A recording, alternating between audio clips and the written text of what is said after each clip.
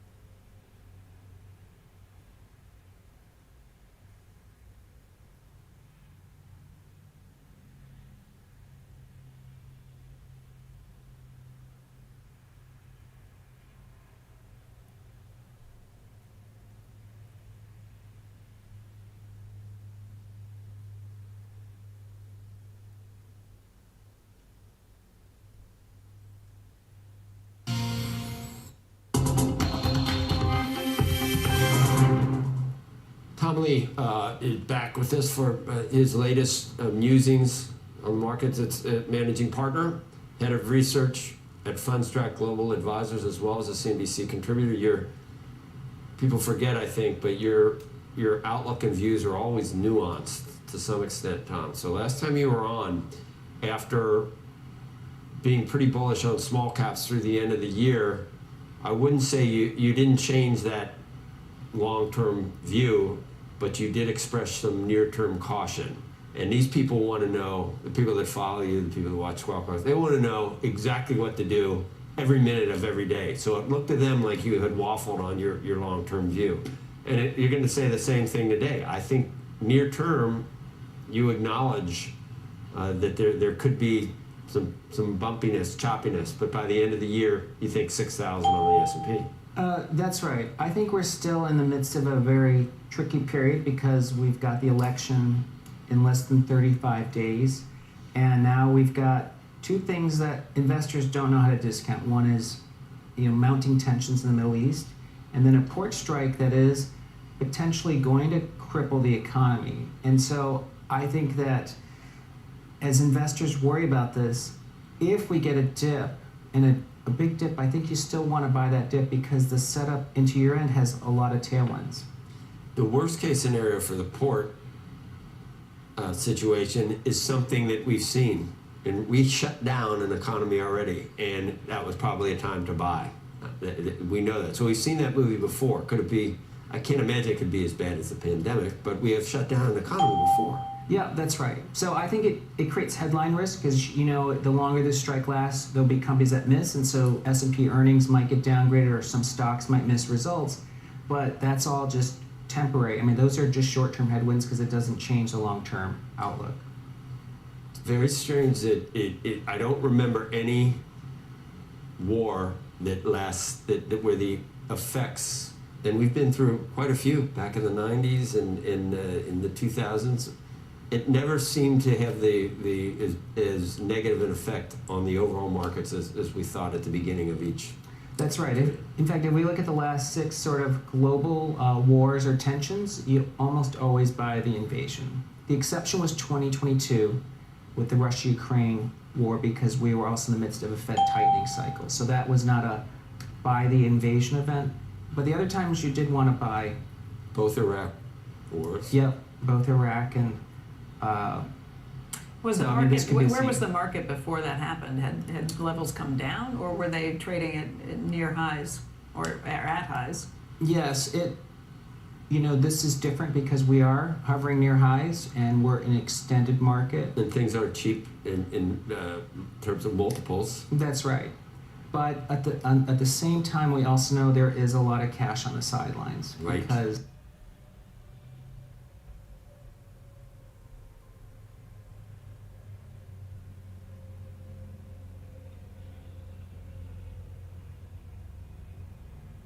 margin debt hasn't risen for 4 months. I mean, that's pretty unusual with a rising stock market.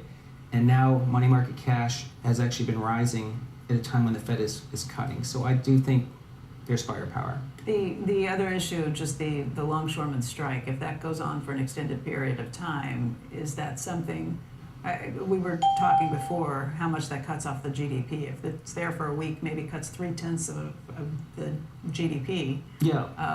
For every week they're out. Is that something that the Fed comes in with much more aggressive cuts and that fixes things, or are there inflationary factors that also come into play and that ties their hands? I mean, the Fed has to kind of put that in their calculus because the labor market has also softened. So if this is a shock in a way that causes the labor market to weaken, the Fed's going to be a lot more dovish. But we get the payrolls report Friday, and I'd say maybe it sort of early hints seem like it's actually going to be a better than expected report.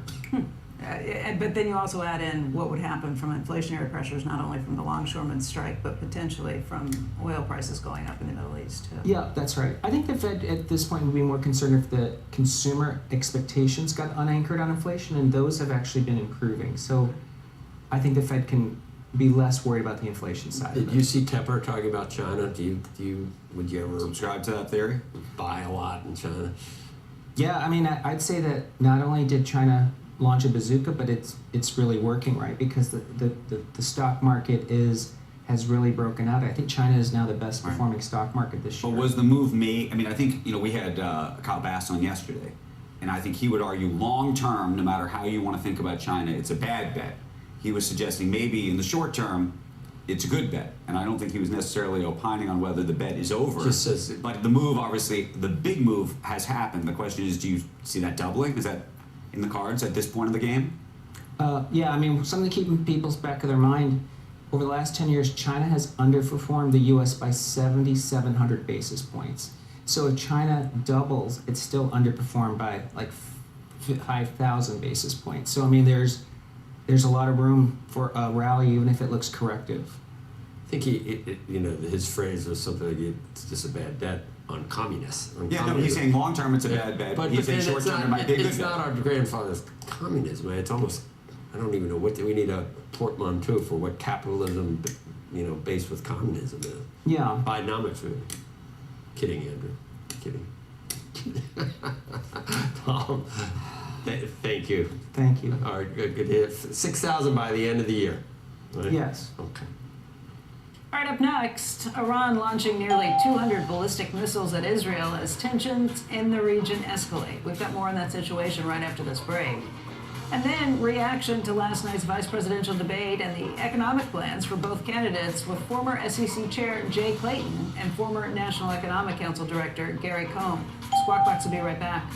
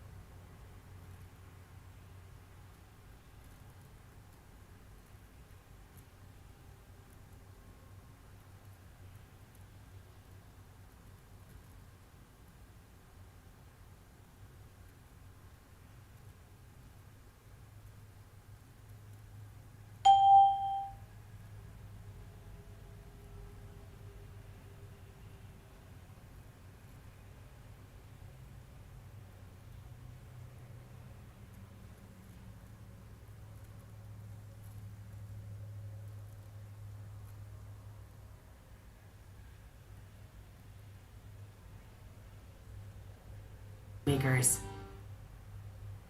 Back to Squawk Box. On Tuesday, Iran fired about 200 ballistic missiles directly into Israel. Joining us right now to discuss the latest developments in the Middle East, Dan Senior is the former foreign policy advisor in the Bush administration. He's the co-author of The Genius of Israel and host of the podcast Call Me Back. And we've been having a discussion all morning about the implications of how this escalates, where this goes next, and frankly, what Israel does next to retaliate and how they do. And I'm curious where you land on the big question as to how they retaliate. Do they go after nuclear reactors and the like? We were having a conversation earlier with a colonel in the last hour who was suggesting maybe you go after some of the refineries or other things, but that may be one step too far if you were to go after the nuclear reactors. So first of all, obviously Israel will react. They've made it clear they'll react. There's very interesting signs. First of all, while the prime minister and his team tend to be sometimes, shall we say, quite intense in their rhetorical responses to these moments,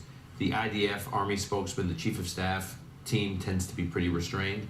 They sound as hot right now as any Israeli politician. So there's they're totally synced up, the military and the political echelon, A. B, the U.S. government.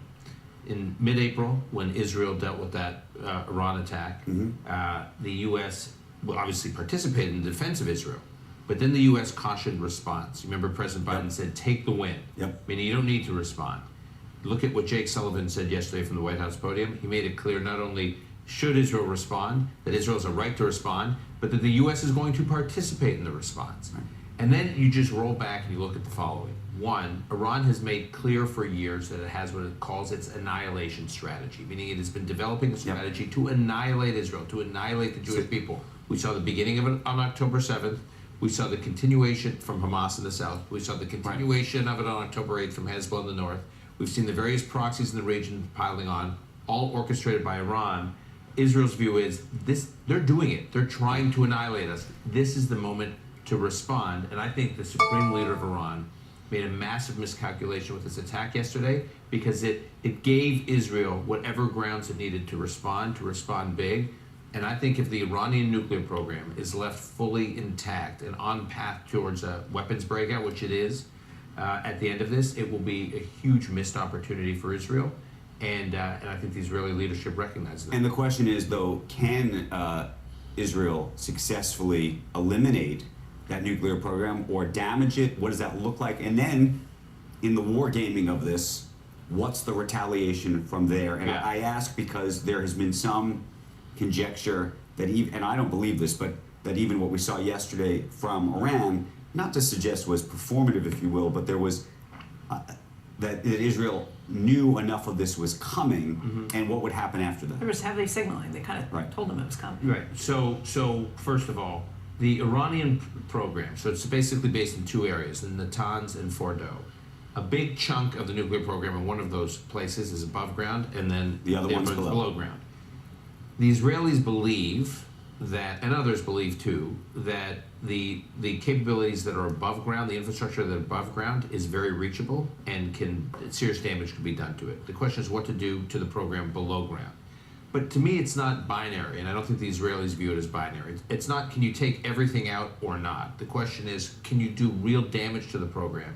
Set it back considerably, because right now, a few weeks ago, the Director of National Intelligence in the U.S. came before Congress, issued a report saying for the first time, we have no confidence that the Iranian government has put their nuclear program on anything but inactive, meaning that there are signs now that it is moving forward. Now, what is the time frame when they move forward? Is it 1 to 2 weeks to get a bomb? Is it 1 to 2 months to get a bomb? We don't know. We know the window has gotten shorter and shorter over the past few years. So from Israel's perspective, if they can do real damage to the nuclear program to the point that they expand the window, so instead of being 1 to 2 weeks or 1 to 2 months, suppose they do enough damage that it's 1 to 2 years. Is it worth it? Probably. Is there a risk that Iran will respond? Yes. But how has Iran always responded? The loaded gun Iran has had on the table and facing Israel has been Hezbollah. Iran has been saying, go ahead, try and strike me. We have Hezbollah on your northern border, 200,000 rockets. The Radwan forces that we now know were planning their own version of October 7th from the north. We can light that up whenever we want. And that has always, to some degree, deterred Israel. So the game changer over the last couple of weeks is Israel has basically, not permanently, but temporarily paralyzed that capability. Are you saying that they did this as a prelude to an attack on the nuclear things to allow them to do that? I think there were a series of events that were kicked into place following the pager attack, and there were opportunities presented to Israel. They knew they had an opportunity to really paralyze Hezbollah, and it's worked. Combination of Air Force assets and intelligence, they're able to do a lot of things. it was not inevitable that they would go into Iran, if that's your question. I mean, did they do Hezbollah knowing they're going to do Iran? Right. I do not think that was the case, but I think they now realize they've been so successful with Hezbollah, and again, there could be setbacks, so I don't want to sound totally Pollyannish, but they've been so successful with Hezbollah that if there's ever going to be a time to deal with Iran, it's now, and the supreme leader of Iran gave Israel this opening by attacking Israel, which I think will be regarded as one of the great miscalculations. Dan, what you are saying, though, is that this time is different. Everything that we've seen along the way, this time is going to be different, which means the retaliatory strike may be very different, too. Whatever Iran comes back with next, and what do you think happens with Egypt and with Syria? I think with Egypt and Syria, so I think all the Sunni states are basically rooting, whether they say it publicly or say it privately, they're rooting for Israel to do what it's doing. I'm telling you, after the pager strike, after the... That's what I wanted to get to, which is, how has this changed the whole dynamic for Bibi Netanyahu? I mean, he was, by so many people around Israel, I don't want to say hated, but disliked by a lot of people. And it feels like something has shifted in the past week and a half. Look, I think Netanyahu's political future will remain to be seen. I still think he's got serious challenges to his own political future. That said, there's nothing like momentum, in a sense like you're finally off your back foot and winning, to change your political and your geopolitical positioning. And I think there's a sense inside Israel, finally, we're not just in defense mode. You know, keep in mind, Israel's war in Gaza has been Israel responding defensively to Gaza, and it's been quite effective, but still a muddle. And now, with this threat in the north and this threat from Tehran, there's a sense that Israel is on the front foot, that Israel actually is proactively dealing with threats that Israel's going to have had to deal with for years. You think Iran... And I just want to say, geopolitically, just here, the Saudis, the Emiratis, the Bahrainis, the Egyptians, the Jordanians, they all fear the threat of Iran and Iran becoming a hegemonic power in the region. And I'm just telling you, many of them are saying it, publicly. Even more are saying it privately. I've heard from a number of officials who've said, we want Israel to... This round, we may have our frustrations with what they've done in Gaza, but this, taking out Nasrallah... And keep in mind, Hassan Nasrallah of Hezbollah is responsible for the slaughtering of hundreds of thousands of Sunni Muslims in Syria. So if you are a Sunni Muslim in the Arab world, you see what Israel's doing, taking on these malign forces in Tehran and in southern Lebanon, and you're celebrating. Big family, we gotta go. Do you think Iran assumed it would be like April because of the Iron Dome, and because if those 200 missiles had hit what they were totally different. 5% of them, if 5% the nuclear facilities would be gone. So did they assume that it wasn't going to work again? Some people say, they knew it wouldn't hit, therefore Israel shouldn't strike back because it was performative, it was symbolic. I don't buy it. I don't believe you launch hundreds of projectiles against a tiny country and hope they don't get through. So that makes it I think Iran calculated that the U.S. and the international community would restrain Israel from a response. Right. And what's changed now, and I think this is the great miscalculation, is most actors have seemed to have lost patience with Iran. The producers are going to kill me, but I want to have one final question, which actually is about the election here in the U.S. Does this, everything we're talking about, you think play into either favorably for former President Trump or favorably for Vice President Harris? Right now... Or nothing. Right. I would say right now, nothing to, if I were to give a slight edge to, I think it helps President Trump, just because the Trump administration had been dealing with Iran so aggressively in his last couple of years in the White House, and they had been warning that the Iran deal was a bad idea, trying to integrate Iran into the international community was a bad idea, and now they're watching a region on fire and saying Iran is behind all of it. We were right. So it gives them a slight edge. And I thought Vice President Harris's statement yesterday was a little bumpy, but not what she said, but how she delivered it. She didn't seem very comfortable. But again, the White House statement from Sullivan yesterday. So from Sullivan, that was the interesting thing to see both of them. However, let me just say, some of my Israeli friends in the journalism community are saying Sullivan's statement. Why didn't he issue that before the attack, meaning they had been signaling they didn't want Israel to escalate. Had they issued that statement before, it may have deterred. Dan, we haven't shut down oil revenue. That's where all this money's coming from to be able to fund these things. I'm talking about the Biden administration has not shut that down. Yeah. And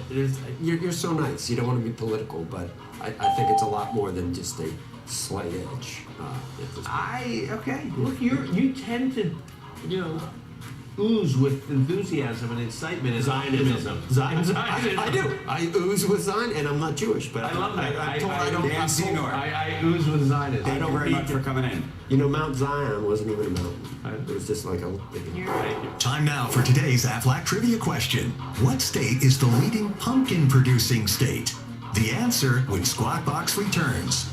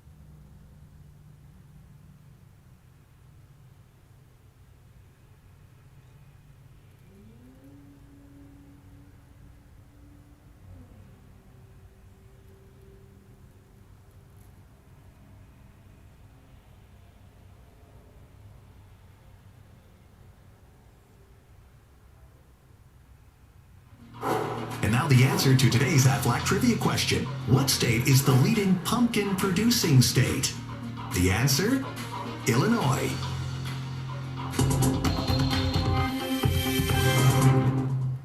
It's a news alert from Eli Lilly making a major R&D announcement. Angelica Peebles joins us now with the latest. Good morning. Good morning, Joe. We are here in Lebanon, Indiana, and Lilly's saying it'll build a $4.5 billion center focused on researching better ways to make its medicines. The Lilly Medicine Foundry will focus on two things: developing new ways to produce drugs and supplying drugs for its clinical trials. It will be just down the road from where we are today in Lebanon. This building behind me will one day produce tirzepatide. Now that's the active ingredient in diabetes and weight loss drugs Mounjaro and Zepbound. This facility will use more efficient process for making tirzepatide that Lilly scientists developed. The company wants to repeat that success with its other medicines. Lilly CEO Dave Ricks telling me that sometimes small changes can lead to dramatic results. For production levels, sometimes these steps can yield 3 or 4-fold output. So like 300 to 400% improvement. That can be the case sometimes. For clinical trials, by centralizing all that work, especially for the complex molecules, we can save time because if you're doing this through third parties, you've got to often get multiple third parties to work together, and then you work on their open slots in their schedule versus the fastest time to patient. Here we'll have the capacity to get the fastest time to patient by controlling the process ourselves. Now, the foundry should open in 2027, and it's one piece of Lilly's plan to build on the success from its GLP-1 drugs. We'll have more from our exclusive interview with Dave Ricks later today. Andrew? Thank you very much. When we come back after the break, I want to check out some shares of Humana real quick. Plunging after the company said the total members enrolled in its Medicare Advantage plans rated 4 stars and above, plunging to 25% versus 94% for the prior year. The company says that it is questioning some of the ratings calculations. We'll talk about it. We're coming right back. As a proud Afro-Latino, I got to witness my parents' tireless work ethic and value that they placed on hard work. And I used a lot of those characteristics at every stop along my journey to get to where I'm at today. Hispanics have traditionally and continue to add value to any organization. Even the smallest token of acknowledgement helps light the fire to continue to push boundaries as we continue to serve the communities that care about us.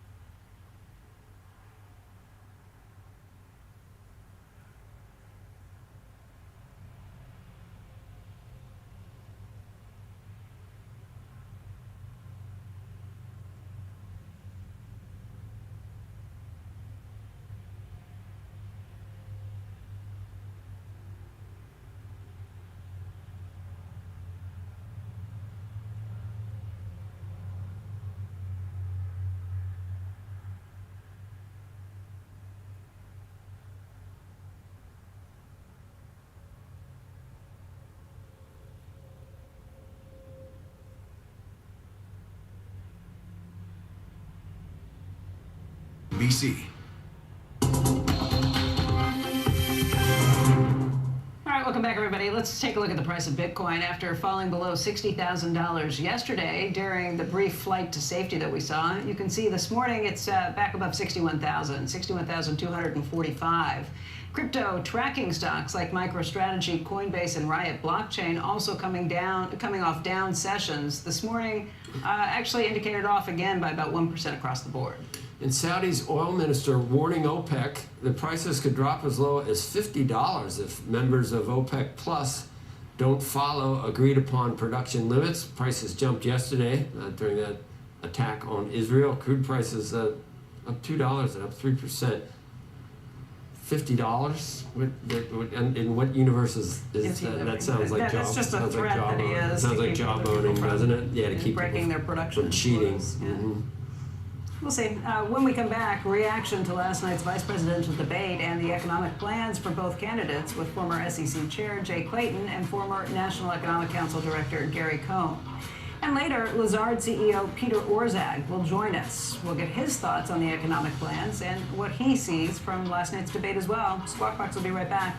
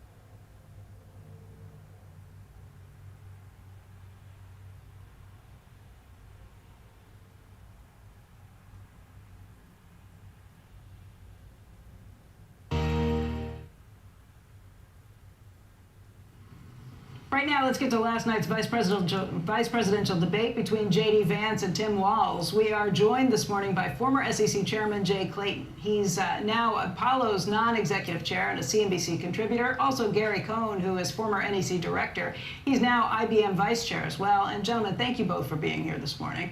Why don't we just start with what we learned last night? What'd you take away from it? Here was my takeaway, that I've said it before. The American people are smart. And these candidates responded to the American people asking for substance. We had substance last night on the economy, we had substance on border, and we had substance on conflict in the Middle East and Ukraine. And that's because the campaigns responded to the American people saying, give us something, instead of calling each other names. And by the way, civility, I think, too. It was the other thing that came away from this. And I was very impressed by the substance, and I was particularly impressed by JD's substance, not just isolated on those issues, but across those issues, how they all tie together. The American people know that a strong economy, strong national defense, and immigration, migration, where we're going forward, they all tie together. but I thought he did a particularly good job of being consistent across those issues. Gary, what did you think on the economy, the issues that came out there? So I think on the economy, again, I'm not sure we learned a lot. I don't think any new policy was put out. In fact, the only new policy that's been put out since we were here last is the Harris-Walls team did put out their 82-page economic platform, which is quite interesting, and maybe we should spend some time talking about that. Well, let's do it. But what we've learned, and I think what they continue to do, is they continue to reiterate that what you've seen in the past is what you're going to get in the future. So what you saw from the Trump administration during their 4 years, their policy of lower taxes, very accommodative from the regulatory standpoint, trying to grow the economy, they continue to reiterate that. From the Harris-Walls team, they put out 82 pages of new and bigger entitlements. Like, I could go through the list, but I'm not sure we have enough time. We're going to talk about new housing credits, small business credits, forgiveness of student loans, higher inflation, enhanced child credits, preschool credits, long-term care credits, paid family leave credits, government control of health care, price controls. I can keep going. No, The list keeps going you're on. right. I think you're absolutely right that there's a big change, but I would say it's the same from both campaigns. Because I would say former President Trump has laid out a pretty long litany of things on the campaign trail that he would spend on. And we're not looking at a whole lot of ways to raise it outside of tariffs. So I think you're right. I think both of these campaigns are talking about pretty aggressive shifts from what we've seen in the past. No, I think this is exactly what Bidenomics is. I think the Harris-Walls team laid out in 82 pages Bidenomics. So now we can call it Harrisonomics. And I think what you've seen from the Trump-Vance team is you've seen a reiteration of what they did in the past. They continue to talk about lowering taxes. They do continue to talk about tariffs. We've talked about tariffs, where they're effective and where they're not effective. They continue to talk about growing the economy. Growing the economy so we have a higher GDP, so everyone gets raised up, so we can grow wages, we can grow the entire size. And I think that's the difference. One is grow the economy so all boats rise. The other is redistribution of the economy. The two things that really strike me now, though, is we are faced with massive news issues that we've been talking about all morning. One would be what's happening in the Middle East. The second would be the strike with the longshoremen. And maybe we should start with the easier one first, being the longshoremen. Yeah. So we were talking, Jay Powell, I think everybody's giving him high marks for where we are in trying to land this. What's not in the textbooks? A port strike. What's not in the textbooks? Increased conflict in the Middle East, energy price shock, if that comes or not. These things are not there, and both of them are inflationary. Yeah. And so what do you do if you're at the Fed? You've done very well here. You've kind of brought demand down. We're going to headed towards soft landing, and all of a sudden you have these two inflationary forces hitting you in the face. The Fed has a tougher job today than they did a week ago. And what happens? I mean, Gary, just looking at it from the economic perspective, we've been talking about how 0.3% cut off GDP if this lasts a week, and every week thereafter. No, look, as Jay said, we've been talking about this a lot. This is a much tougher scenario, and we haven't thrown the Middle East in there. We haven't thrown a major oil shock. We haven't thrown in there closing the Suez Canal and making shipping routes completely different, and we know the difference in shipping costs going around Africa than through the Mediterranean. These things are highly inflationary. This will be the real definition of transitory inflation. We'll get back to where we thought we were 4 years ago of transitory inflation, a port strike, real disruption in the Middle East and shipping lanes and oil. This is all will have real short-term impact on the U.S. economy. And I think Chair Powell sort of started foreshadowing that last week, where he started talking about a slower, more methodical move. I think he was foreshadowing exactly what he thought may be in the cards with the port strike. Look, we got the 50 basis points, which we always thought was 25 at Jackson Hole and 25 at the meeting. That was the 50. Then we thought there'd be 25 more in the next two meetings. Look, I think there still is probably 25 more in the next two meetings, but it's not as positive. I'm not as positive today as I was last time I sat there because of the port strike and because of what's going on in the Middle East. These things can amplify very, very quickly. I want to show you guys video, which you may have seen. This is the head of the Longshoremen Union, and this is what he had to say. Let's show you this video. Who's going to win here in the long run? You're better off sitting down and let's get a contract and let's move on with this world. In today's world, I'll cripple you. I will cripple you, and you have no idea what that means.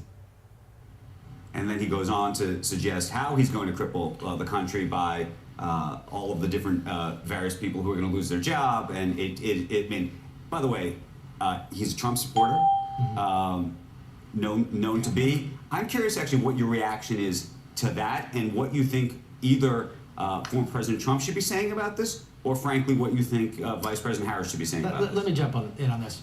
Both sides are hoping to get the vote from labor, right?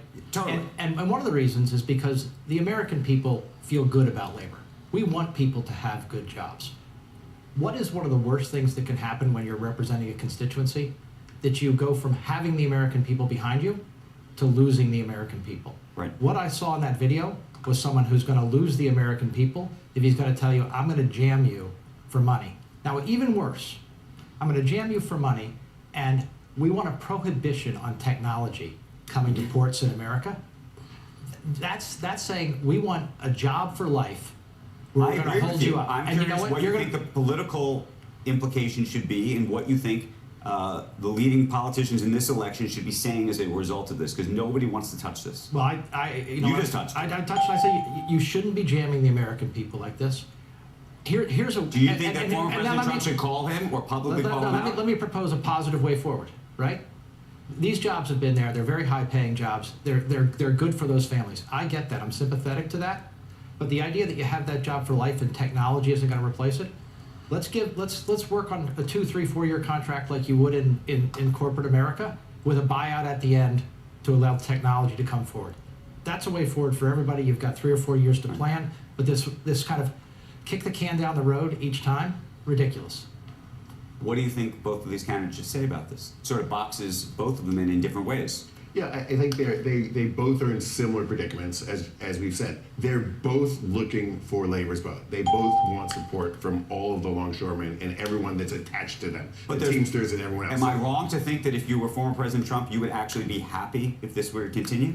I don't think anyone's happy. No one's. I don't think anyone's happy. You don't think that would on the margins help his campaign?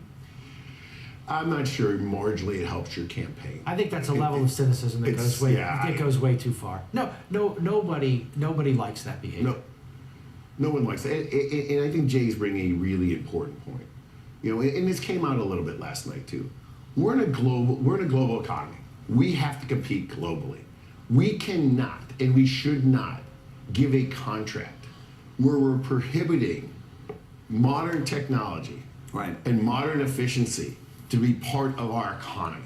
That would be a bad I think that's place. the biggest sticking point. I think it is Because the I sticking keep point. digging into I think that's the this a sticking little deeper. They're already saying that in the port, I think it's in Virginia, in one of the ports, where they have, a scanning check-in of the cargo that's coming in beforehand. That's a violation of their existing contract, and they don't want to see that happen. But this is a country that has grown itself. We're the largest economy in the world for a reason. We have embraced technology. Right. We are a country that has more startups and more new companies that have created technology.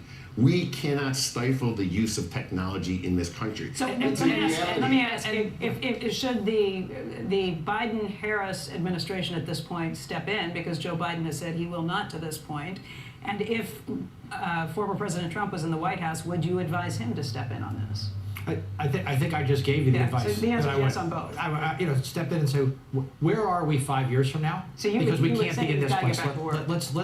Let's figure out how to get back to work. And Nick, I want the nuclear option. We'll shut you down. But whenever anyone strikes, the implied threat is you're going to screw something up and you're going to cost someone money. It depends on how long it lasts. But the implied threat is I am going to hurt you economically. I mean, obviously, this guy's someone to shut this up. Right, if someone says, I'm going to hurt the middle class economically, I think you should step up and say, you know what, that's bad. That's bad behavior.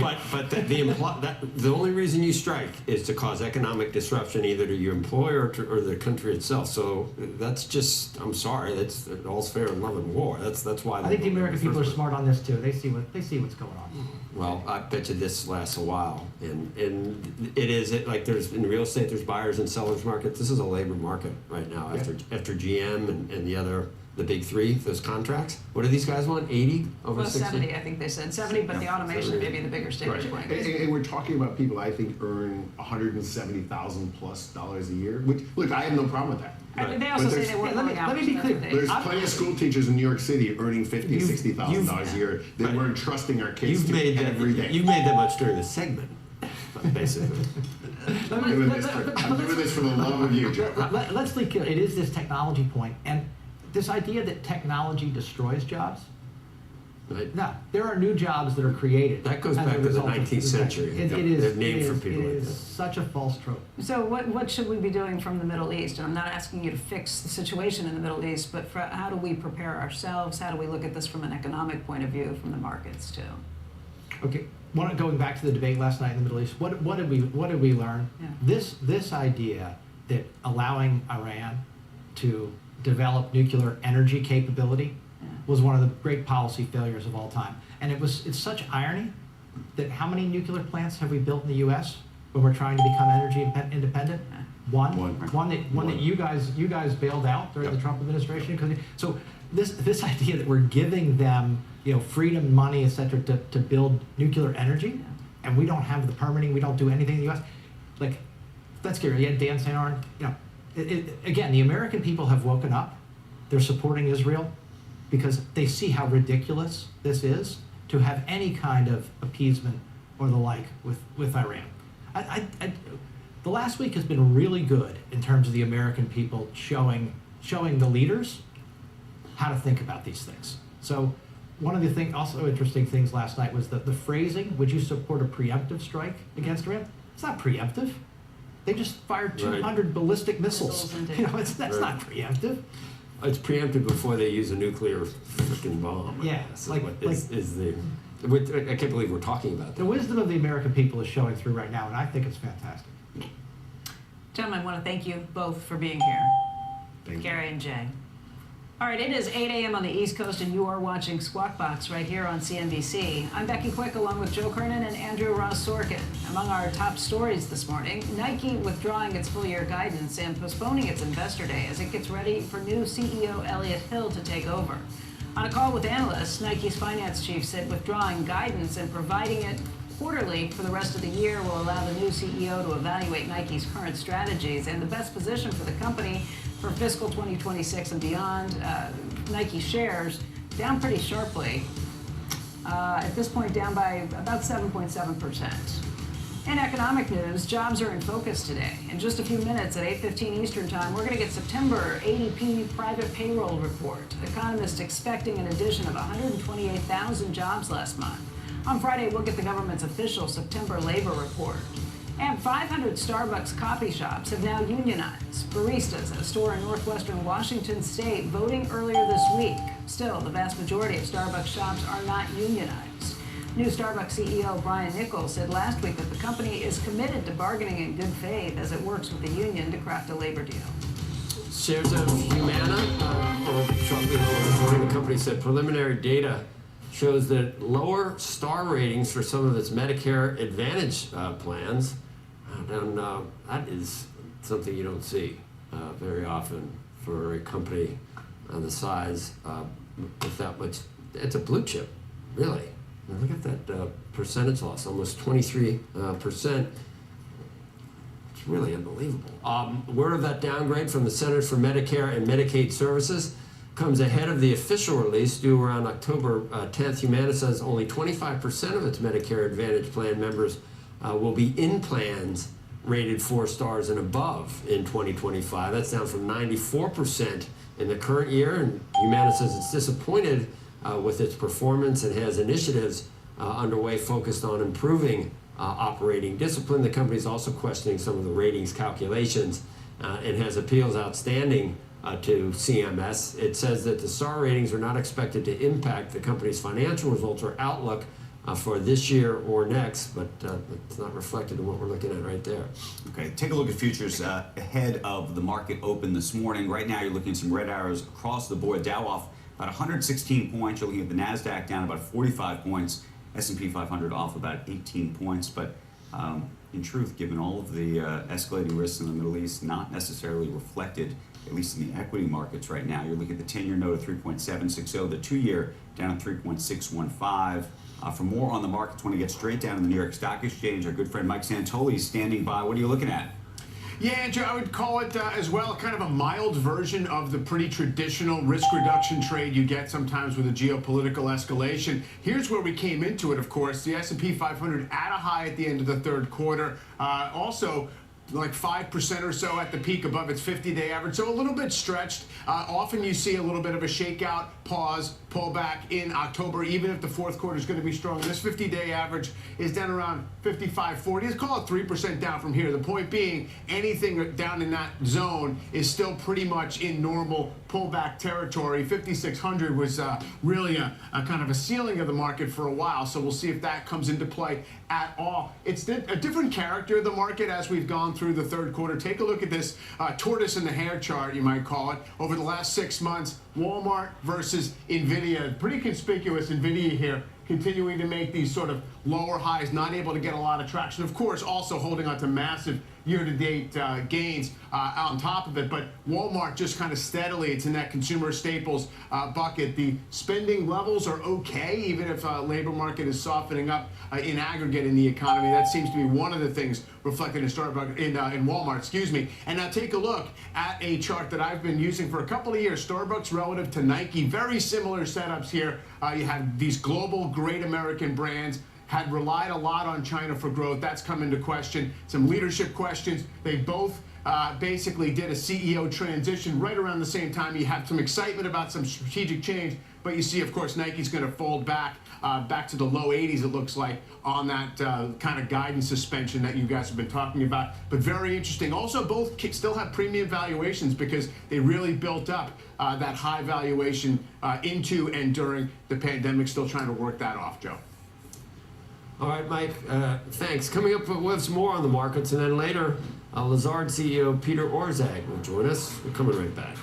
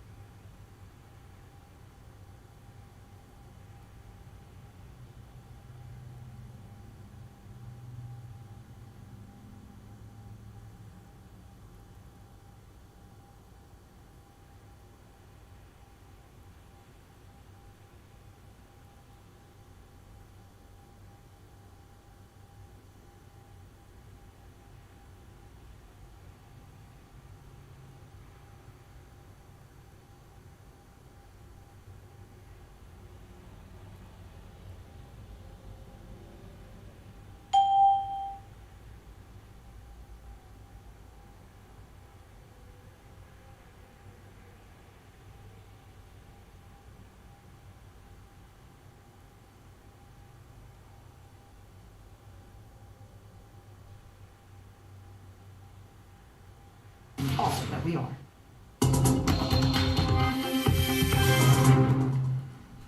For more on the markets, let's bring in Brenda Vingello, Chief Investment Officer at Sandhill Global Advisors. A couple of things have been happening that have got us concerned, Brenda, but I'm looking at the notes you gave to our people. You've got like 10 things that make you very sanguine. Even though the market's up so much, you think that the combination of the Fed going back to neutral, or i.e. lowering rates, along with GDP continuing to grow, along with things like AI and weight loss drugs in industrial spending, all that bodes well for continued moves and higher? I do think so, although I think you need to look, if you look at just the broad S&P 500, for example, I don't think there's as much upside. Certainly, we've had a huge move. We think there's about 5 to 7% left. But if you look down at the individual stock level or in small and mid-cap stocks where valuation is much more reasonable, we still think there's a lot more opportunity. But I will say that, yes, I do think that we are still in a very positive environment. Obviously, there are risks. We certainly are reminded of the geopolitical risks out there more recently. But I do think that if we look at the big picture in the United States, the economy is still growing nicely, much faster than anybody thought that it would. And we have these big, huge thematic growth stories going on, and multiple growth stories, which is rare. And I think that is in combination with the Fed lowering interest rates. So I do think it's still a very supportive environment for continued appreciation of the equity market. But I will also say that the other piece that's happening now with rates coming down is that bonds have finally started to deliver a positive return.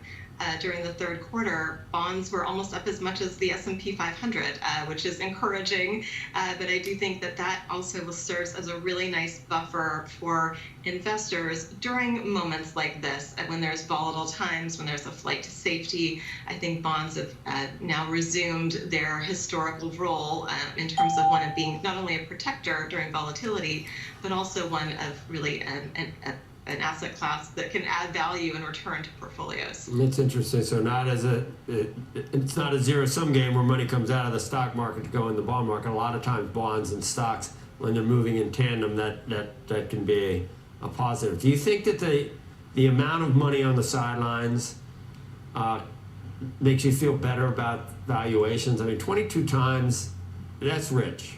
But when I say that to people, they go, well, there's still a lot of money on the sidelines. But does it make you uncomfortable? That does seem to be a place where further advances are going to be more hard-earned, it seems like.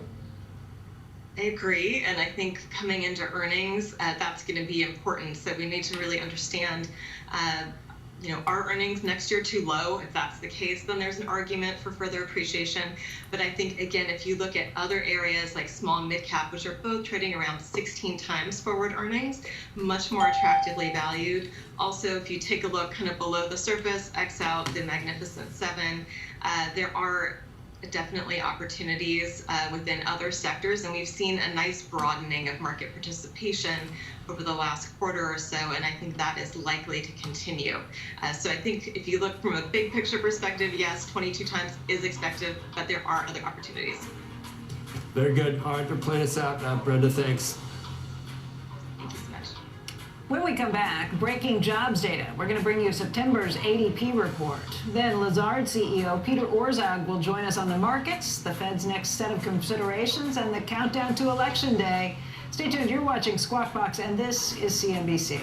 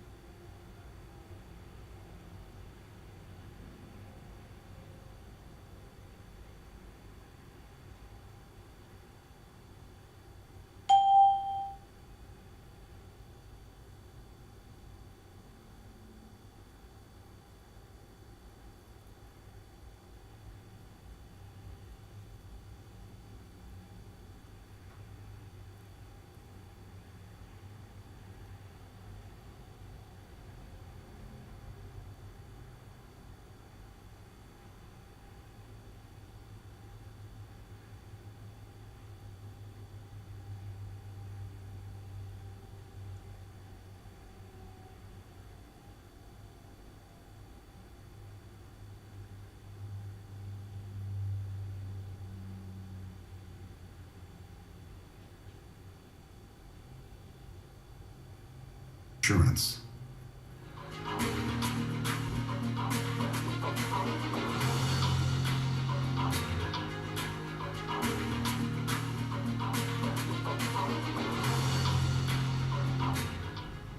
Things have improved markedly in the futures. Welcome back to Squawk Box. Now down, we were down more than 100 on the Dow, now down about 90 points. NASDAQ indicated down 50 or so. We are going to get data. It's time for the September ADP employment report. Steve Leisman has the numbers. Steve. Morning, Joe. Yeah, a little bit better than expected. September ADP up 143,000. Some interesting development on wages I'll get to at the end here. We're looking for 128. Remember, this is just the private sector. The goods sector did well, up 42,000. That's good for the goods sector. Service sector powering ahead, 101,000. Kind of reversing some weakness we've seen the last couple months here. Non-farm payroll estimates for for Friday, 150,000. That's up and around where you would expect it for the business, private sector, and the government sector. August ADP revised up by 4,000 to 103,000.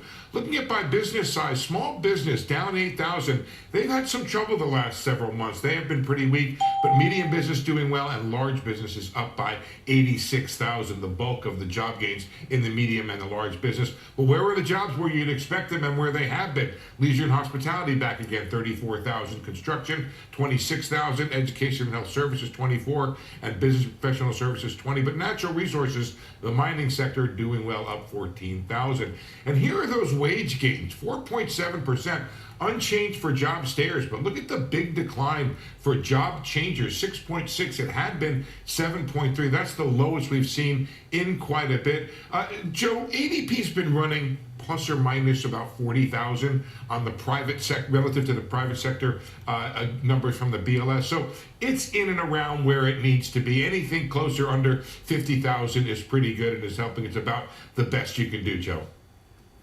All right, Steve, big number, obviously coming on. Does this change anything you think about Friday based on what you saw with? Does it ever anymore? I don't think so, Joe. And I have been interested, given the tumult or the what's going on in the Middle East. Not much change at all in the outlook. There's no expectation at all in the outlook for the Fed that they would do a 50 again. I guess what Powell said earlier this week, 64% for a 25 and 35% for a 50.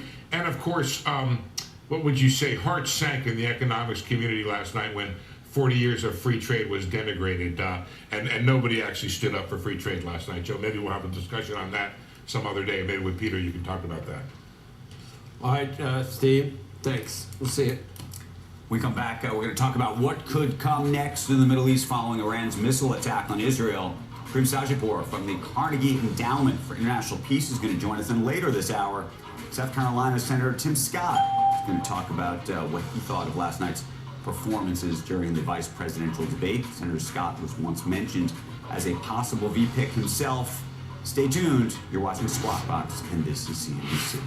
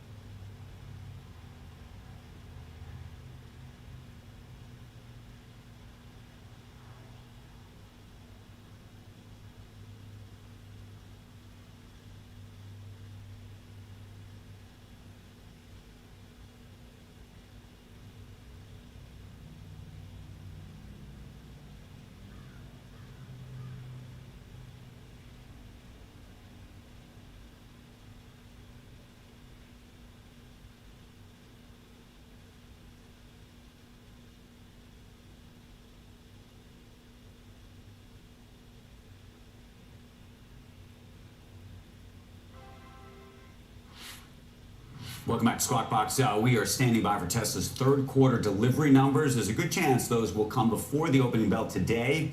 Analysts expect the company delivered 461,000 vehicles in Q3. That would amount to the first year-over-year increase since the fourth quarter of last year. We're especially going to be looking to see if Tesla's break out its specific delivery numbers for the Cybertruck this time around. Lots of focus on that. Iran saying its attack on Israel is over, barring further provocation. The country fired at least 180 missiles into Israel yesterday in retaliation for Israel's recent strikes on Hezbollah. But Israel has vowed to hit back. Joining us right now to talk about what that could be and what the next move in this conflict is Kareem Sajapur. He is Middle East Program Senior Fellow at the Carnegie Endowment for International Peace. And Kareem, you've been following this very closely and commenting along the way. What did you think of the strike yesterday? What do you think Israel's reaction will be? The strike yesterday, Becky, was much more significant than Iran's attack last April. Jake Sullivan, the National Security Advisor, called this a significant escalation. And I think we're likely to see a much more significant Israeli retaliation on Iranian soil than we did last April. It's been reported that among the things that Israeli National Security Cabinet members are deliberating are attacks on Iran's oil installations or even attacks on Iran's nuclear facilities. So this is really a dangerous moment in the Middle East. Did Iran not think that was the case? Will they be surprised by retaliation for the strikes last night? They have to be expecting an Israeli retaliation. I think the position that Iran felt it was in was that when they didn't respond to some of Israel's actions in Lebanon, and including Israel's assassination of the Hamas leader Ismail Haniyeh several weeks back in Tehran, by not responding, Iran felt in hindsight that they actually projected weakness and vulnerability, and so they needed to retaliate. But I think what they did yesterday was they responded too strongly, and I think they are now bracing for a much stronger Israeli retaliation. So if we were in these kind of coordinated responses and counter responses that we've seen before, if that was the case until yesterday, what do you think this means more broadly in terms of a regional conflagration that draws in others? If the United States has already said that we support Israel in this, what does that mean? I think we're really entering uncharted waters in the Middle East, and that if Israel attacks Iran's oil facilities or Iran's nuclear facilities, that has major ramifications for the global economy. Oil prices skyrocketing. I think the Chinese obviously are not going to be pleased with that. I think the Russians, although the Russians are aligned with Iran, ironically may privately welcome a spike in oil prices. If Israel attacks Iran's nuclear facilities, there's a danger that Iran announces that they're now moving full speed ahead towards a nuclear weapon. So there are a lot of concerns here, and I think oftentimes Israel will take action without consulting prior with the United States. On something of this magnitude, I think they're probably working very closely with the Biden administration to coordinate and to calibrate the right retaliation against Iran. Meaning if there is an attack on the nuclear facilities, it would have been condoned by the United States, and do you think that's likely? I suspect, I haven't spoken to anyone about this in the last 24 hours, but I suspect that the Biden administration is trying to get the Israelis to exercise restraint over an attack on Iran's nuclear facilities, because that indeed could trigger Iran to try to move full speed ahead towards a weapon, which is something the United States obviously wants to avoid. So I suspect they're trying to get the Israelis to look at targets which are not part of Iran's nuclear program. Kareem, we've had a lot of guests on the show this morning who have said a variety of things. Perhaps the most extreme of that is, look, it doesn't matter if we do this or not now, because if they are already within striking distance, if you don't act now on the nuclear facilities, you lose your window. What would you say to that? You know, Iran's supreme leader is 85 years old. He's been ruling for 3-4 decades now. I think his end game has always been to have a nuclear weapons capability. Like Japan, they want to be a screwdriver turn away from having a bomb. But, you know, we've known for a while now that it's no longer a technical decision for the Iranians. They have the capacity to weaponize the program. It's a political decision. Up until now, he's stopped short of crossing that threshold. And listen, these are very difficult decisions, but you know, my view is as long as he's alive, I think Iran is reluctant to cross that nuclear threshold because they think the cost would be enormous. Now, if their nuclear facilities are bombed, I think that opens up a totally different conversation in Tehran. It's hard to understand exactly how it works, Kareem, because you're saying that if Israel were to attack the nuclear facilities, that would hasten Iran's development of a nuclear bomb. Is it possible to remove that capability completely by with Israel? Because you see what I'm saying? How can you hasten the development of something if you've totally pulled the rug out from the ability of Iran to do that? You know, as they say, you can't bomb away knowledge. So Iran now has this technical knowledge, and at least one of those facilities is very hardened. It's deep underground in a mountain outside of Qom, and there's a lot of questions whether Israel actually has the capacity, the bombing capacity that would be able to reach that facility. And for that reason, you know, it's often said that this is a war which Israel could start, but maybe could not finish. It would require the assistance of the United States. And for that reason, I think there's probably very careful deliberations right now between the Biden administration and the Israelis about where exactly the Israeli targets are going to be in Iran. And Kareem, the other nations in the area, let's start with Syria and Egypt. Their reaction to any of this, what they would be suggesting? Syria is obviously closely allied with Iran. They're going to denounce this. You know, I think Egypt will stay out of the fray. I think the countries that are most concerning, if you zoom in on the map, the Persian Gulf region, Saudi Arabia, the UAE, Qatar. We're talking about a sizable plurality, if not the majority, of the world's energy production, oil and gas. And so, you know, I've been receiving texts from friends living in Dubai who are deeply concerned that, you know, this is a war which could escalate. And you know, what we know about the Iranian regime is that it's shown in the past a willingness to go after oil installations in Saudi Arabia, to use its proxies to go after airports in places like Dubai. So these are countries, UAE, Saudi, Qatar, which are trying to build world-class economies, world-class cities, and it's taken decades for them to do that. And if this war escalates and Iran feels that those countries have been somehow allied with the United States or Israel, those countries fear that Iran could come by and, you know, destroy what it's taken decades for them to build. But you don't see this. I mean, there is a view that this is a once in a generation opportunity, effectively, to take out Iran, to the point where there are some who have suggested, if successful, you could even cause a revolution inside that country. You know, Andrew, the last 2 decades of America's experience in the Middle East should give us pause, whether it was the Iraq War, the Afghanistan War, the Arab Spring, about our ability to really shape outcomes in Iran. Now, I'll be the first to say that this regime in Iran is deeply unpopular, and I would say it's deeply illegitimate.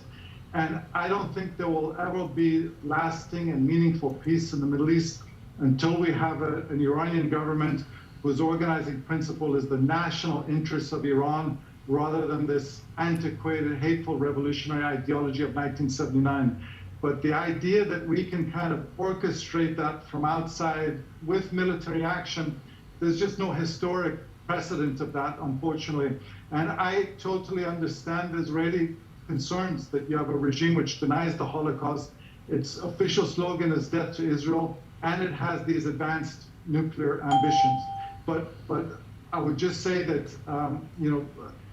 trying to bomb these facilities is not going to resolve the problem. It may buy 6 months, it may buy a year, but again, it may totally change Iranian calculations. And if those facilities aren't totally destroyed, you may then have an Iranian regime led by Revolutionary Guards to say, okay, we're now going to put our foot on the accelerator and go full speed ahead for a bomb, which is something that they haven't done in the last years.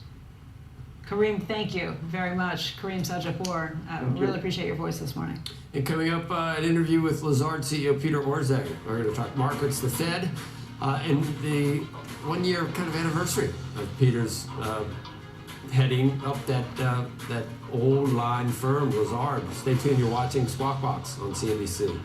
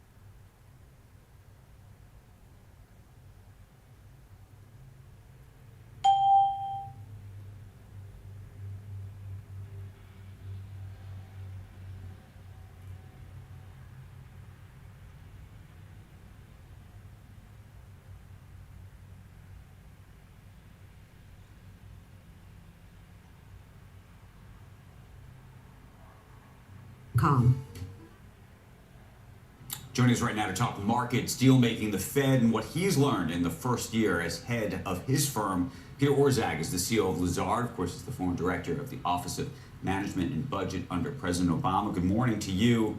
I do want to talk about all that you've learned in the last year, but I want to start with maybe what you've learned or thinking about in the last 24 to 48 hours as we think about potential escalation in the Middle East and maybe some of these jobs numbers and how all of this overlays together on the global economy and our economy here at home. Look, I think what we learned from the pandemic is you really need to focus on the supply side of the economy. That is the explanation for, the primary explanation for why inflation went up and why it went down. And these two risks that you've been talking about this morning are important, the port strike and what's happening in the Middle East. So I think it is worthy of the attention that you're giving it. And therefore, what do you think the true implication is over the next several weeks? And should we be focused more on the port strike? Would you focus more on potential escalation in Iran and in Israel? Look, a lot of this depends on, for example, with the port strike, how long it goes on. So it's difficult to predict. It's aggregate impact. Rough rules of thumb on the Middle East is every $10 on the price of oil is something like 20 basis points on inflation and 10 basis points on real GDP. So it gives you some sense of what we're talking about.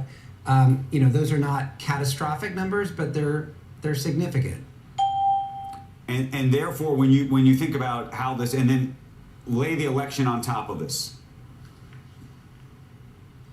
We're living in a world in which, as I've been saying for a while now, you can't make business decisions without taking geopolitical considerations into account. And I think the last 24 to 48 hours underscores that.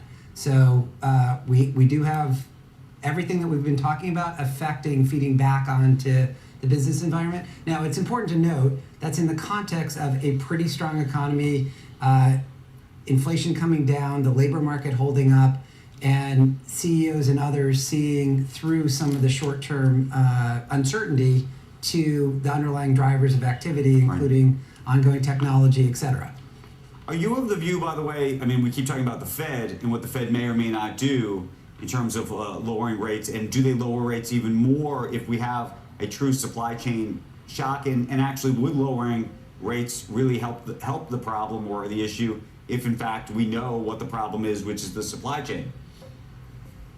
So the fundamental problem for monetary policy is that almost all of the discussion is always framed around demand shocks, and that's where the classic, what do you do when X happens, kicks in.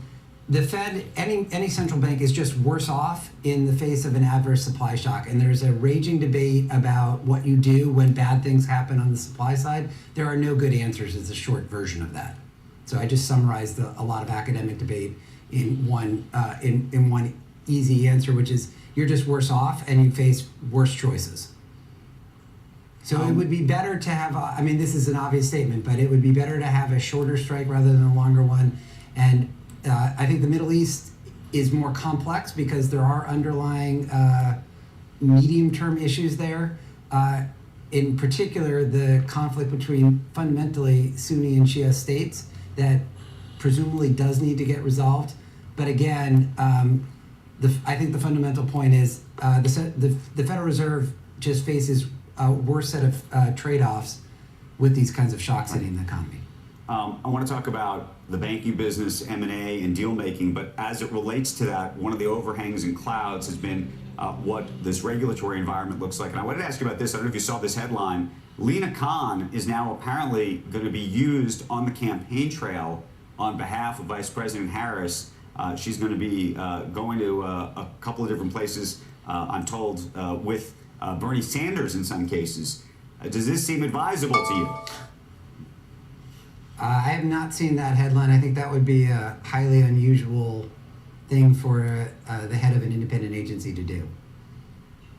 So it sounds like you think it's not advisable. I'm also curious what you think, as somebody who has been a longtime Democrat, whether you think that is a advisable thing for the vice president.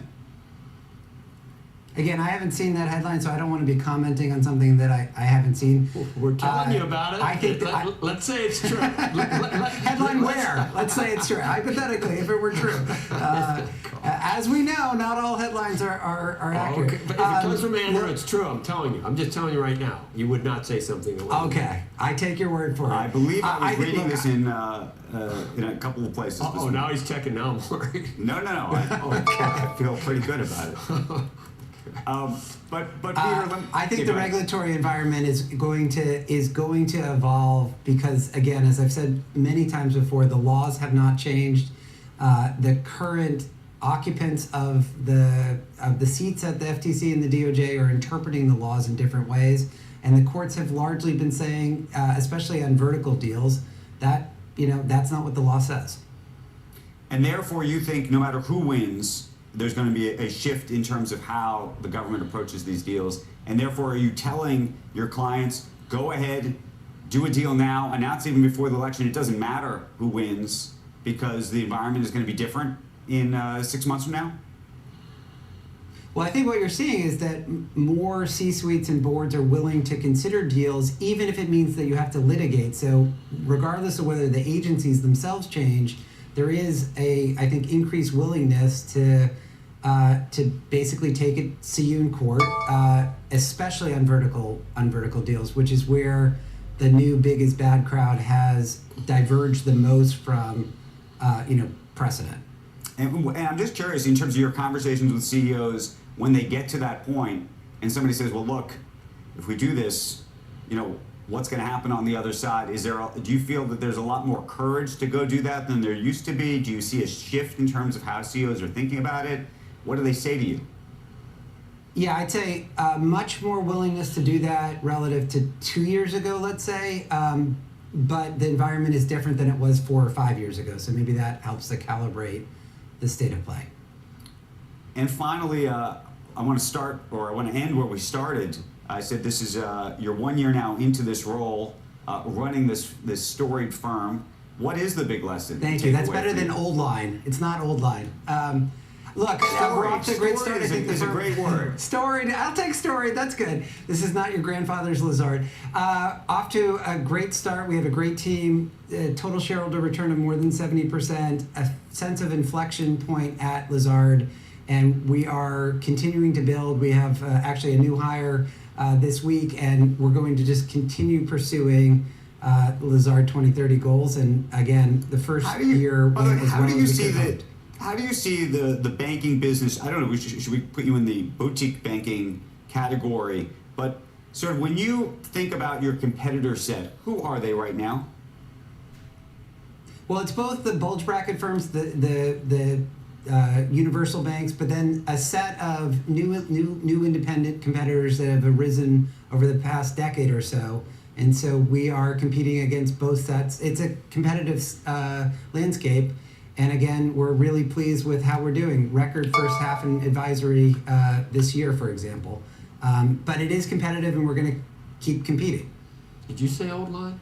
I did not say the word old line. He raised it himself. I think I said storied. I had to come up with old. I said storied firm. Isn't that storied good, isn't it? Or did you say That's what he storied? said. That's what I said. Okay, Storied's what did I good. say? I said something. I don't think I said old line. Nobody said old line. What are you? Peter said old line. You're planting things to argue against. It's a headline somewhere. Peter Orszag, thank you for joining us this morning. Legendary. Good to be with you. That works. Legendary is good. All right, when we come back, South Carolina Senator Tim Scott will join us on last night's vice presidential debate. Who landed the punches and who helped his running mate more? That's next when Squawk Box returns.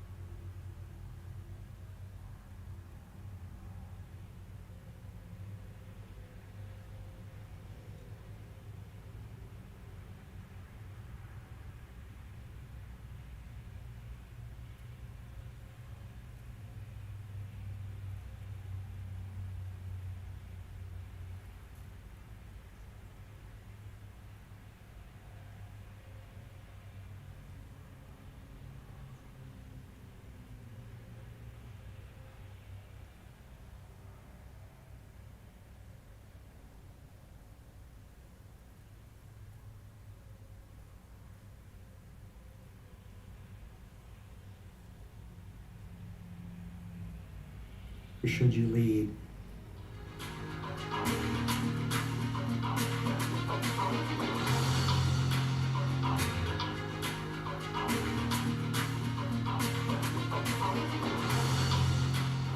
If you look at what was so different about Donald Trump's tax cuts, even from previous Republican tax cut plans, is that a lot of those resources went to giving more take-home pay to middle-class and working-class Americans. Donald Trump made a promise, and I'll give you this, he kept it. He took folks to Mar-a-Lago, said, you're rich as hell, I'm gonna give you a tax cut. He gave the tax cuts that predominantly went to the top class. That was a little bit of the action from last night's vice presidential debate between J.D. Vance and Tim Walz. The two men got substantive on the issues, from taxes to energy. Joining us now with his thoughts on the debate, Republican Senator Tim Scott from South Carolina. He's a ranking member on the Senate Banking Committee and was a candidate for president himself this cycle, and also mentioned as possible vice presidential candidate. That whole narrative always bothers me because I don't equate corporations with rich, those are the elites and the rich people, and I think a corporate tax cut made sense. I think it helped. I think there's a reason that factories are built here. But I want to grill you on something else. Yes, I want to answer that question too, Joe. You can, but Steve Leisman just said, will the free trader stay? He didn't say it this way. I'm saying it this way. But last night, is there any free trader here that's still around in the United States? Absolutely. I'm one of them. No question about it. Listen, the free traders are part of the Republican Party, but more importantly, we've seen the expansion of the Republican tent. We saw last night J.D. Vance had a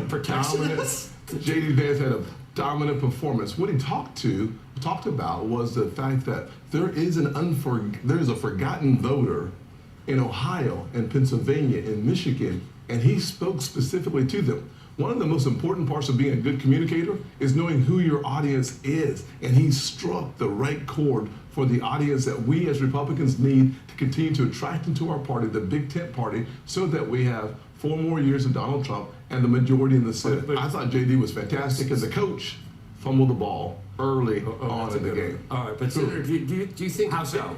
How so? Yeah, well, I'm curious. Yeah, I think that some people thought that JD did well, other people thought that Waltz did pretty well. Yeah, well, I'm not sure what sections you're listening to hear Waltz did well.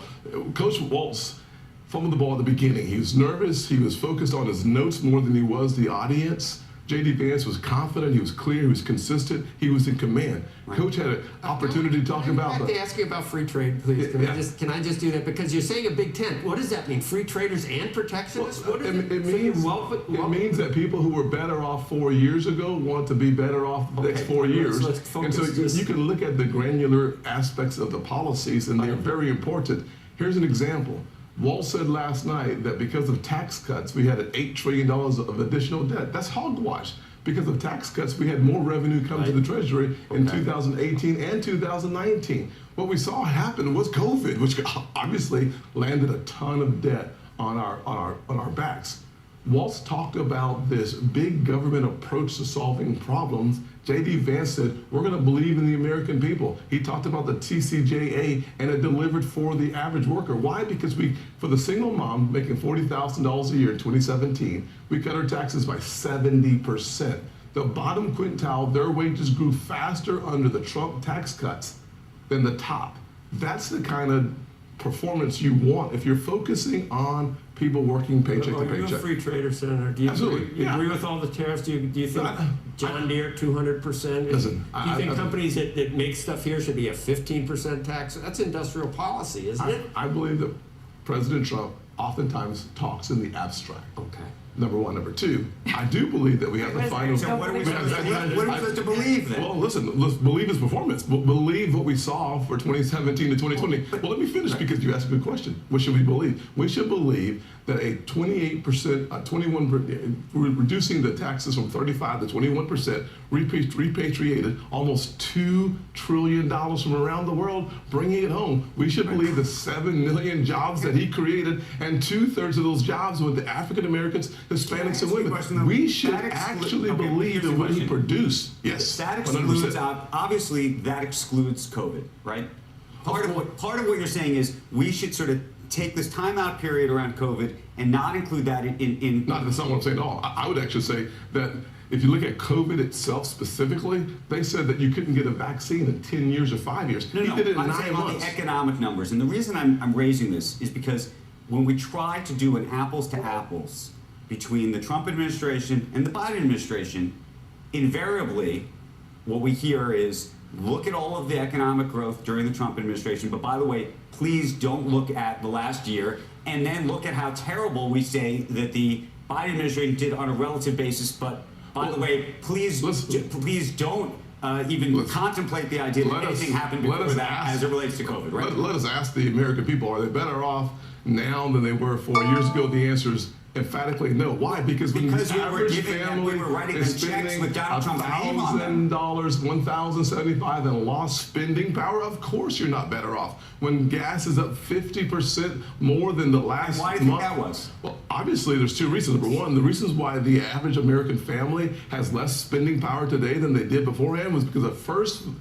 vote the Democrats took in January 2021 was to add, can I finish my comment? Thanks so much. $1.9 trillion of additional spending from the federal government that coming out of it. as an accelerated inflation. Inflation hits 9% in July of 2021, leading to the crushing effect of high inflation that we haven't seen since the Jimmy Carter years on the average person working paycheck to paycheck. Against the That's natural easy to explain experiment there. that we saw around the globe as it relates to inflation. If you're going to put all of it So on that bill, do you disagree with that? how Well, here's how you do it. You go from the $1.9 trillion to an infrastructure bill that was $1.2 trillion, and then an Inflation Reduction Act that was another $800 billion. You add it all together. Artificial stimulation from the federal government always causes a crisis in the real economy, which is the private sector. The U.S. economy continued to grow and have less inflation than just about everywhere else in the world. So how do you explain that?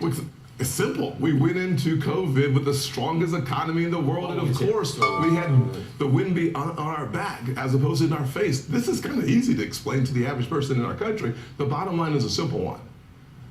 Economically, you were healthier under Donald Trump than you are under Joe Biden. Number two, globally, we were stronger, more powerful, and frankly, we had respect around the world. And number three, the greatest invasion across our southern border has happened under Kamala Harris's watch. The border czar barely made it to the border, and now that she's behind, she is now rushing to the border. She now believes in a border wall. She says her values haven't changed. She was against the wall, for open borders, and now she's for it. She was against fracking, and now she's for it. I don't understand what there is for us to debate on this topic, to be honest with you. I'll just add, yesterday, Greg Hutchins was here. He said Ben Bernanke recently did a paper that suggested most of the inflation came from supply chain issues. Obviously, I don't disagree with the fact that we had a snarling chain that happened under the Biden administration, partially because of COVID, partially because of poor management. Second thing I'd say is kind of hard to underestimate the value of $4 or $5 trillion of government spending post-COVID. If you factor that in, you have to come to a conclusion that the average American is that I have less spending power because someone else is spending the money and having an inflationary effect on things going up. And the thing I'd say is, we heard this last night, that housing drives the inflation in a major way. Well, the question is, why is housing 60% higher, according to the moderators last night? Well, there's two reasons. Number one, the cost of construction, the snarl that we're talking about, goes up. And number two, the inflation, the interest rates are higher because of inflation. Andrew? Should we not worry about the port strike then? Oh, no, we should. I mean, it's $4.5 billion a day. The bottom line is when you have folks making $81,000 a year as an average salary up to $200,000, the question is 77% more in the next 5 or 6 years too much? Number one. Number two, do you think it is? And number two, the biggest part of the negotiations that is not spoken about very much is that they want to stop technology from coming in and replacing their jobs while they're asking for 77%. You can't have it both ways. All right, Senator. Yeah, inflation might be a coincidence. We added that to hotspots around the world. The whole world's on fire. Absolutely. And 13 million illegals. And I mean, you got to take credit for something. Or blame for something. Yeah, listen. They've not done so. Sorry. No, they've not done so. I look forward to coming back and having this conversation about where y'all get I want you to come back too. we're very. We could go longer. Andrew, let's do it. I think come on back, please. Let's do 30 more minutes right now. Okay, I'm ready. A deal book. They're taking our time. We end at 9. I'm sorry.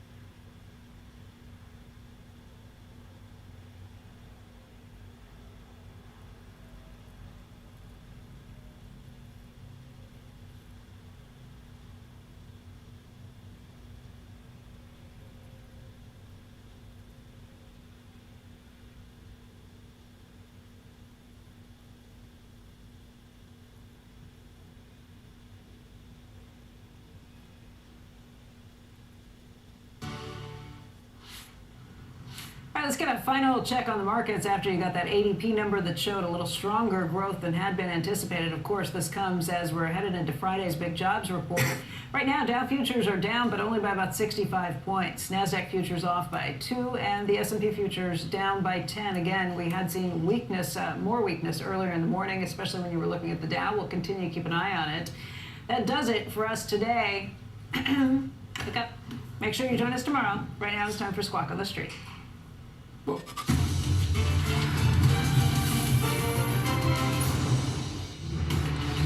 Good Wednesday morning. Welcome to Squawk on the Street. I'm Carl Quintanilla with Jim Cramer, David Faber at Post 9 of the New York Stock Exchange. Futures are red. Markets remain on edge, on alert as to how Israel will respond to Tuesday's missile attack from Iran.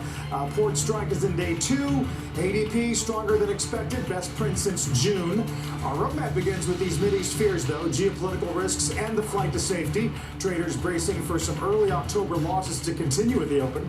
Plus, Nike shares are sliding in the pre-market. The athletic gear giant pulling its full-year guidance. That ahead of course, that big CEO change just a couple of weeks away. We're also keeping an eye on shares of Humana. They are down sharply. It all has to do with how many stars they're getting for their Medicare plans. A lot fewer. Big slump there in potential revenues as a result. Let's begin with futures falling. Oil extending its gains in the wake of these Mideast tensions. WTI, Jim, pressing on 72 almost this morning. Yeah, it's so strange because the Saudis came out, basically said, listen, go to 50.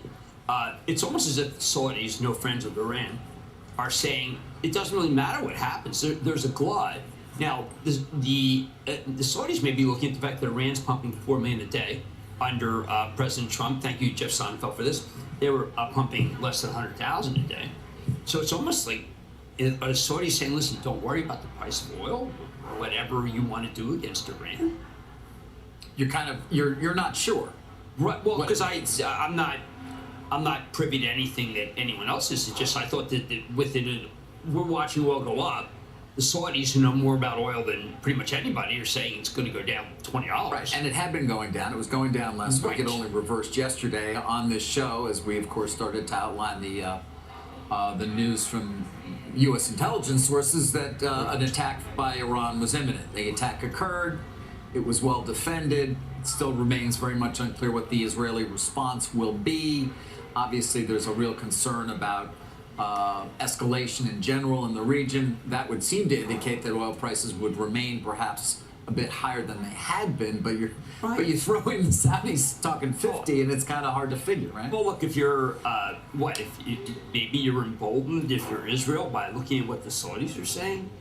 I don't know. There's obviously such confusion between those prices, which obviously don't reflect tremendous volume, and the Saudis, which reflect 12 million barrels a day. And I come back and say, I'm going with the Saudis. I'm not going with that price. Interesting. There is a piece, Bloomberg has got a look at the market and supply for next year. Javier Blas says if given the choice between 100 and 50 next year, he would err on the 50 side. Look, we're not seeing, other than China to some degree, if you can extrapolate the electric cars, any real demand pull here. One of the things, David, that I think is strange is that Iran's obviously pumping 4 million a day. And that's going largely to China? Where's that going, right? China. Yeah. Russia pumping like mad. Right. And you're going to China and Russia. And then the rest of the world. And India, too. Oh, yeah, I'm sorry. Yes. China, Russia going to India. And what I don't understand is if there's away from those two countries, is there no demand? I mean, how would you have 50? What's that in the equation? And it's certainly not the fact that there's some electric vehicles. We're going to get Ford soon. Electric vehicles not so good. Unless people are really just saying China is making so many that the demand for gasoline is going to plummet. We're going to watch that. The other, speaking of energy, transportation, the number we've been waiting for all week is Tesla deliveries. We might have it. Let's get to Phil LeBeau. Hey, Phil. We do have it, Carl, and sometimes those numbers are pretty darn close to the estimate. Tesla delivering 462,890 vehicles in the third quarter. The estimate on the street was for 462,000. So we're not going to see a whole lot of reaction in Tesla shares today. This is the first time since the fourth quarter that Tesla posted a gain, a positive year-over-year gain, or an increase, I should say, in sales. Last year, they're roughly in line with where they were in terms of total deliveries. But this is the number that people were expecting, 462,890, producing 470,000 vehicles in the fourth quarter, or excuse me, in the third quarter. And we also have the date for when Tesla will report its Q3 numbers, which is on the 23rd after the bell. So again, Tesla coming in as expected, 462,890 vehicles, just a smidge more than the street was expecting. Guys, I'll send it back to you.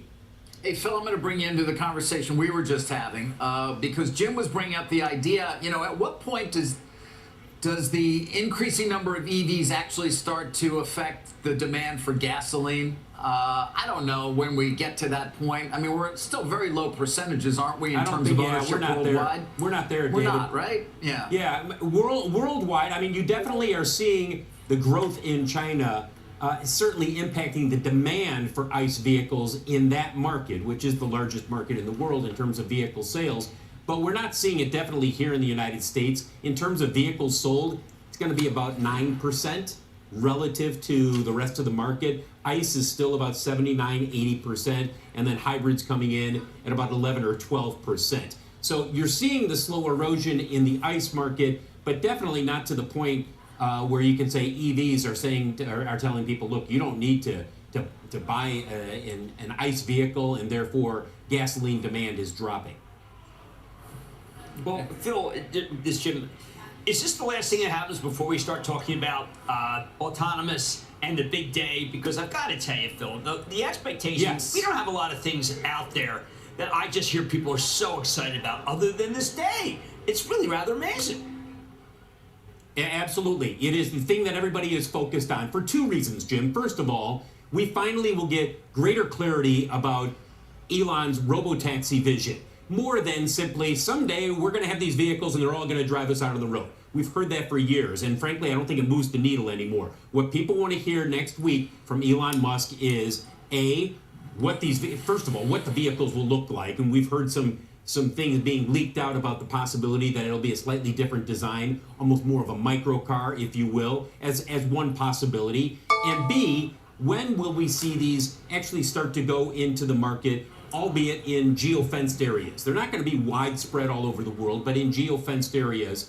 And how much clarity does he give us in terms of the growth that he expects? That's what people are focused on. And then second to that is also, do they tell us, look, in the meantime, we're also going to be focused on delivering a lower priced vehicle to the market? There is no doubt that when you look at the demand for the Model 3 or the Model Y, the reason those are so strong, so successful, is because of the pricing that they come at. That's where the market in EVs is headed, lower priced vehicles. So if he comes out and he says, look, we're going to come out with something even lower priced and can give us some clarity there, I wouldn't be surprised if you see the shares move higher. But the details on robotaxi, that's what people are focused on. Yeah, well, the Cybertruck, was that just a big mistake and a big waste of time in terms of getting them to that lower cost vehicle? David, I know. But Numbers are good. But numbers are good. Phil's right. Numbers are good for this cyber. They're not huge at this point, David. Are they as big as the Model 3 and the Model Y? No.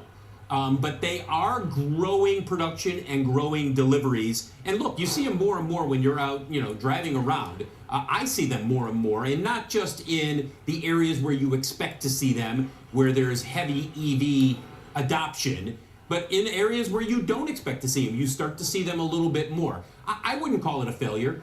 Look, did they zig while the market zagged in terms of looking for a lower price vehicle? Absolutely. And that's why Elon Musk did a 180 in the first quarter, and he said, we got to come out with a lower priced vehicle. And that's what they're going to be expected to announce at the Q3 results. Well, Phil, just to go back on the Cybertruck, they did pass the Mustang Mach-E sales in the month of July. Yeah, they're growing, Jim. They're growing. And look, I understand people will sit there and say, it's never going to be as big as the Model 3 and Model Y. It was never going to be as big as those. And who knows where they ultimately get to. They've targeted 250,000 a year. I don't know. Do I think they get to 250? Hard to tell at this point. But clearly, they are growing their production and their sales.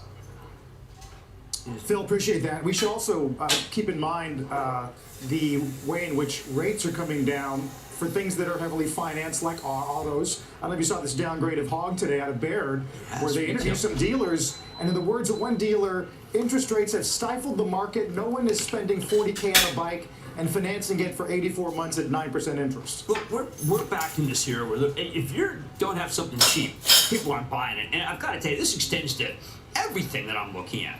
And a lot of it is these younger people who just either are tapped out or just a lot smarter. I'm seeing it even in food. I had McCormick on last night.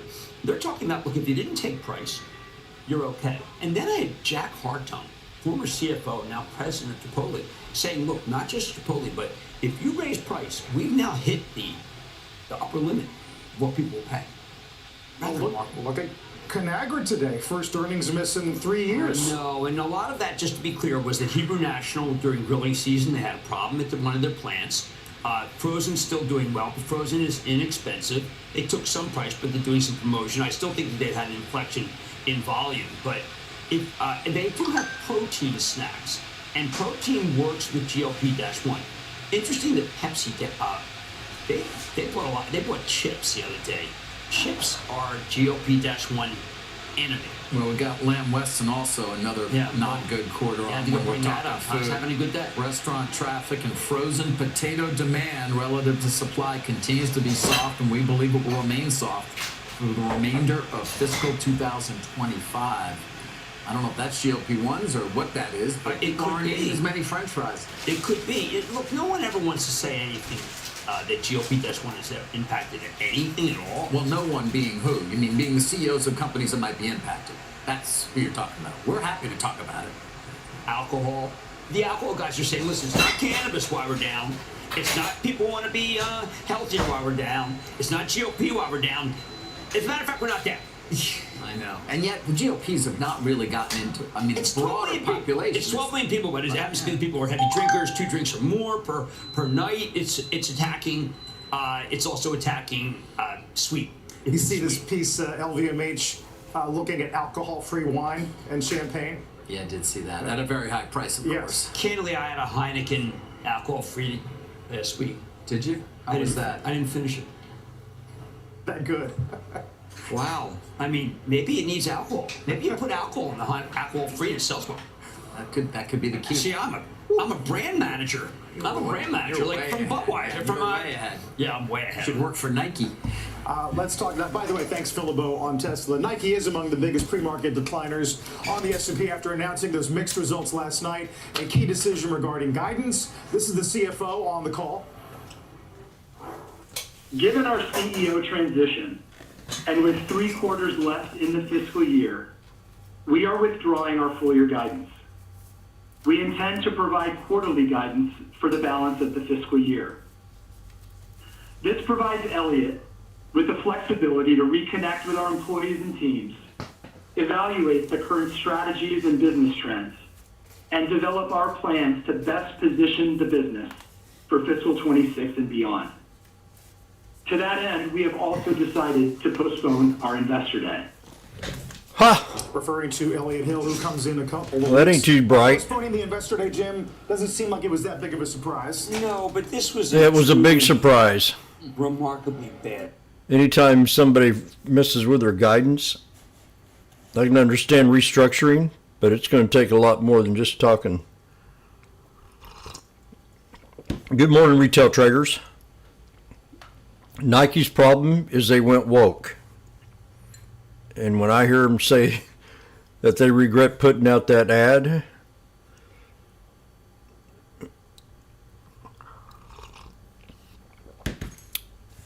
I'll never probably, I want to buy a pair, but because I started a shoe collection, but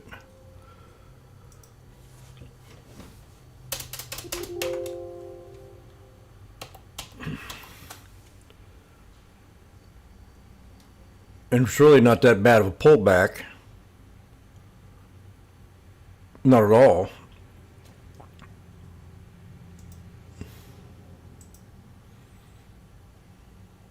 You got a head and shoulders right here at $80. That's where I'm gonna set my alert. Just a little bit above it, 80.25.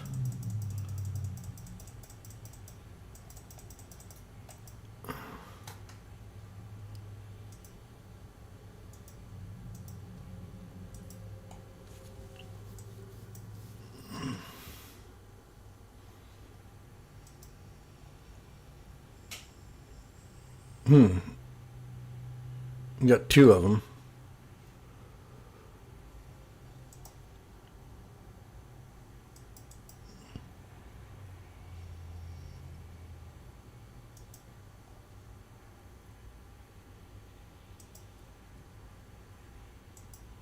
We pulled right back to the 82, which is a solid, which is a support. It's got 2 head and shoulders going on here. Maybe even 3.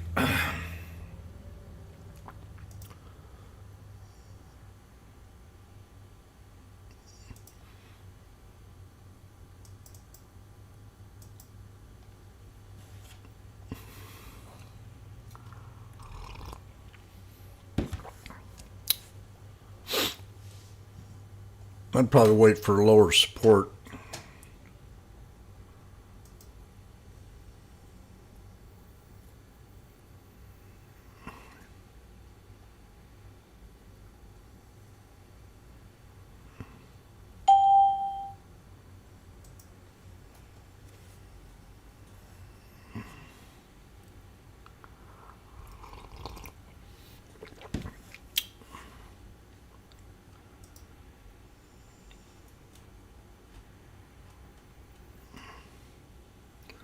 Lots of misinformation out there, so I'm posting this.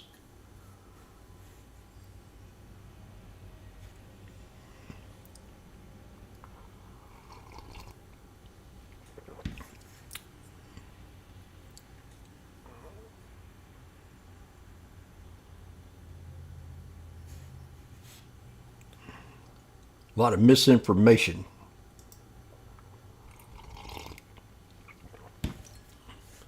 Good morning, Magnificent. Jimmy Joe, Jesse, Bobby.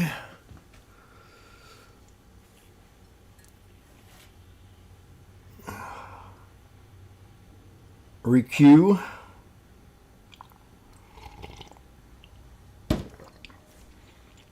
My face light burned out last night, this morning.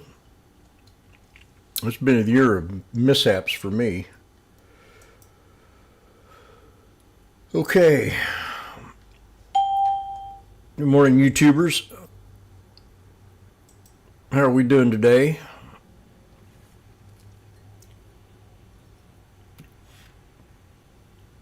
Good morning, Angeli.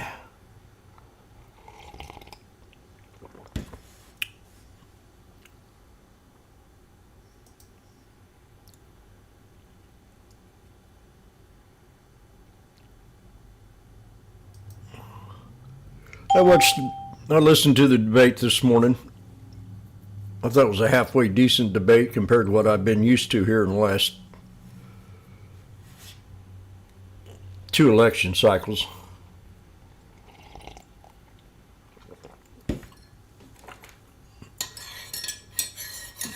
I guess either side could call themselves a winner last night. Depends on what side of the street you're on.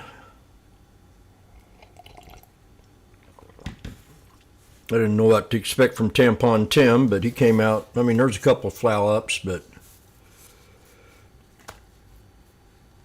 too bad he ain't running instead of Kamala.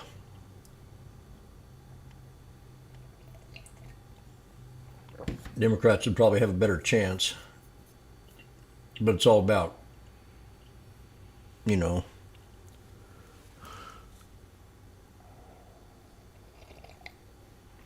So I give it out of 5, I give it 4 stars.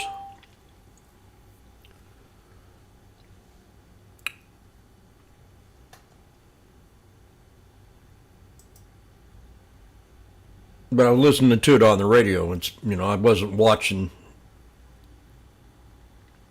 listening to it on my earplugs while I was working. It continued pretty long. I got my first job done with it.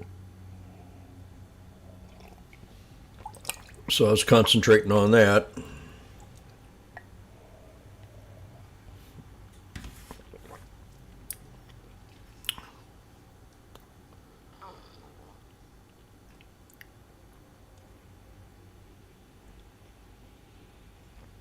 Meta had an upgrade on price. Ain't moving much. Big volume on Tesla. The numbers came out. Again, CNBC downplaying the numbers. There's your stock reaction back to the 200 on the hour. I think that's about where I called it out at yesterday.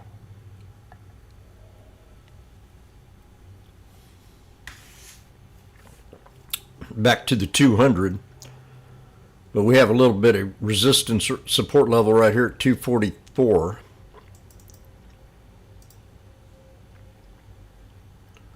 See if that holds. If that doesn't hold, we can probably buy it at 238.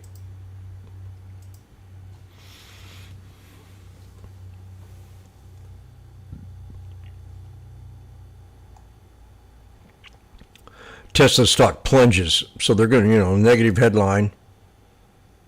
Year over year is growing, so inventory's up, growing even with high interest rates.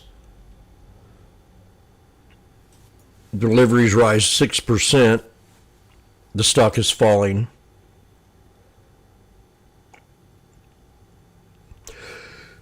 So they're more Wall Street, well, at least this guy on Wall Street, Phil LeBeau, more concerned about the robo-car, the new model car, if it comes out cheaper and all this rigmarole.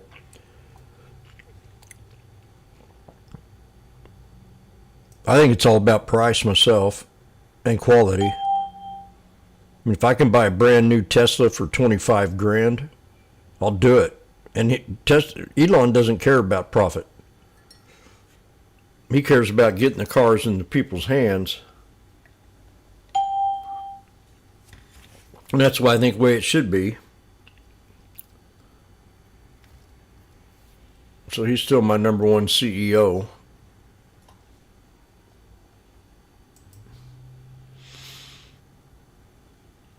China had a pop today. JD, PDD, K-Web, and Baba. Baba's lacking the most resistance right now compared to the other three. It could be priced in already. 120 is what we called, and we hit 119.50.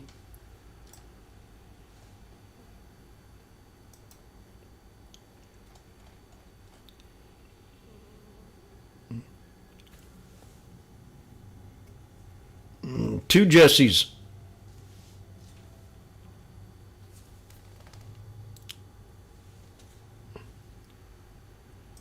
Yeah, I got a little shook up yesterday with that guy. I mean, my apologies, but it just threw me off all day long. I never had anybody talk bad about me, and when I do, I want to take care of business, but I got to understand everybody has different feelings and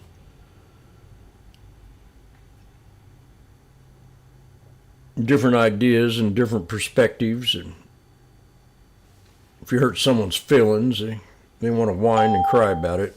I do the same. I mean, I sat here and moped. It didn't help me any.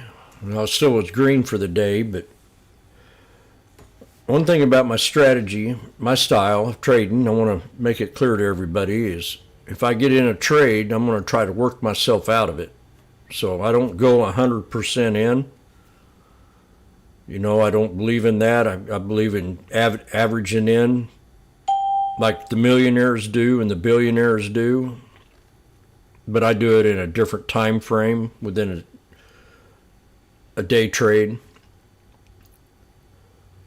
So if I get stuck in a stock, I'm going to watch it. And, I mean, yesterday was a real hard day because of what went on in Iran.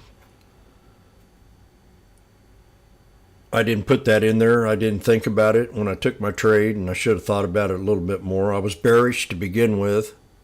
We had that big knife, and I did, damn, man, I'm going to jump in this trade. And then when I hit that 120 area, $1, I got in it, and I scalped my way out of it. By that time, I had one contract. Then I added 10, so the pop cleared me plus gave me profit.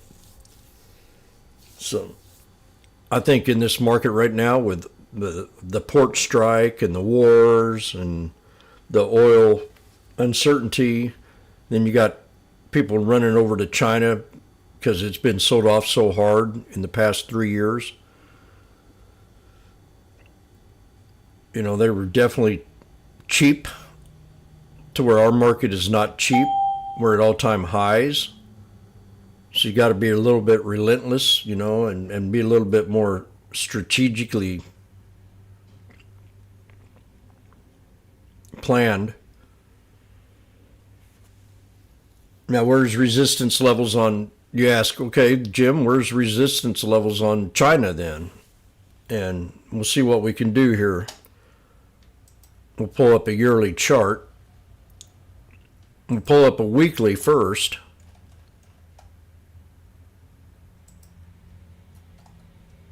And you can start looking for overhead resistance levels. For example, this is Tesla.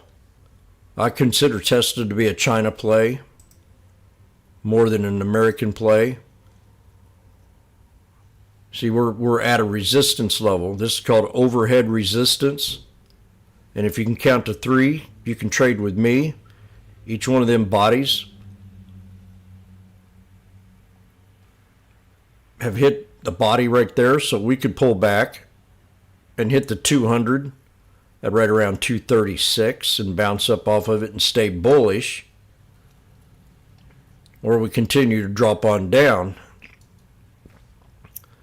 But that's one way of finding out a resistance level, and if we break that resistance, we just take it up to the next catapult, which would be that resistance there, that resistance, and then all, right around 300, which people have been talking about, $300 if you're looking to get in something long. But I wouldn't buy it long here. I'd wait for a small pullback or pullback. And so we got BABA. It don't take much to just go back in time. History repeats itself. So yesterday I talked about BABA. I said we got a 120 resistance at the 200 SMA here on the weekly time frame, and we hit 120 today, 119.50. So we come real close to hitting that. And anytime you get close, you want to get out of that trade. But that's a hard resistance. Same thing, using the weekly time frame, PDD. These stocks have had such a great run. We hit overhead resistance yesterday. So we broke that overhead resistance and we hit a shoulder line. And we even broke past that. So we got, a hard resistance at an all-time high. And this happened just almost overnight. Within a month. We had a huge sell-off here, so there's some reason why we pulled back, and it was earnings. Earnings still probably suck. So the reason that we're getting a pop in China is because of stimulus. Just like what happened here in America. We printed over $13 trillion in the past 3.5 years. We've over budgeted our budget by $2 trillion, and then we've added so that's $8 trillion, and then we printed $6 trillion along with that $8 trillion, and that gives you $14 trillion that was printed. Here we go. So that's how markets work, Damn,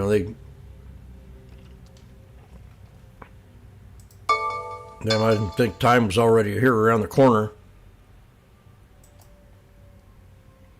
I would almost get puts today on China.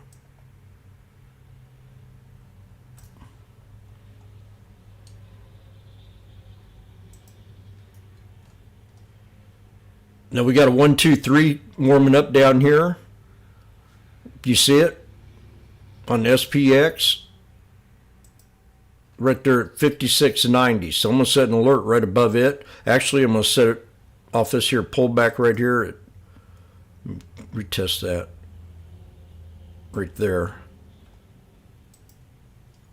56.91. And see if we don't bounce up off that.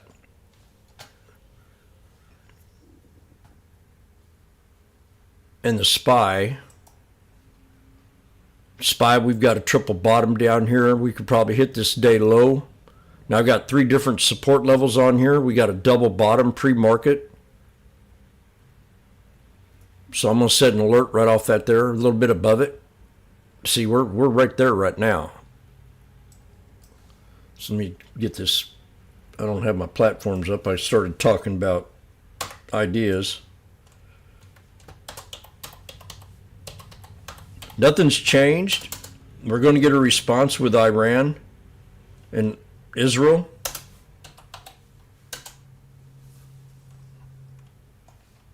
Oil is definitely up. See how we popped up right there off that support level?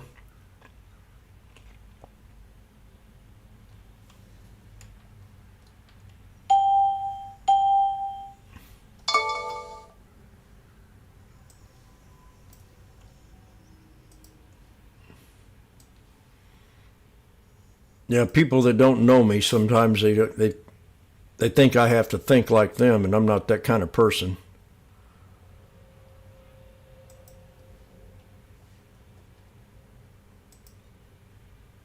I mean, I learn from people, that's for sure.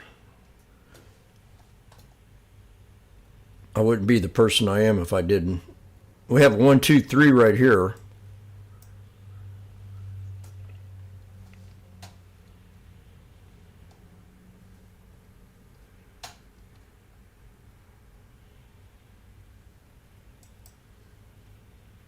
I always play the next day, which is the 3rd.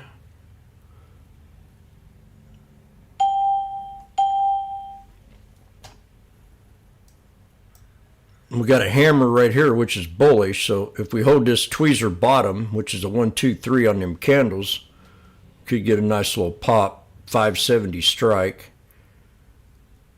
I'm gonna take my time today. I don't want to rush into nothing like I did yesterday. After about 10 minutes, I was already jumping in trades.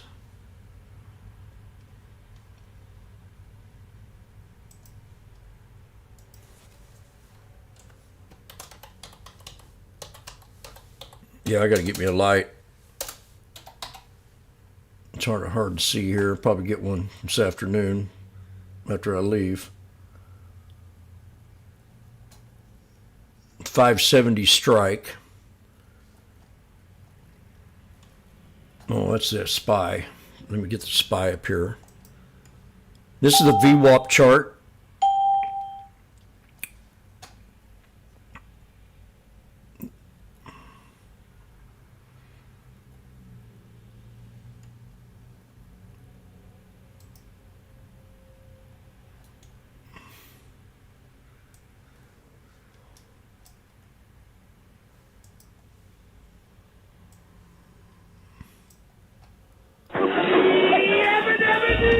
We got a yabba dabba doo going on. What do you see, Mike? Tesla has a body slam by Johnny, my best friend.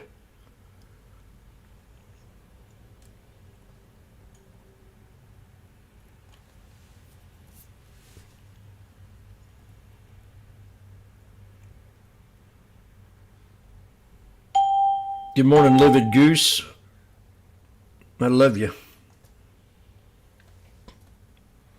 I love your guts.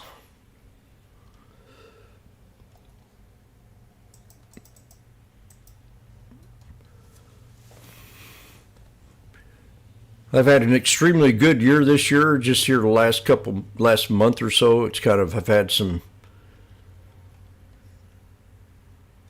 I need to change my strategy a little bit. Not go in as deep as I have been, and not expect as much money each day. I'm happy making $500 a day.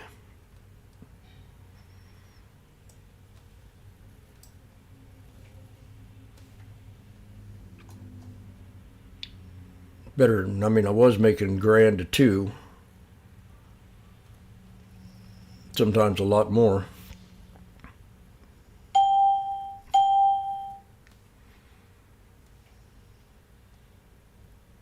This is bullish, this is bullish, this is bullish, this is bearish. Kind of, well, it's a harmonic candle. You got the body inside of that one, so that's kind of bullish. And that's an inverted hammer. That's bullish.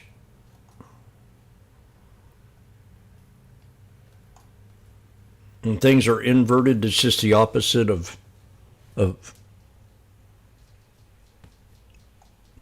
see, if this candle was up here at the top, I'd be bearish.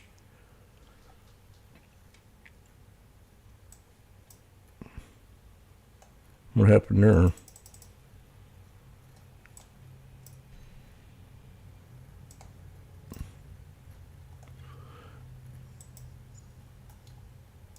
China's pulled back to the 9 on the 1 hour. I'm going to set an alert right above the 21. PDD.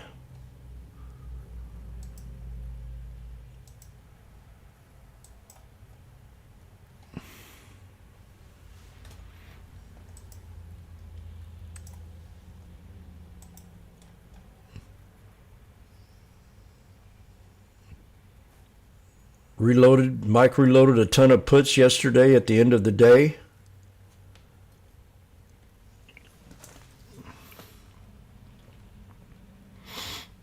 We got oil to keep an eye on.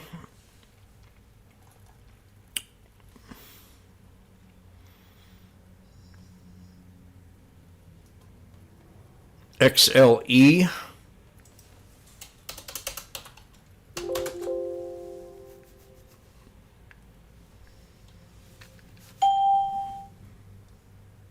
That's an ETF for oil.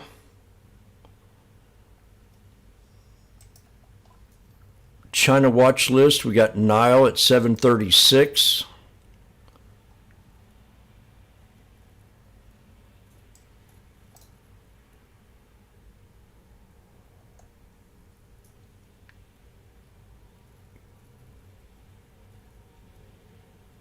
FU to U had a good run. Ooh, it's up another 15 bucks. This stock says FU to U. Look at that run. I mean, don't you think that's quite a bit? 55 bucks at 120. It's up 70 bucks in 2 weeks, less than 2 weeks. So this could almost be a put. But we're going to pull up the weekly here. Oh, I got to watch my call. Okay, we've had to pull back on the SPY. Watch SPY here.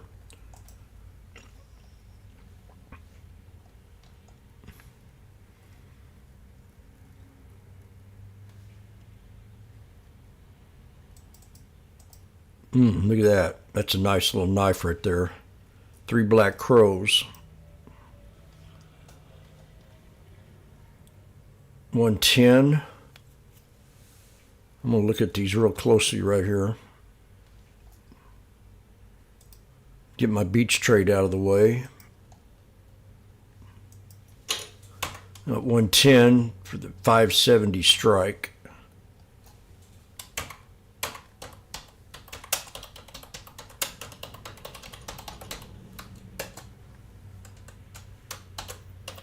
October 3rd.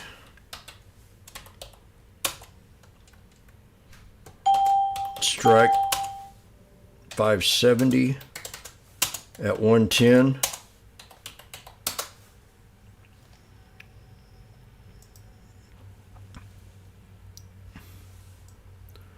Put a stop in it just in case it doesn't hold.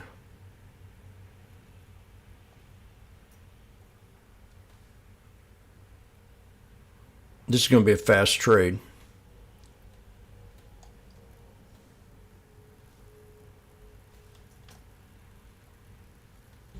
Be extra careful. Apple's got a double bottom. Yesterday's low on Apple.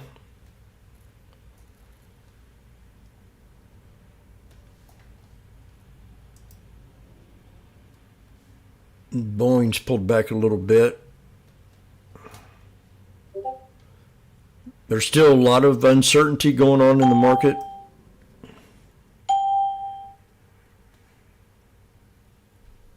I'm going to add 5 more.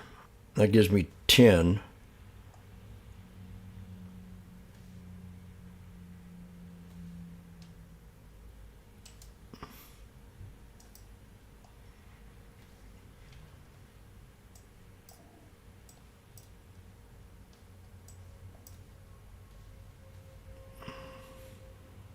$104.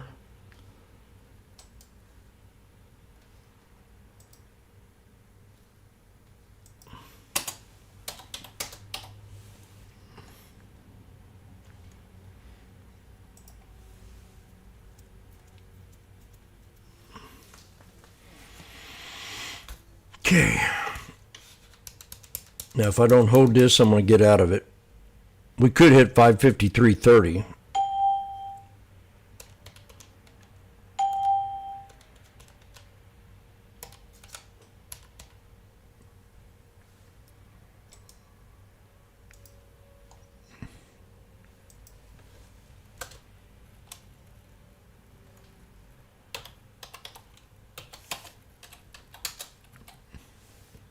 Average of 107.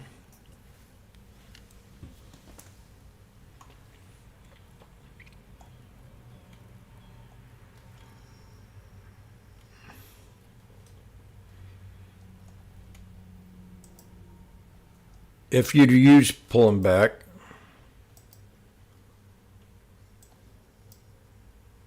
so here's your support right down here. It'll be a 1, 2, 3. Number 4, which I don't know if we'll see that.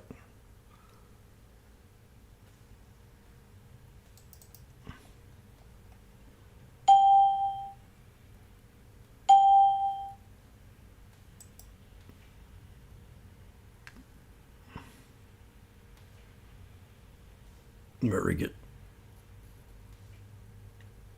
Should have waited for that right there.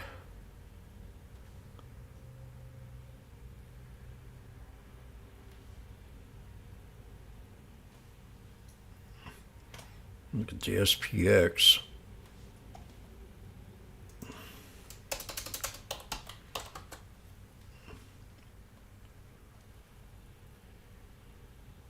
SPX for today.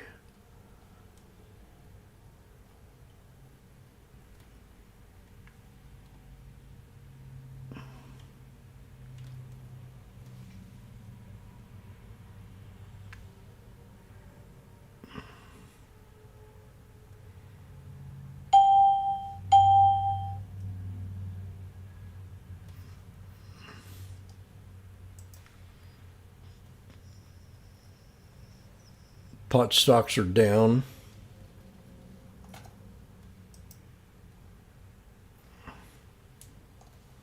QQQ took a pretty good hit.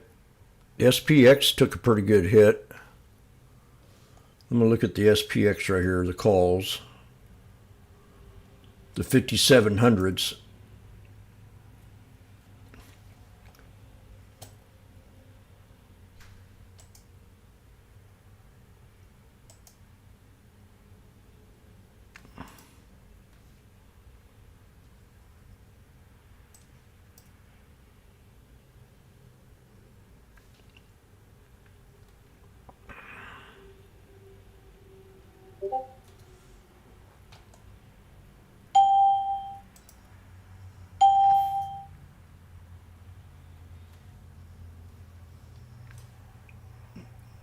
$5,700s. That's 620.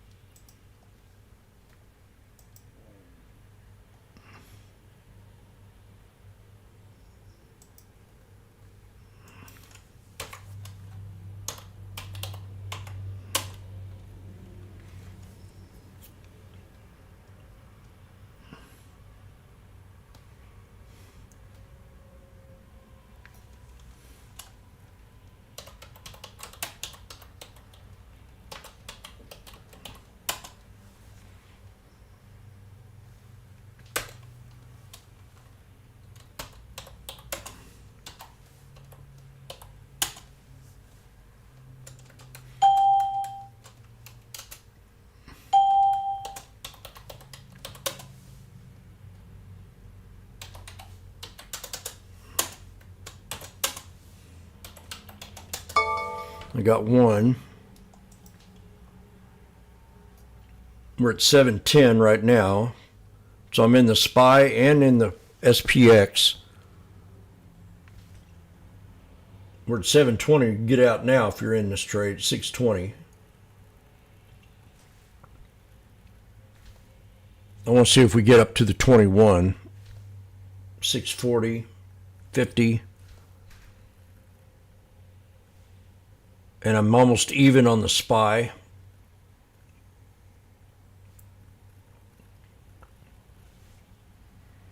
You got the 9 and 21. Those are my resistance levels, and I want to get some kind of confirmation.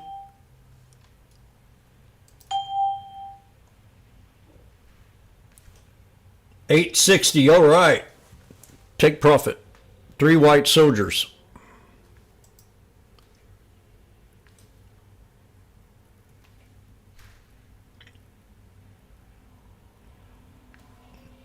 $840. Take it. Take it. Take it. And you'll have your beach trade done for the day.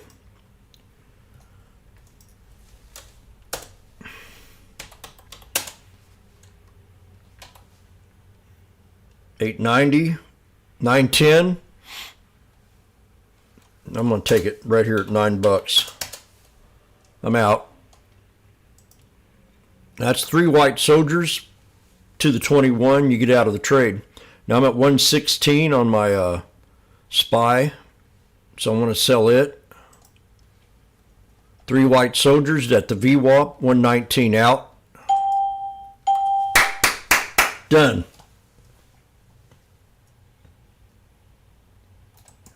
Yabba dabba doo.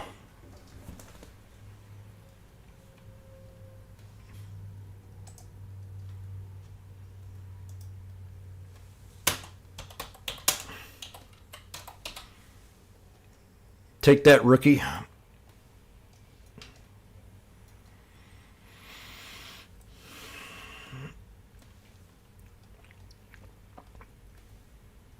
Damn, 1120, 1140, 1150.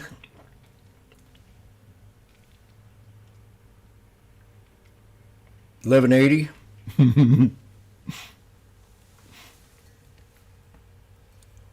Oh well.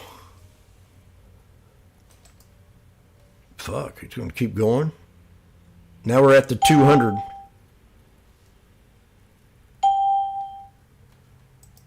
$12.40.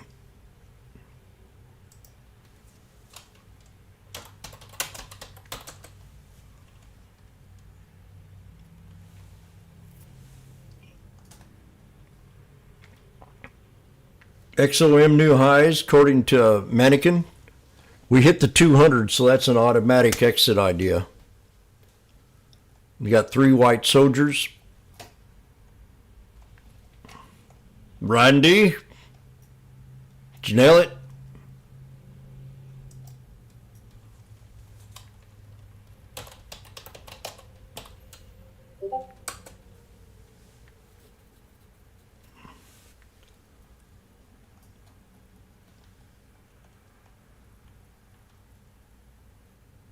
You were late to the desk.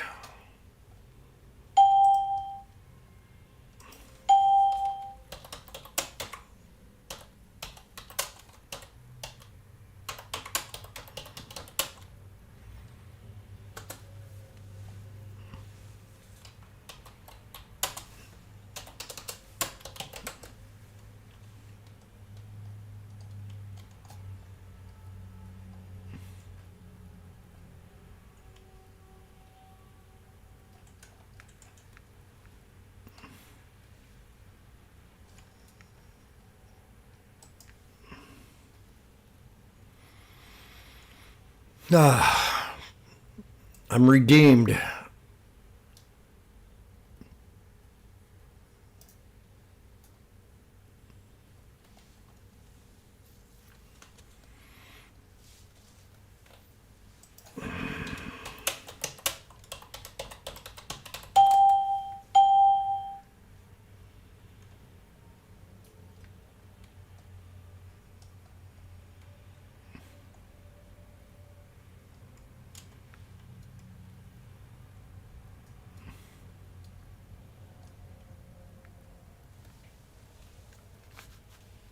Now, what am I asking myself? If we hold the VWAP, we stay bullish. If we don't, we come back down here and bounce off each one of these crows. If we're very bullish, we'll come down and bounce off this first crow. So I always say when you see 3 white crows, 3 white soldiers, I said crows, I meant soldiers.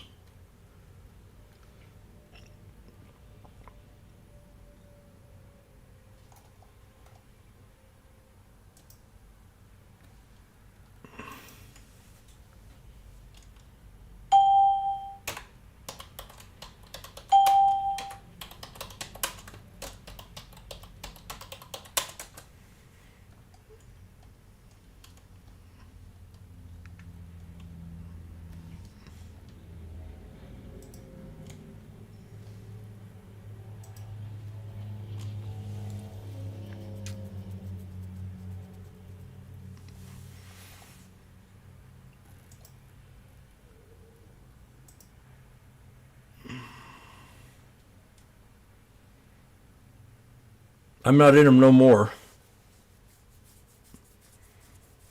I'm going to let this settle here. Nothing's changed. Just the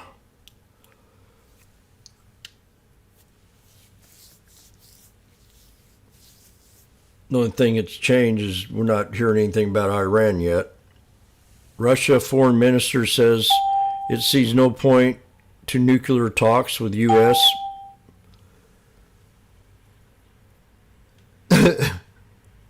Thank you, Joe Biden. You can't trust the Russians anyway. We made a deal with them a while back, and they invaded Ukraine, so they weren't supposed to invade Ukraine if we took their nukes away from them, and we did.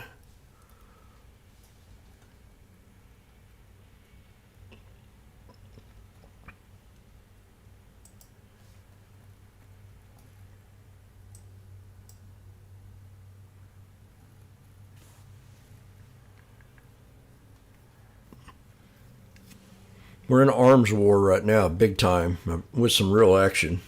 You got to.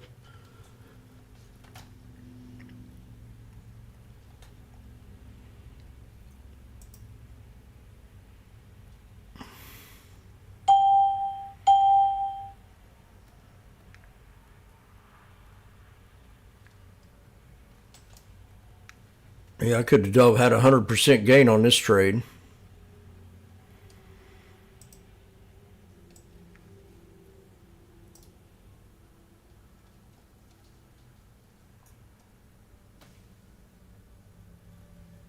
Boeing just broke the 200. I know some people that are bullish personally, that are bullish on Boeing just because it's so cheap. But I really want to see 130.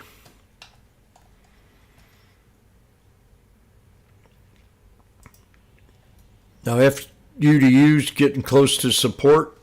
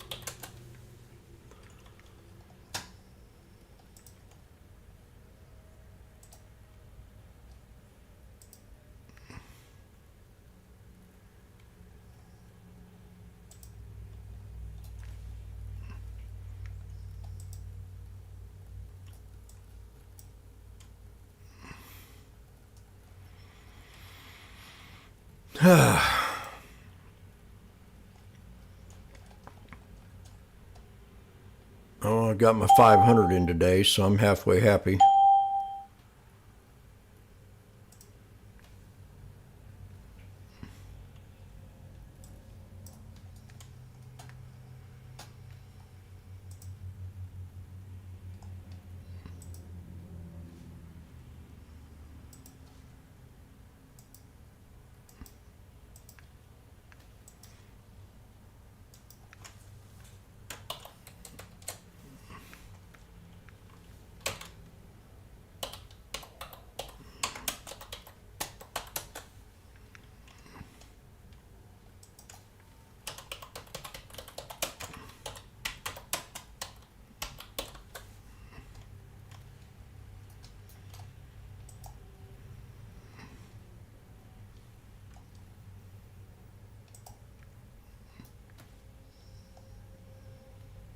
Apple hit a new low.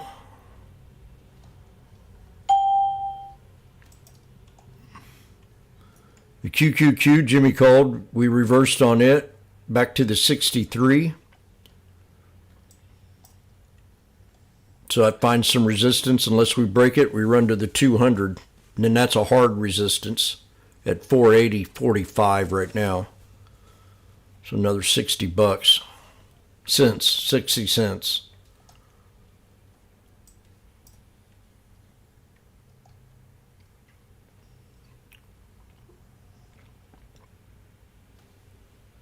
I'm going to go get my water, and I'll be right back.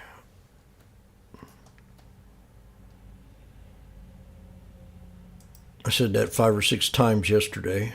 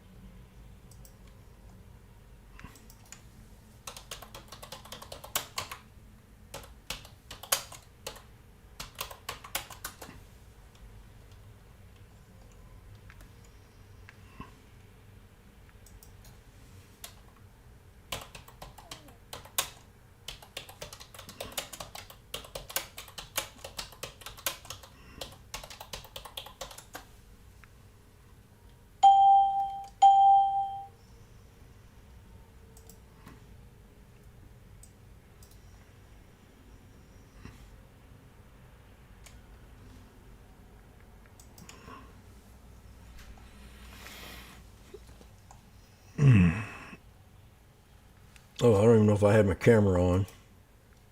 No, I haven't, do I?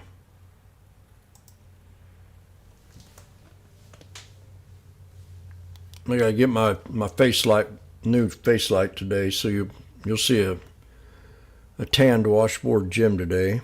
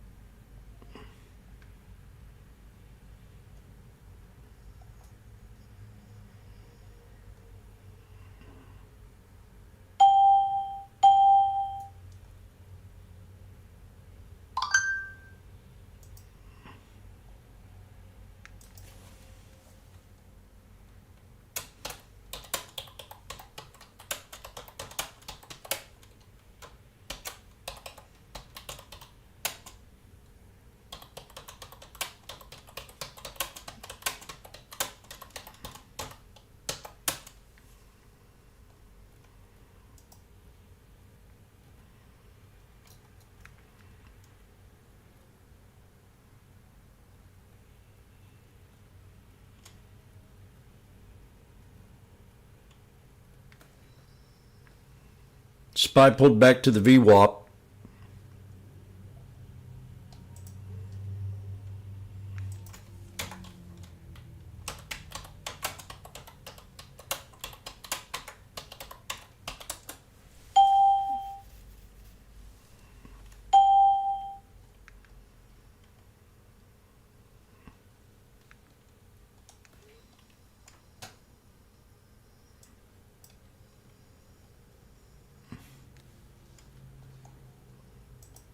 Harris is sitting here, man.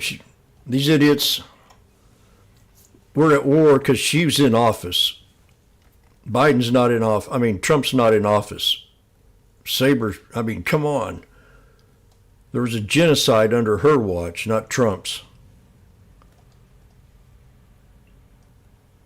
So there you go, YouTuber, if you're still listening.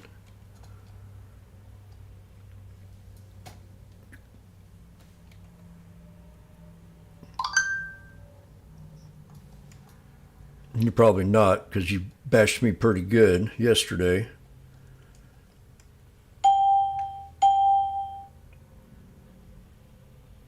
Punk.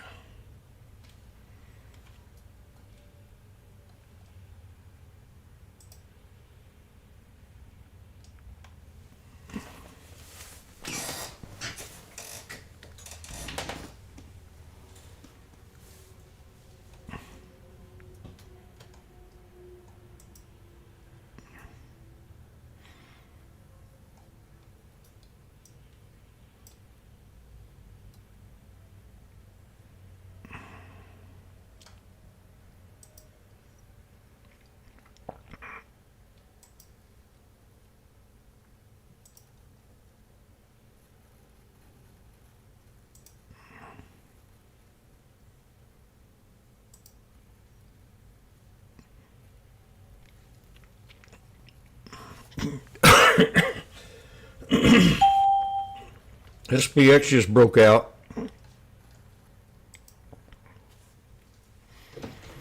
We might see the 200 now.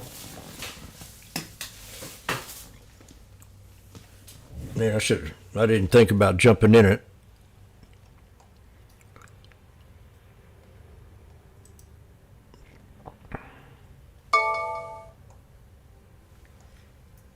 God, 1,600.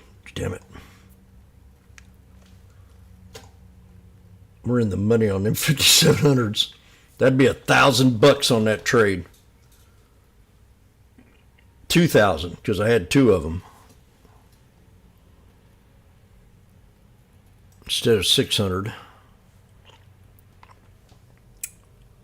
So it just shows you about what three white soldiers can do. We consolidate after the third soldier, and then boom.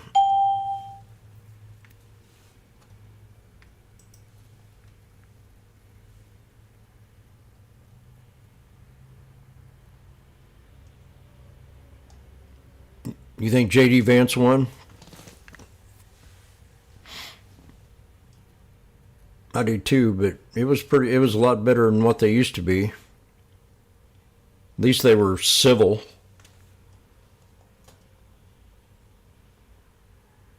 That's what I want to hear, you know.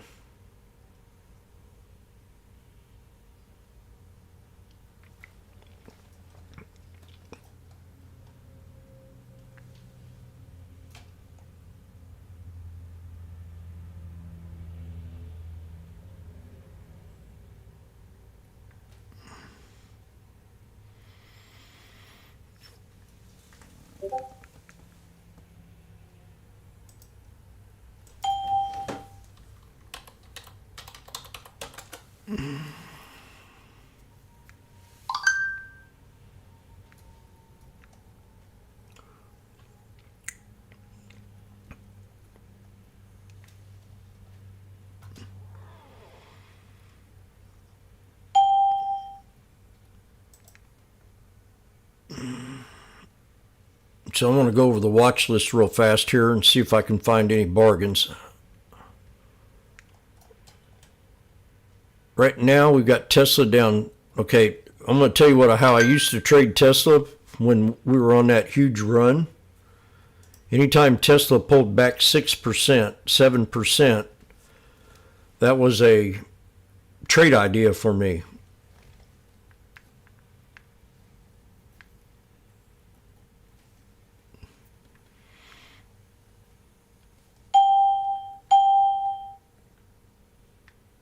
And Humana, I'd be careful with it.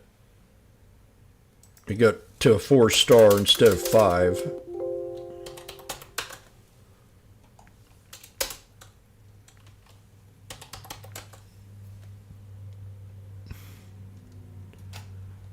It was downgraded. Humana stock rocketed after the Medicare Advantage plan rating is set to drop. It didn't look like it rocketed to me.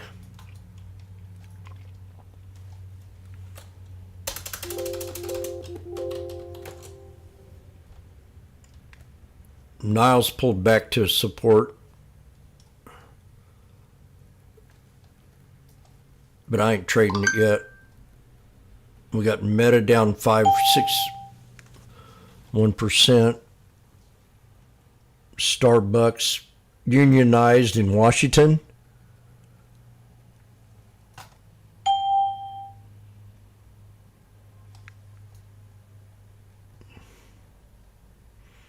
FedEx would be I'd put that on the watch list.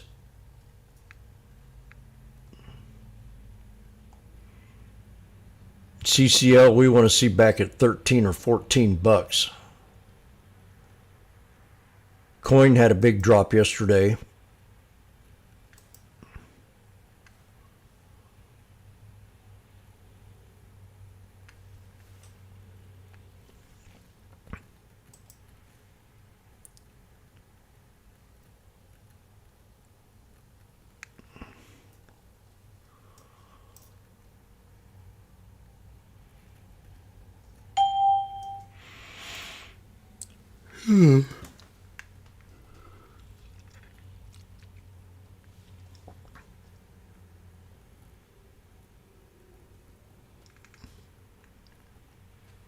Ever since I started this carnivore diet, my refrigerator is like naked.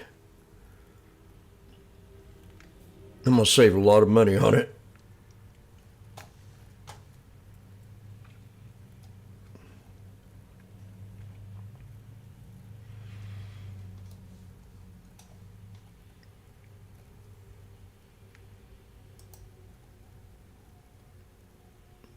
I'm spending like $10 on salad dressing alone on a week. Fascinating. Yep. Now I just have to buy mustard. That'll last me 3 weeks.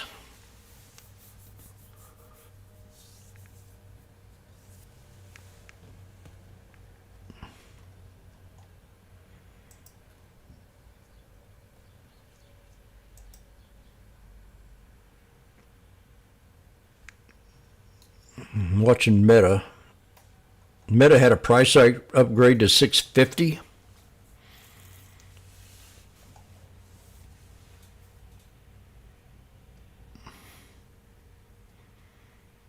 Taiwan semiconductors soared 96%, but geopolitical risks persist. That TSM.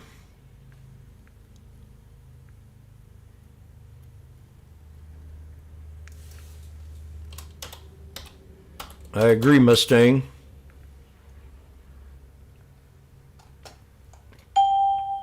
I got avocado oil.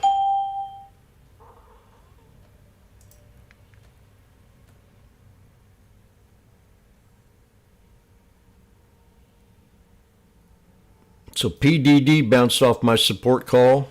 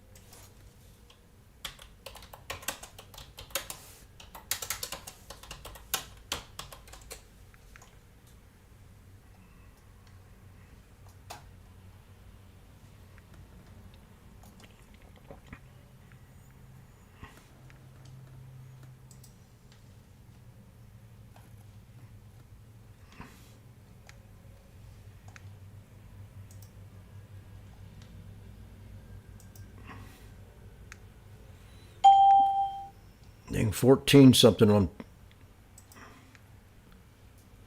These bounces are looking real good today.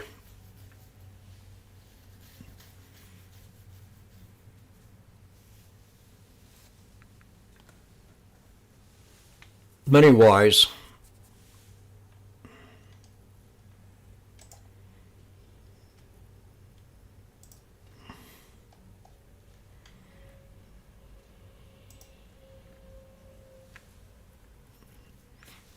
What time is it? I'm sorry, okay. Been 43 minutes.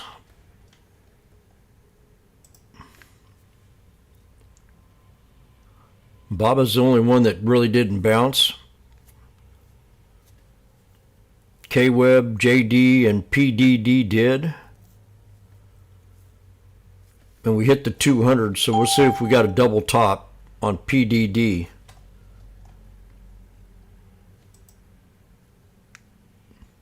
RITM actually dropped below the 200 SMA. Are you looking at the weekly or the daily?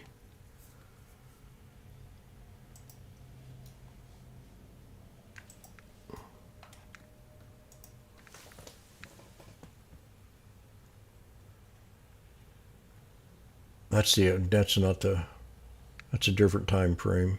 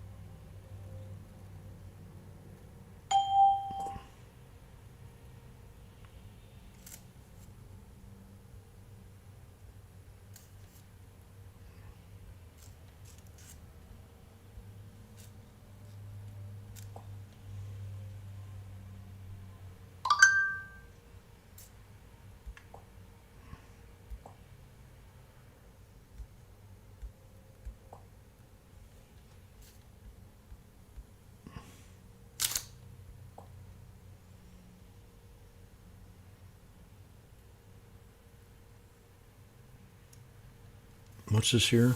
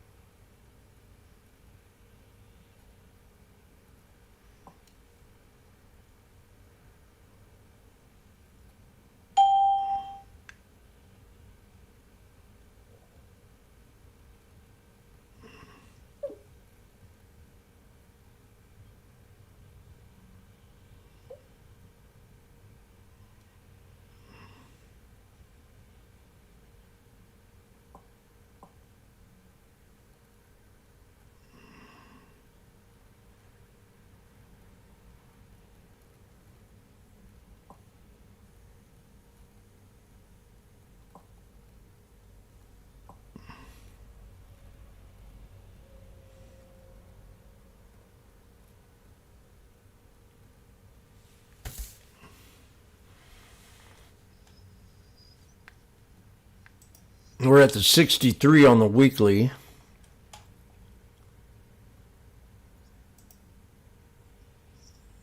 And the daily,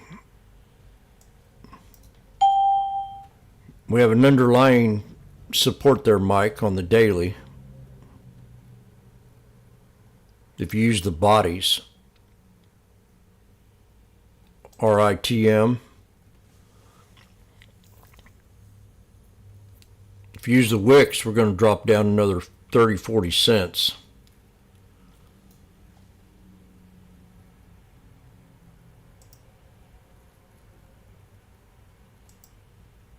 Just above 1060, 20 cents.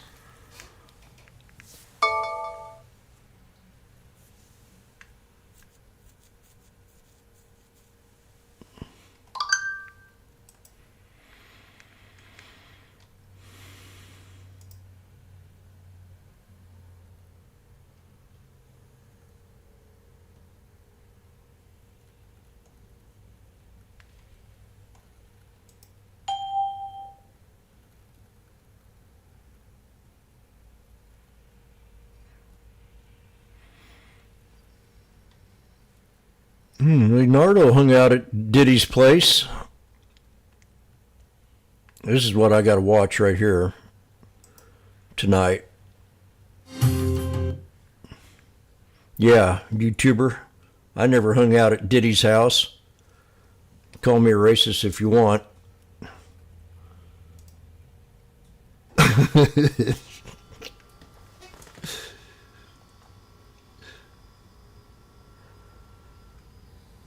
I still have it.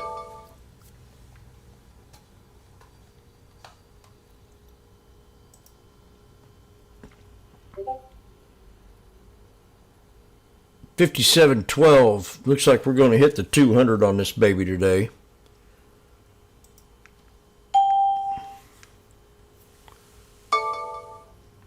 Yeah, that's what they said, upgrade on, but I don't know if that's a pump. It's a price upgrade on Meta. She is bouncing though. She bounced about, just broke the VWAP out of the snake. Snake breakout, pullback, higher low, boom, to 575. We got $2 more to go.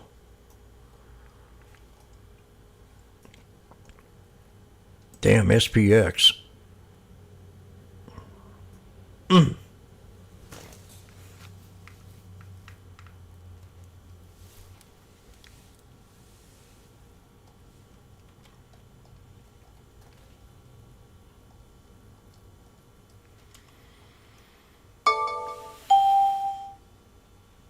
That'd have been, you know how much that'd have been $2,000 on one trade.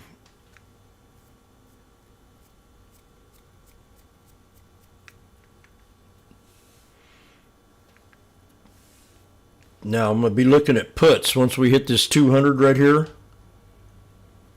So I'm going to move these over.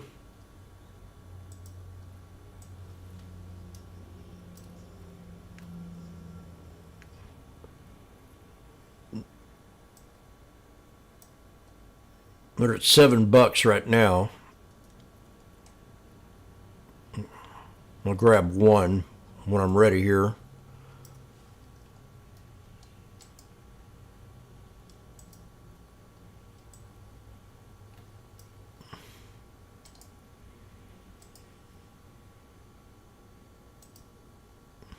See how that's a inverted, that's a bearish candle right there.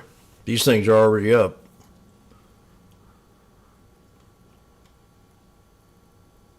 $120, $100 right there.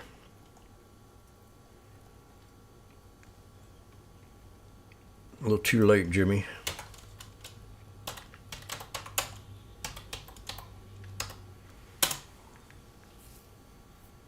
Yeah, that would have been a good trade.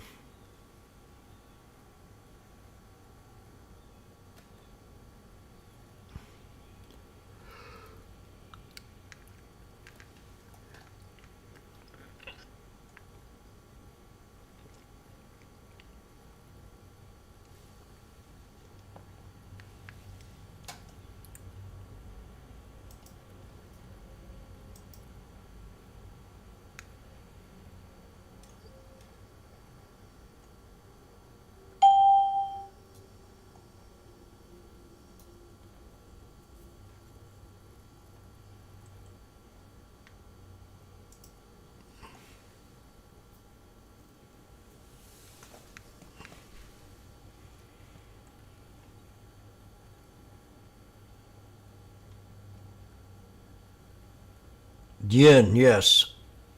YINN. Mike's pointing out when.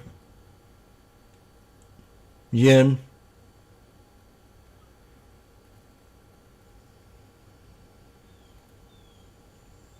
And Susan's talking about yang.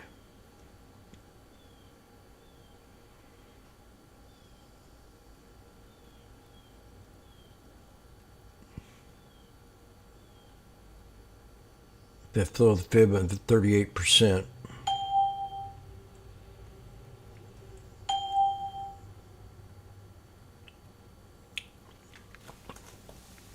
Mike's got a good chart on the bottom of that regression channel. Look at that. Damn it.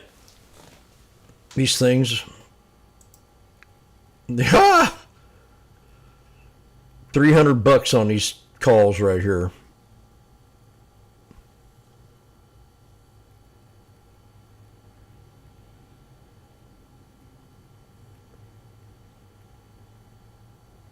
There it is, 300 right there.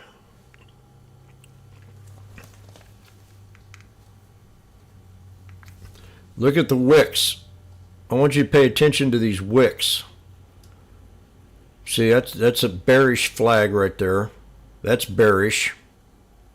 See all the wicks on the top? And then you have the wicks on the bottom. Big wick right here and wicks on the bottom. Then when the wicks reverse and they're on the top, so that's a sign that you're getting bearish. Like right now, we got the wick on the bottom here after this third crow.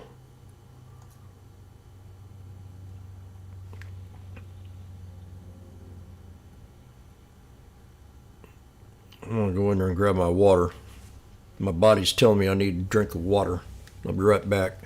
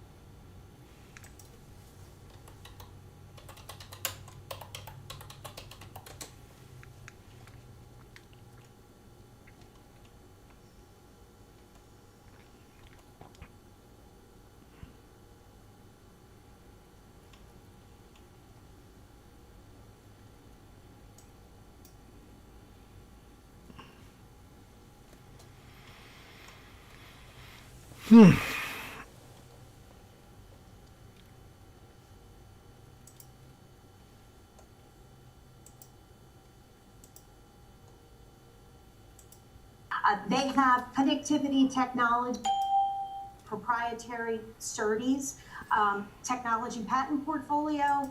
The main product of that today is a product that is called active electrical cables. These cables are used inside of the data centers to connect the servers within racks and amongst the racks.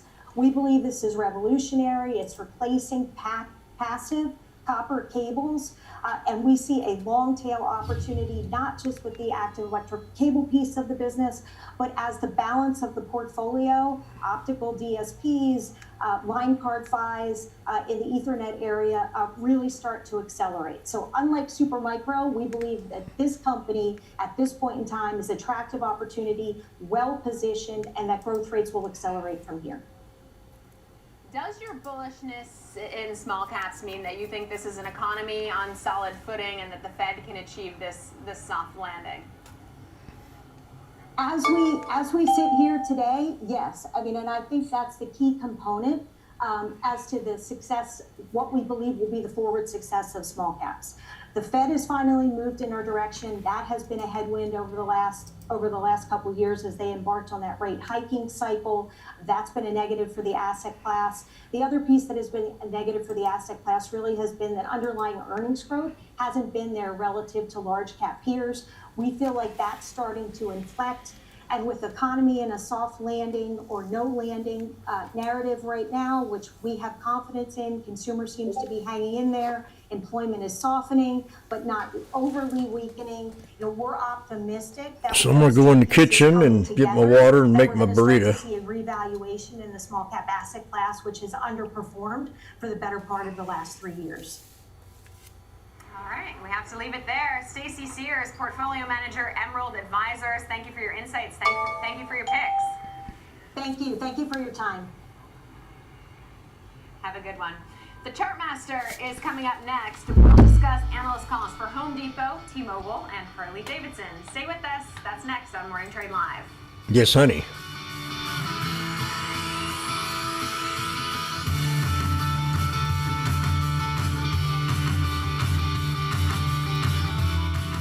Nicole must be on vacation.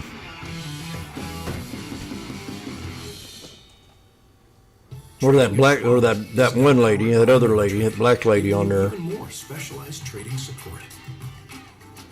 Connect with the Schwab Trade Desk. I don't know her name. I got to memorize her name. Trading questions, no matter how complex. Spy double top tier. 7 live help and access support by phone, email, and in-platform chat. Trade brilliantly with Schwab. Trading the trending names every day. It's Fast Market. Ready for you, ready to go. I'm Kevin Hinks. Catch me on Fast Market, weekdays at noon on the Schwab Network. Ethan, how's my favorite client? Great. I started using Schwab investing themes, so now I can easily invest in trends, like wearable tech. Trends? All that research sounds exhausting. Nope. Schwab's technology does the work. So if I spot an opportunity in robotics or pets, I can buy those stocks in a few clicks. Can't be that easy. It is with Schwab. Schwab investing themes. 40 customizable themes up to 25 stocks in just a few clicks. Download the Schwab Network app and join us to follow all the market trends. Schwab Network is available anytime, anywhere, on any device for free. Schwab Network.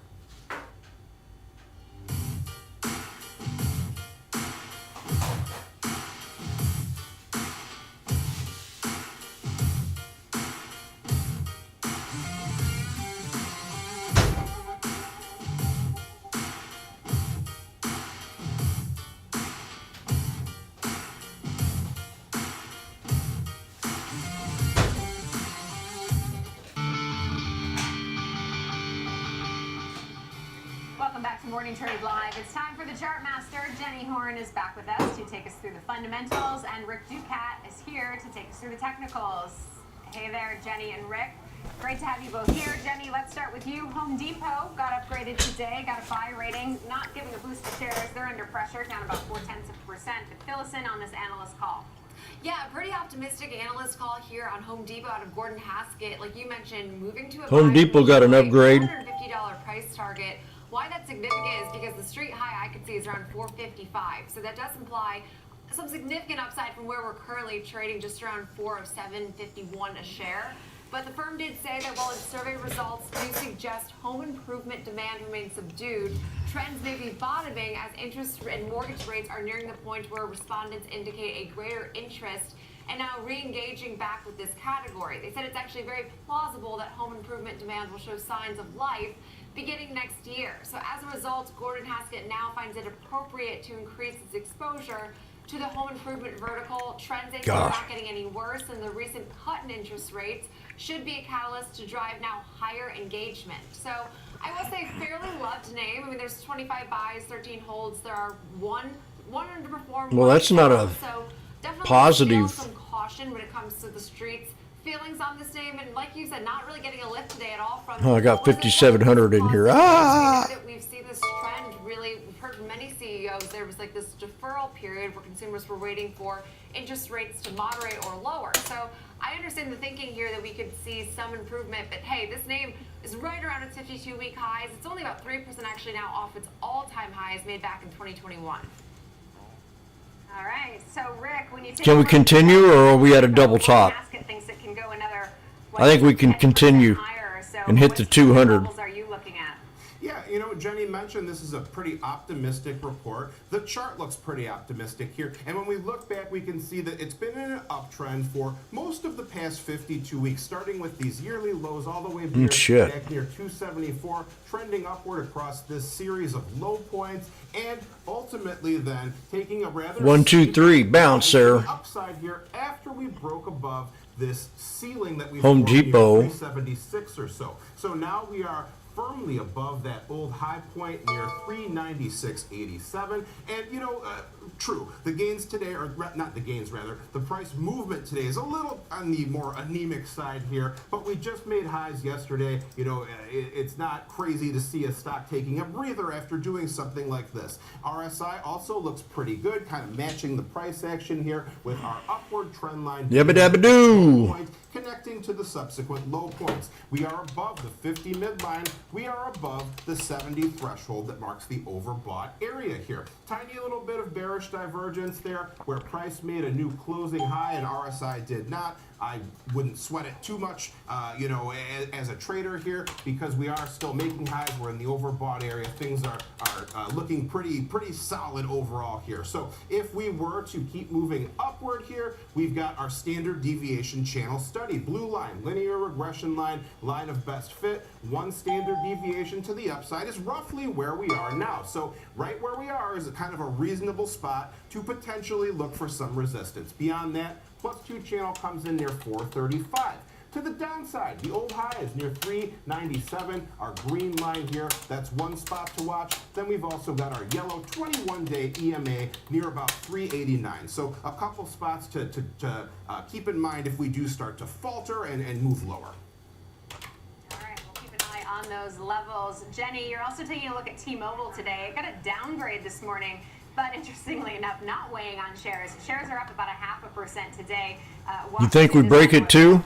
I know, just goes to show that I don't know. stocks have a mind of their own. Although I will say that, well, Raymond James did downgrade shares. I'm happy that we come close to it. Strong buy, so not necessarily even saying like sell by any means. They did actually raise their price target to $221 a share from $208. They do remain positive, they said, on the stock, but they do not see an immediate share price upside as they previously did post. If we break it, we double top. Well, T-Mobile's outlook, they still think for long-term free cash flow is much better than its peers. It is more of a recipe for steady long-term returns versus this immediate and drastic return, which I think is fair and frankly the nature of a lot of these telecom names. Traders are cautious amid Middle East tension. Of this space up 29% this year, just slightly off its highs by about less than a percent. And again, another name that's definitely loved by the street, 26 buys, 3 holds, 1 underperform. Average price target is around 215, so that only implies about 5% upside from here. But this has been like the consistency and really the more steady trade of all of these telecom names that have seen some volatility. T-Mobile has been just ripping really this year. So Rick, Raymond James, I would say this is probably the most bullish downgrade you can possibly get, sticking with, going to a strong buy and then actually raising the price target. Raymond James thinks it can go to 221, Rick. It's currently trading at 207.25. What levels are you looking at?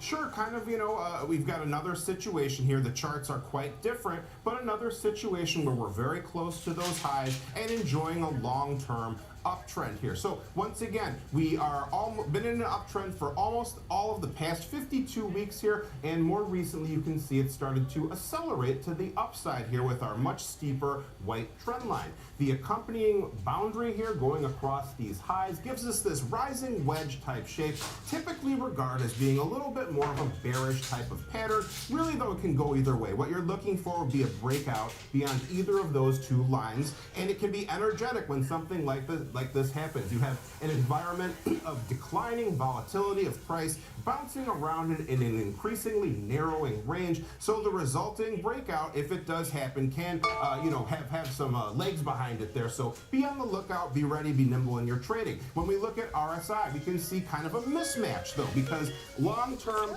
downward sloping trend line on the RSI here, kind of connecting all these points where the RSI was in the overbought area. So kind of an unusual situation there. I would be perhaps suggesting more of a short-term view of the RSI, and entry into the overbought area in a trending market is a sign of strength. Right now, we are above the 50 midline here, kind of a matching triangular pattern here. So something to keep in mind, look for RSI to break out along with price. Once again here, standard deviation channels, if we were to move to the upside, +1 channel comes in near 213.66. To the downside, a confluence between our trend line and our yellow 21-day EMA near about 202, and then the lows and our fair value marker, our linear regression line, come in near like 196.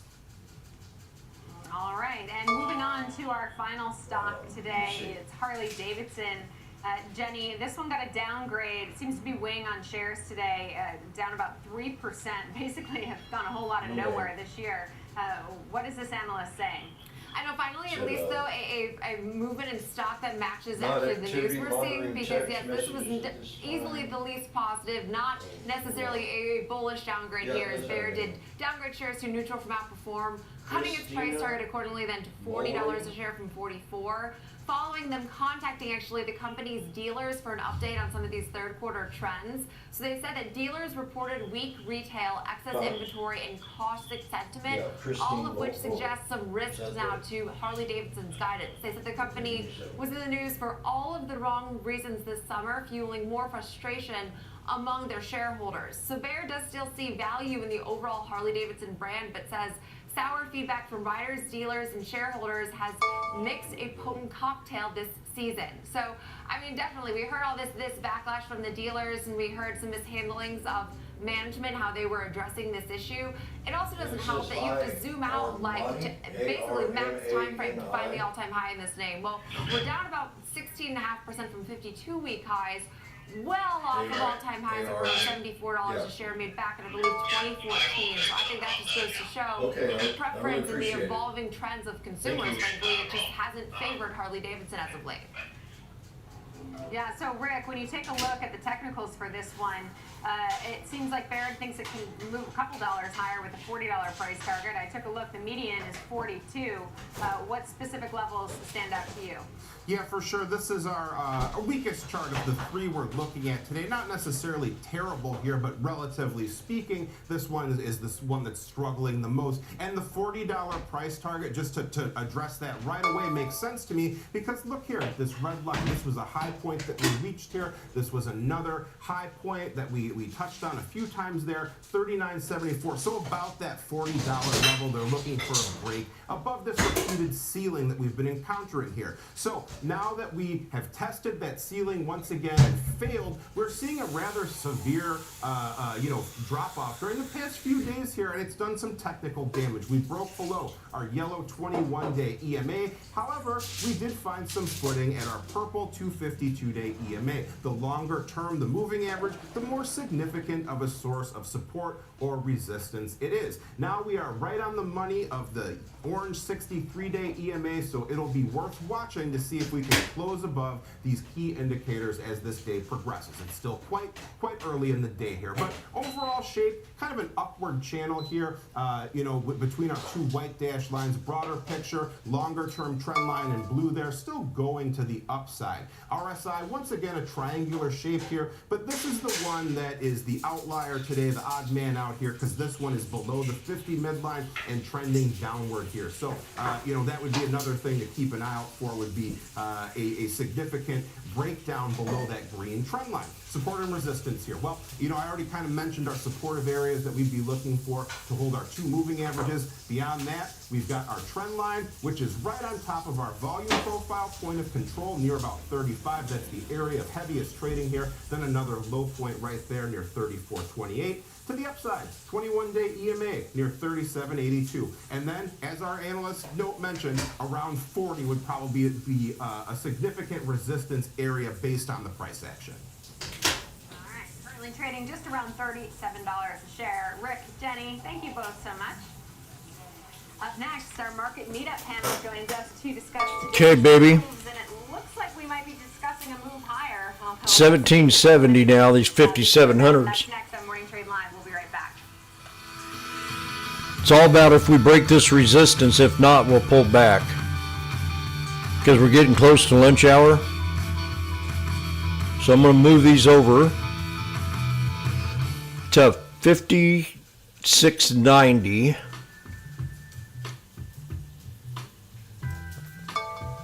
Puts.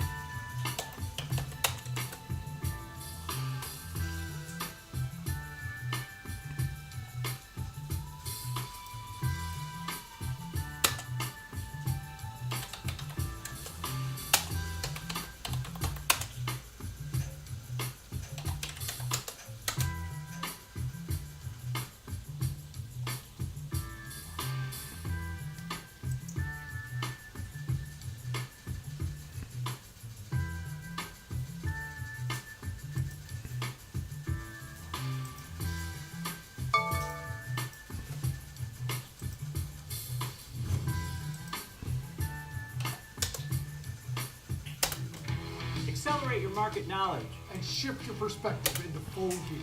Real-time example trades, a full hour of trading insights. I'm Tom White. I'm Kevin Hinks. Catch me on Fast Market, weekdays at noon on the Schwab Network. Fast Market, ready for you, ready to go. I'm gonna get my egg. Eastern on the Schwab Network.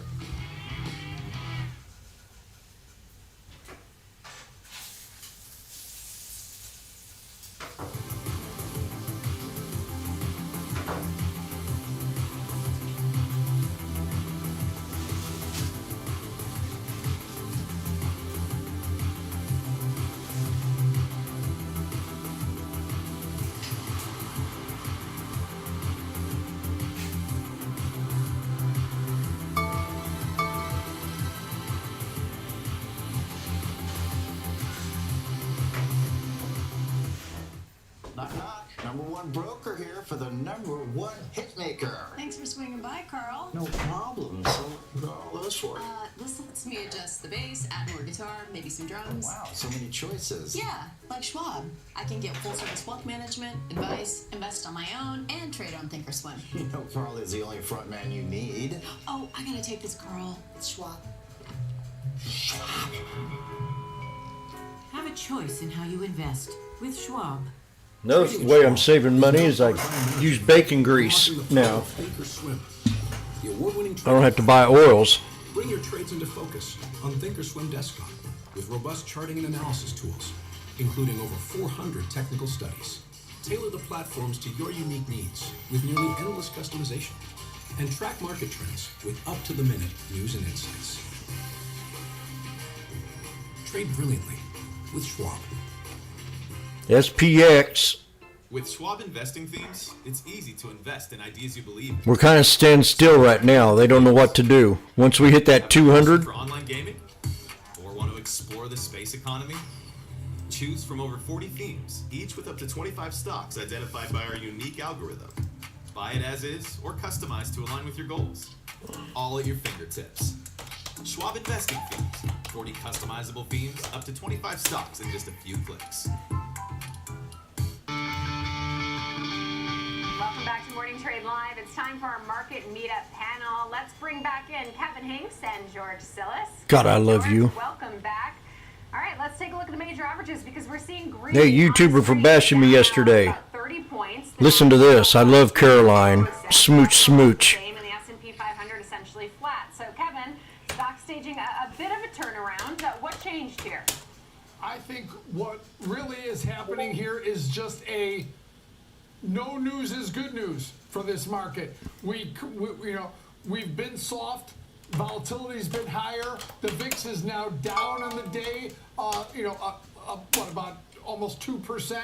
I think this is a market that was uncomfortable yesterday, and today, after a down opening, is getting less and less uncomfortable. Caroline. Okay, here we're getting ready. Leading, it is the information technology sector is leading, and that's NVIDIA, Broadcom, AMD, Salesforce, Adobe, Qualcomm, all big high-tech, large-cap tech names seem to be leading this group higher. If you look at the sectors, it's now, 6 to 5 in terms of 6 up, 5 down. So this market has become much more mixed as the day has gone on, and the selling that was early this morning, or the protective feeling, seems to be just wearing away. Caroline? George, can we take it as a bullish signal that the selling that we saw yesterday stopped, pretty quickly, and that we're starting to see this turnaround, or is this just kind of more noise, as you were talking about previously? Well, I think it could be obviously both of that. I think there's a little bit of noise, but I think the fiscal impulse right now is quite strong. Oh, says it don't want to do it. The backdrop, no one's really talking about it. As there was a So I won't take the trade, I guess. place for God, look at that. budget. You nailed it, mannequin. Budget, but we've been operating on a continuing resolution for over a year now, and that is going to expire now in. I'm going to lower these down to December. So I 56, think that's a good sign. 5,700. We've got some fiscal stimulus still going on, which is very, very productive to the economy and to the markets. You add on to the monetary stimulus from the Fed. You add on to the match in monetary stimulus and fiscal from China, those are pretty remarkable catalysts, I suggest, for the overall market. Obviously, yesterday, the geopolitics, you got the port strike, which creates some inflation concerns, and maybe that's even why we're starting to see a little bit of a pickup in long-term rates and bonds selling off because of these ongoing strikes, which can be inflationary. So, I think at the end of the day, there's a lot of stimulus going on. The Chinese stocks are pulling a lot of the tech names that Kevin alluded to. I think earlier there's obviously a corollary to what's going on in China in those tech names. Outside of Tesla's having of course some pullback based on deliveries, but nonetheless, I think the markets probably could pull back in the next couple of weeks just because of these things are at 21.20. Election uncertainty, but overall, I think the trends are still intact. So, George, what kind of pullback could we see? Because you talked about that earlier in the show, too, with the noise. You gave the catalyst, but there's also these headwinds that the market's up against. So what could this kind of October pullback look like? How in the hell did that happen? Well, I can't tell you exactly. Obviously, I think if you look at the levels, like I mentioned, The 520s are now at 740. about 56.60 on the S&P. And This is beautiful. At the lower end of the trading range, which really began its very tight trading range on the delayed reaction day. Was the day after on Thursday of the Fed meeting. So if we break below that, you could probably see another 100 points to the downside. I mean, obviously, if you look at VIX, it's still elevated. I don't know how that happened. Today, but it's still close to 19 right now, and that speaks to some of the volatility to be expected. So I can't say what will happen. Obviously, there are some catalysts coming up. Tesla has their autonomous driving day coming up, I believe, on the 10th. That may be a catalyst for techs. But I think that the Chinese stimulus has been pretty profound for those stocks, and I think that's also carrying through to our markets because it's putting some pressure on the renminbi, which is keeping the dollar firm. And then, of course, with that said, there's investment in U.S. stocks as a result.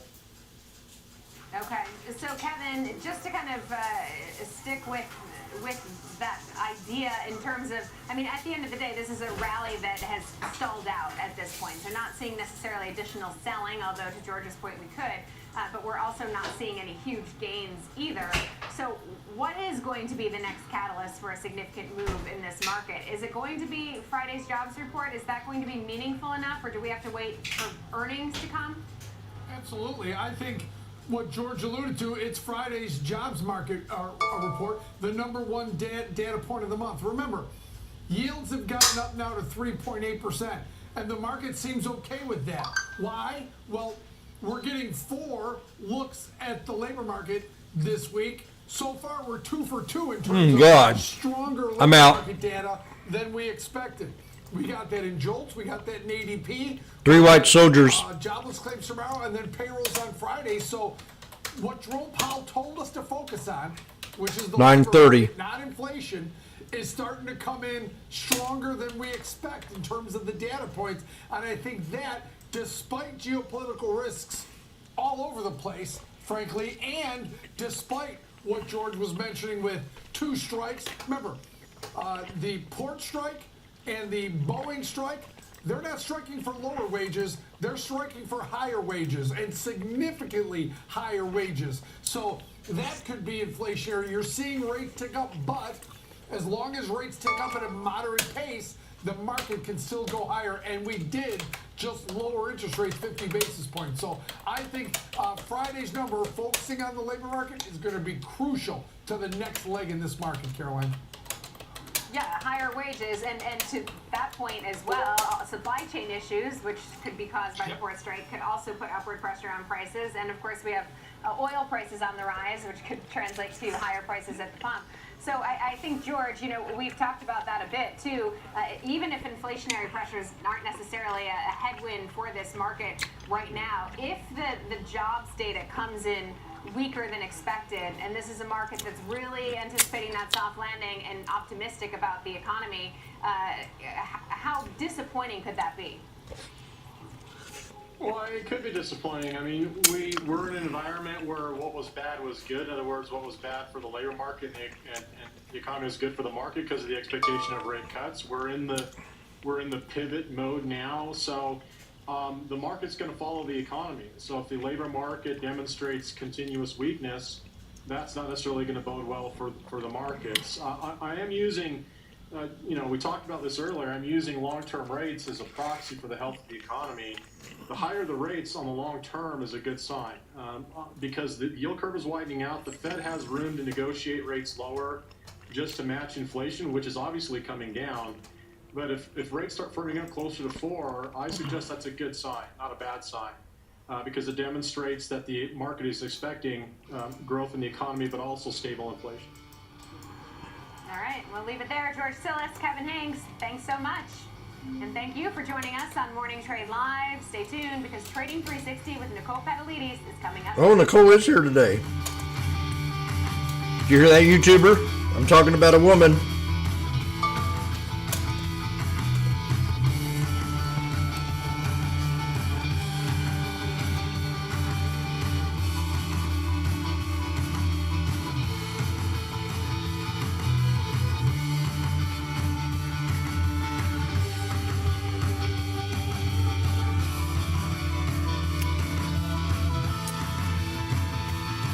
You should have never fucked with me yesterday.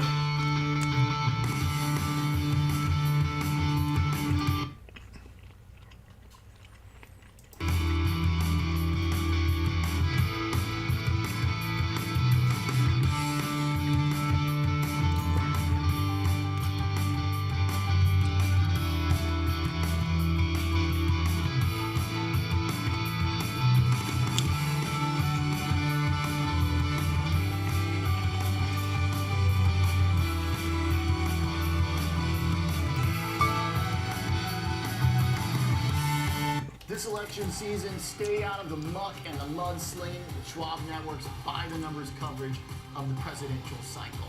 How could this election impact your financial future? Next week is going to be a crazy political week. Election trades are fraught with risk.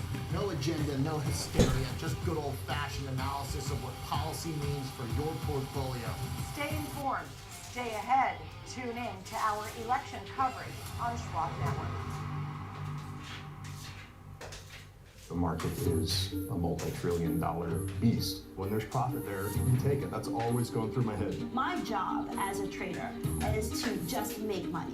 With a history and a geography degree, how did you find your way into trading? Trading attracts a lot of the best and brightest students because it is this enormous data set. It is incredibly competitive. And so if you really want to put yourself out there and test yourself, find out how good you are, it is very attractive. So how are you exploiting human weaknesses? Being lucky in trading is great, but it's not the big formula for success. You need to be able to find opportunities in the marketplace and sift through enormous, staggering amounts of data. You certainly see patterns. Context is so important. I think the best traders I've seen have insatiable intellectual curiosity. Otherwise, certain parts of your skills will become outmoded by competition or by technology. When we look at your whole brain, we don't see any activation in these emotional or reward. That's because it comes natural to me. You don't have an emotional reaction. I'm not very good at sales, turns out. I'm very good at trading. I have a trading system that I've used for over 10 years now, and it's almost second nature to me. Do you think that this is potentially a human superpower?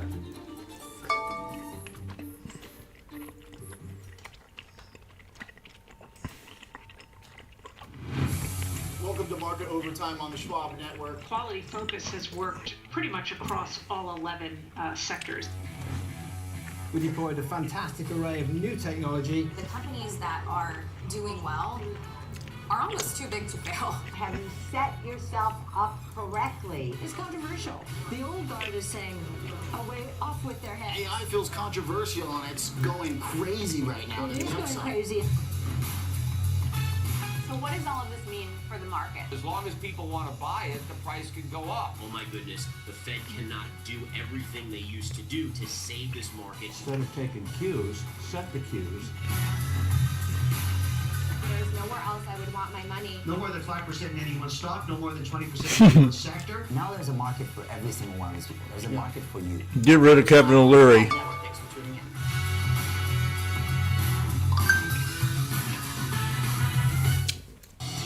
He's not on CNBC anymore.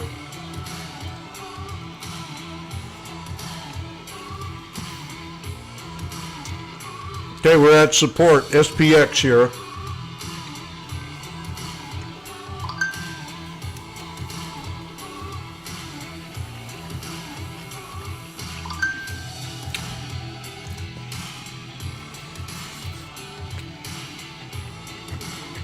Good morning. We're 90 minutes into the trading day. Welcome to Trading 360. I'm Nicole Petalides, live on the floor of the New York Stock Exchange. So glad you're with us. We have a big show for you today. Up arrow. Man, I love 360 Spotlight. We'll take a look. New fund that uses AI to develop different investment strategies. The disruptor, Oracle, after announcing it's investing in AI to meet rapidly growing demand. And in our 360 round, we'll take a look at Nike earnings, which said those shares lower this morning. In the meantime, here's a look at the market. Yesterday, of course, we were having a tough time throughout These things went to 1070. because you have the S&P down 4, but the NASDAQ and Dow are gaining slightly.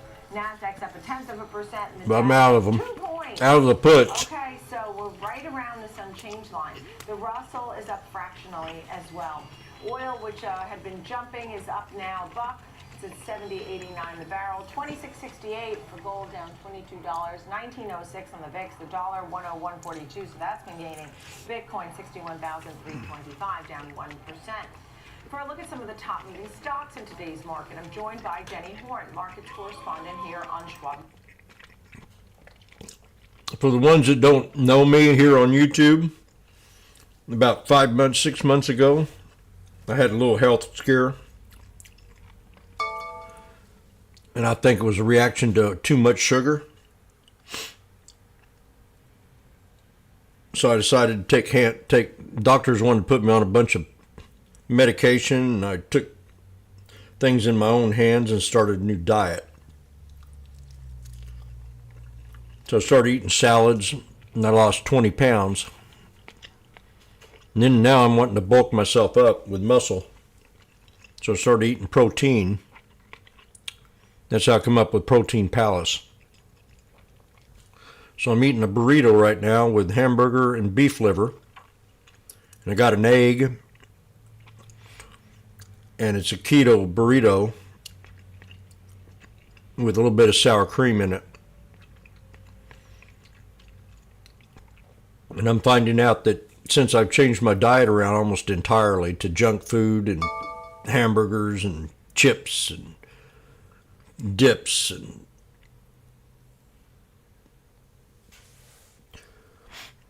I'm a lot healthier now. I feel a lot healthier. I can breathe better. I'm going to keep doing this.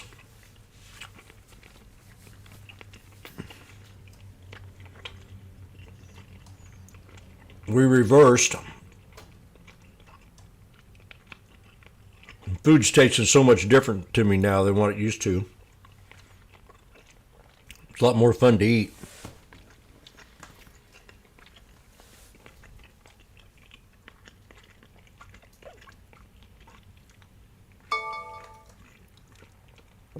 Has roughly 125,000 vehicles in its inventory, about 25 days worth of sales. That's not a lot, especially when you consider it comparatively to the other automakers. Traditional automakers operate with closely 60 days of inventory. The industry standard level right now for inventory is Boeing had a big pop. 7 days worth of sales. So I saw actually that was a point made across various, those that are enthusiasts of the market on Twitter. I was reading this morning, everyone was saying, wow, they basically have right now like a month or two of inventory, which is kind of interesting. But all things considered, I think the bar was set very high into these third quarter delivery numbers, so not surprising to see a bit of a dip, although momentum now pulling to the downside as we're down almost 5% on the session.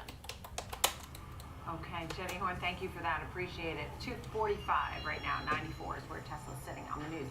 Thank you, Jenny, markets correspondent. Let's get some insights in the news shaping the markets. For that, we welcome in Scott Ladner's with us, Chief Investment Officer at Horizon Investments. Thank you for being here. Look, I was talking to a banker last night. He said it's all about the yield curve. He's focused on the yield curve. 2 yield curves, in fact. But you can't deny we've been hitting some record highs. We wrapped up September. Some of your thoughts on what's been going on? Yeah, I mean, look, the yield curve is definitely a part of it, but you know, the yield curve play is probably about done. I mean, yields are about where they should be right now. You know, the Fed is fairly appropriately priced, we think. The 10-year rate's about where it should be based on growth and inflation expectations and where the Fed's going to go. So I mean, I think the yield curve story is probably largely done. I mean, I think what's really driving markets right now is you know, there's a couple of things. Showing sell orders above. Worried about what's going on in the Middle East, but we've been trained over the years to fade that, kind of geopolitics coming out of the Middle East. We'll see if that ends up being still the right thing to do. I think We got a shoulder line right there. We'll see. The other big thing driving markets right now, obviously, is what's going on in China. Right here. You know, the stimulus measures on that they've SPX. may not be enough to save the economy, because I'm not sure that economy is you know, able to be saved. So let me look at the puts again. But it is definitely putting a charge to the risk assets over there, and that's having ripple effects 720. across global markets. Yeah, and rates. And your number 3 would be what the Fed does. The Fed, right? Yeah, what's the conversation without talking about the Fed, right? Look, it's pretty clear that Powell wants and the Fed wants to go 25 for these next two. I think the only way you get to 50 is if you have some extra labor market weakness. You know, that would be unwelcome in his terms. Is the labor market weakness. We'll get a lot of information about that on Friday. The ADP number we got today would suggest that's probably not in the cards. You know, like we should be coming along and being just fine. In which case we should expect 25 and 25, and the Fed to eventually be, you know, somewhere around 3% by the time we get to this time next year. Yeah. So for the labor report this Friday, you're thinking status quo here. It'll be maybe in line with expectations. Yeah, I mean, look, it's an impossible number to predict.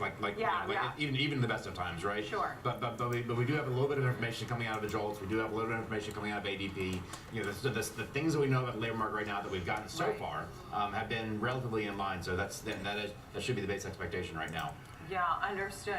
Understood. China and the stimulus. I mean, we were talking about a lot of the Chinese Better get a stocks chick. have been up 10, 20, 30, 40%. It helped commodities, right? We saw some of the commodities jumping. Just seemed like it did have a good ripple effect throughout the market. And there are folks who hope for more stimulus from China. What you know, but a lot of folks see these are for trading, non-investable. What do you say about the whole China Liquid diet? how to invest, or what do you think? Colonoscopy. I think it's we will see if it's about investing. I got my letter right here for mine. Cox Health Center. I got to make an appointment for my colonoscopy. I had one when I was 50 and I'm 63 now. Oh, here we go. $8.80, $9.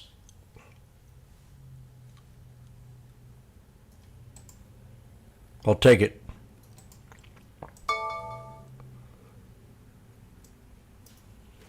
$9.20.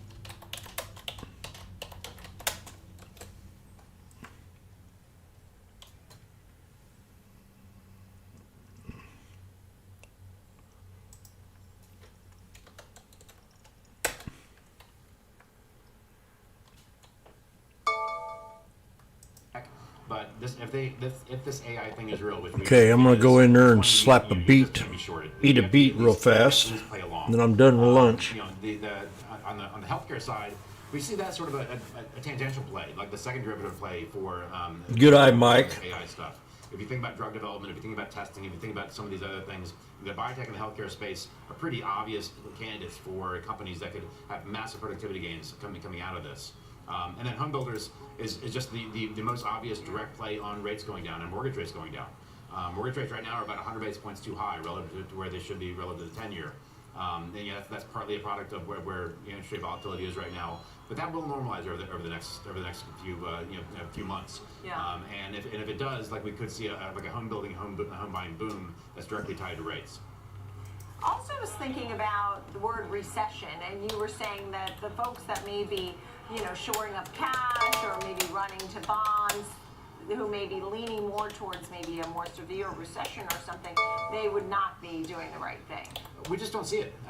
We haven't seen a recession this entire cycle because we don't think we've actually been in a traditional business cycle. We've been in more of a war recovery. Yeah. Now that period is ending. We are going to get back into kind of regular business cycle. Right. But there's nothing out there in the system that would suggest from an endogenous standpoint that there's weakness in the system sufficient enough to generate a recession. When you have a consumer that is unlevered, that everybody that has a job, everybody that wants a job has a job, that they're getting good wage gains. Companies' revenues and margins are at basically at all-time highs.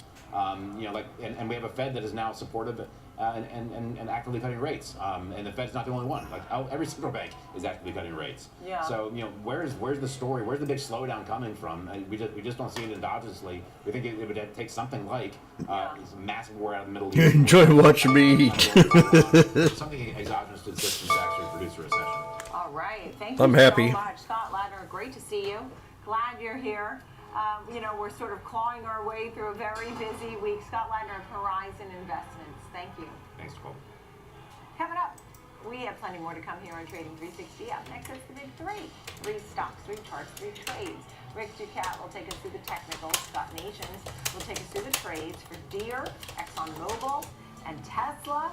Trading 360 on Schwab Network. We will be right back. Do do do do do do do do do.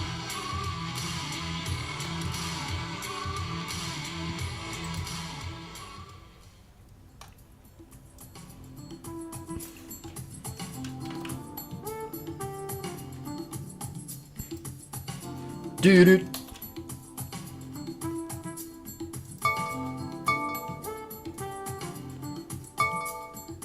SPX Head and Shoulders.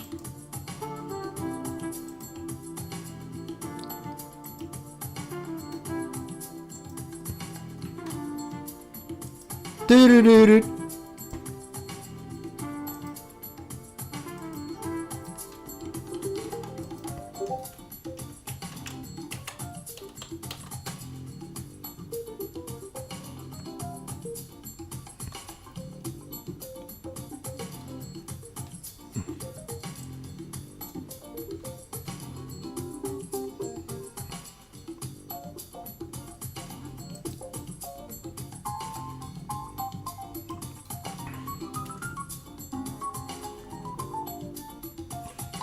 Thank you there, Liam.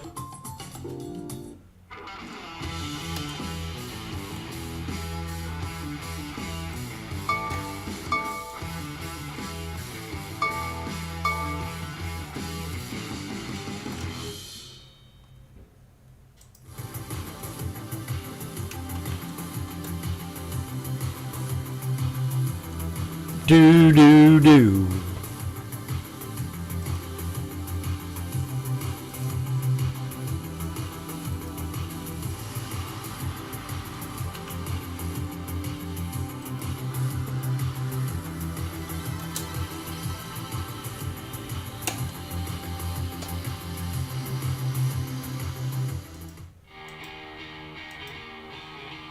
He's Alex Coffey. I'm Jenny Horn. Join us for Next Gen Investing. 1 p.m. Eastern, only on the Schwab Network.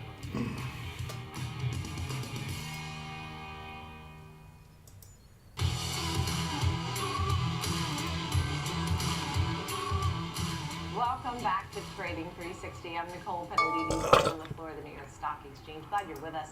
It's time for the big three. 3 stocks, 3 charts, 3 trades. Rick Ducat will take us through the charts. Here to take us through the trades, Scott Nations, President of Nations Indexes. Glad you are both here. Good to see you. Scott, just a big picture here on the market. Where do you think we could be headed? Bullish, bearish? I'm a little surprised that the market's managed to shake off the chaos in the Middle East. As we'll discuss when we talk about crude oil in a bit. It ain't shaking it off, buddy. It's never a good thing. We're just having trade and scalp and trade. Find out where the news is coming from. And so the fact that Don't be surprised. off this chaos, even though the S&P is just a couple of percentage points from all-time highs, is pretty impressive. It tells you where investors want to go. No, it doesn't. Right. Understood. All right. So first up, we have Deere. With this name here, you are taking a look. It's 1 year, it's up about 11%. It's been on a nice run up lately. Tell me a little bit about it. I'm about over now the guy that I think I've done enough bashing on him today. I love Nicole, though. I'll tell you that. I'm talking behind her back. History of beating on earnings expectations.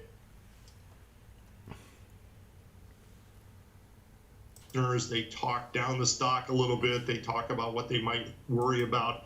But at the same time that they were announcing those better than expected earnings, they were talking about the fact that they're trimming costs. And the stock has been in the news recently for all the wrong reasons, not of the company's doing, but it's because they're trying to trim costs even further. So it's a well-managed company, beautifully managed company. And another reason to buy Deere right now is we've seen a big rebound in commodity prices. So since the bottom in August, corn futures up 13%, soybean futures up 11%. So that's another reason to be bullish on Deere. I see. All right. And you think it could head up to even 450. Let's see what Rick Ducat has to say about the charts, please, Rick. Well, it's been a pretty darn good rally recently in this name here. We started off the rally at our yearly lows 340.20, and then a straight shot up pretty much all the way up to 420.47. Today we're finding ourselves up about 22% from that intraday low. So certainly a strong movement to the upside here. However, there's a fly in the ointment, and that is that we have really not made any significant progress beyond our old high point near 417.47. You can see here that we made some movement beyond it. We did manage to close above it and make some intraday fluctuations here, but today we're retreating back toward this, back below this resistance area here. RSI looking pretty good here, trending upward, but similar to our failure to take out that resistance here, RSI is kind of waning a little bit. We're trending downward as price made a new closing high. RSI made a lower close here. So we've also dipped out of that overbought area, that threshold of 70. So a mild bearish signal here as we kind of try to digest this price movement. I think I'm going to go out and celebrate tonight with a ribeye. Our typical technical indicators here. For starters, we've got our moving averages. Prices above all three of them. Yellow 21-day, orange 63-day, purple 252-day, exponential moving averages. They're all trending up. The slower 63-day is crossing above the longer, the faster 63-day is crossing above the slower purple 252-day here. So we also can see our blue line here, our linear regression line, our line of best fit. Hey, Liam, just what I'm eating now. Beet. Cooked in my Instapot with grape vinaigrette.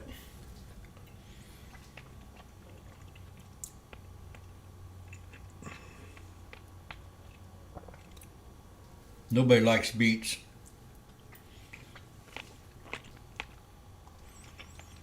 We broke out of the shoulder.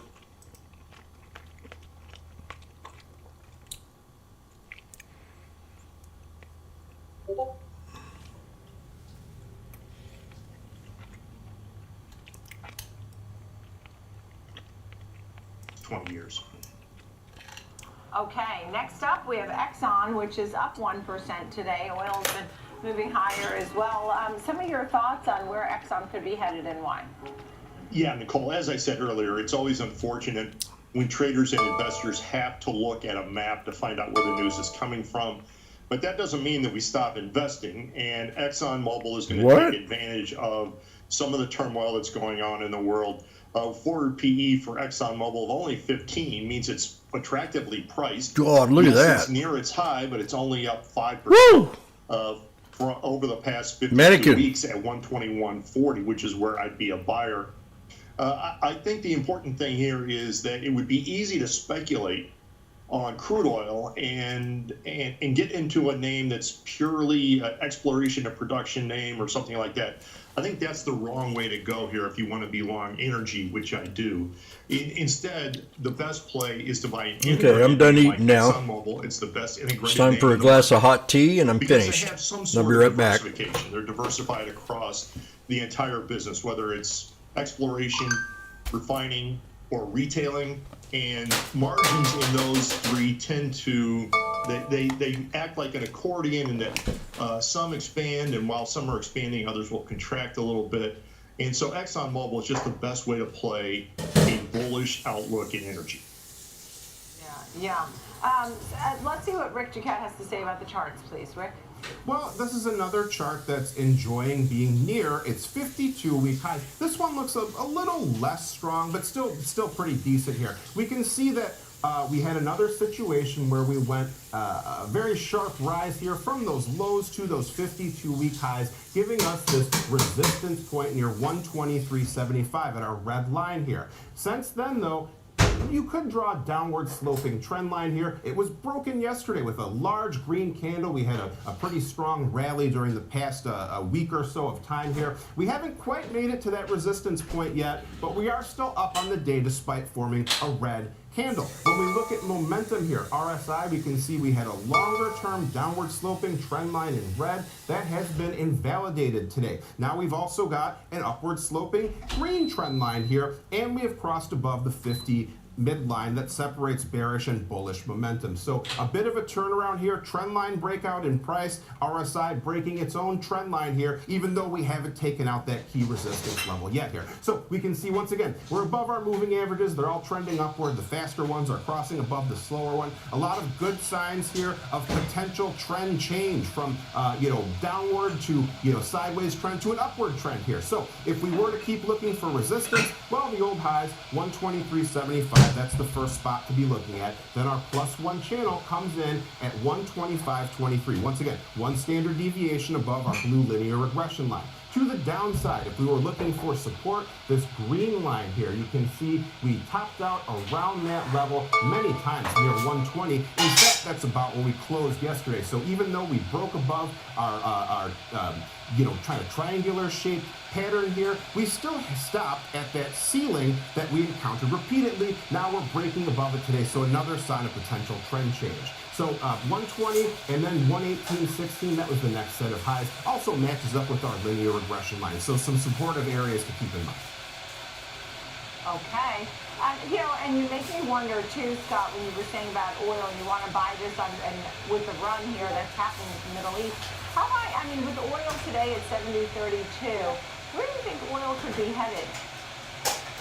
Well, I think it's interesting that so many traders are wrong-footed in crude oil because of the Saudi news from earlier this week. The Saudis said that they were going to abandon their $100 Brent threshold because of overproduction, essentially cheating by OPEC plus members. So I think that there are a lot of shorts in the market. I wouldn't be surprised if we saw 82.5 in West Texas Intermediate over the next 2 months. Okay.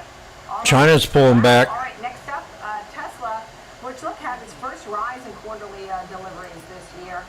Certainly wasn't enough to boost the stock today. It's down 3.5%. What are you thinking? Yeah, this is really interesting, and let's go through the fundamentals, and then I'll describe why I'm short-term bearish on Tesla and why I'm going to put on a bearish option trade.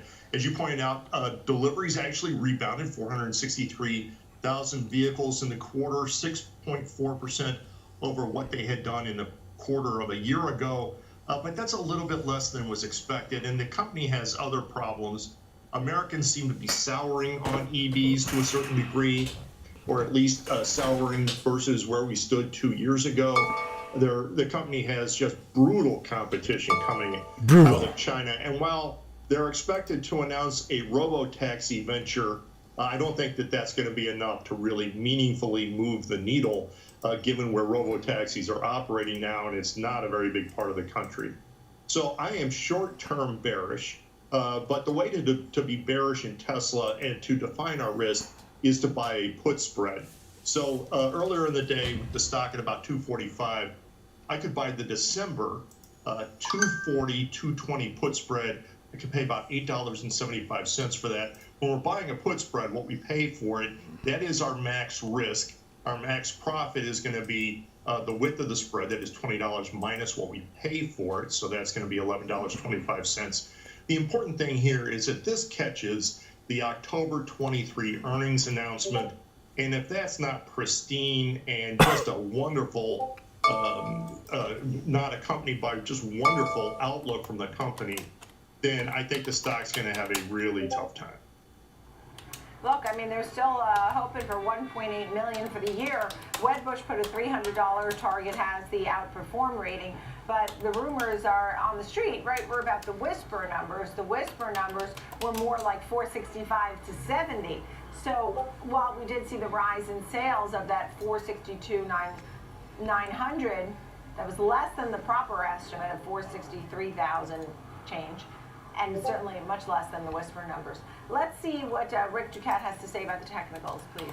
I gotta be honest, I can see the thinking behind a bearish play in this name right now. And it might not make sense at first when you glance at the chart, because you can see we've enjoyed acceleration of the uptrend here. We've got this orangish line transitioning to a steeper blue line, transitioning to an even steeper white line here. We're above all our moving averages. They're all trending upward. RSI is above 50. So everything seems okay, right? Well, not exactly here, because look at this red line up here, 265. We topped out here and here around that same area, and that's about where we got stuck during the past couple days here. We can see now our white trend line, our steep trend line, has been broken pretty convincingly. We did find a foothold at our yellow 21-day EMA, which comes in near 241 right now. But, you know, interruption of trend here. RSI also halted quite close to the overbought area. You would have wanted to see it enter that area and for price to break above at the same time here. Note as well that we are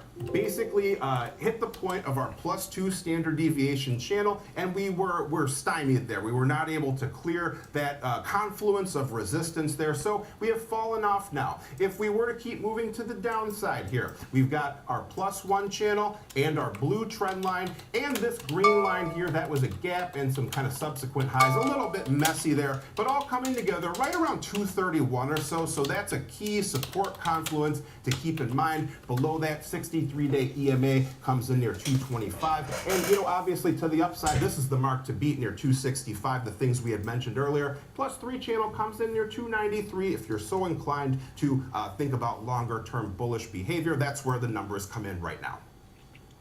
Yeah, all right, but he could see, to your point, can see the bearish trade. Final thoughts, Scott Nations.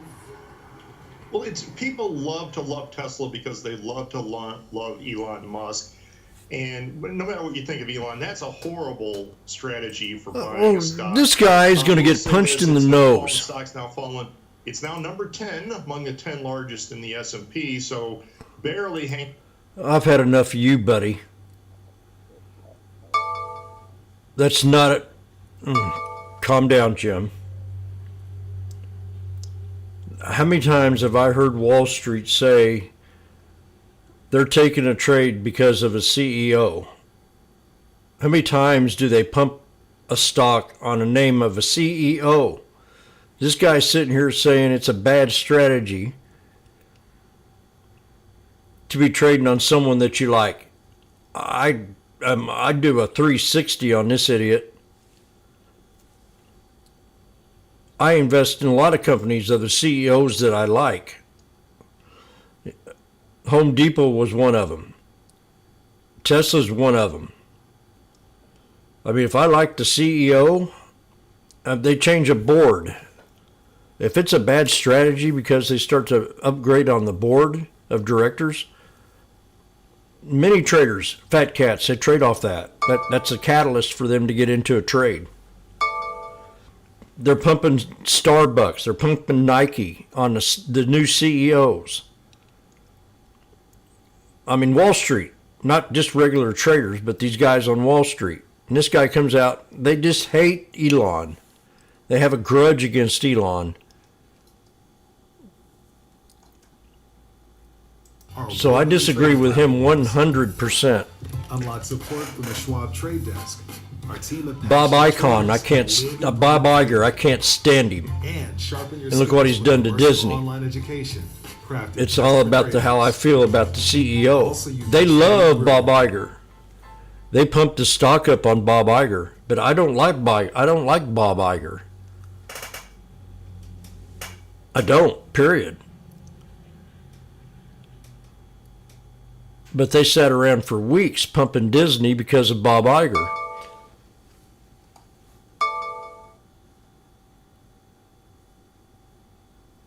I'm investing in Disney because of Bob Iger. I heard it many a times. J.P. Morgan, Jamie Dimon. I mean, for years they pumped anything that he would say. Now they don't like him because he stands up for the Jewish people. Anything he says now, they disagree with him. But they used for years, I mean years, he was the icon. He was the one. Whatever he said, Buffett, another reason. Buffett invested in Coca-Cola or Hog, you better buy it. New ETF. We want to hear more about it. Came out about 2 weeks ago. Doug Clinton is with us, founder and CEO, Intelligent Alpha. Thank you for being here. So LIVR is the ticker symbol. What kind of investments are we talking about here? This is a fund driven by AI? It is driven by AI, and Intelligent Alpha, our new company, is the first firm that we think is built from the ground up to use modern large language AI models to do all of our investment selections. So we use GPT, Claude, and Gemini, the three major closed source AI models, and they act as our investment committee. They do analysis on stocks. What was this guy saying when Tesla run like it did? Was he bashing it then? Just because it has a couple bad days and we're selling. Here I go again. For this first portfolio that they've created, buy on rumor, sell into news. Ironically, but also China and energy. But I mean, just look at. It's like, oh.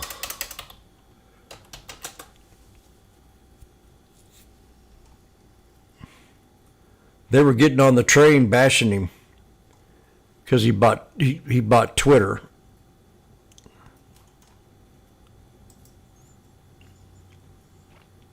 So anytime he would have a bad day, boy, they'd be all over him. Now they don't hear much out of him, especially CNBC. So we hit a triple top resistance, a 1, 2, 3. And all of a sudden he gets on here and starts bashing Elon and Tesla because we hit a resistance. Ding dong. I guarantee this guy wasn't bashing it on the way up.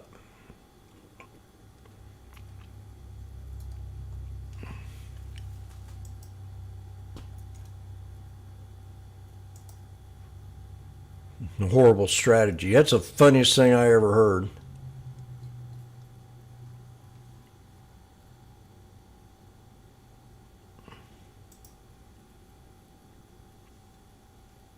Go here. I mean, these guys will get on here and talk something about the CEO almost 90% of the time.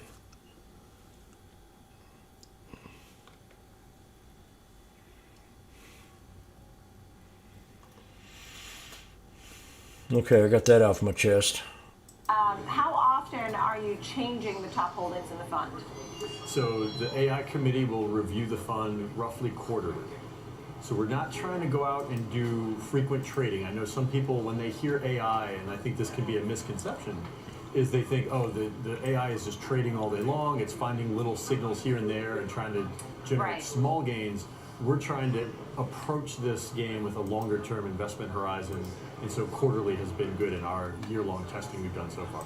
So let's go through some of the picks. A lot of folks have been picking Meta lately, and that's because he supports Trump. And has a heavy weight in the fund, right? It does. It's one of the top picks, and we've actually asked AI. I don't know if I want him supporting Trump. Why do you like a certain stock? And what our committee has said to us is that Meta is the company that, if you look across every company that's investing heavily in AI, they've probably done the best job so far in terms of actually monetizing their investments through greater engagement on their platform and also better ads, and that's translated into greater revenue. My tea. I don't want to sit too long. That is amazing. I love how you say, you know, when we ask our committee, I mean, we're in a whole new space. I asked you earlier, are you scared? Are you nervous? And you said, no, I'm embracing the whole thing. And, you know, oddly enough, Chinese stocks on here that ended up soaring, right? You have Pinduoduo is also a big name in the stock, in that fund. That's right. And CBD, Nicole, is actually now the biggest holding because it's been on such a run the last week. And what I think is interesting about that, you know, you ask sometimes, do you see picks and do you maybe cringe a little bit? China's an uncomfortable place for a lot of investors to invest. And I think there's a lot of reasons for that. Some of them may be political, philosophical, whatever. But what AI does really well is they don't think about the world like a human. They don't have emotions or biases. They just look at the stocks and they try to pick what they think will work. You know, Monster was, when you said, let me look over 25 years for winners, Monster always used to come up. I don't know if that's still the case because it had a bumpy road of late. But you just had a buy rating out of Citigroup, a new $62 target. It's at $51. And it had a SPX has 1, 2, 3. Clawing its way back. You have Monster in your top 5, right? We do, and the rationale from AI is that if we go into a period where the economy is maybe a little bit slower, AI actually thinks energy drink consumption may be pretty resilient, even in that world. So if the economy slows, people probably won't stop drinking Monster. And then on top of that, there's a stronger growth story there still behind energy drinks that other traditional consumer cyclicals and staples just don't have. Yeah. And so with the other funds that you're managing, I mean, how many funds are under your umbrella there? So LIVR is our first fund under Intelligent Alpha. Right. We filed for 4 other ETFs that we plan to launch over the next 6 to 12 months. I see. And then we also have another fund, which will be more of a private hedge fund structured fund that we plan to launch in the next quarter as well. So the object is to have multiple strategies and to serve every investor for any need they might have. So the ETFs that are coming, what kind of ETFs are we talking about that you see that there's going to be, obviously you wouldn't be launching them unless you thought there was demand for these. Are they thematic? Is it sector? Is it double leverage? What kind of funds do you think people want these days? We think about it in sort of 2 core buckets. One bucket is core, we call it, and so that is ETFs that will compete directly with like the S&P 500. Right. So kind of core, large cap, broad portfolio exposures. And then we also have what we call agile strategies. Livermore, LIVR, is more of an agile strategy where the AI has more freedom to kind of go in and out of different markets, in and out of different market caps, and be a more active investor. Yeah, it's great to see you, Doug. Thank you so much. Likewise, We'll continue to follow this one. Doug Clinton, founder and CEO at Intelligent Alpha. Thank you. Thank you. Coming up next, the disruptors, and we will follow Oracle. It's an AI name in the growing demand. George Silas is I got to look at Oracle. They mentioned that earlier today. Stories that are surrounding Oracle, and he will also have an example trade of Oracle. Stay with us here on Trading 360 on Schwab Network.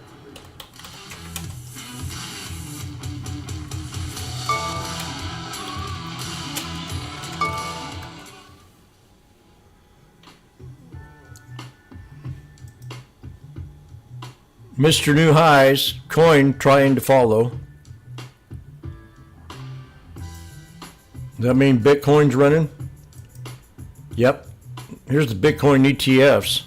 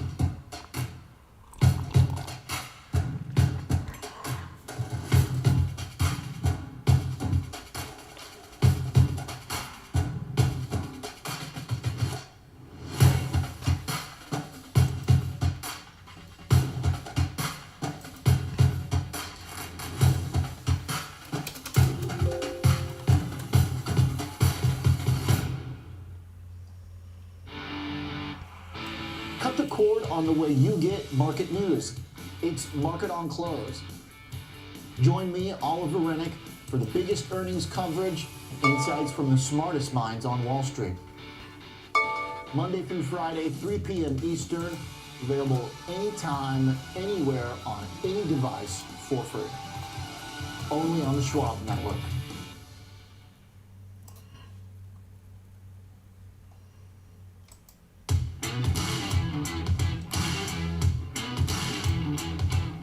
Welcome back to Trading 360. I'm Nicole. The market's driving you nuts. I'm loving it. Stock Exchange. Look at developing stories this Randy. week. Let's bring in Alex Coffey, Senior Equities Contributor here on Schwab Network. Taking a look at Home Depot, there's been some positive news, optimism around some of these home improvement type stores. Gordon Haskett had some comments. Want to hear more National about that? Golden Day week. Yeah, thanks, I got to see what that's Depot about. shares not really on the move as we speak. You know, up less than 0.1%. They've been lower in the last 5 minutes, kind of chopping around unchanged. But initially, we're higher in the pre-market in response to this note, which we'll go through. And then, of course, sold off as the market opened a little bit lower, recovering as the days rolled on. Gordon Haskett upgraded to buy from accumulate and slapped a $450 price target, $450 price target on the shares, which applies about 10% upside from the current share price. Thought this was interesting, though. They talk about survey results still suggesting that home improvement demand remains subdued, but they're starting to see signs that the trends in that space may be bottoming, and interest in that category might start to pick up as early as the beginning of next year. They talk about interest rates and mortgage rates nearing the point where you might see a little bit more activity in the real estate market, which of course could be beneficial for home improvement as well. I was looking at the breakdown for analysts all across the board. About 60% of them are in the buy camp. So Gordon Haskett now joining. That's Chuck Grom over at Gordon Haskett joining the bulls in this space. And the stock shares, all things considered, have actually performed quite nicely this year, up about 17-18%. But if you went back over to the last 12 months, up about 40%, Nicole. So despite the struggles in home improvement, pretty nice performance for HD shares. Okay, thank you for that. Good to see you, Alex Coffey. Appreciate it. Good luck there at Home Depot. Now we turn our attention over to the disruptors, and we welcome in George Sillis, who's taking a look at Oracle today. Some thoughts on the very latest AI and more. It's at 168 and change of 1%. Tell us what's going on here, George. Well, obviously, the stock has performed exceptionally well in the last year, up about 55 or so percent. And even after earnings, the company posted some accelerated estimates for sales and earnings growth going forward into 2025 and even 2026. And so the stock gapped to the upside quite a bit, but it's been trading in sort of a trading range since earnings going back to September 9th. But with that said, you know, you have to consider this really a value tech company with a lot of growth going for it. It is a legacy enterprise resource and data management company. It's really the backbone for so many different enterprise computing systems, but they can continue to deploy their technologies in adapting artificial intelligence. And with that said, you know, they're making some expansion overseas in Malaysia, for instance, a $6.5 billion investment in that country to expand their AI capabilities. If you look at last earnings report, the other thing mentioned, they have a partnership with Amazon Web Services and data center, and of course, cloud computing as well. And even overall, just looking at where the stock is compared to its historical valuation, you know, it's trading around 22 times forward earnings. Historically, it's around 19 times. But I noticed that if you look at their sales growth estimates, it's about double their 5% average to over 10%, with earnings growth over 12%, which is actually pretty remarkable considering even the profit margin for the underlying business has been growing. And there's a lot of analysts that are still bullish. For instance, yesterday, Bernstein increased their price target to over $200, and they maintained a constructive buy on this name. Okay, so in doing these investments, what does it mean for the stock going forward? How would you go about trading this name? An example trade, please. Yeah, sure. So if you look at the stock price action, just going back to September 9th, there was a gap higher, and now it seems to be moving in a trading range. So it looks like it's consolidating.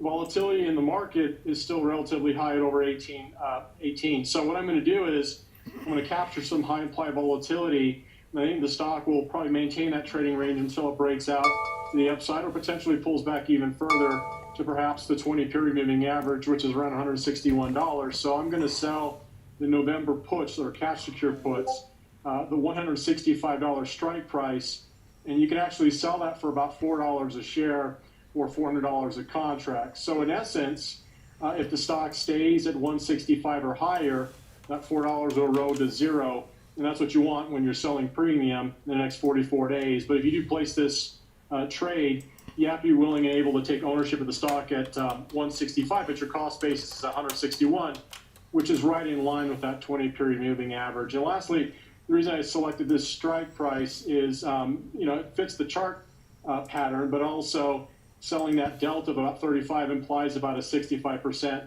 probability that the stock will trade at 165 or higher by expiration in 44 days.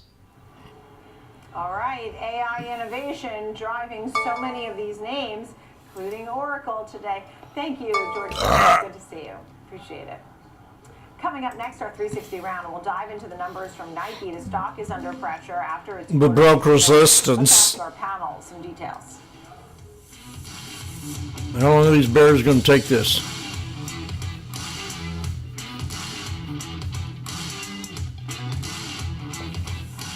Trading at Schwab is now powered by Ameritrade, giving you 1,500 calls are at 2,400. Connect with the Schwab Trade Desk, our team of passionate traders ready to tackle your trading questions. No hit a yin yang and broke it. Plus, get 24/7 live help and access support by phone, email, and in-platform chat. Trade brilliantly with Schwab. Question has been asked. Download the Schwab Network app and join us to follow all the market trends. Schwab Network is available anytime. What is the question?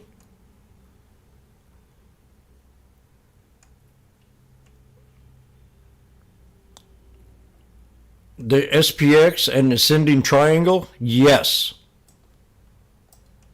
But I'd be careful here. I think we're a little overextended. Yes. The answer is yes. I've had a good day today, so I don't want to ruin it. I'm not going to overtrade. I think we can come back and hit this right down here. It's been respecting the 21, but man, fat cats are at lunch.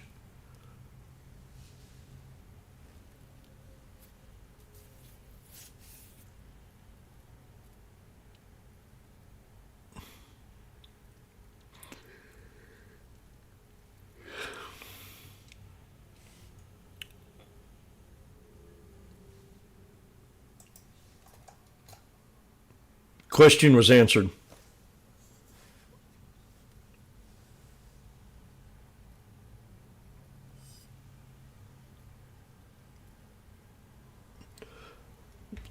Okay, I want to try to explain how I feel about the market right now.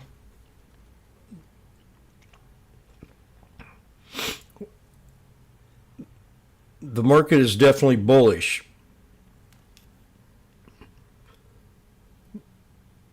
The market has never cared about geopolitical tension until just yesterday. I've been here many years, and I've seen the market reaction during these kind of turmoil times. Kuwait, Libya,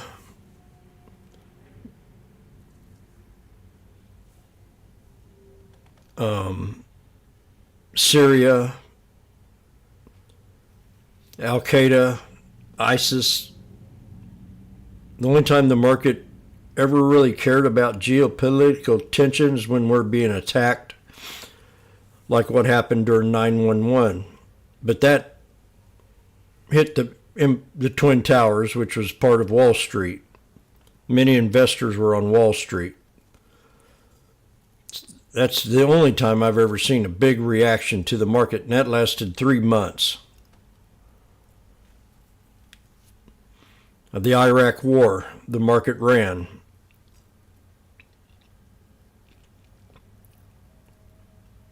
the market loves war. They love that money being spent. They didn't like it at first when Russia invaded Ukraine, because we were already at high levels and we had our supply chain blocked, messed with. And we just got through passing a bunch of bills saying we weren't going to drill no oil, and we stopped this pipeline and stopped that pipeline, and we had a war on oil. Then all of a sudden we end up buying oil from Russia.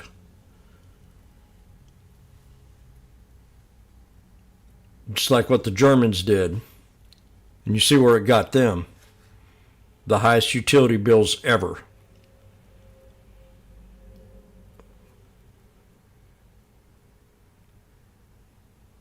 So now there's a little bit of powwow about oil going up. And they've been talking about oil for the last 2-3 weeks, saying, why is it down? Why is it down?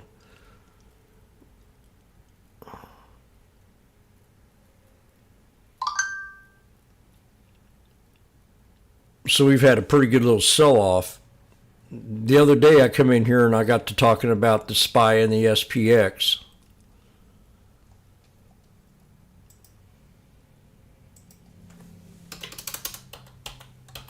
And I said that we were having these little bitty candles at the top.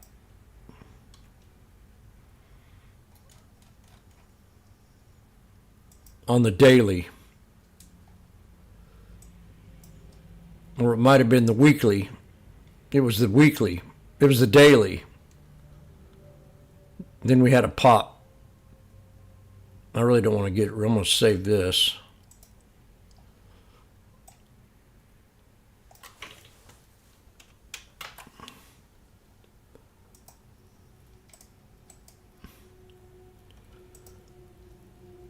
So I'm going to clear this up.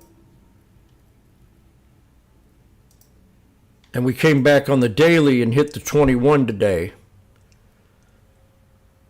Which I stated the other day, we could come back, break the 9 and drop down below the 21 and found support.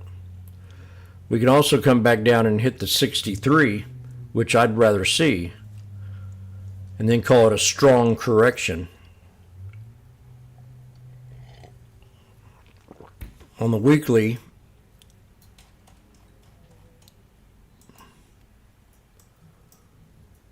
we could hit the 9, but really we need to hit the 21 to be a strong correction. And that'll be an inverse head and shoulders. You've got your head right here. So we had them little bitty candles on the daily. And I said we could be, I was trying to make up my mind if we were going to pull back or if we were going to be bullish. Because to me, they were looking a little bit different than the rest of all these candles. These here were looking a little bit different last week, which kind of told me that we were consolidating to either break out, which we did, or pull back. So we broke out. Now we're pulling back. We got a gap right in here. So I'm going to put a gap on this gap between that body and that body.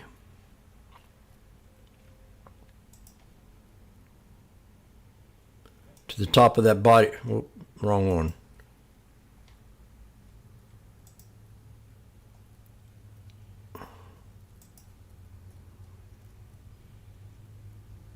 So we came back and we hit that gap 2 days in a row. Today we hit it strong and we bounced off the 21. So that's a double confirmation. Now, the 9 is resistance.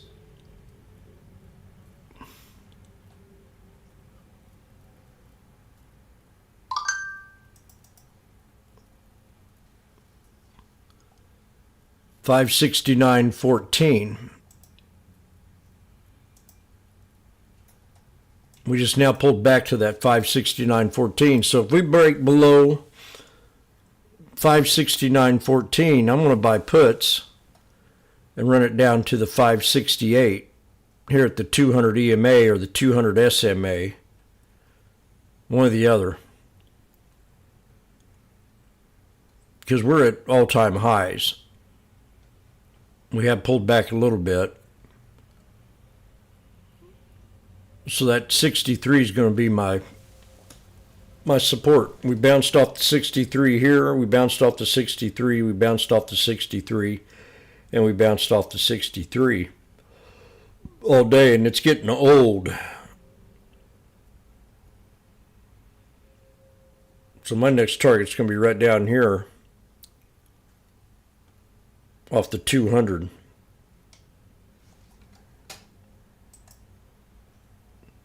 The 57 puts on the SPX. Now we're about to hit support right here. These are up 120 bucks. I didn't take them, but I looked at them. I mean, I had them ready.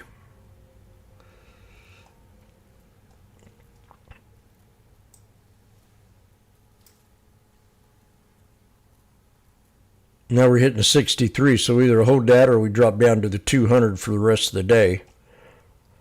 If we can't hold this right here.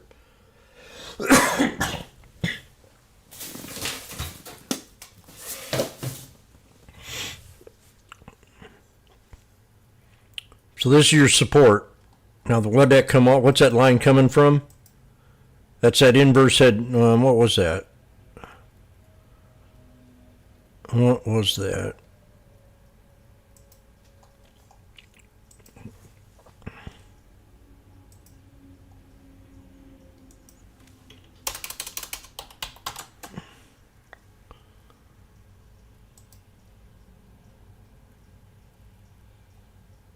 That's what that is. That double top.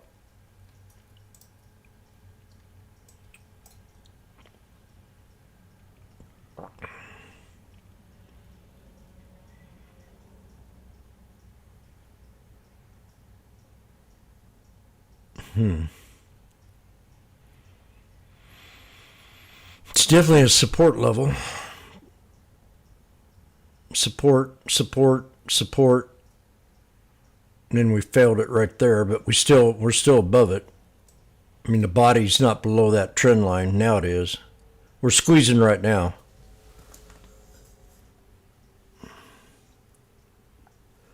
I'm about ready to stop drinking caffeinated tea and coffee.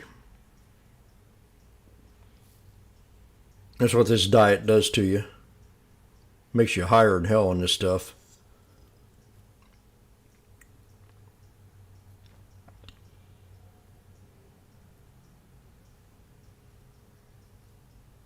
I feel like I'm stoned.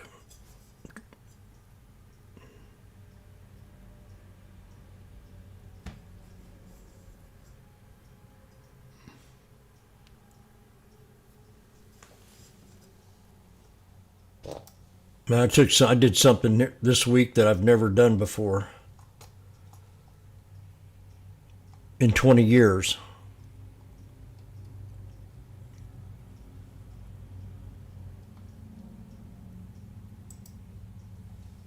And everybody gets them if they work. It's called a cost of living increase in pay. So I had to ask 3 of my companies, come on, man, give me 15, 20%.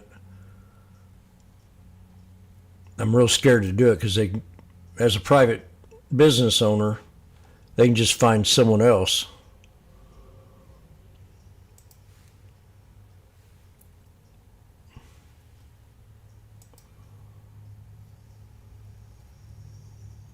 And it's taking frickin' forever to get any answers.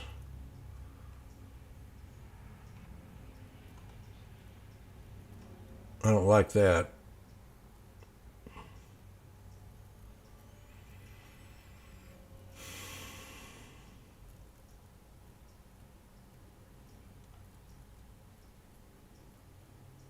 I haven't had a pay increase in 20 years.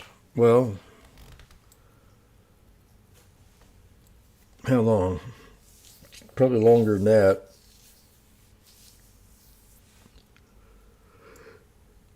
Hawaii for a year, and then about 3 years at the National Art Shop. So 24. They quit giving me raises once I hit a $15 an hour back in 2002. 2000.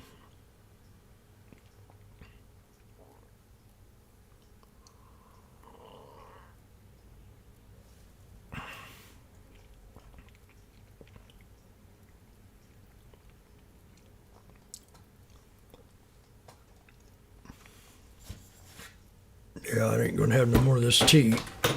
The tea get me too buzzed. I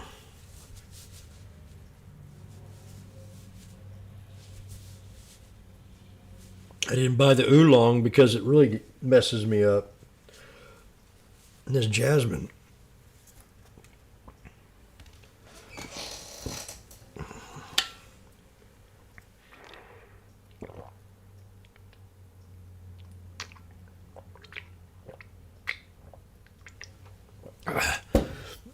We're not bearish until we drop below the 63.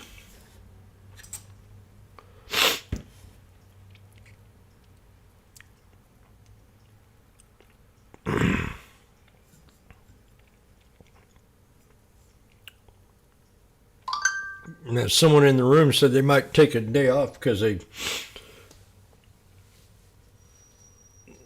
can't they're kind of blurry, and that was me yesterday. I got in them calls and I got stuck, and that was tough.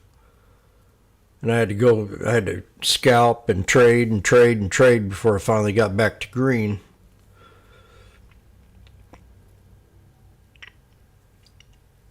And then today I'm having a real good day.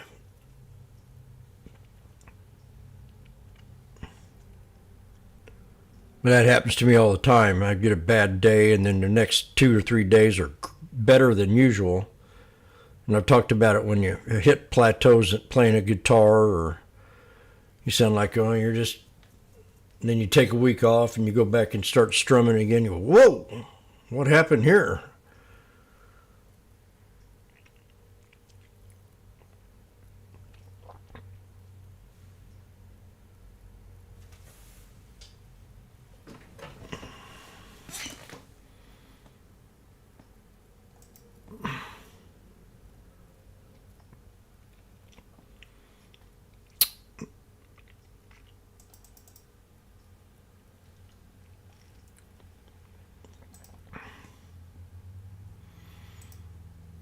It's kind of like a shakeout.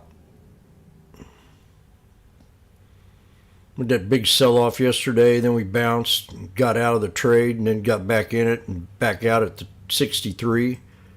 Now we're hitting the 63 again, which is a hard resistance. So we could easily come back down if we can't hold, or the 200. That's on the 5-minute.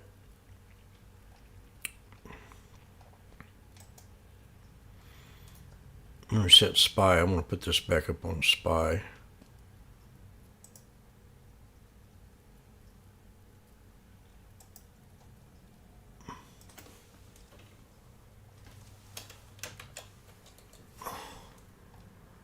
These are my supports for today. My resistance. Oh, I took the resistance off. Damn it. I got to go back and look at my chart.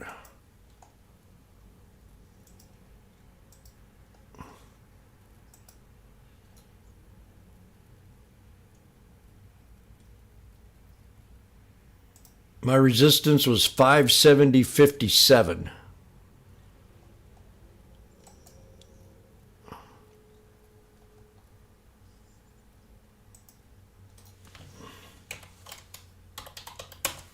$570.57. I got to go back and look at my stuff because I'm missing out.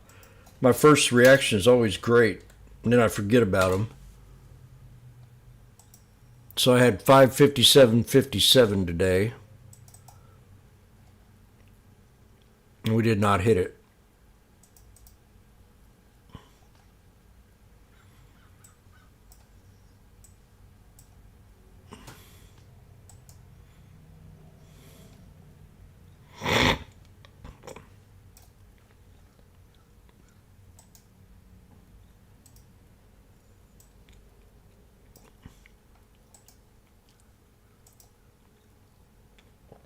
But yesterday I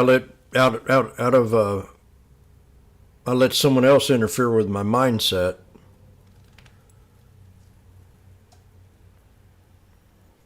I was called a crazy old man.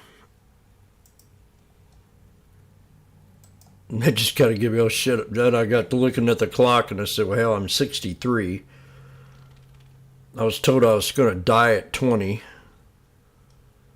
by doctors, and that pissed me off when he said that. Ornery old man.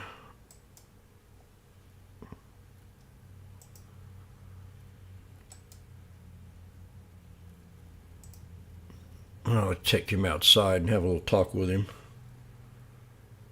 I still probably whip his ass at 63.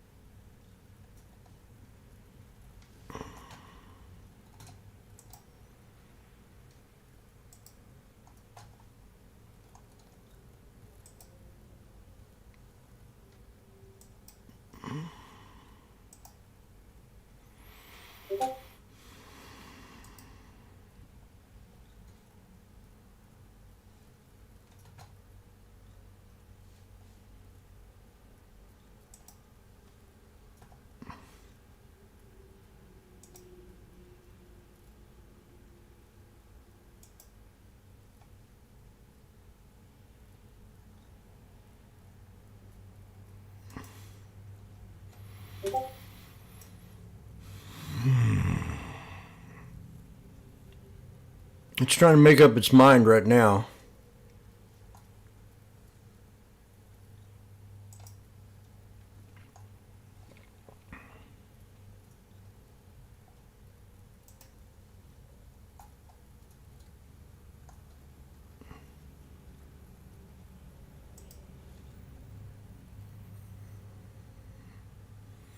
I could probably write a song about Jasmine buzzing me. That hit me pretty good there. Hey, if it's better than smoking weed.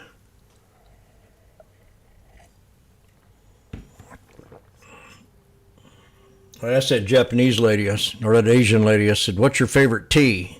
Oh, I like jasmine. I said, okay, honey, I'm going to grab some.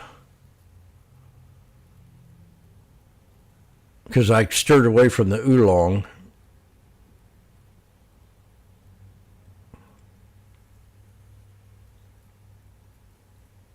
And I'm almost stopped drinking coffee.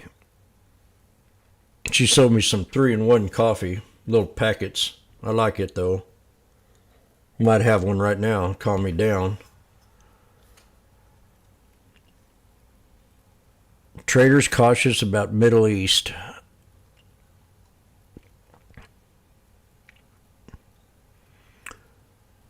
Let's see what Mr. Green has to say about the employment here.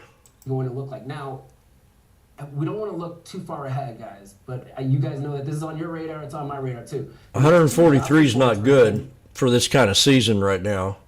143,000. I mean, we have way too much going on right now. Hurricanes and all this other strikes. They're going to look very murky. How does the Fed really try to pull and slice that data set to say, okay, we're still good. Here are the other factors that are in place. So I think that's another area that we're not going to focus on it immediately, but you got to keep that on your radar. What if we do have a hot print, and when I say hot print, a bad print for next month, just because of the hurricanes and the strikes alone? How's the Fed going to Could be a lot of reasons to discount some of the data coming up. Yeah, and this is going into the holiday shopping season where, temporary workers Exactly. sell, but they're also starting to hire. Also, what kind of effect is that going to have on some of the data points that we get moving forward? I said that because I've been here long enough, 20 quarters of it, where I've noticed there's always a big fluctuation in employment and part-time jobs to fill in the Christmas season. So you can't really be a good gauge on that. Better than what we saw last year, but And the this stocks in 143,000 sucks. and is everybody just kind of like, oh, okay, we'll pull back here a little bit, but I'm looking forward to next week in the Robotaxi event. By the way, it's also already $9 off its lows this morning. It Yeah. hit 241 and change, so it's already rallied. So I think this is like one of those, oh yeah, that's great, but it's still about the Robotaxi. Right. This was a blip on the screen for Tesla, and you're right. 3% down on that number when it's rallied so much in the last month. Not a really a big turnaround in Tesla. I think everyone's looking to that Robotaxi because the whispers are, if they get it right, it's a game changer. Yeah, and you look at the call volume in Tesla today. Nearly 1 million calls have traded. That's more than double the put volume, even with the stock down today, about 3 times normal daily average volume that we're seeing there. So I always try to look at those option flows for maybe people trying to pick up some shares here on the pullback. Kevin mentioned $9 off of its lows. But KG, let's talk Nike earnings. Because this stock's still under pressure, down about nearly 6% now. And this was one of those, I guess it's one of those earnings events that I thought maybe they'd throw the kitchen sink out. They canceled guidance. They pushed their investor day at this point. So not a lot of clarity, I think, for investors. And that's why you're seeing stock pull back, right? Yeah, this is everything that they should have done. This was the kitchen sink. Let me pull our, let's pull our guidance. Sales obviously were bad. I mean, you didn't even have the CEO on a call. I mean, this is exactly what would create a reaction like this to the downside. But this is what they need to do. This is called a refresh. They are trying to signal to the market, we're working through some items here. We're going to come up with a strategy. We're going to come up with a plan. It's going to take some time, setting a very low bar, low expectations. And then over the next couple of quarters, they're going to outline that strategy and then try to execute to the best that they can. And so I think this is the appropriate reaction. We had a nice little run to the upside. Technically, it was still trying to push through a major gap level, and now for the most part, it has failed. But I'm not surprised by the report. We knew that the weakness in China was going to persist, even though year-over-year comps might look good. The expectations and the growth rate is just something that's not meeting analyst expectations for right now. And then you're looking at some of the other business units that have become a little bit more weak. So it was a bad report, but I think this is the right thing that they needed to do. And this is not uncommon for a huge regime shift when it comes to leadership for a company, especially one of this size. Yeah, and they didn't really mention the competitive pressures. They saw a pickup in running shoes. Nike Air Max 270. That probably carry over from the Olympics. I interviewed the CFRA analyst today. He's still got a neutral rating on the shares, basically saying, hey, we need some more clarity on what's to come and how are they going to reignite growth, especially not only here domestically, but China also. But Kev, if you look at what's moving markets today, only 4 of the S&P 500 sectors are actually positive, but it's getting led by those chips that you mentioned. We're going to talk NVIDIA later on the show. AVGO up really good today. AMD, Qualcomm, CRM on the back of an upgrade. All the cybersecurity stocks are coming. But this is, if you're a bull in this market, you want to see the market at this point with utilities outperforming, real estate outperforming this year, healthcare.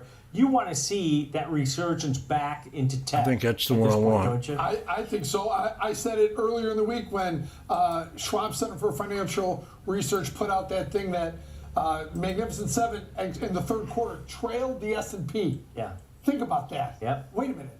The S&P outdid the Magnificent Seven. Yeah. So there might be the trade for the fourth quarter. I don't know if it is, but it's one worth watching, and it's got a good start, which means the Magnificent Seven reasserting its leadership here and taking us higher. If that happens, that could be a lot of fun for the fourth quarter. That could be that leg up. I talked on the Future Show with a couple guests, and they're all having these 6,000 levels for the S&P 500 by the end of the year. 6,100 to high on the street. That's 400 points from here. Yeah. In a quarter. Yep. And typically the fourth quarter is the strongest quarter. We've got an election historically. That's been good for equities also. So we'll continue to watch this. I think the optimism continues to reign supreme, even though the S&P 500 at elevated levels as far as valuation goes. All right, guys, let's take a quick break.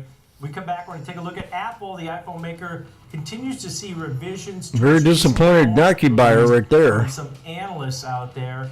So we're going to continue to focus on Apple because it's up, even though we've seen decelerating revenue over the past year or so. Stick around, Fast Market's coming right back.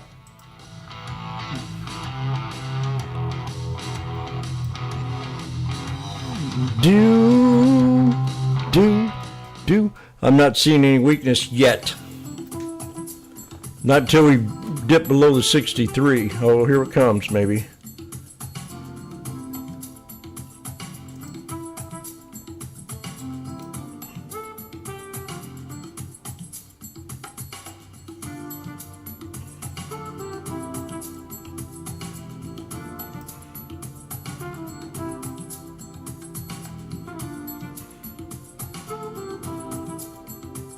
The 57 put.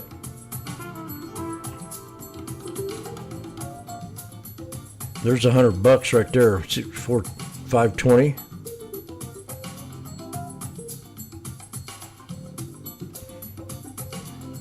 Still ain't made it mine up yet.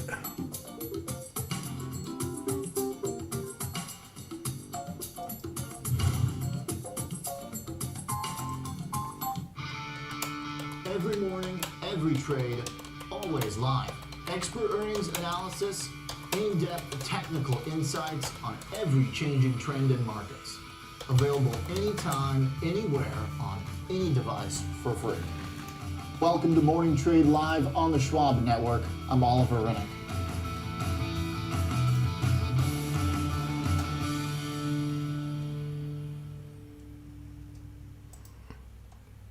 Knock, knock. Number one broker here for the number one hitmaker. Thanks for swinging by, Carl. No problem. So, what are all those for? This lets me adjust the bass, add more guitar, maybe some drums. Wow, so many choices. Yeah, like Schwab. I can get full-service wealth management, advice, invest on my own, and trade on Thinkorswim. You know Carl is the only front man you need. Oh, I gotta take this, Carl. It's Schwab.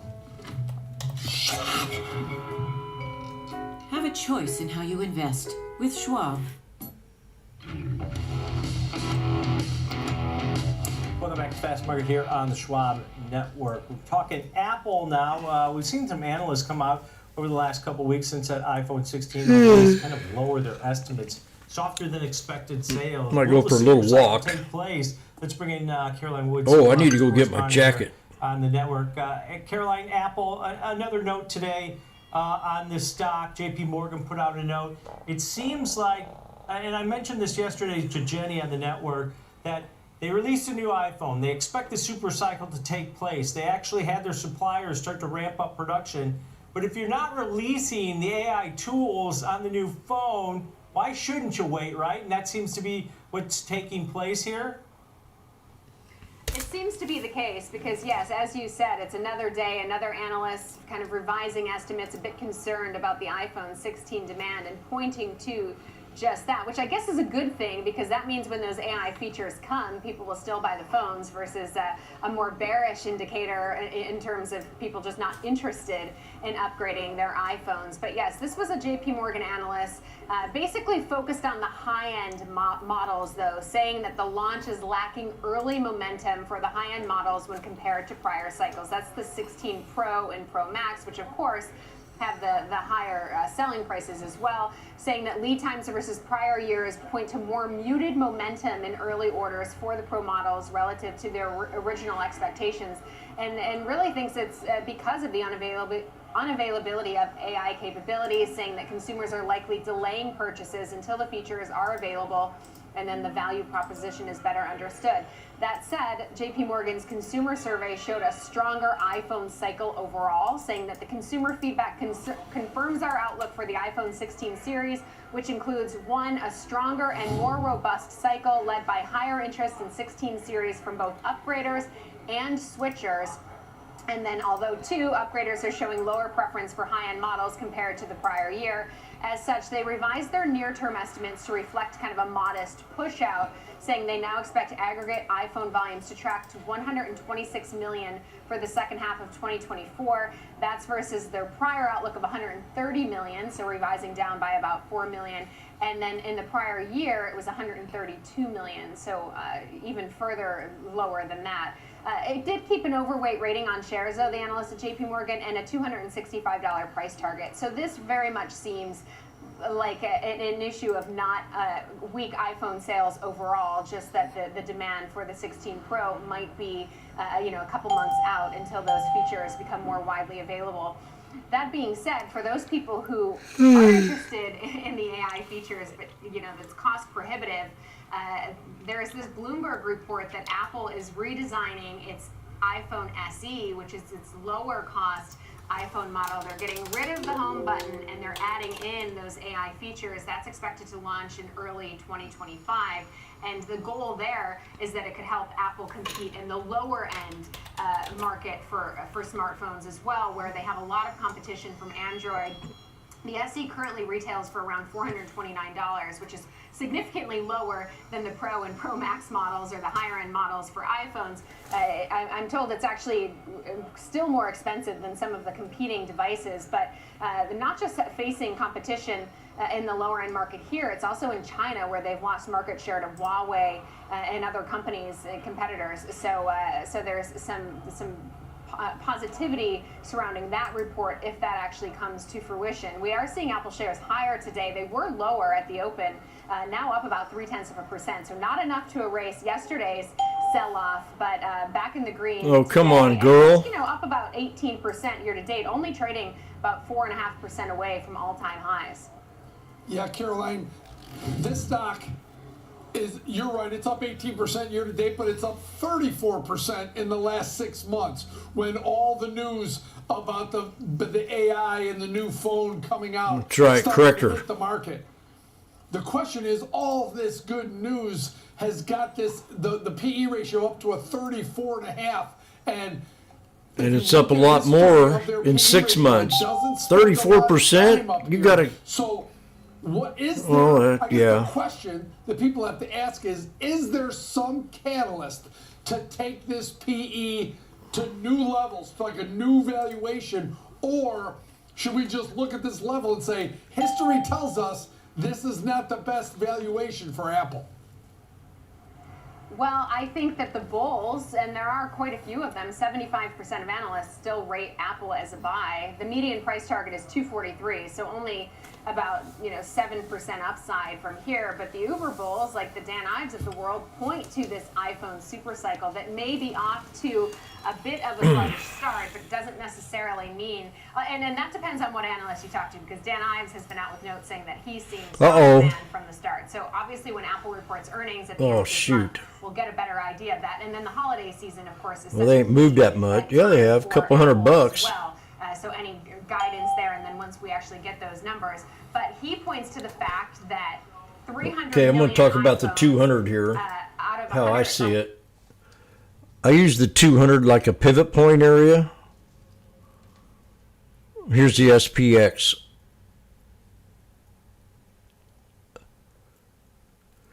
So if we hit the 200, we could bounce back up.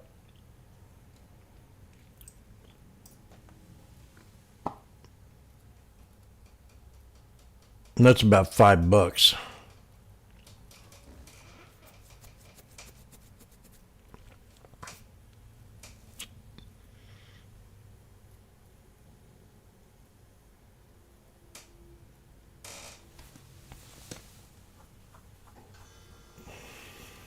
I also notice I'm not losing hair no more since I started this carnivore diet.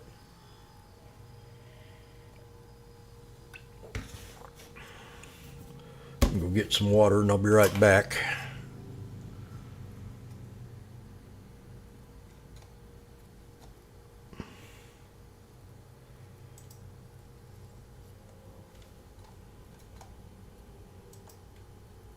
opportunity on the super cycle because Super duper. It's like, I think we got to rename that. it's about the third year in a row, maybe fourth year in a row. Dan Ives talked about super cycle that hasn't played out, but we'll have to wait and see on that. All right, great discussion. Thanks to Caroline. Stock price, though, I mean, he's not alone. Yep, that's true. The optimism's still out there as valuation grows. All right, thanks to Caroline Wood, senior markets correspondent here. Let's bring KG back in here. Kev, when you look at this, stock, it seems like it got a free pass as they saw declining revenue last year. But as Kevin mentioned, the valuation on the stock continues to grow. I get the expectations and the ecosystem that they have, but did they get a free pass because they're Apple? I think for now, until you have the earnings announcement, which I believe is on October 31st, if I'm not mistaken. So I think from now until then, until we actually have the SPX just bounced. Their sales, and I believe actually for this quarter, it's Look at that. a couple of weeks. Damn, I missed it. Before that cutoff period, so I mean, we might not even be able to glean too much from. I wouldn't have jumped in that trade until it hit the 200. So 4 weeks from now, but I think the market's utilizing them as a proxy because they have a really good balance sheet. And they might be able to weather the storm. And then two, they do have the optimism when it comes to the iPhone and this system. So until you actually get something that says that they're really not meeting the expectations when it comes to the new iPhone 16 sales or what have you, I think the market Time to probably buy is still put. providing a pretty healthy premium. Yeah, and don't forget about that, what was it, $110 billion buyback that they announced. Maybe support shares here a little bit. But KG, you got an example trade for us here in Apple. Break it down. Yeah, so if you're kind of looking at the chart, there is a nice little resistance line or support line that's been pretty much well respected over the last couple of months or so. So kind of looking at this trade, selling a put spread, looking at the October 25th, which is around a week before the actual earnings announcement here, looking at the 215, 205 put spread, selling the 215, buying the 205, doing this for a credit of $1.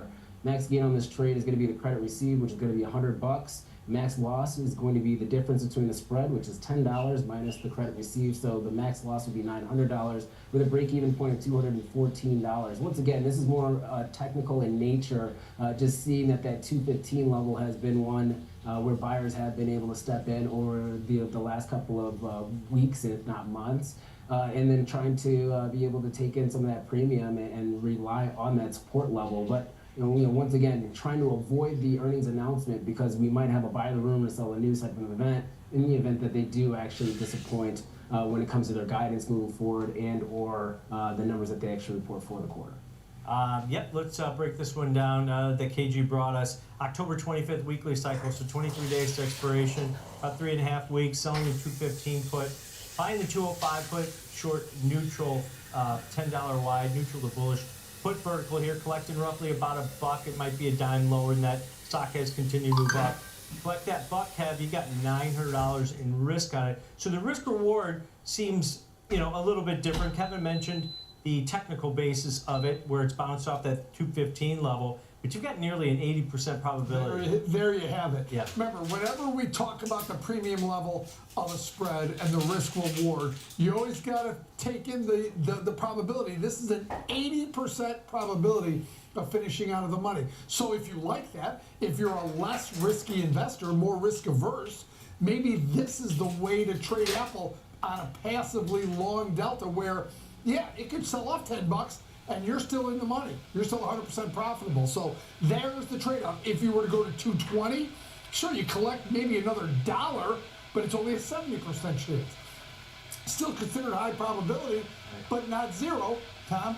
And you lose 10% of the probability. So the trade-offs. Whenever you're talking about options and trades like this, the trade-offs. The closer you go to the money, probabilities come down, but the premiums go up. Yep, we always talk about that one of those guidelines is how much you're willing to take in and potentially profit on versus the $900 risk on this short spread. As Kevin mentioned, I mean, the break-even's 214 to the downside here, so you have plenty of room and still can be profitable on this type of example trade. All right, great breakdown for us. Thanks to Kevin Green, senior markets contributor here, breaking down markets and that example trade in Apple. But coming up after the break, we'll be joined by Andy Swan from Portfolio. We'll look at market sentiment data in Constellation Brands. That booze stock has risen a modest 5% this year and reports earnings ahead of the open tomorrow. Stick around, coming right back.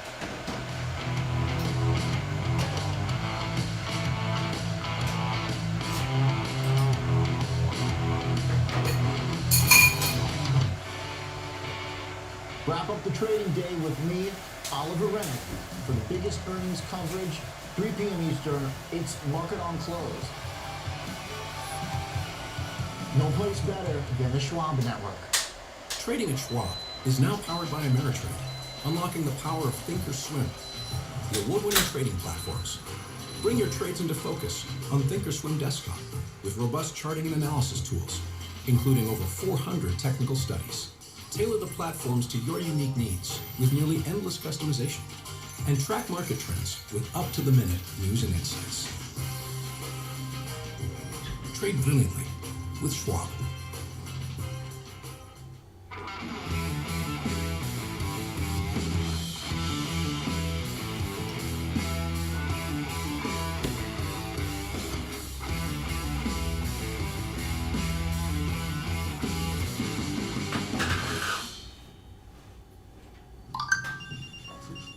Neil, how's my favorite client? Quick question, Carl. Can you offer me the same choices as Schwab? Choices? Yeah. At Schwab, I can get full-service wealth management, advice, and invest and trade on my own. Come on, you know Carl's the only choice you need, right? Neil, tell me you know this. Gotta run, Carl. Schwab. Have a choice in how you invest with Schwab.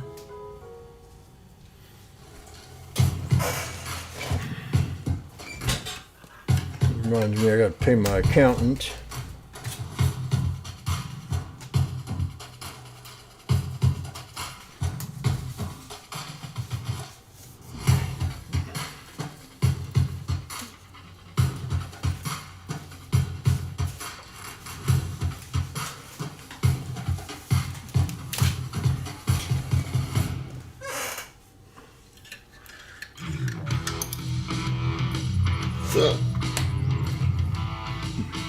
My, look at that knife. Schwab Network. It's time for our cash tag segment. For that, let's bring 3 in white soldiers in the knife. Co-founder at Likefolio. Welcome back to the show. That's telling me we're coming down here.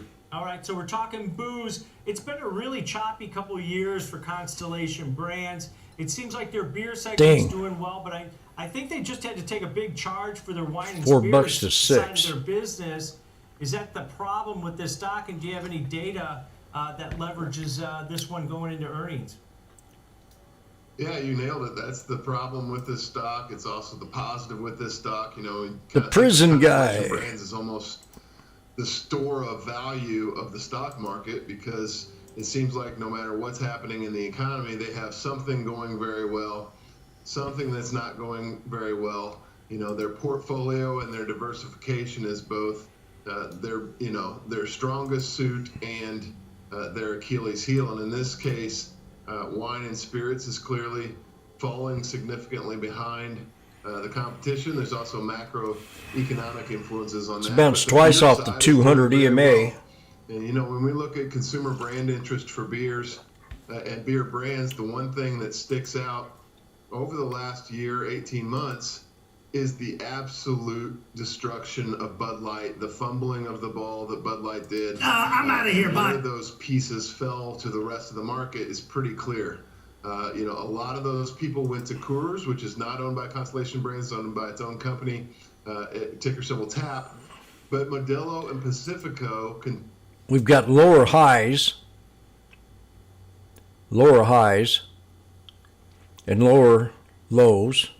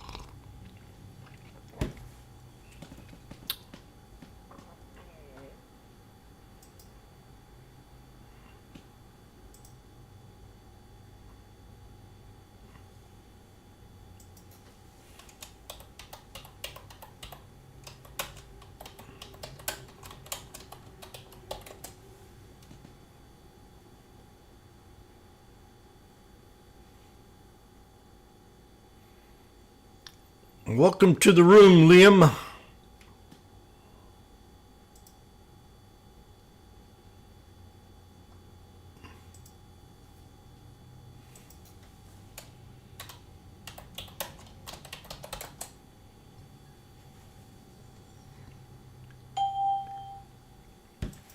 $200.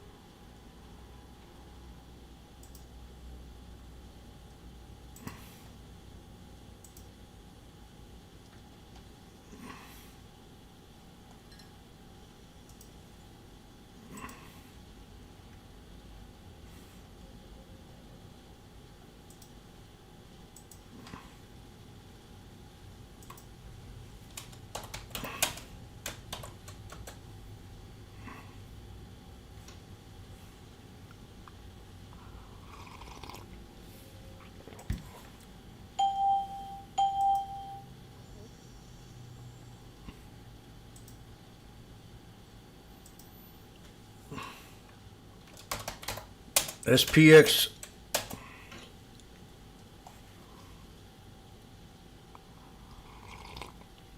Randy, adjust your boys.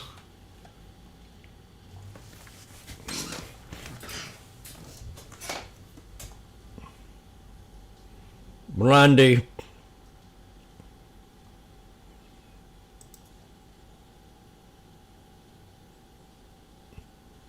Mannequin. Lower highs. Lower lows. You know what that makes?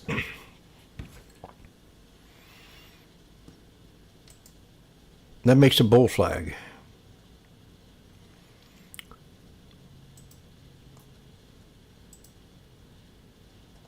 I don't like old sneaky snake, 'cause he's under my knee. So we're going to play Sneaky Snake. Get some music going.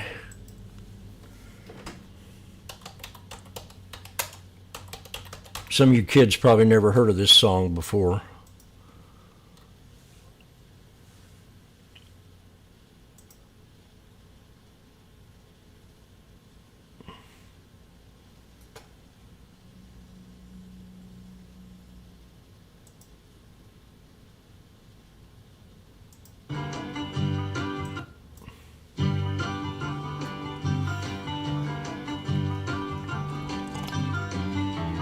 Boys and girls, take warning. If you go near the lake, keep your eyes wide open and look Or Sneaky Snake. Maybe you won't see him. Maybe you won't hear. Up behind you and drink all your root beer. Sneaky Snake was dancing, swiggling and a hissing. Snake goes dancing, giggling and a kissing. I don't like old Sneaky Snake, laughs too much you see. He goes wiggling through the grass, he tickles your underneath. Well, Sneaky Snake drinks root beer, and he just makes me sick. When he is not dancing, he looks just like a stick. Now he doesn't have any arms or legs, you cannot see his ears. And while we are not looking, he's Drinking all your beer, and then Sneaky Snake goes dancing, wiggling and a hissing. Sneaky Snake goes dancing, giggling and a kissing. I don't like old Sneaky Snake, he laughs too much you see. and he goes wiggling through the grass. He tickles his underneath.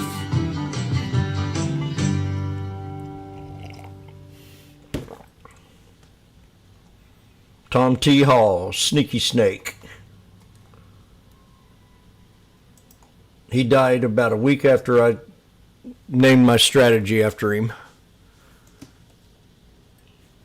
I sent him a message.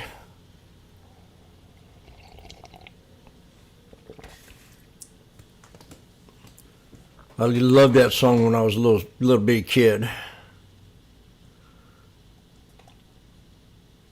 You know, month or so, I think it's up. Yeah, it's up 3.5%. We're waiting for the 200. It's up 3% in 12 months, so it's kind of stalled here. So beer is strong, but those prices are starting to come down. Wine is still weak, and they have a bit of debt, playing this soft on the downside, Tom. Yeah, and it's not even really on the downside, and we'll break that down for you on this example trade. So it's 4 legs, customized. As Kevin mentioned, October 4th weekly options that expire in just a couple days. Sell the 262.5 strike call, buy the 265 call, short $2.50 wide call vertical. And with that, you're buying the October 11th 247.5 strike put, selling that same put, the 247.5 strike put, in the October 4th. So 1 week wide, slightly bearish put calendar to the downside. As a basket, you're collecting a credit of about 15 cents on it. That takes your break even to the upside, 262.65, right? That 15-cent credit added on to that short call vertical gets you to that break even. So, Kev, this is that type of strategy where, yeah, you want it to go down toward. Liam, did you get to see REO Speedwagon? That was one of my favorite bands. I saw them 5 times in their prime. That in Kansas.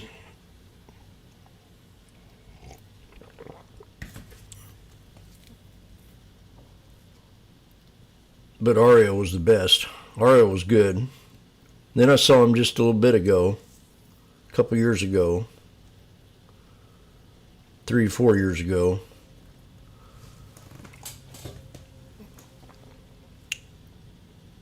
Def Leppard, what was that other one? Oh, I've seen so many of them.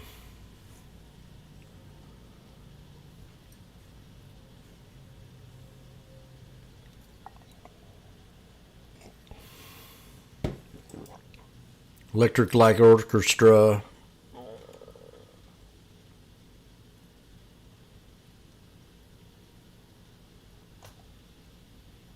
Man, I could just...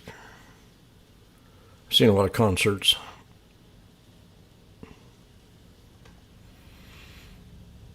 Back then you could see a concert for 15 to 30 bucks.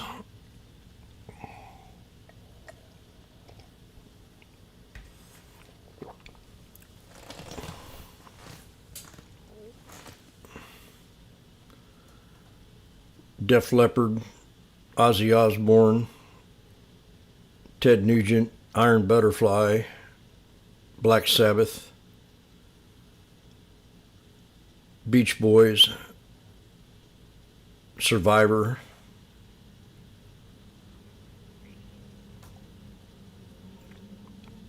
Def Leppard,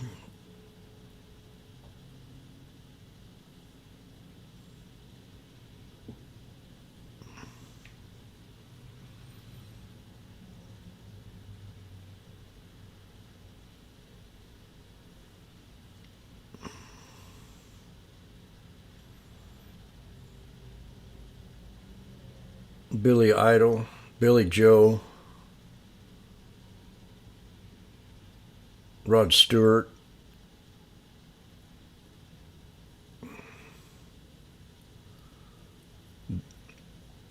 Paul McCartney,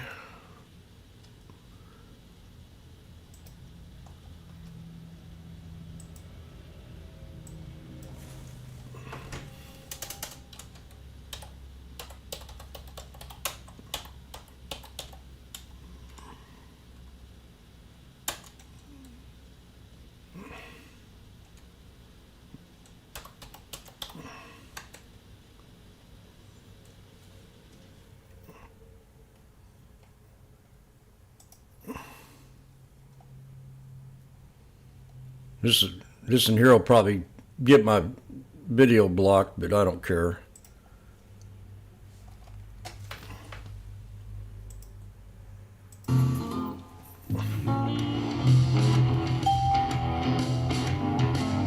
Welcome back to Fast Market here on the Schwab Network. Before we take a look at NVIDIA, let's get a market update here.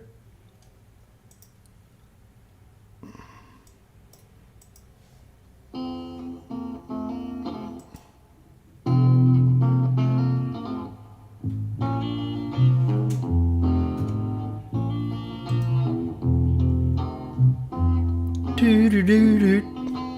That would be something. It really would be something. That would be something. To reach in the Falling rain, mama, reaching for falling rain.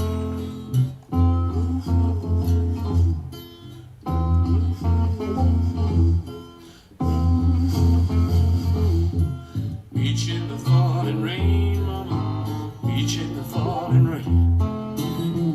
That would be something. Really would be something. That would be something. Reach in the falling rain, mama. Reach in the falling rain.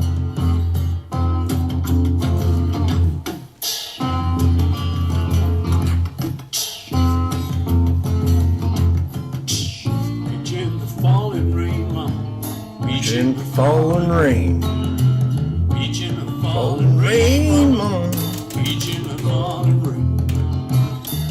That would be something. Okay, we're at 200 on the SPX. That would be something. To reach in the Falling rain, mama, reaching for falling rain. Reach in the Falling rain, mama. Reach in the falling rain.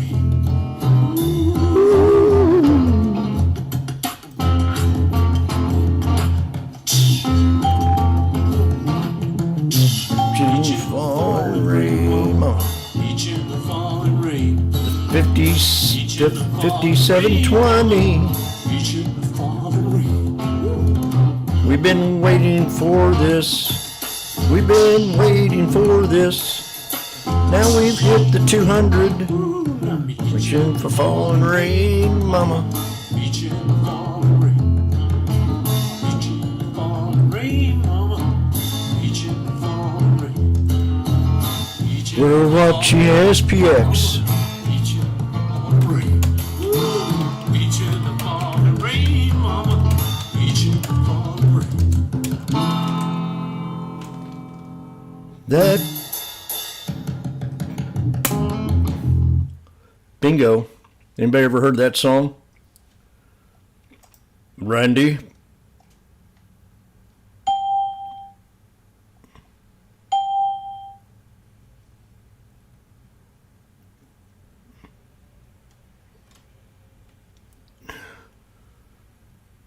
When in doubt, give Washboardjim a shout. The 5720 calls.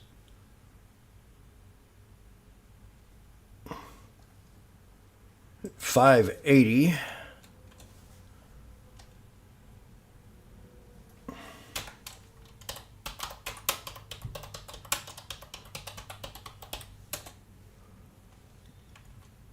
October the 2nd.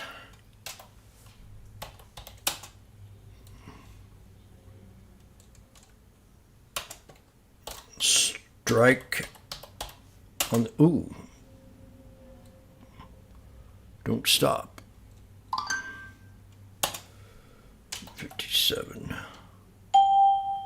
20. 4.80.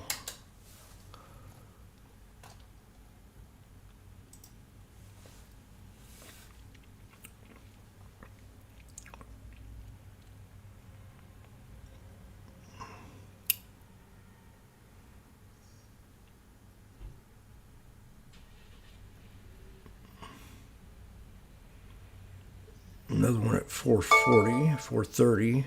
Now I got to hold here.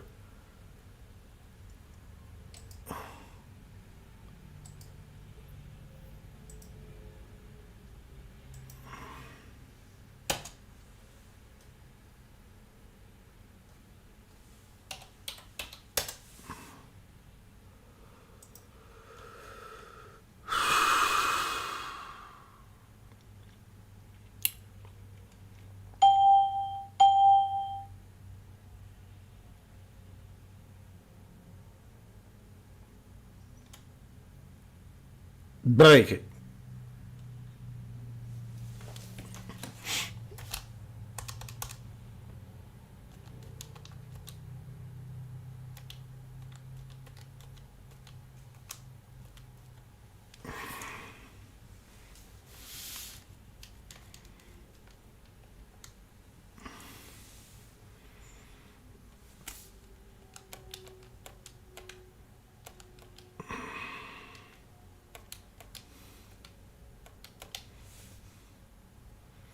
That could be something.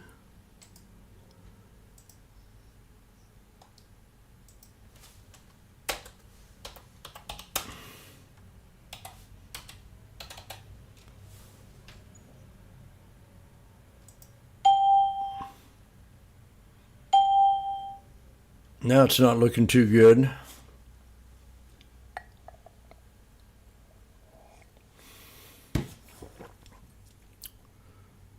We're below the 200. I got an average of 455.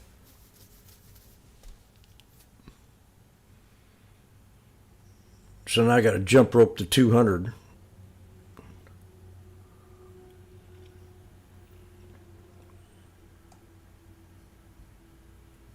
Believe it. Fat Cats will be back in 35 minutes, 34 minutes.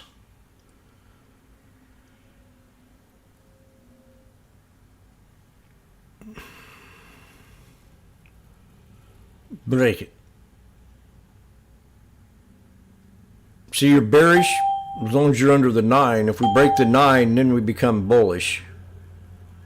So we're squeezing now between the 200 and the 9. 200 EMA, SMA, and the 9 EMA. Either get out. This is kind of risky here.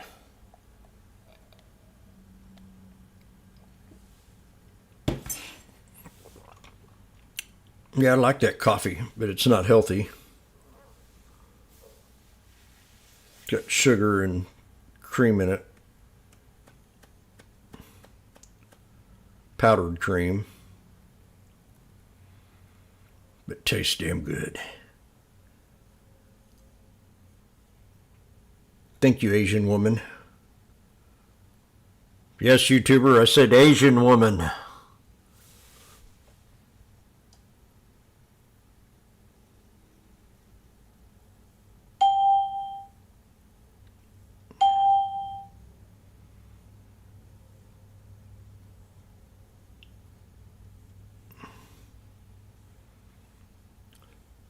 I said the N-word one time on here, and he thought it was a sin. If he had any sense, he'd listen to what I said.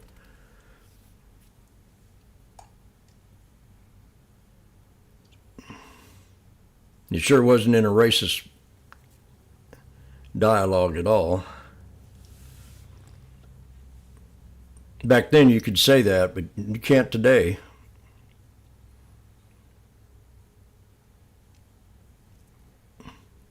Can't tell you how many times I've been called nigger and honky.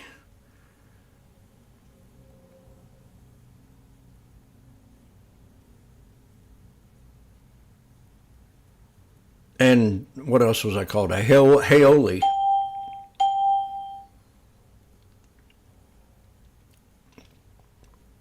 And a white boy.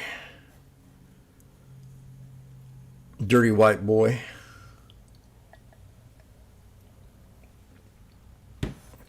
So we're flagging out now. Let's break it. I have some kind of momentum here. We got an inverted hammer, tweezer bottom into a flag.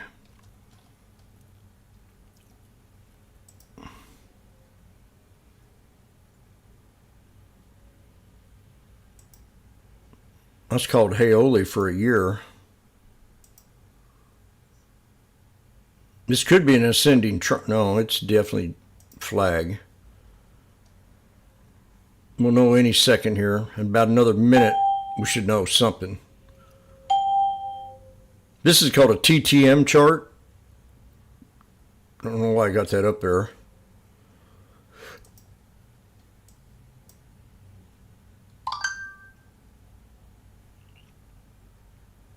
if we don't break here.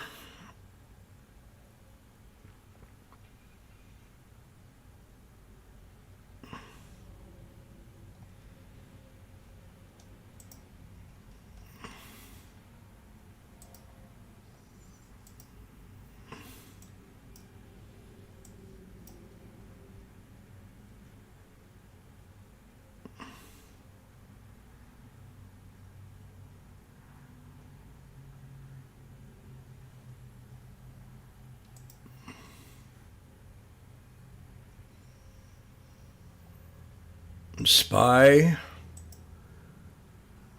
SPY's got the VWAP. Oh, I'm gonna have to get out of this trade.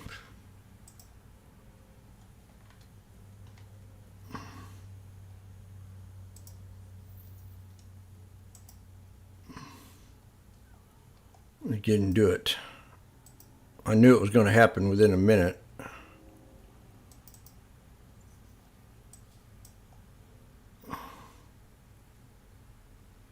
Yeah, I can drop some more now. We'll just hold on to it here. Could be a fake out.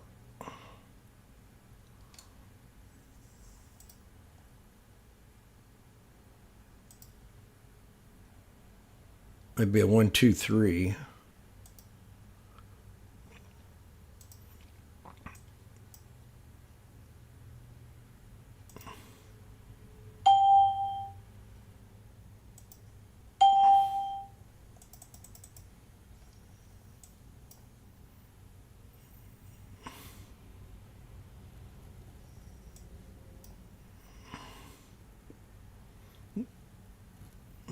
Could add 2 more right here at 380.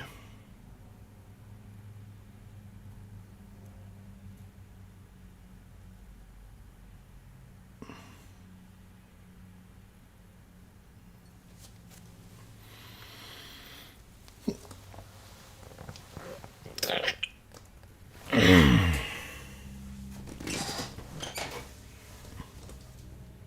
gonna turn on my air. I'm getting hot.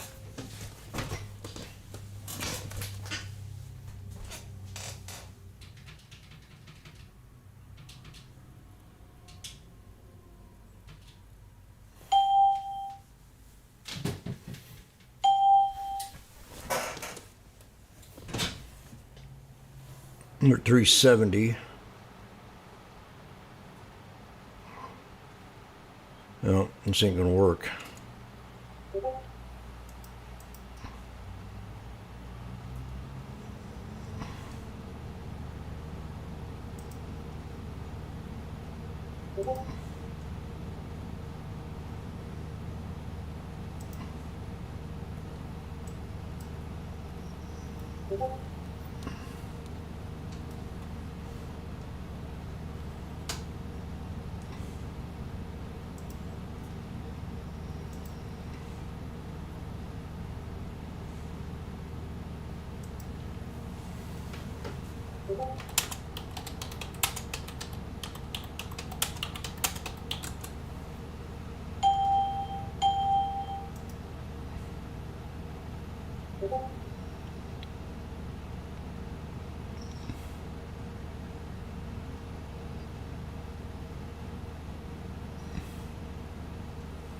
So I'm going to look at the puts, do a straddle.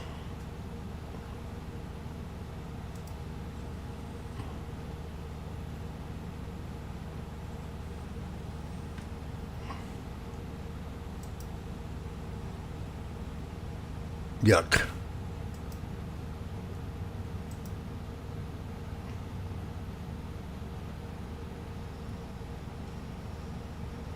We could easily pull back to 56.96.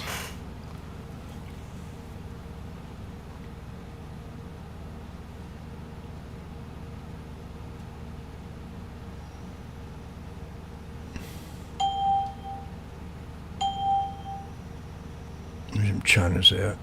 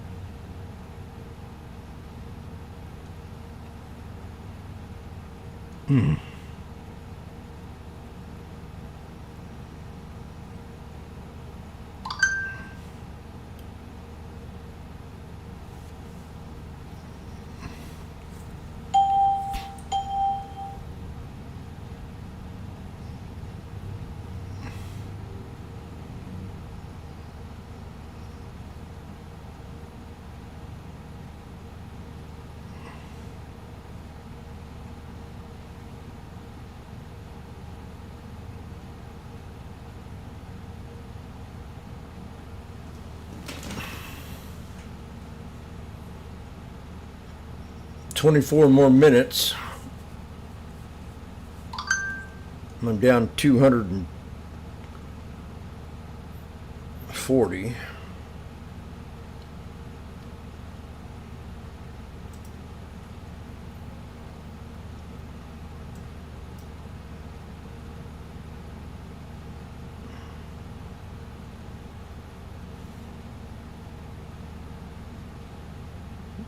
Definitely bearish now.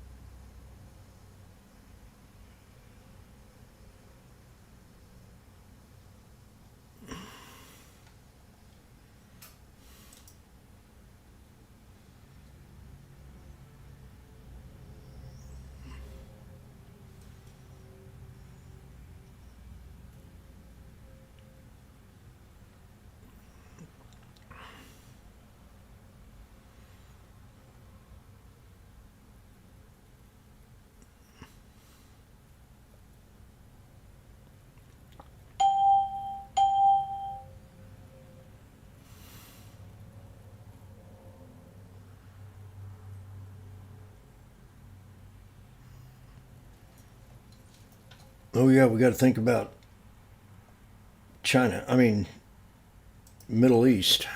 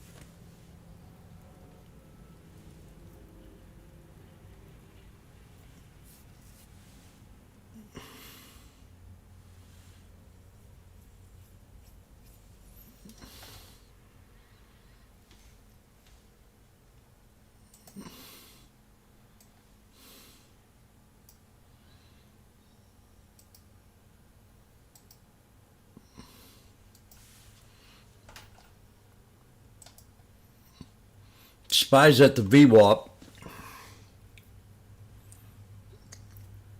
I ain't giving up yet.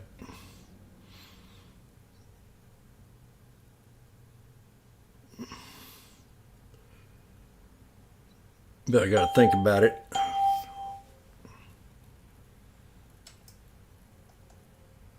If we don't hold that, I'll get out.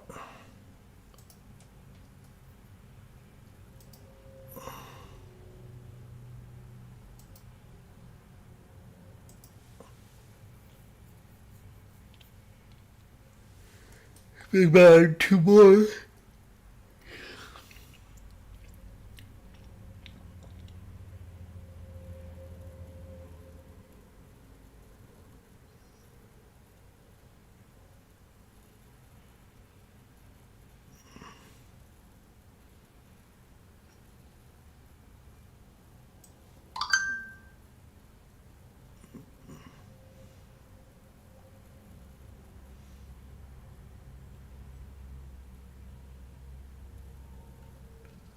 President Biden says there's going to be some sanctions imposed on Iran.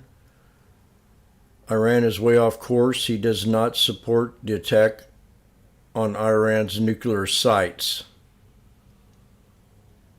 He doesn't. I don't even think he can think about it.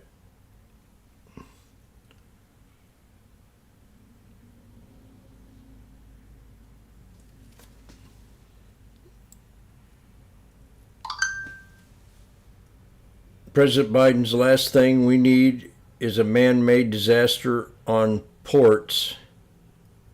It is time for them to sit at the table and get it done.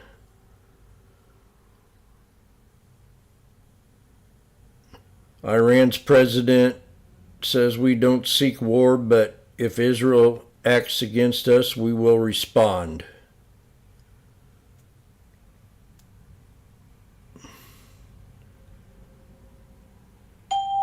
So there's some news coming out here about 45 minutes ago.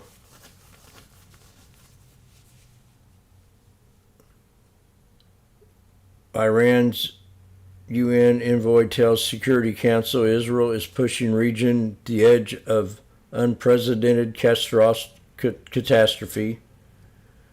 The only ways to prevent further escalation. I tell Iran to bite my ass.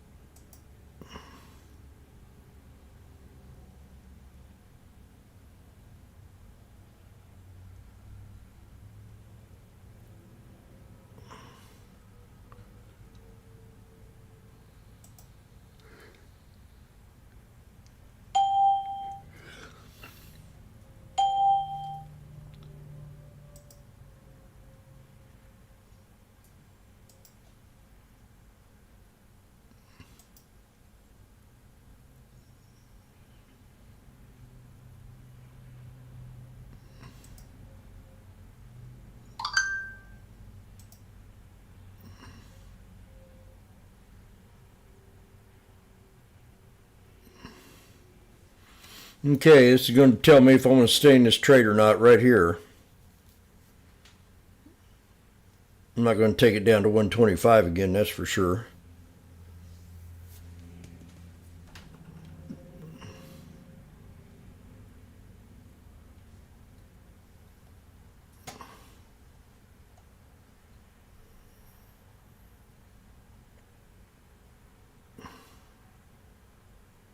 We got a higher low.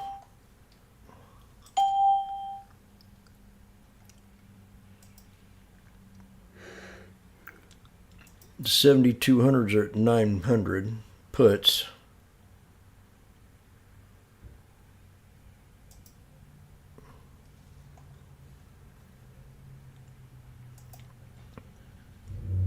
Unprecedented catastrophe. Israel UN envoy tells Security Council says the world must step up.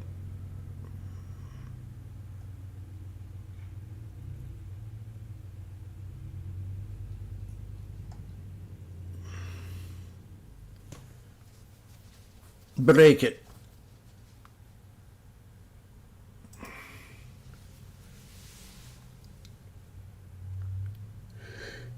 If I hold down, we get out.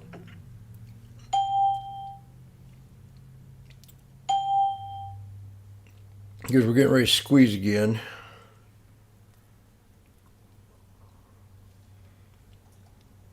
Break it.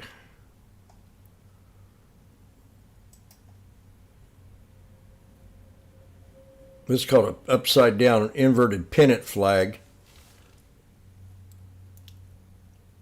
which is a lot more bullish than if it was turned the other way around.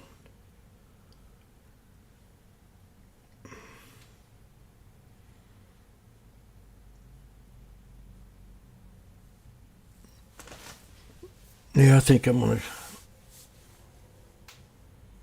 evacuate.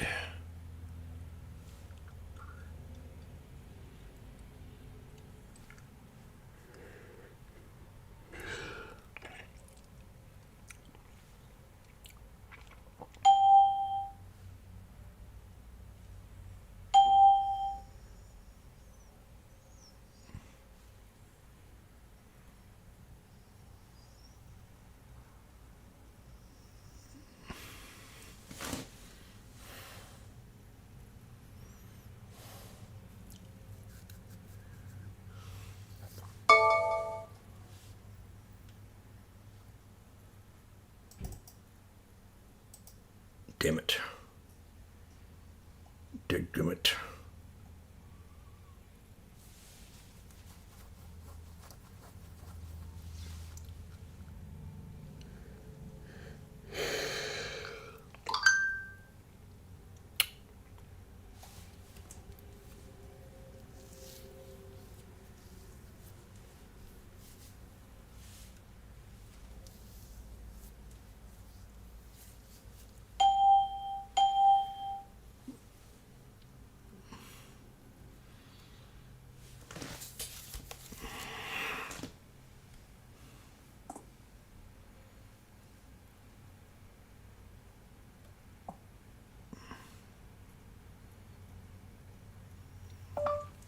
I asked Harley if the port strike was going to give him any problems.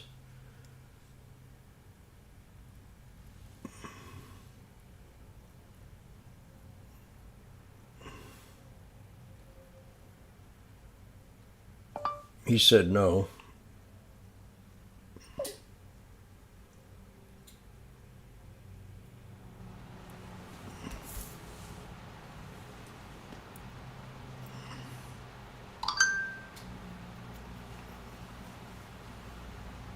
Almost to a 50% pullback.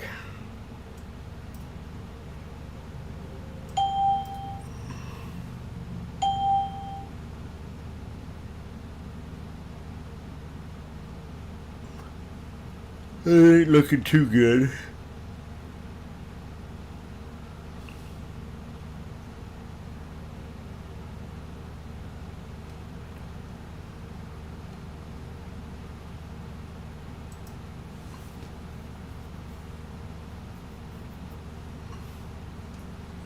China. Tesla.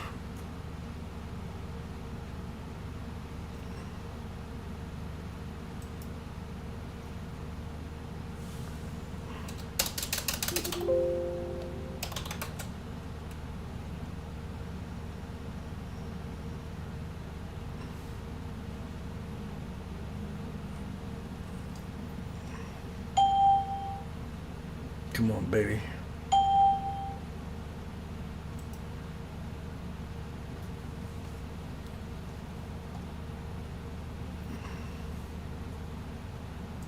Okay.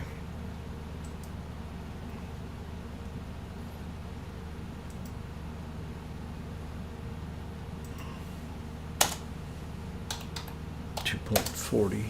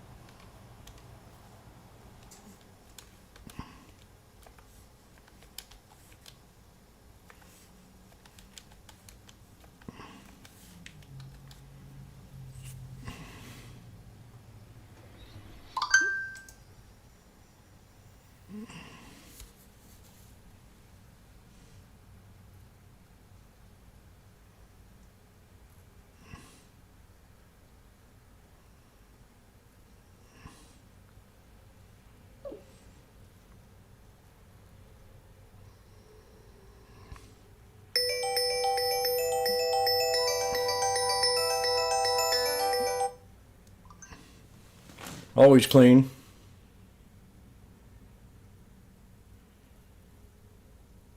Hey, is this Elizabeth? No. No. This is, I just got this number the other day. Okay, sorry. Would you go ahead and take me off your, are you there? God damn it.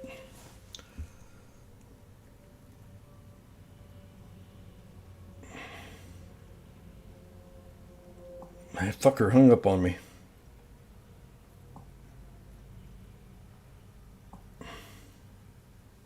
You have been added to the do not call list. Oh, good. I'm on the do not call list. Thank you.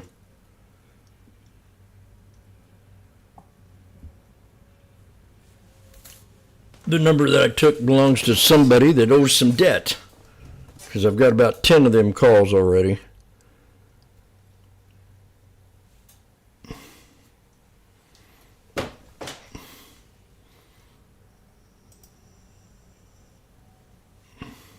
So I got a 320 average here.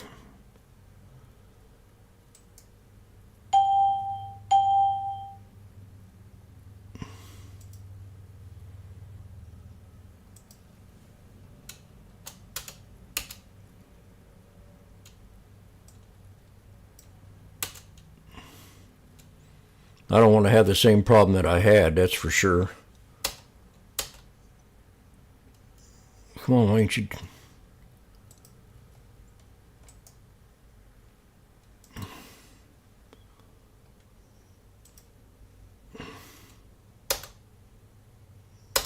What's wrong with you?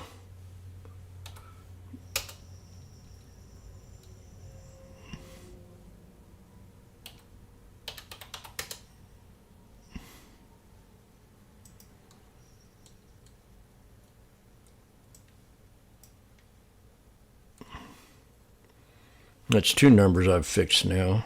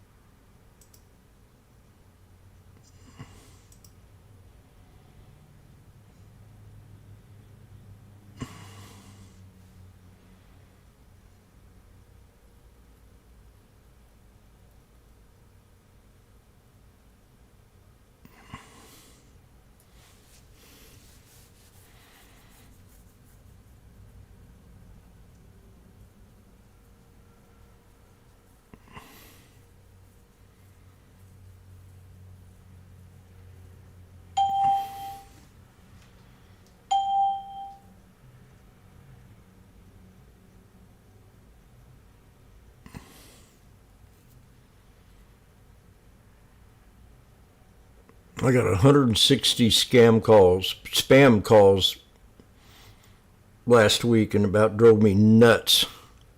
Especially being in a trade and get these calls like that.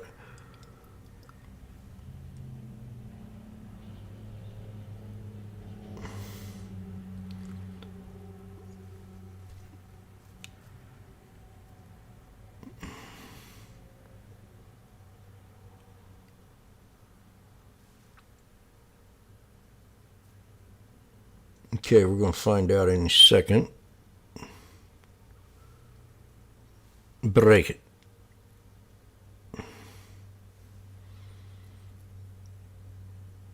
We've got two patterns here. We got a inverse head and shoulders and a inverted pennant flag.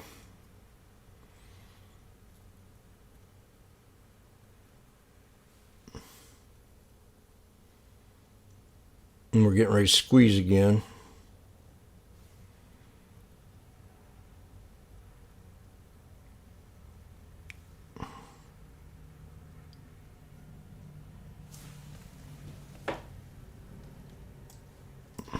We're out of the snake. We've got two candles outside of the snake. So we could easily pull back and hit that or break out here.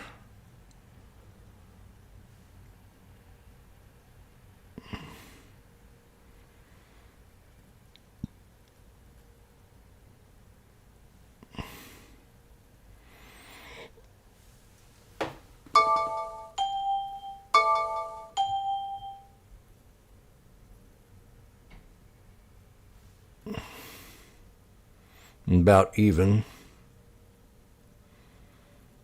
Should have got a few more of them.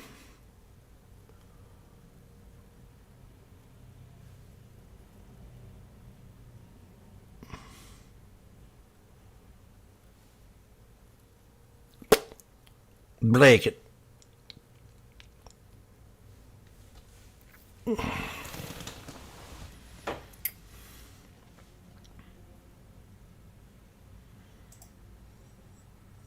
SPY's above the VWAP. We got a ready, set, go. So we're getting ready to squeeze on the SPY.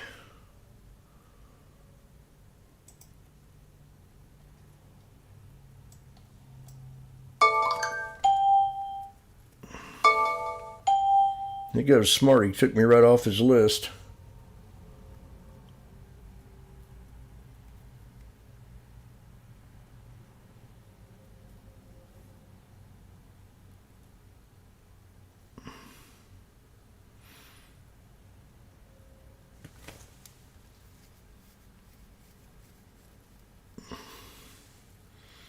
Yeah, I think I'm gonna take another drink here. Fat Cats are back in 3 minutes.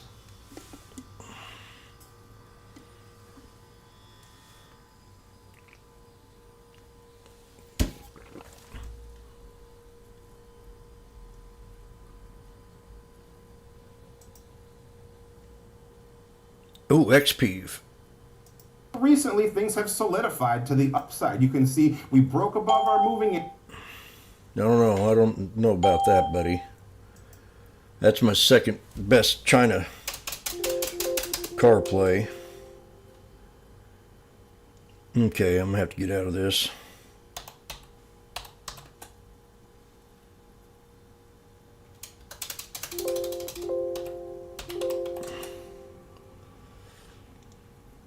No, I ain't gonna trade that. It's too hard of a resistance.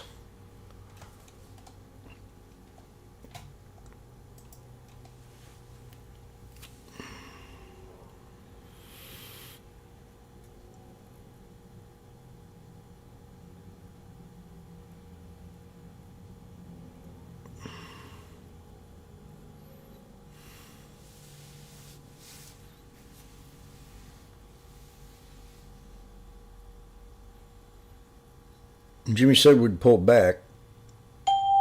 Nope. I ain't gonna cut it.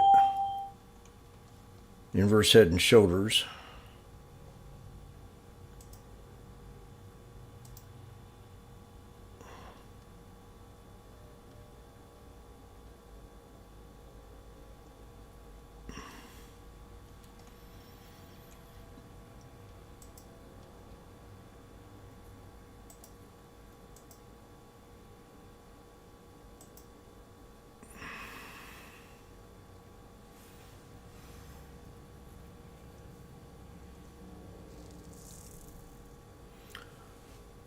I wonder if he hates calling out some of these trades, charting these trades up.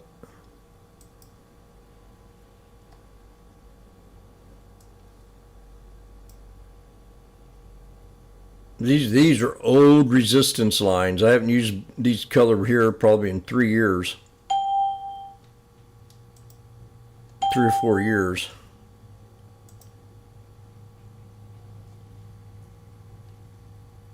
I don't think it was last year. It had been the year before. Or even longer than that.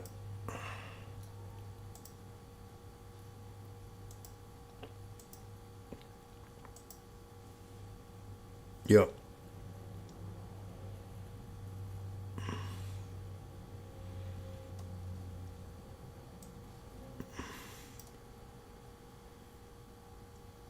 It's definitely at a support.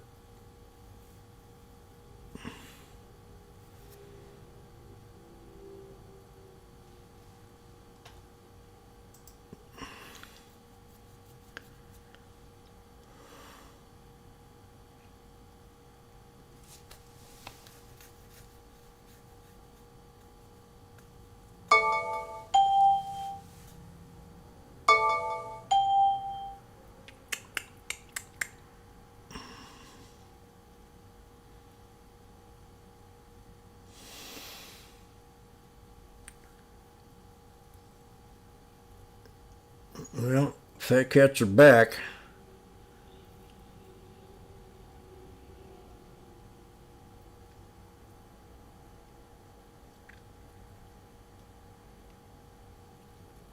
I think we're getting ready to have a bear attack.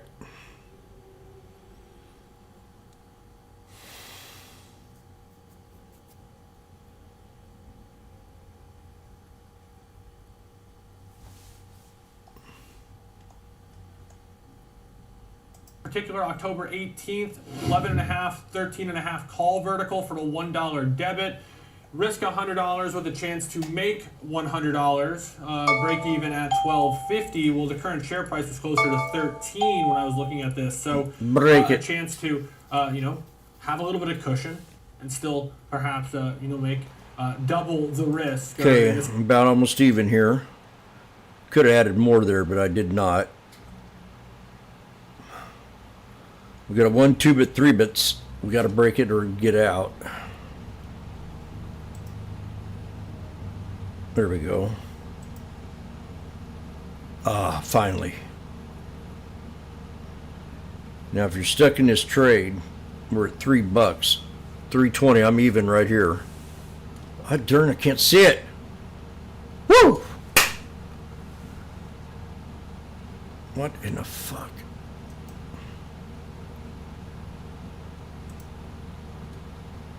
$3.50. I'm out.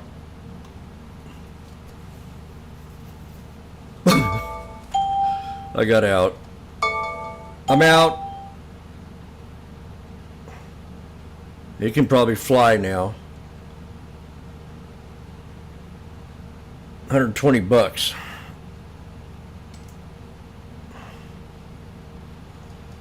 $370. Fuck. $380. Here I go again.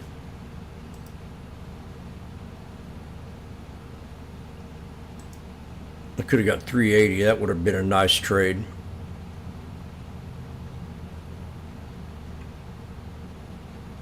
$240 if I'd held it just for a few more seconds. Oh well. I'm out.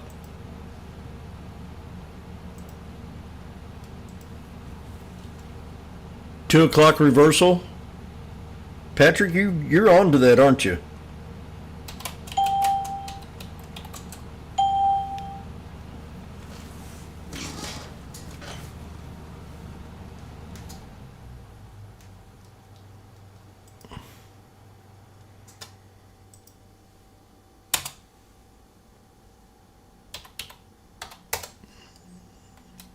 So I bought a contract at 480, one at 430, and two at 240.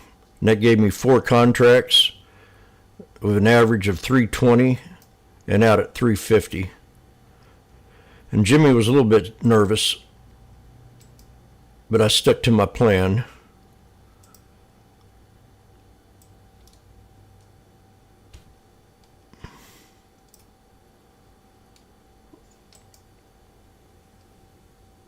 Hello, Mushu. Did you just get off work? Or are you at lunch?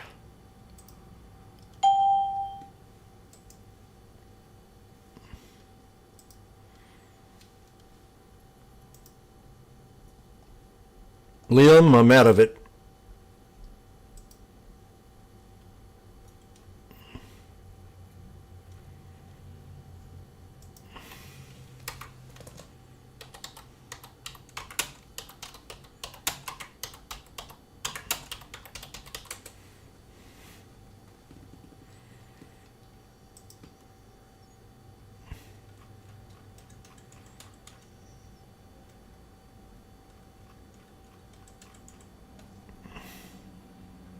That could be something.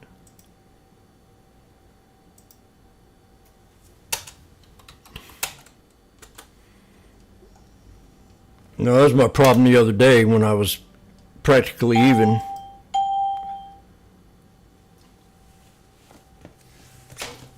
And I didn't get out, and then I took that loss. So this time I got out.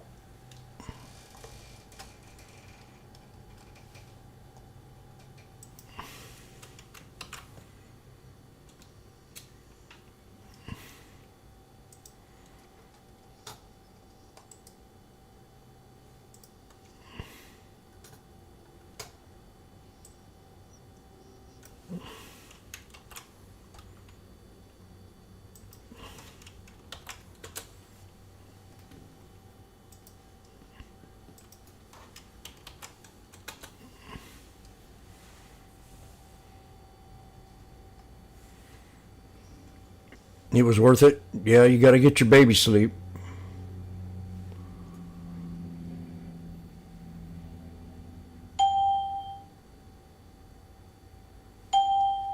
Two p.m. reversal. Patrick's got this thing about 2 p.m. reversal.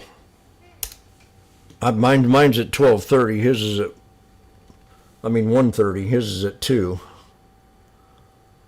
And that's when I start getting leery. So, but he's been right many times. Now we're coming back to the right shoulder one more time. So this is telling us it's either now or never. And I don't think I want to take it.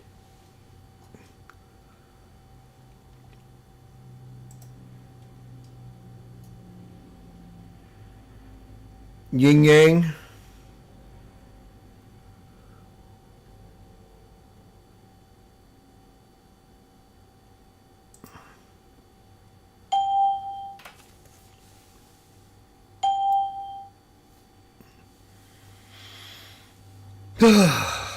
Gosh. I don't like to work like that.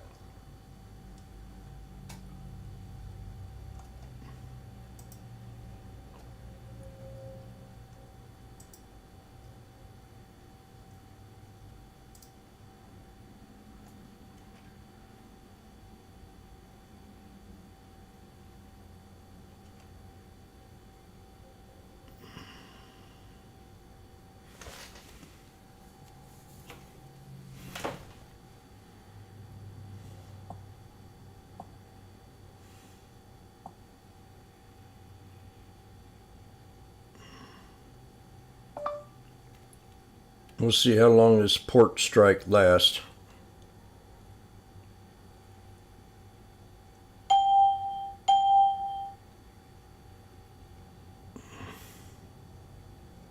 Danger! Danger, Will Robinson! Yep. He's on the west coast and the port strike's on the east coast.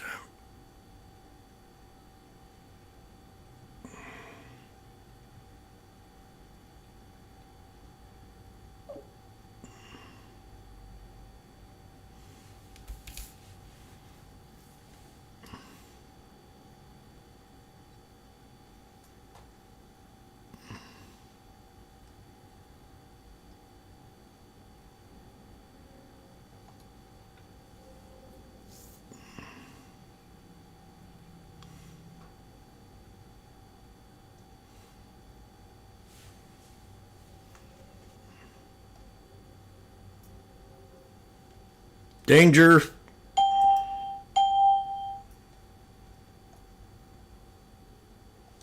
So we can come down to 50% here.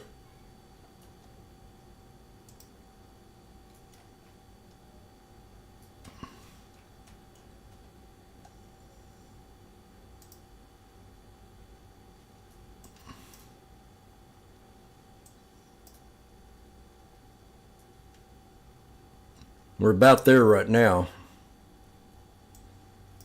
This is the 1 hour time frame. So I'm going to set a alarm.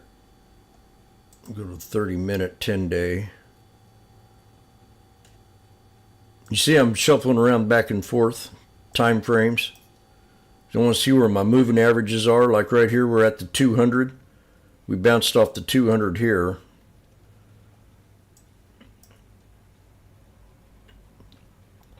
So that could be it.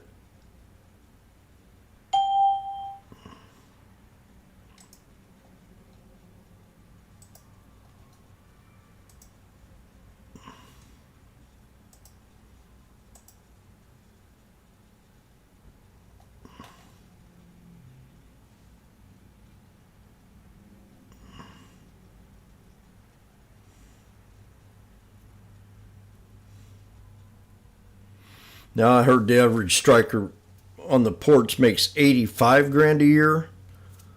I heard 135, so I don't know which one's right.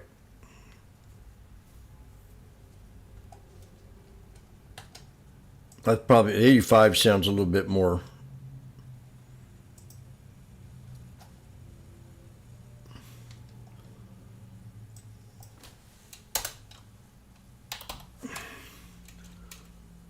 Let me see here. Ports.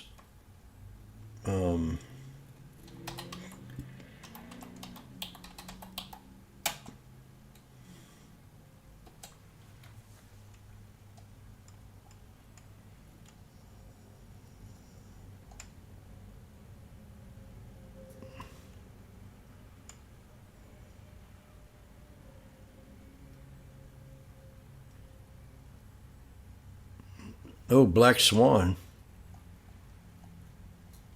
Come on. Damn, there's 240 right there.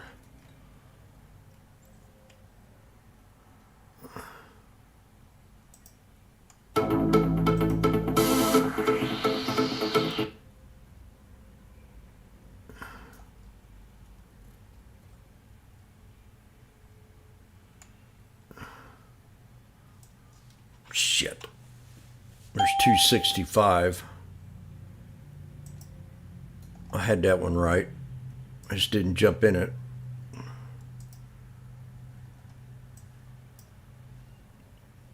See how close we were to that 50% pullback?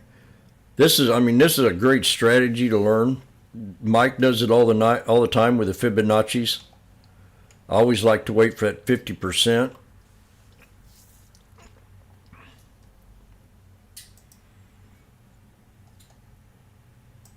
Let me show you what I'm talking about here.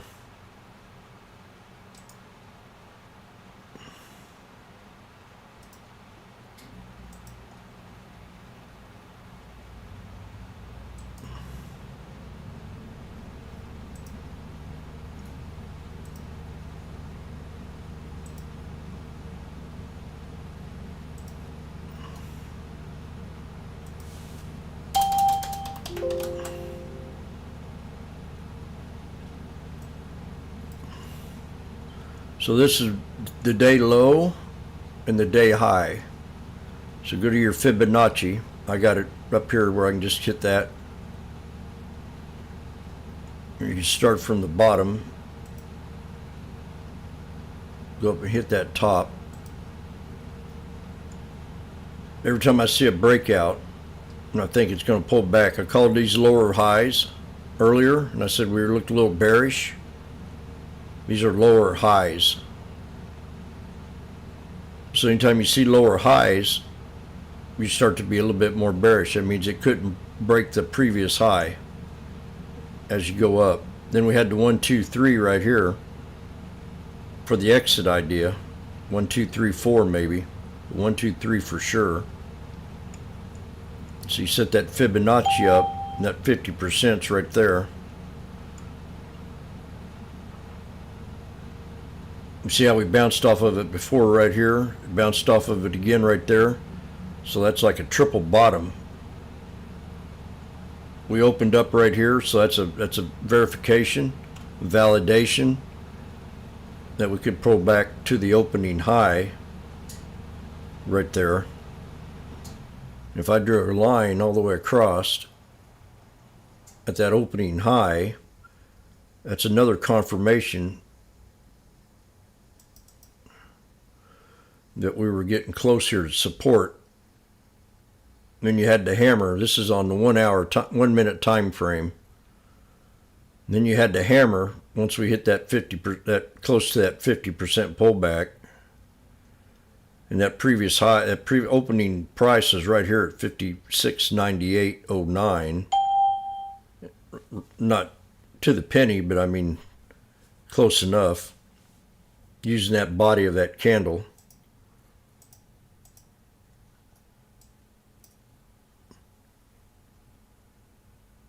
Right there, so it's pretty much perfect.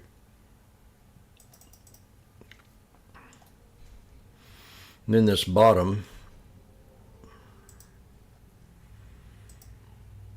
10-day, 30-minute, landed off the 200. We had the 200 SMA, 200 SMA, big old hammer. Top of that hammer on the 30-minute. And then on the 5-minute,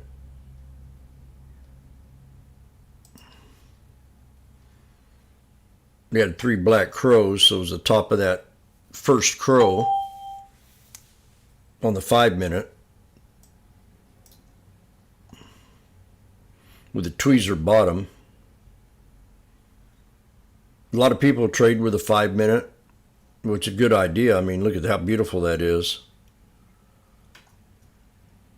Then we pulled right back to that top of that first crow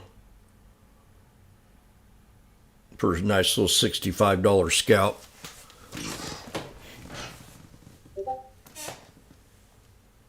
Per contract. You get 5 of them for $1,000, you made 25%.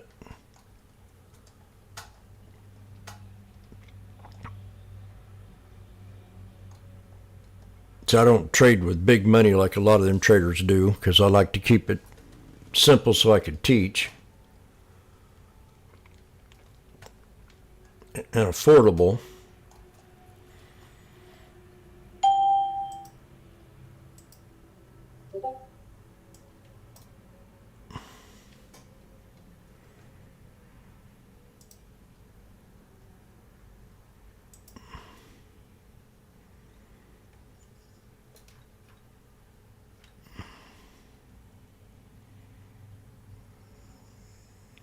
Good Night, Irene. You know that song?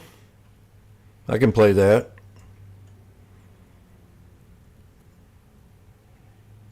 You heard 135 plus 35 medical. That's what I heard too. And I've heard 85 plus medical. That could be a starting wage. I got a nephew that drives a truck. He used to be a shipper. Worked on the what do you call them, the barges. And then he got into trucking.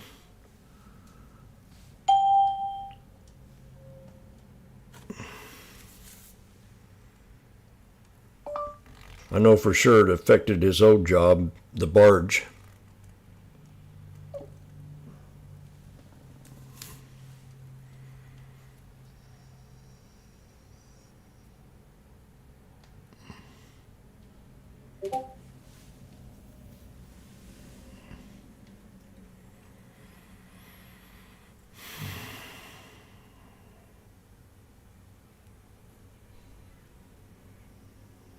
Michael Jordan's.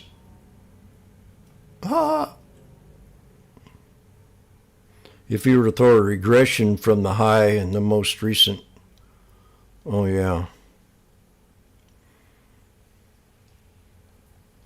I don't know if I have the double regression saved or not.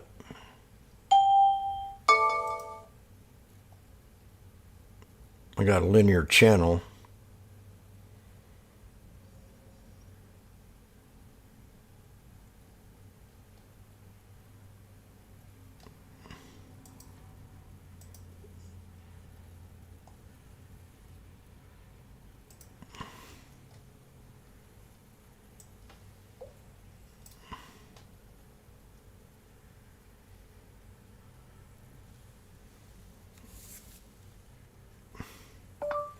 Inflation is killing them too. They want 75% pay raise.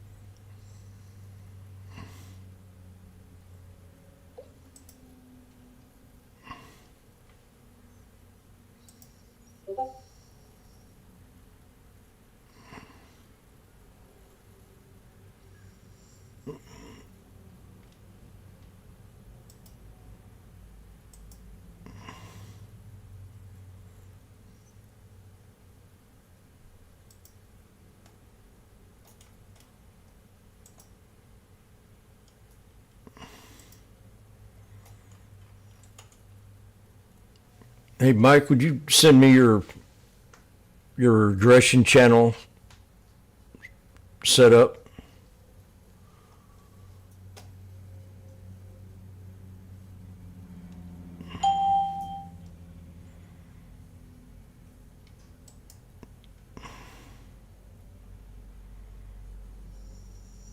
I got linear, and I thought I had a regression one saved up, but I can't find it.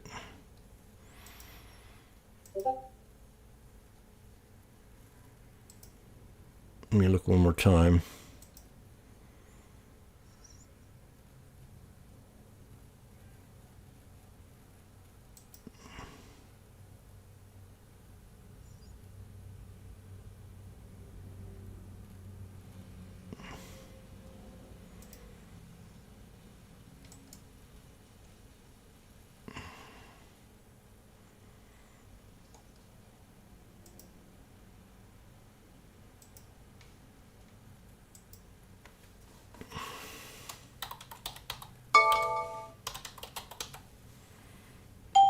Linear regression divergence.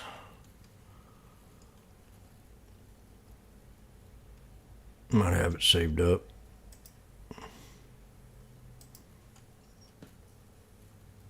What?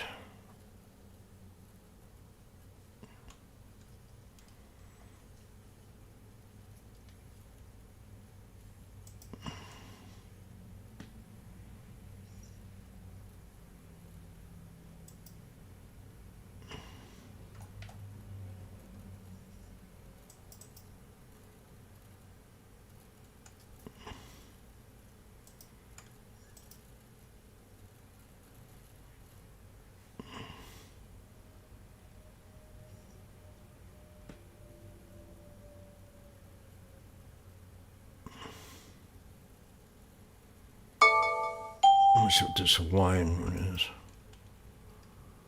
Oh.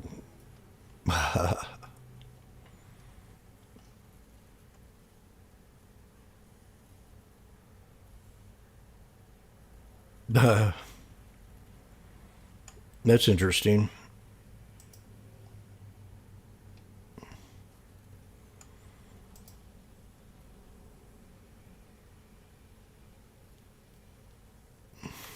Get Parsons pivot points. I have it set up as Hawaiian, whatever that means.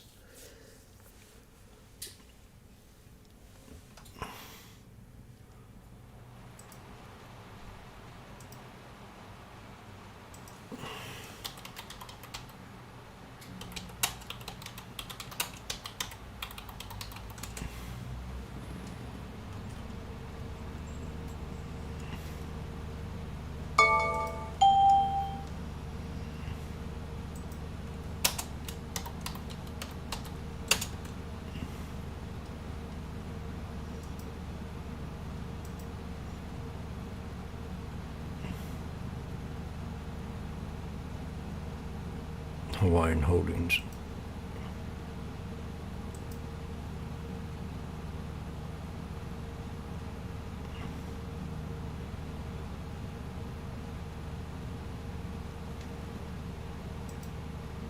I better get back to charting, quit playing around. I'm going to watch this for a while. I got alerts set on it.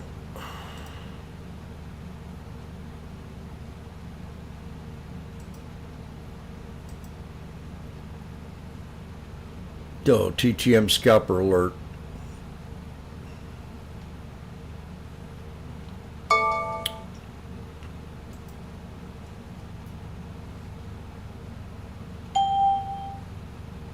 That would have worked. This is a TTM right here.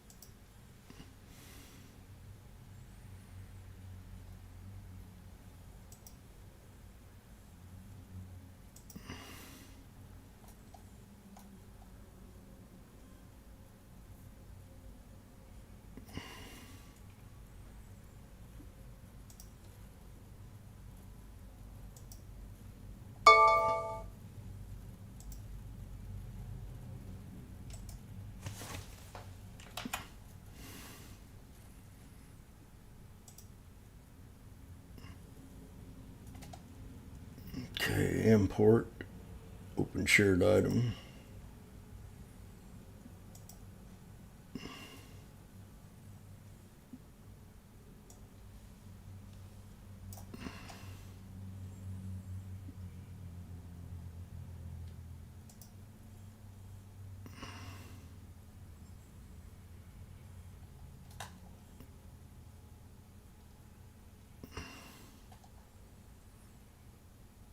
Thank you very much.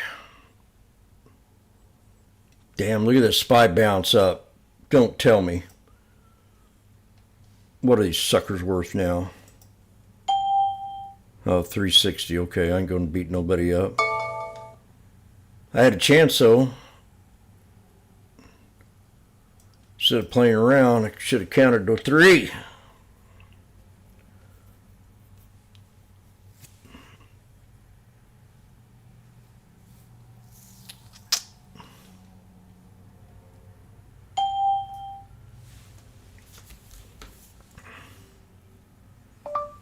They were offered 50.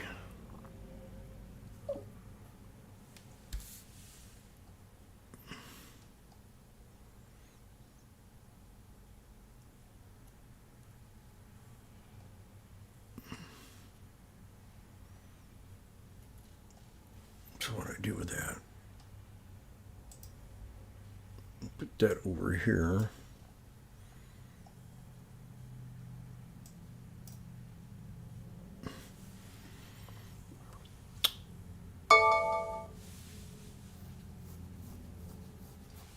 Thank you, buddy.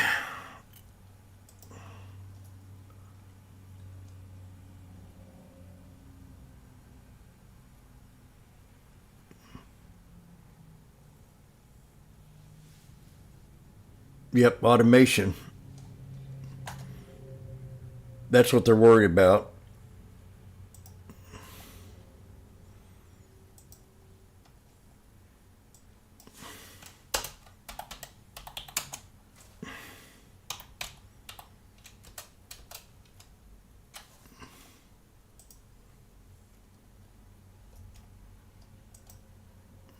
The new industrial revolution of digitalization and automation will transform port operations. Through automation, ports will become significantly more flexible and will cost-effectively handle large ships and a growing volume of shipping trade. In the future, we envision sustainable and injury-free port operations that are more competitive via superior reliability, predictability, and better resource utilization. Automation in ports calls for deployment of several emerging technologies, most essentially wireless, ultra-reliable, and low latency communication. These communication networks will be the backbone of port operations automation. Information flow between various entities is often crucial for efficient operation of machines, vehicles, and containers within the port. Private wireless networks based on 5G and unlicensed spectrum networks will be increasingly adopted in the coming years. Port communication network will seamlessly interconnect with cellular and So I'm going to share with that on YouTube.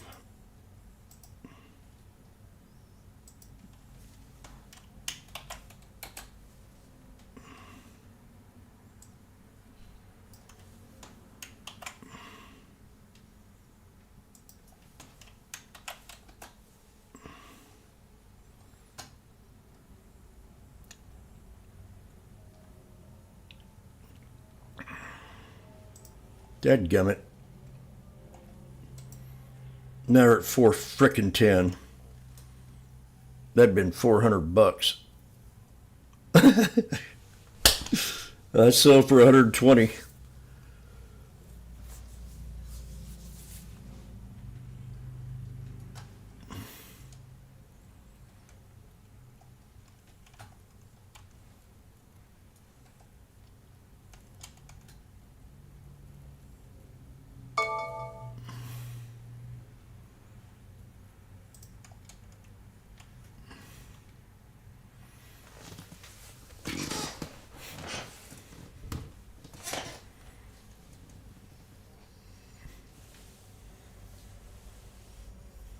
Well, you know, you'd have to be educated.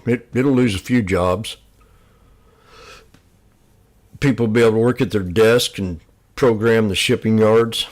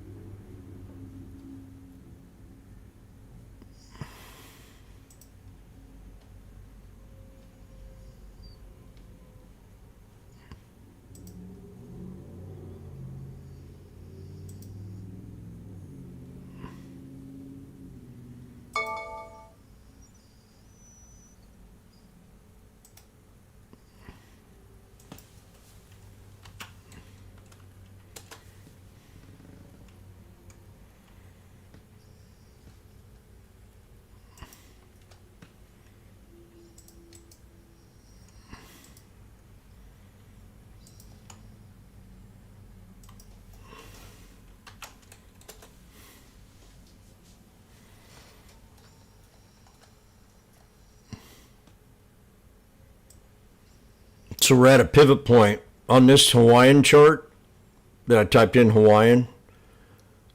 That red line's a pivot point area.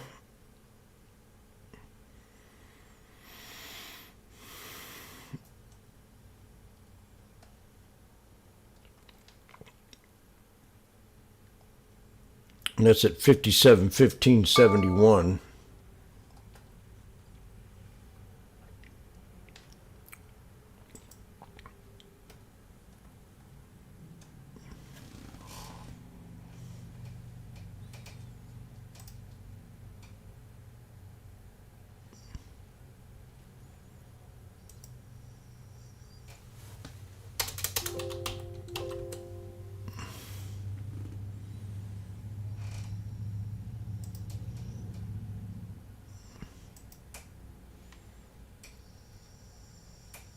No, what the heck? Oh, it doesn't show up on the SPY, on the SPX.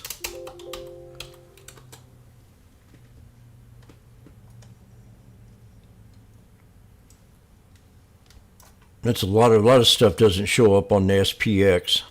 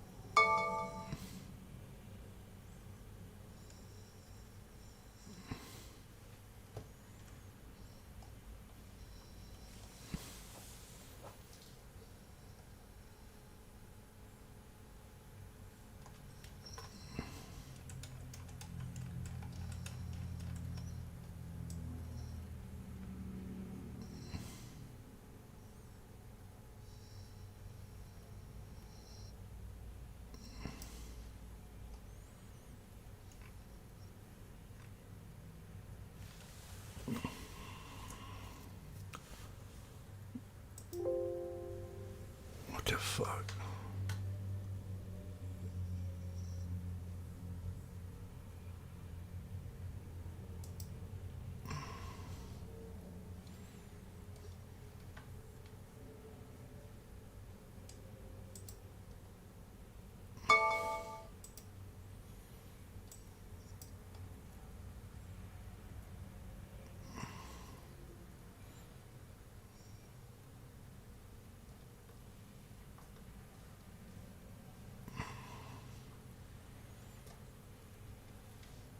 Yeah, I could have had some money on that one. $70 extra per contract.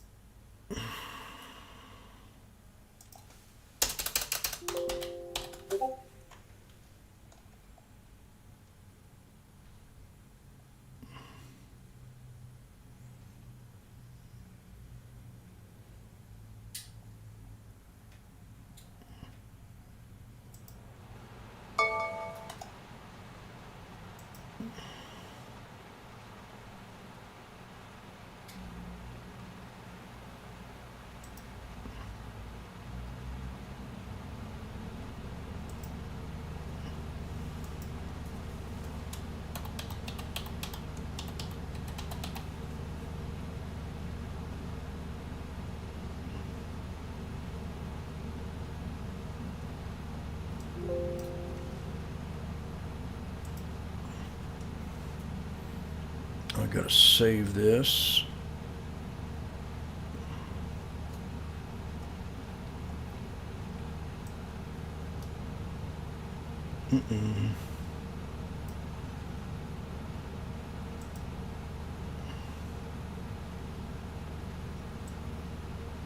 Dadgummit.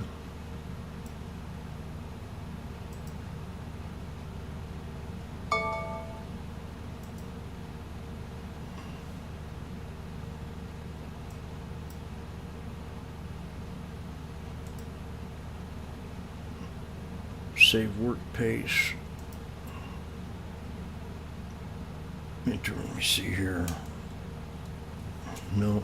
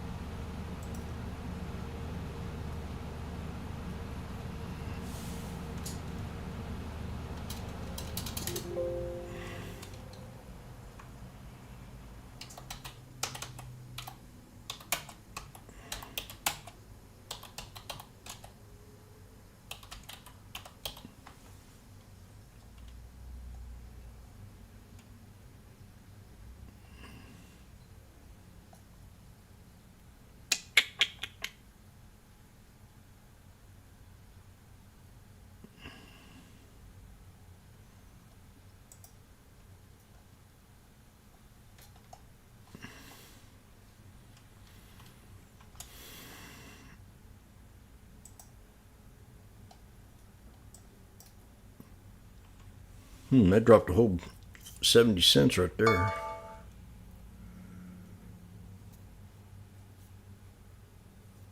Dollars.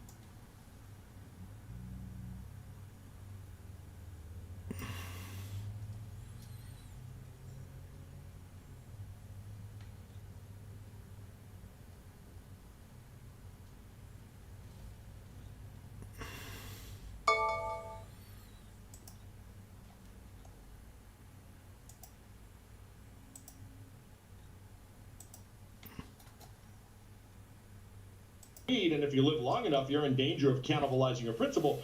Whereas if you focus on interest and dividends, living off of interest and dividends, then you don't have to worry about cannibalizing your principal, because interest and dividends are a renewable resource. You can spend them and they'll be right back again next year. So I think income, whether you're trying to grow a portfolio or whether you're living off your portfolio, focusing on interest and dividends is really key.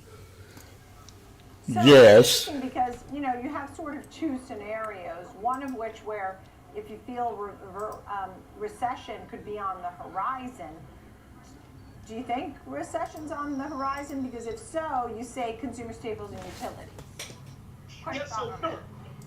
So we don't know, right, whether there's going to be a recession or not. We certainly hope that there's not going to be. What we do know is that the last 15 years, 14, I think, of the stock market, the market's had double-digit returns, strong returns. We know that nothing goes up forever. We know that history tells us that there's good decades followed by bad decades. We've already had a good 14-year period. History tells us that we've probably got some problems ahead, and it all starts with a recession. And if you think there's going to be a recession, I think you want to focus on more the defensive sector. You want to focus on the consumer staples. Utilities is probably a good place to focus on. If you're a little more optimistic, you think that GDP is going to stay where it is. You think the labor market's going to stay strong. You don't think this worker strike's going to affect us. You don't think the war is going to get all the things that could go wrong out there. If you're not worried about any of those, These things are and getting you want cheap. to focus on the future, then tech stocks, I think, are probably a good play, and maybe consumer discretionary. But that's not the direction I would go. I think the odds of having a recession are greater than the odds of not having a recession. The SPY 570s. Regardless of what phase of life you're in. Okay, so, and then on the other hand, if the market is growing, you say consumer discretionary. That's and for the tech. third. What kind of tech? So, I mean, the tech sector across the board has been hammered recently, and if the market starts to do really well, that's going to come back. A lot of what's going to be driving that is this whole AI craze.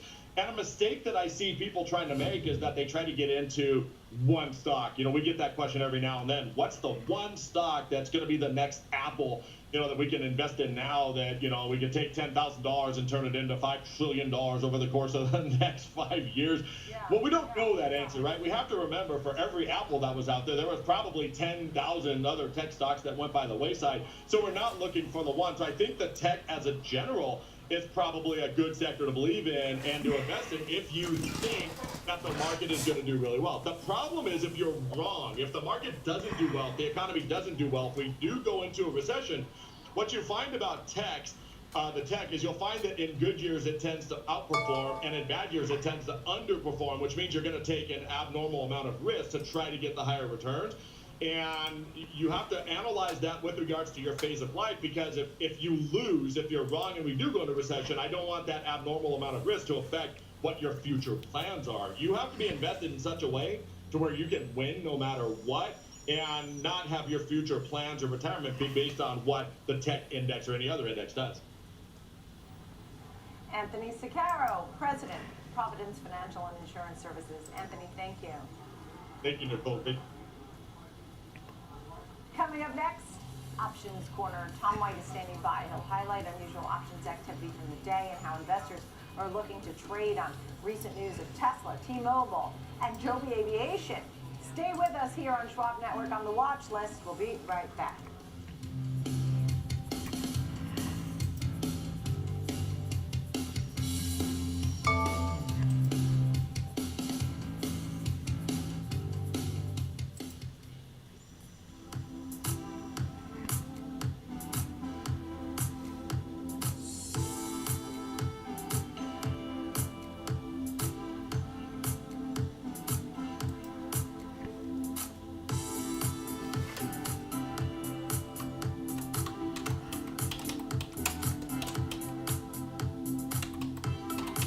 My friend's birthday is today.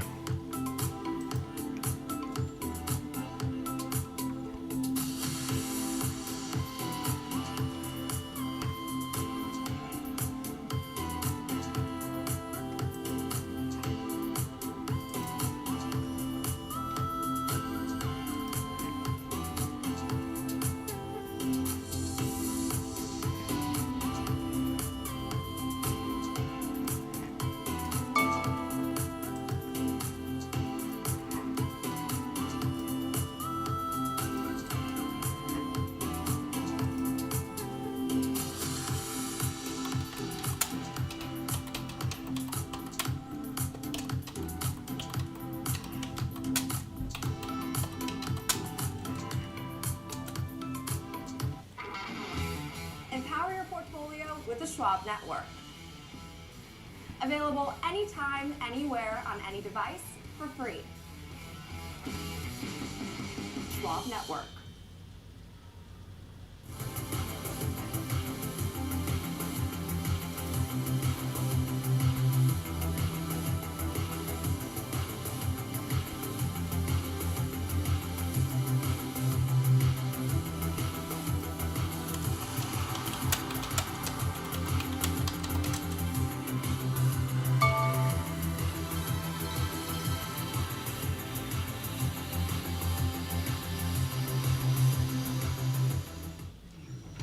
Trading the trending names every day.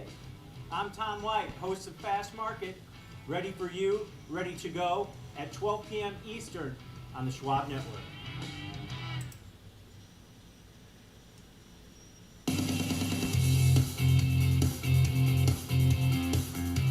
Welcome back to the watch list. It's time for Options Corner, where we analyze unusual options trades that we're seeing throughout the day. We welcome in Tom White, host of Fast Market here on Schwab Network. First up, Tesla, which right now has been under pressure throughout this day after delivering the deliveries. Look, the exciting part is they had a rise in deliveries. The not so exciting part is it didn't meet the expectations and certainly not the whisper numbers. Some of your thoughts. I saw Wedbush, Dan Ives has a $300 target. What are you watching here and what kind of trade do you have for us? Yeah, Nicole, the stock's down, 3.5%, but it's down, or it's off about $9 from its session low. So you have to take that into consideration because the stock has really ramped up over the last month and a half on expectations that the delivery numbers were going to be better, right? They came in just under 463,000. I think the whisper numbers on the street were roughly around 470,000. So coming in a little bit light.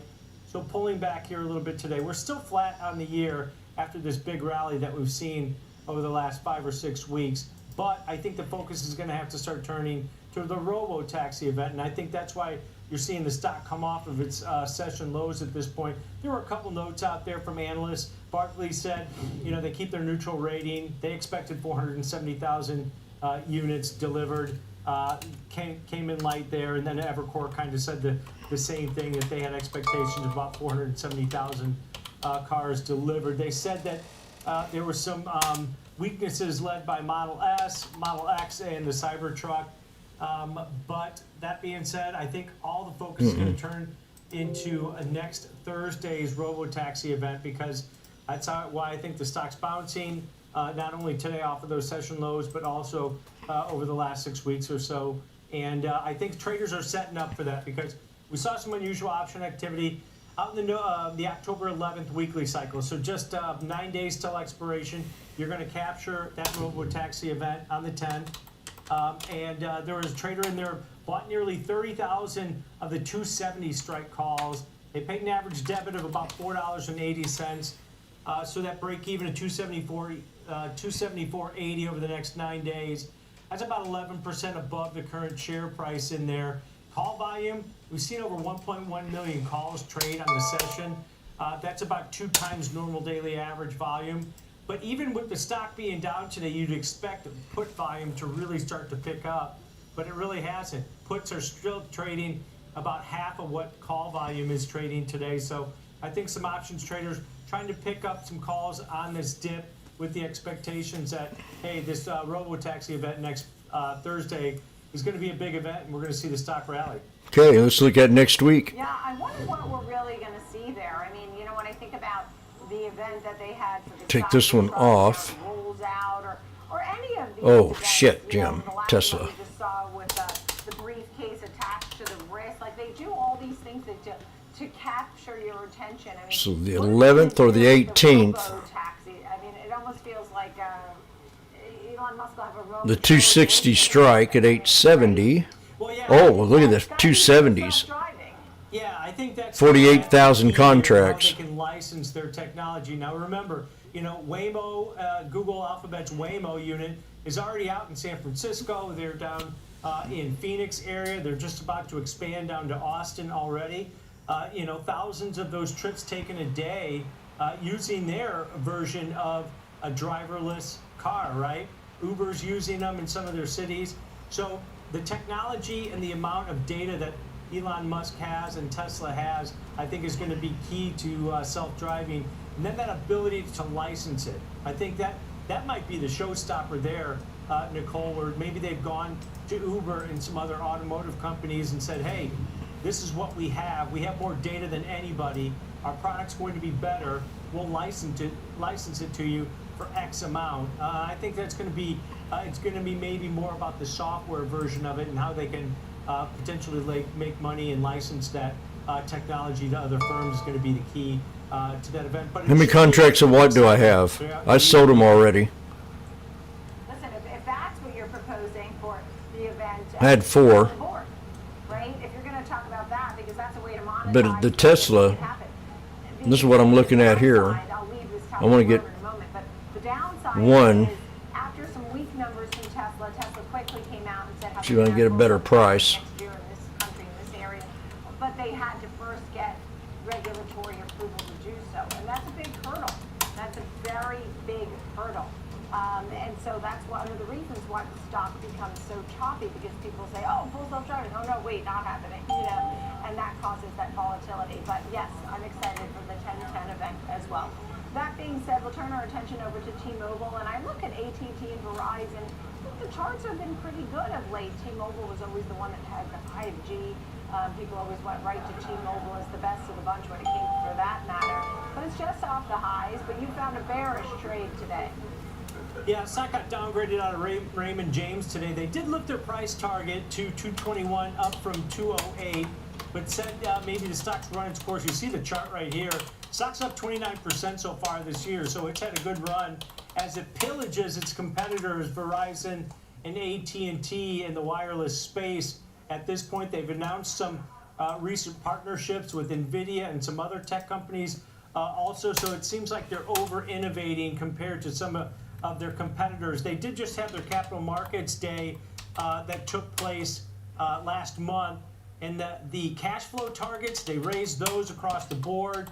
And if you look at some of the compound growth rates that they're expecting, anywhere from 5 to 7% over the next several years. So they continue to take market share. They continue to innovate and grow in their business at this point. But it's pretty surprising. The stock's up slightly today, even with that downgrade out of Raymond James. They did just recently boost their quarterly dividend to 35% to 88 cents per share. But then they also plan to return up to $50 billion to shareholders through 2027. So some positive shareholder-friendly news from this company over the last several weeks, and that's maybe why you're seeing it, up 29% so far this year. But I did see some bearish positioning in here, maybe somebody taking advantage of this rally that we've seen with the expectation, hey, maybe it's gone too far too fast, because I saw a put buyer out in the November 15th monthly cycle, so 44 days to expiration. Trader bought just under 2,000 of the 200 strike puts, paid an average debit of about $3.80. So that break even for this trader where they start profiting is below 196.20 over the next month and a half. That's about 5% below the current share price. So you don't need a massive move. This trader's given himself a month and a half in it. Put volume's heavy, about 3 times normal daily average volume that we've seen over the last week of trading. Despite only about 3,500 puts trading across all option series, over 1,700 of them were just on this November put strike. So yeah, somebody with expectations that maybe we'll see some sort of pullback here over the next month and a half. All right. And last but not least, we have Joby Aviation, and we think about Wi-Fi on the plane. We think about the IPO back in 2021. Tell us a little bit about what's going on here with Joby, where you actually found a bullish trade too. It's up 31% today. Yeah, this is about the the eVTOLs.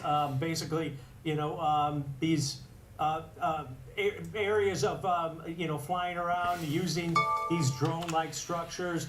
They're in with the FAA right now. They've got 5 phases that they have to get approval for, right? They're in stage 4 at this point. They're about 28-30% finished with that, looking to get approval from the FAA.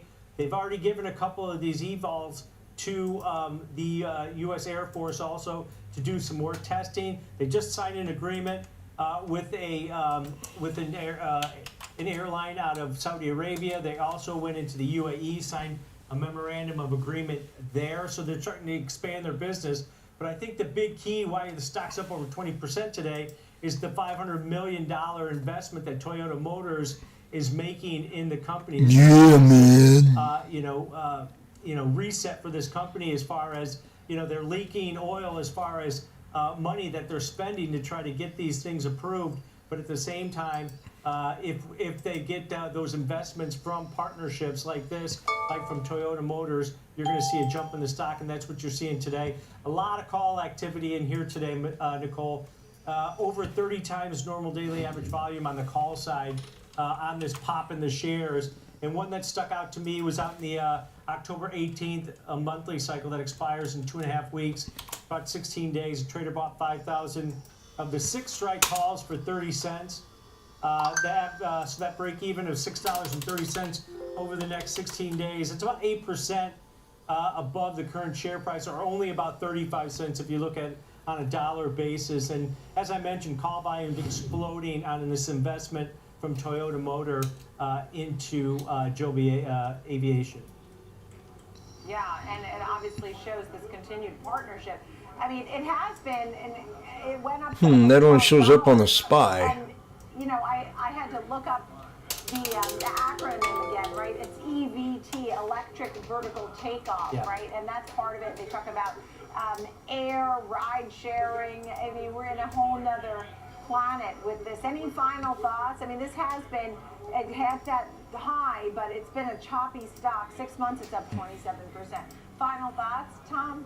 Yeah, I hope it comes to Chicago soon. Traffic is nightmarish here, and hopefully the FAA gets their head going and gets this thing approved, because I think it's going to really expand the way you get around major cities, major areas. And if the FAA approves it, that's what they're basically waiting for. This is a waiting game. How big will it be? How safe will it be? The FAA's got to approve it. But if you're already seeing interest from other countries that are innovating a lot faster than us, and maybe their approvals aren't going to take as long, you can see the interest in a company like this, where it's really going to pay off in the future. All right, Tom White, thank you for that. We could use it for, especially here during your UN week. That would be helpful as well. Good to see you. Tom White, thank you, with Options Corner. Coming up next, we'll welcome in the CEO of Serve Robotics to discuss the partnership with Wing to expand its autonomous delivery program. We're going to hear more on that one-on-one with the CEO next here on the watch list.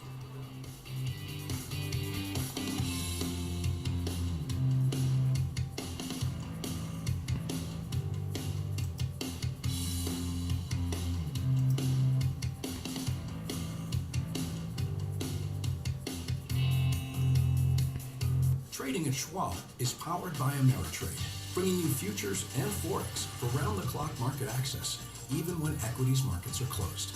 All on our award-winning Thinkorswim platforms. So no matter what or when you want to trade, Schwab has cutting-edge tools, curated education and insights, and trading specialists ready to help, however complex the strategy. With a wider range of opportunities, you can trade brilliantly with Schwab. This election season, stay out of the muck and the mudslinging with Schwab Network's by-the-numbers coverage of the presidential cycle. How could this election impact your financial future? Next week, it's going to be a crazy political week. Election trades are fraught with risk. No agenda, no hysteria, just good old-fashioned analysis of what policy means for your portfolio. Stay informed, stay ahead. Tune in to our election coverage on Schwab Network. Knock, knock. Number one broker here for the number one hitmaker. Thanks for swinging by, Carl. No problem. So, what are all those for? This lets me adjust the bass, add more guitar, maybe some drums. Wow, so many choices. Yeah, like Schwab. I can get full-service wealth management, advice, invest on my own, and trade on Thinkorswim. You know, Carl, Damn, that was a nice little bounce there. Oh, I gotta take this, Carl. It's Schwab. On SPY. Choice in how you invest with Schwab. Accelerate your market knowledge. Gosh. Shift your perspective into full gear. real-time example trades, a full hour of trading insights. I'm Tom White. I'm Kevin Hicks. Kevin Hickey. Weekdays at noon on the Schwab Network. Now what's Fast going Markets, on ready here? For you, ready to go at 12 p.m. Eastern on the Schwab Network. I'm really confused.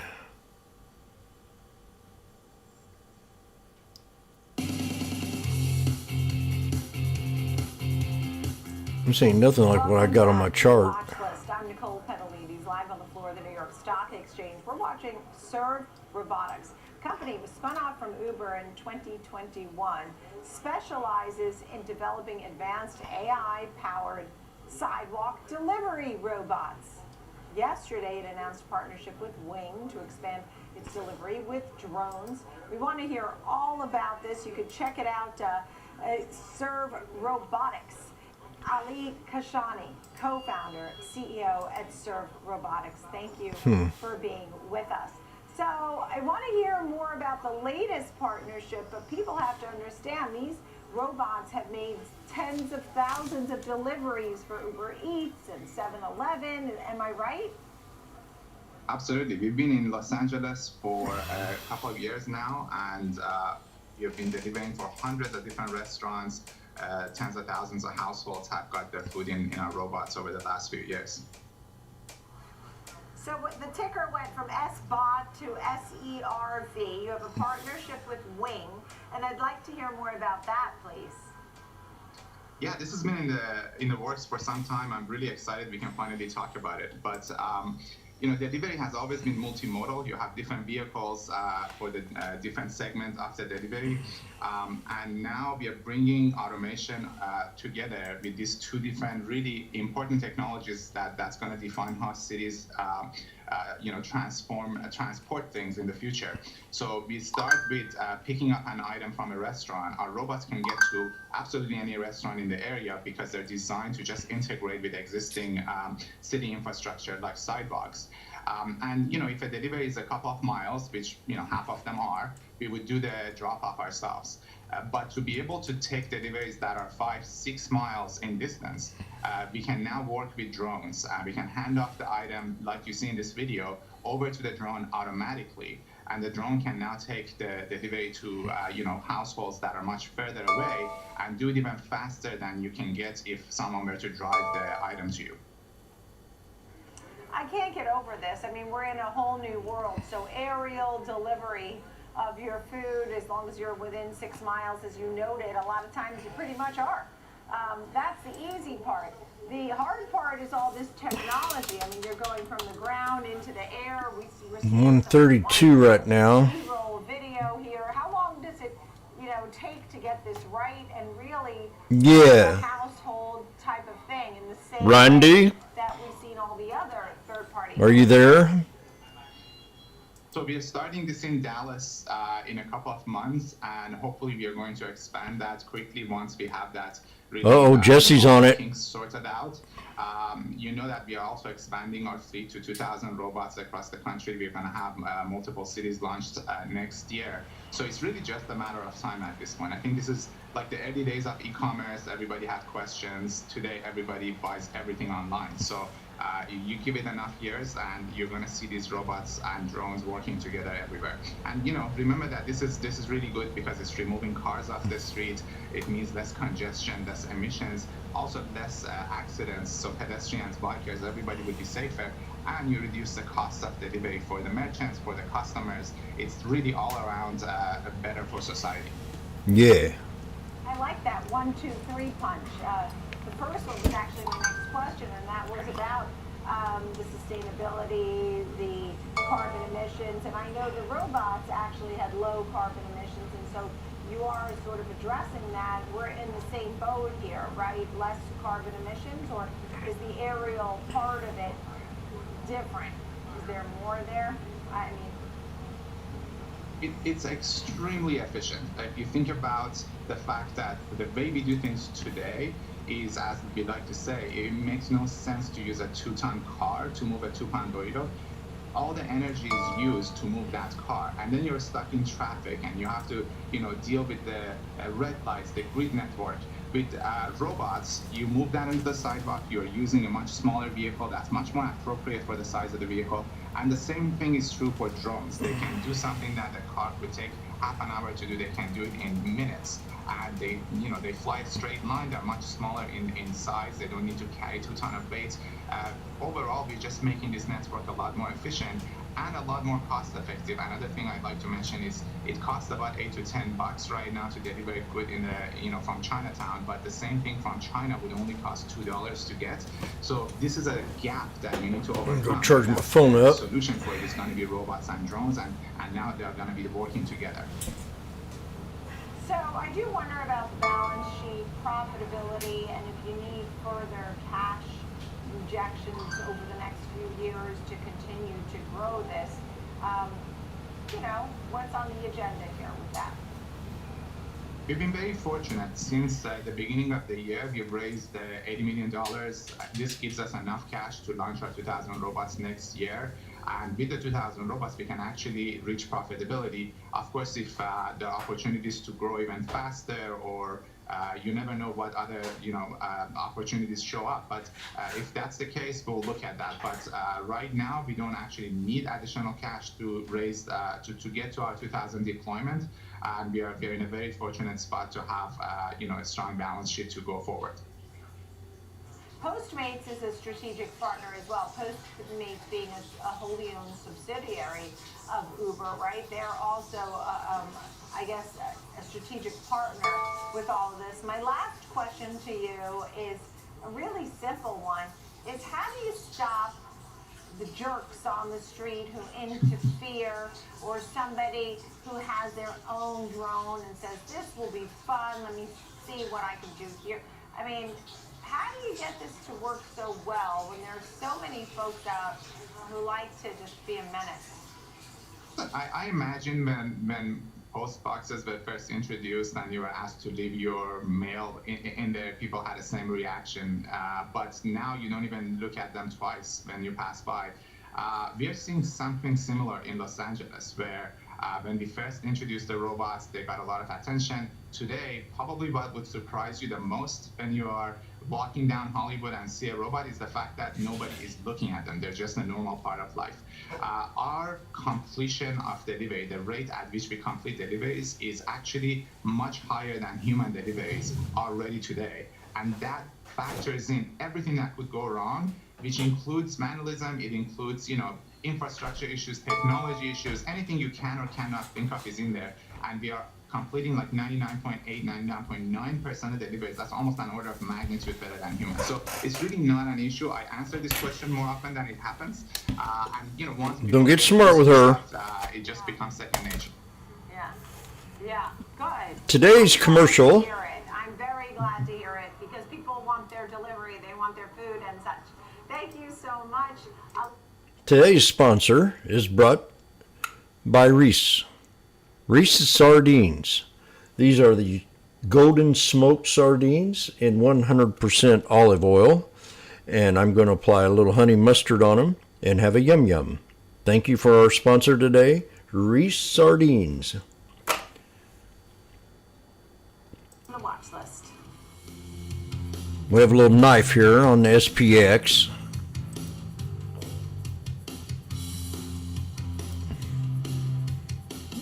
No. Question this here linear channel you gave me. Doesn't match my chart.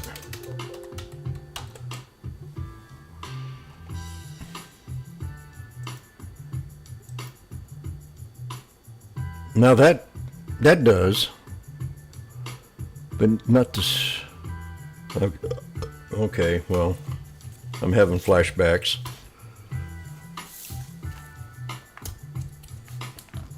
I'm having my snack now. See how these sardines look.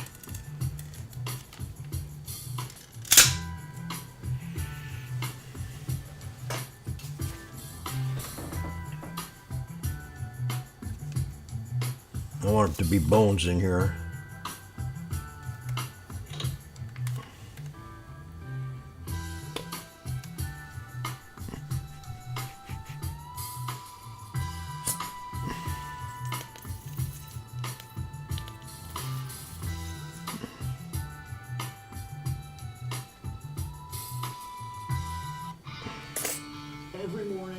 every trade, always live.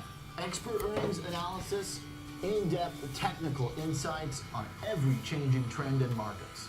Available anytime, anywhere, on any device for free. Welcome to Morning Trade Live on the Schwab these are Network. good. I'm Oliver Rennick.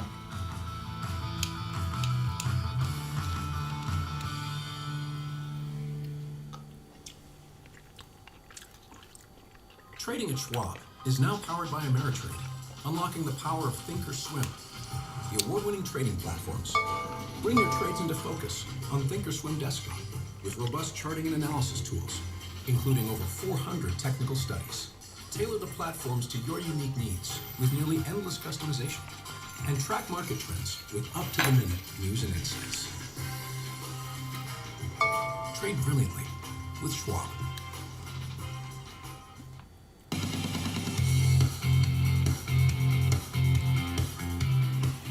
Welcome back to the watch list. I'm Nicole Fedelides, coming to you live from the New York Stock Exchange. 90 minutes left in the trading day.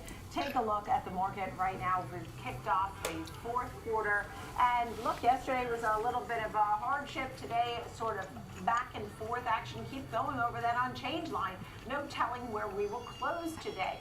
There's no real clear market trend. And while we have specific stories of stocks that are up or down 10, 20%, and we're covering all those, when you look at the major market averages, they seem to be in somewhat of a wait-and-see mode here. So 5706 is where the S&P 500 is parked right now, and it's certainly waiting on the Friday jobs report. That's another element. Oil and gold are mixed. Gold's down $15, while oil's sitting at $70 the barrel and change.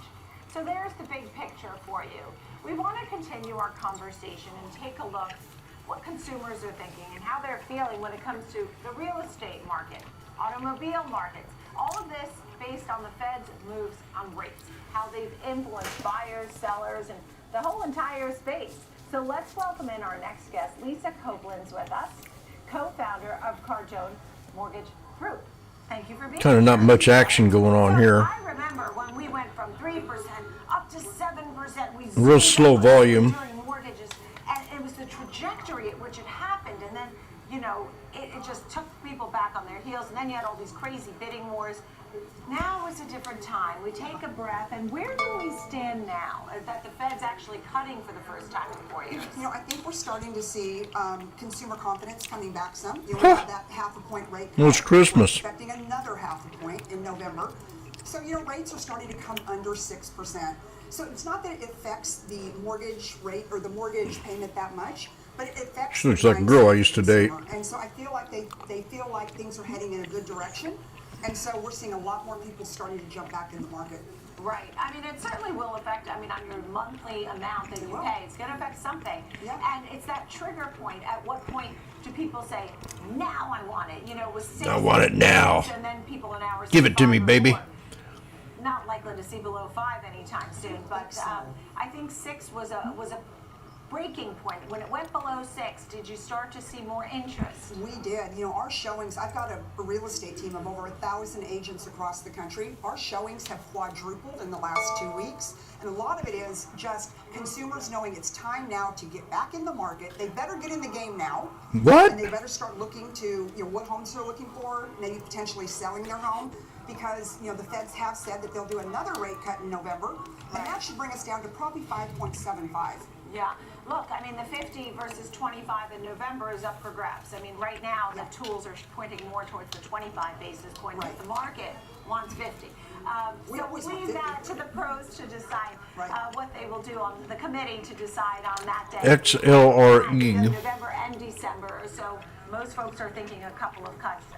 That being said, do you start to see, the question was, as mortgage rates came down, more people would come into the market and then the prices would go back up, and affordability has been an issue, right? Right, exactly. And so that's what happens. We get into a supply and demand situation where right now we have more supply than we have demand. So the prices. You do? We do. I'm in Texas, and right now we have a 4 to 6 month supply on the ground. So what happens then is the prices come down. When the demand comes up, like what happened during COVID, then, you know, now all of a sudden you have more people wanting less houses that are on the market, and that drives up prices. And then you couple that with lower interest rates, and it's Katie bar the doors. But the big picture is the lower rate environment is good for a few reasons, not just housing, other things as well. What are the big picture that you're hearing and finding? Whether it's loans. I'm watching the SPX. See if we can get a cheaper price. Down, credit card rates are coming down, and all of that spurs consumer spending, and that's what's so important, to get our economy kick-started and moving again. PLTR did bounce up $1 today. Got a lot of friends that are auto dealers, and they've seen some pickup in the last couple of weeks because they're able to offer their customers a lower rate also. Kind of flat, mannequin. You used to be an auto dealer. You've done everything. Everybody sure to hit the like button today. Encourage me to stay on here. Last year we had the regional bank sort of crisis. I don't know what else you want to call That it. punk. And people started to get some jitters. They weren't able to get. You've been watching me for a while because you said that Jim was thinking about monetizing his channel. Who's getting the loans and stuff? How's the financing going for folks? I think there's still. And I just asked the room. I just asked you guys on YouTube, do you think it's a wise choice? The banks are still a little bit tighter with the purse strings, so.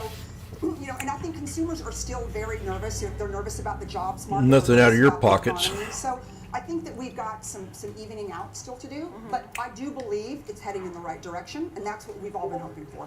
What do you tell folks when they say they feel like we're in a recession? I don't feel like we're in a recession. I feel like, there's been some normalization of the economy. I think back during COVID, auto dealers, there was not enough cars on the lot. So I should, yeah. I think I should too. Just on the fact that he said that. Chain issues. There were not enough houses on the market, so we got into multiple offers. So all I think we're seeing now is almost a normalizing of the market. But I won't lie, we got really spoiled during the last couple of years. In the real estate industry, in the mortgage industry, in the auto industry, and now I think things are just starting to level off. Right. I mean, the days of 0% financing, remember that? I do. You talked about special financing. Can we just go back to that for a moment? I've never really done this, so I've never experienced this, but you're fully immersed and you're seeing and have color from the streets and what people are saying. So how does this go here? I mean, are people struggling? How are they getting? Am I doing it right? Yes. Are they getting better rates, worse rates? Do they have to put up a lot in front? Do they have to put up more than usual up front? And then put another line down on that inverse head and shoulders. You see it down there where that head is? You have an inverse head and shoulders right there. For the same price car today is going to cost them $100 more a month, $200 more a month, strictly because of the interest rate. Because to your point, the factories are not offering the subvented rates, the 0%. This right in here. It's just not available anymore. And see where that. It's definitely hindering the buying power of that gets you. For automotive, and then of course we talked about mortgages. Yeah, if you want to get this market really moving, Probably right about a little bit higher. Is that pattern right there? What's your advice to buyers and sellers in this time now when we're expecting more rate cuts over the next, let's say, 6 months? I would say get ready, because when it happens, if you're a seller and you're looking to put your house on the market, now's the time to start, right? Now's the time to get the house ready, call the realtor, get it listed, to be ready for, hopefully. See that right there? Because again, as soon as those rates start to drop dramatically, and if they happen back to back, we're going to get into a demand situation where there's going to be more demand than there is supply. Right. And it's hard to what's going on? The market is or what the best rate is. Right. So I just say, now's the best time. You're right. Timing is. See that one there? Exactly. Yes. All right. Lisa Copeland, co-founder of Cardone Mortgage Group. And then Thank that you for one. being with us, Lisa. Thank you. Still ahead, we're bringing. So it's like a double confirmation. And other cryptocurrencies you want to hear more about. Stay with us. You got two reasons that could pull back there. Then you got another one right here. So there's three reasons that could be support.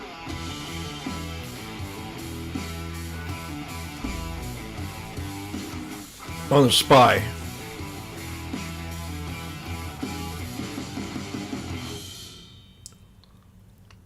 I mean, right there is solid. 568.46. I'd set my alert right above it. Can you offer me the same choices as Schwab? Choices? Yeah. At Schwab, I can get full-service wealth management, advice, and invest and trade on my own. Come on, you know Carl's the only choice you need, right? Neil, tell me you know this. Gotta run, Carl. Damn, that guy's cold.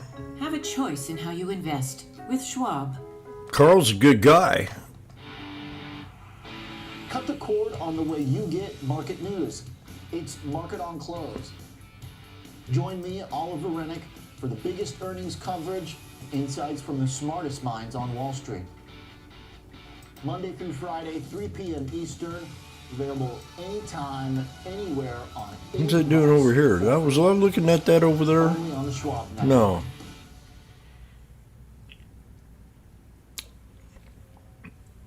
Ameritrade is now part of Schwab, bringing you an elevated experience tailor-made for trader minds. Go deeper with Thinkorswim, our award-winning trading platforms. Unlock support from the Schwab Trade Desk, our team of passionate traders who live and breathe trading. And sharpen your skills with immersive online education crafted just for traders. Also, you can trade brilliantly.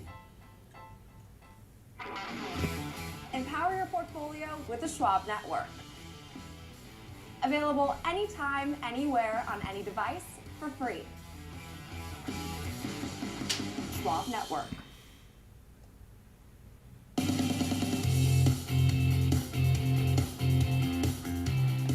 Welcome back to the watch list. Time to talk all about cryptocurrency. We have to hit this space because with the obviously ETFs in Bitcoin, ETFs in Ethereum, and everything else. Samir Karbach is with us, Chief Investment Officer at Hashdex. Steve Larson, founder at Atlas by AET. Thank you both for being here. Steve Larson, do you feel that the same interest, because we talk about EVs and how sometimes the demand falls off, is cryptocurrency in the same camp? The people who love it, but then what about everybody else? Tell me a little bit about how you feel demand has been for cryptocurrency. Caesar.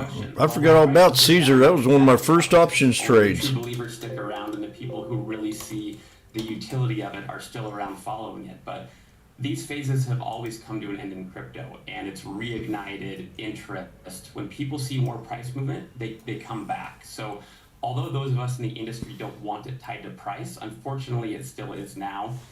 But what we are hopefully seeing is some new applications being deployed. This one's way undervalued, crypto, and we hope that but I'd still be a little worried about it. New people into the space, so it's based on more than just price movement. Why Caesars is seeing blue skies. Catalyst that generates interest like a halving or new ETFs or things like that. Samir, what do you think will drive this crypto market? So more inflows, push those numbers higher. You've got a repurchase program. Yeah, no, definitely. I think what we can see from the markets is looking forward, Bitcoin looks very correlated with global liquidity conditions, and we're seeing liquidity going up. So I think this can be a big price catalyst for crypto markets overall. As liquidity goes up, as we see countries reducing interest rate and monetary stimulus coming in again to react. Oh, the punk is likely a woman? It could be. Or, the slowdown of the economy, this tends to be positive for crypto. And on the other side, we're also seeing the U.S. elections, right? So I didn't think about that. Damn, I didn't think about that. It probably is. Man, if that's true, I'm real sorry, ma'am. I love women. I know what a real woman is.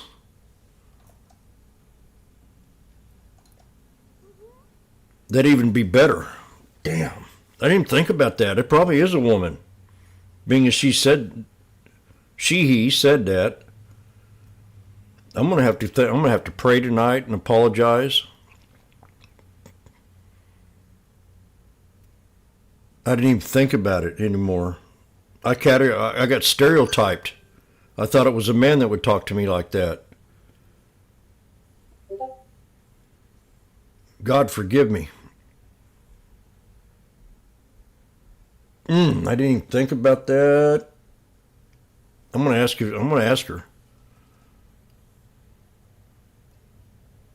I've been messaging the heck out of him or her.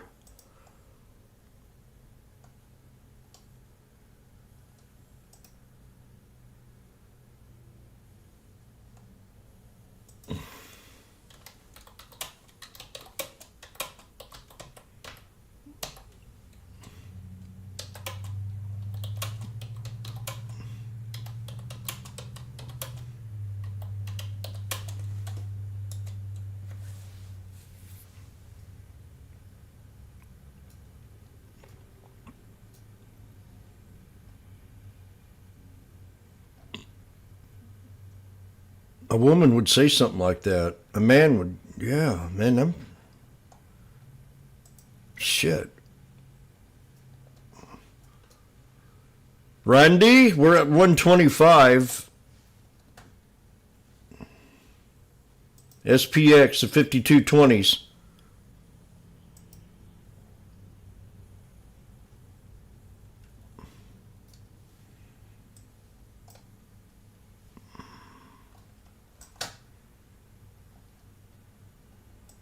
Oh man, I forgot all about that. I could have been a woman. Why'd you have to put that in my mind?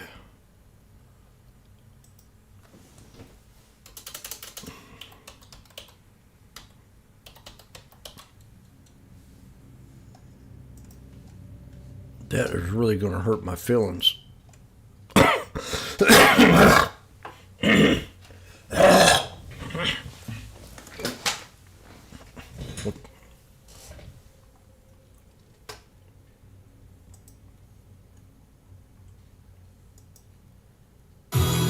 This fall, switch to a TurboTax Live expert and we'll beat the price you paid your pro last tax season.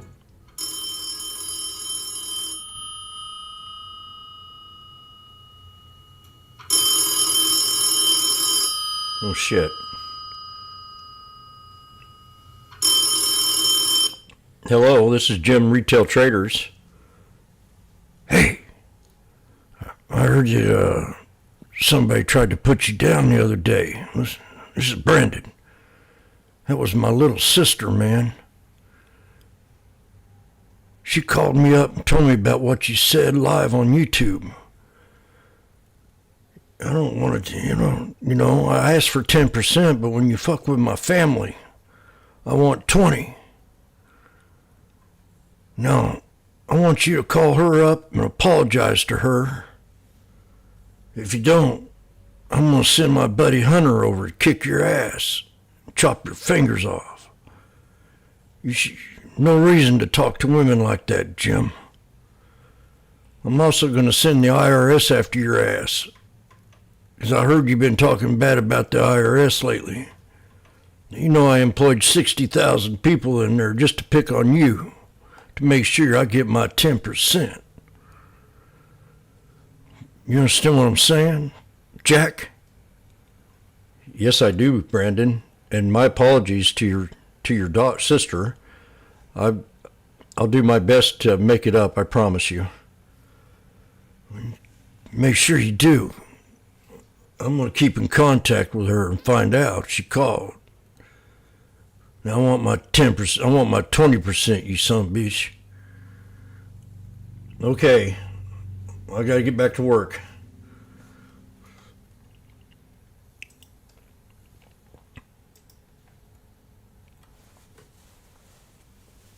Hello, Zona.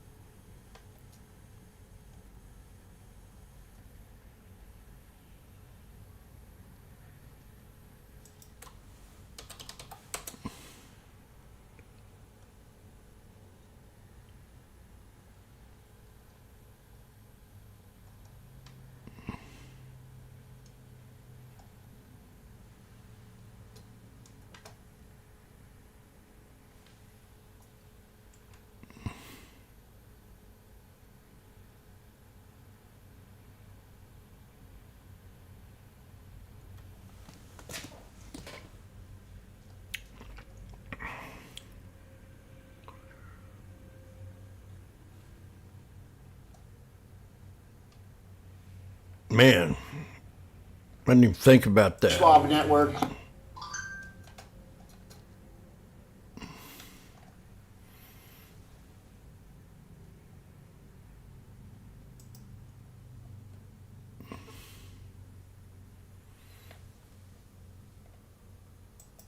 The old guard is saying, away, off with their heads. AI feels controversial and it's going crazy right now. It is going crazy.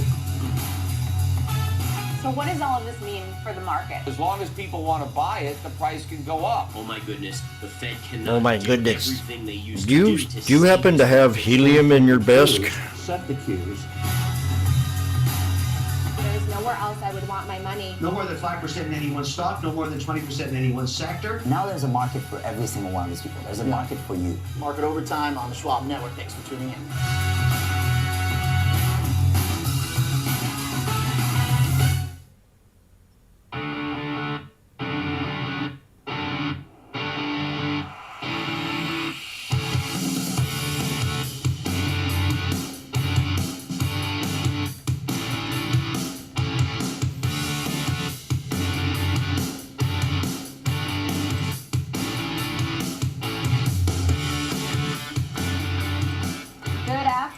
It's 3 p.m. here in New York at the New York Stock Exchange, and this is Market on Close. I'm Caroline Woods filling in for Oliver Rennick. We have an hour left in the trading day, so let's take a look at where markets stand. We're seeing both red and green on the screen right now. The Russell has turned negative, albeit barely, just sitting below the unchanged line. Dow, meanwhile, up 54 points. That's about 0.1%. NASDAQ is up the most. It's up about 0.2% as NVIDIA leads the Mag 7 higher. The S&P 500 essentially flat. Tech and energy sectors are higher. Everything else there is lower. Taking a look at some of the futures products, we're of course keeping an eye on crude oil, which is higher today, but off earlier highs, trading above $70 a barrel at around 70.41 right now, although it was higher than 72 earlier in today's session. Gold is lower, Bitcoin also lower, trading below 61,000 now. US dollar, meanwhile, is higher. Let's break down some of the market action that we're seeing with Kevin Hanks, senior equities contributor here on Schwab Network. So Kevin, we've been talking about the markets all day. A lot of bouncing back and forth across the unchanged line, but if you take a look at the actual numbers for the major averages, not a whole lot of action here. So tell me you have something exciting to talk about. How much can we talk about the sluggish action here? Yeah, Tom White and I were discussing the fact that we don't know if it's risk on today, but it's risk off today. And that's what seems to be happening. Overall, the overall temperature seems to be coming down to the market right now. You've got the VIX a little lower. You've got the dollar higher, mainly because the Japanese yen is so sharply lower. But you've got yields a little higher off the strong ADP data. You've got crude oil a little higher, but off its highs as well. So how about this, Caroline? This is market that's showing the S&P slightly higher on the day, only up about a point, but 9 of the 11 sectors in the S&P are lower on the day. Only energy and information technology are the only 2 sectors on the upside. But if you dig a little deeper, you find out that within that information technology is a big swath of high-profile names like NVIDIA and Broadcom and Salesforce and that whole sector. It's really a semiconductor rally saving the day here for the S&P. So even though 9 of 11 are down, 2 really good ones are up, and that seems to be stabilizing the rest of the market, Caroline. Yeah, good point there. Also, Applied Materials, Land Research, Supermicro, Taiwan Semi, all seeing gains of more than 2% today. So you say it's risk off, but not necessarily risk on. But I guess if you actually look at the fundamentals of this market, Kevin, is it easier to make the case that it should be risk on or risk off? Well, you've got yields sitting just below 3.8%, right? That is higher than it was right before the Fed rate cut, but still lower than they were 2 months ago. So rates are stable. And the market, if you ask traders and bankers, what do you like? You like higher rates or lower rates? They say we like stable rates, and I think the market. Oh my gosh, SPX just bounced, and I didn't take it. A little bit of their volatility, and they're resting here around or just 115 to 160. 3.8%. Now you've got the dollar Randy sitting off its recent highs. Remember, it was as high as 114. It's back down to reasonable levels, just over $100. Crude oil is higher than it was, but the macro discussion on crude oil is breaking down a little bit, and even though there's some geopolitical risk keeping crude oil elevated, the macro discussion on crude oil is still probably lower once this passes. So there's a lot of reasons: lower interest rates, resting lower dollar, the potential for lower crude oil. There's a lot of positives going into the fourth quarter, and no, I didn't take it. God. Lower interest rates in the future. I got shook up about that being a woman. To risk on, I think, than it is risk off, Caroline. How should we be thinking about the stimulus over in China all together? Because of course Chinese markets are closed this week for the Golden Week, but we are seeing strength in some of the U.S. listed shares of Chinese companies today. So aside from just boosting those names, how should we be thinking about the impact of that China stimulus on the broader U.S. market? Yeah, China stocks have rallied, but if you widen out your chart on these China stocks, they're still big percentages off their highs. And why is that? Government intervention in their markets and in their businesses have punished those stocks. Now they've made recoveries, and now, do you want to get in China stocks now? Do you want to trade stocks that actually reside in China? I don't think so. But what you shut up. You can trade stocks that are a proxy for China here, like Las Vegas Sands, like Freeport-McMoRan and Copper, like some of these other names that have relationships with China but aren't domiciled or aren't under the thumb of the Chinese government. China's tricky, right? It's tradable. I'm just not sure China's tricky. Stocks are investable because you've got the communist government looming over these stocks. They've been a great trade the last week or so, or 2 weeks, but boy, the risk there looms always. 1, 2, 3 breakout to boot. All right, Kevin Hanks, thanks so much for kicking. Oh no. All right, now for a look at a few stocks on the move. I'm joined by Jenny Horn, market correspondent here on the network. So, Jenny, you're keeping an eye on Tesla. We talked about this one this morning. Shares still under pressure, although not nearly as low as they had been earlier today. So, cutting those losses after Q3 delivery numbers were released this morning. Fill us in on the highlights there. What stood out?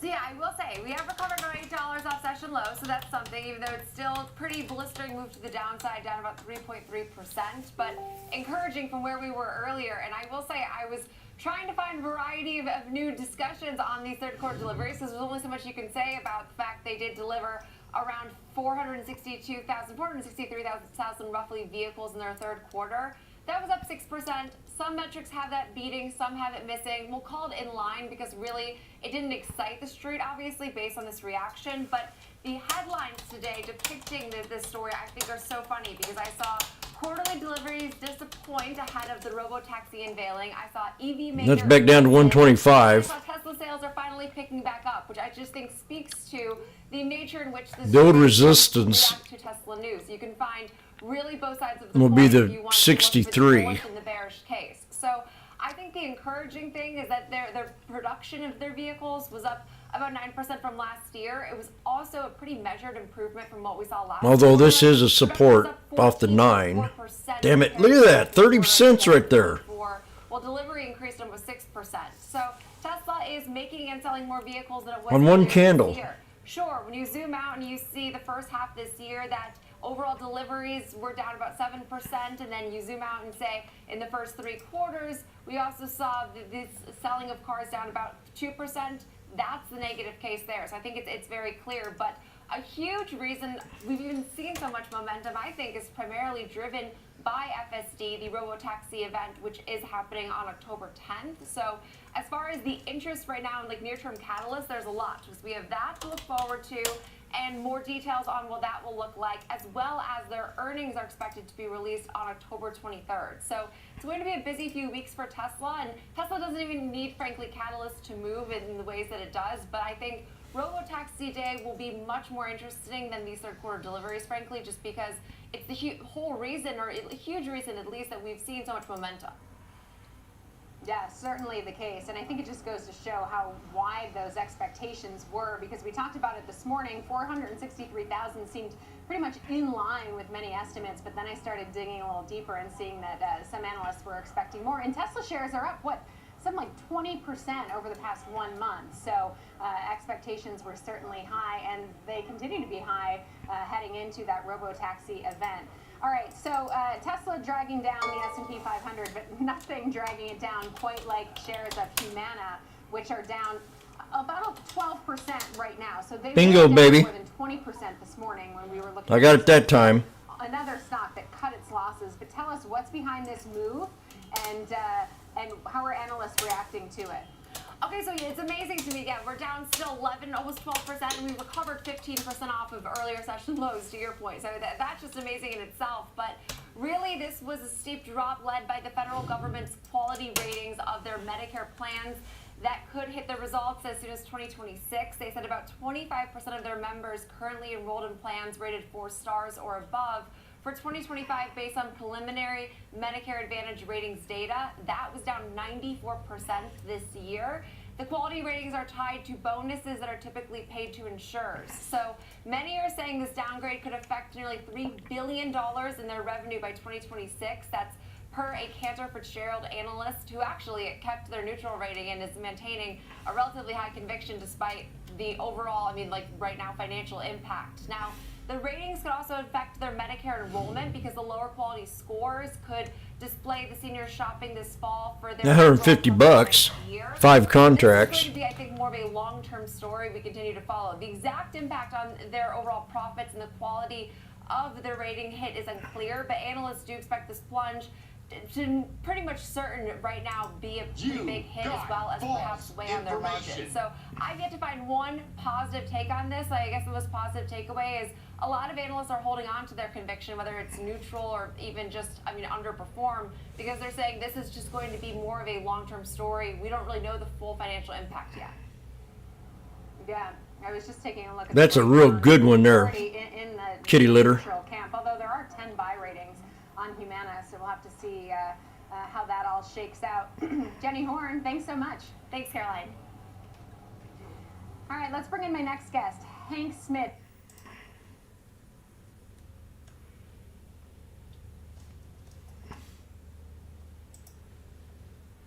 Oh, Caroline, they cut you off. No one wants to declare victory, but it is apparent has achieved. VICTORY, you are my battle cry. Tell me, what makes you so certain? Well, let's go back to your previous colleague. I talked about risk on versus risk off. We're definitely in a risk on environment. The economy continues to expand, albeit below trend line, but still above 2%. You have disinflation. You have corporate profits that are starting to accelerate, and we're going into a Fed easing cycle. And it's just not the U.S. Fed. It's central banks around the globe, and throw in China with their massive stimulus. And this all adds up to a risk-on environment. There are headwinds.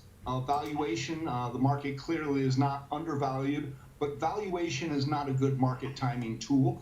And of course, if you see an extreme acceleration in these geopolitical events, particularly in the Mideast, a big escalation of conflict over there, that might have a dampening near-term effect on the markets. But generally, geopolitical events, whether they're wars or terrorist attacks, only have short-term impacts on U.S. markets because they don't really affect the U.S. economy. Okay, so now Oh, you think so? But it seems like the tailwinds, according to you, outweigh those headwinds. I guess We're just not an American economy anymore, brat. Tailwind of this soft landing. How much of into the market at these levels?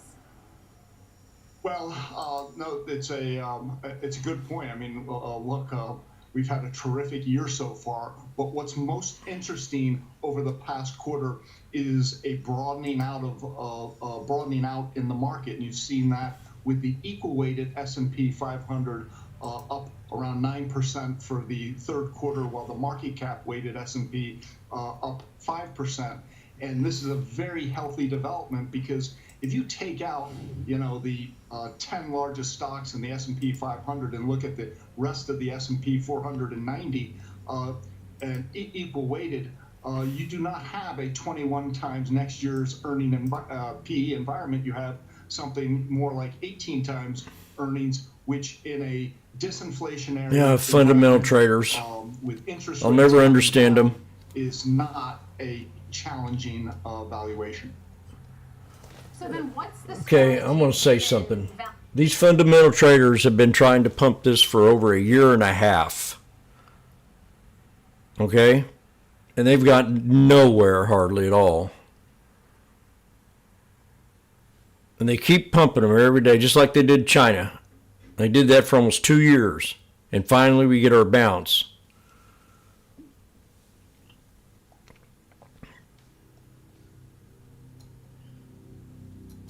I mean, if I was that kind of trader, but I can't do that, not until this election's over. I mean, we could have a major pullback. We have too much debt. That does affect our economy. Government spending will affect it. If we elect Kamala, then look for some more spending, a lot more. Deficit spending.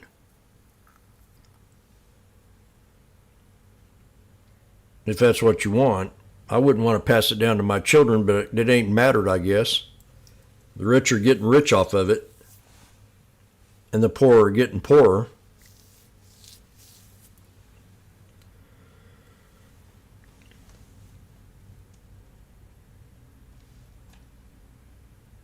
I like the way I trade. I mean, I was swinging a couple years ago, but I can't swing when we're at all-time highs.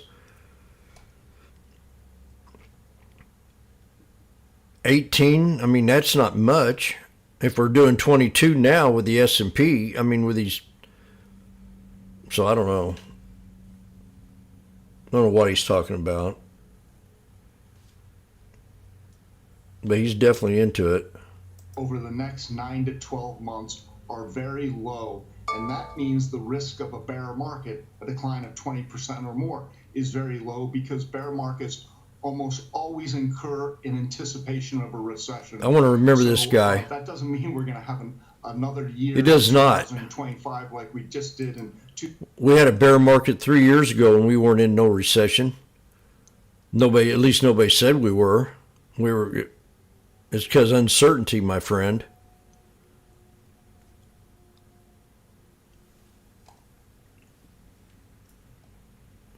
We're back to 125 here. 57.20s.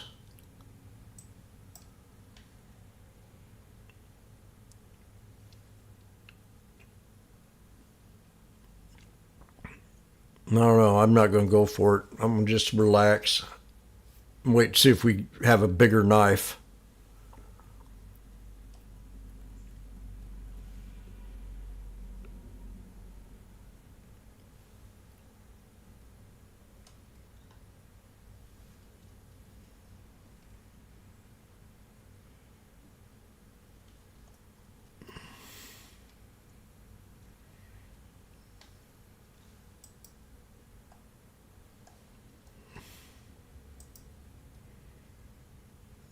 The video managed to hold 115. That's what I had, Patrick.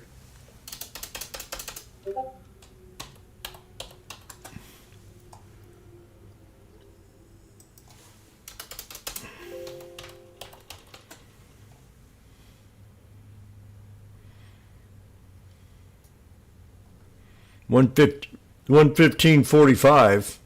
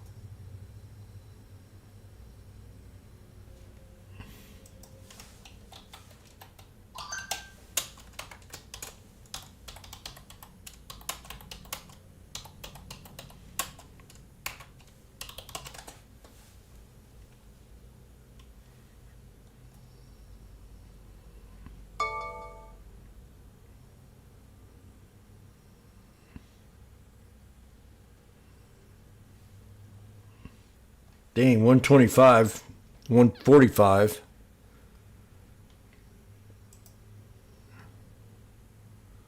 Look at that, right off the 21. I wasn't paying attention. I would have took that trade. See, 21, 21. Oh. Randy.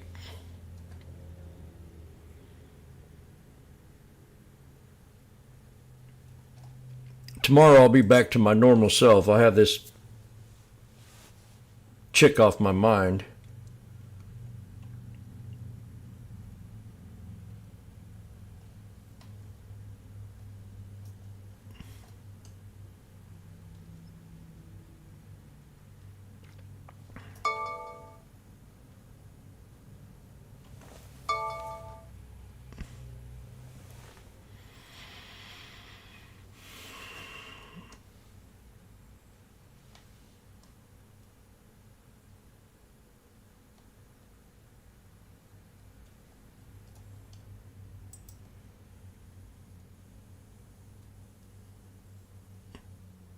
Oh yeah, I remember that song. That was one of my favorite songs. Oh, what a night. Late December back in 63. I can't tell you how many girls I danced to that with. A lot. 1976. That was one of my favorite years. Does anybody know what 1976 represents? Mike should.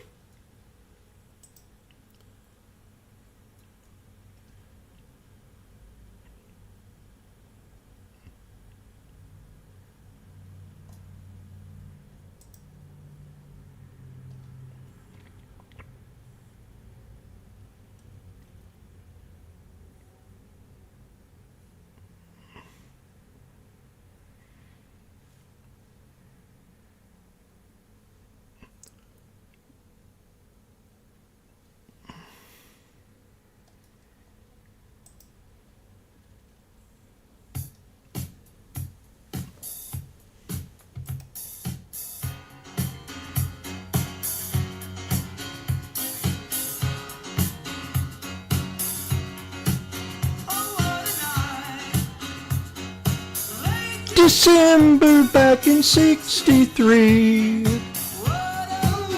Special night for me.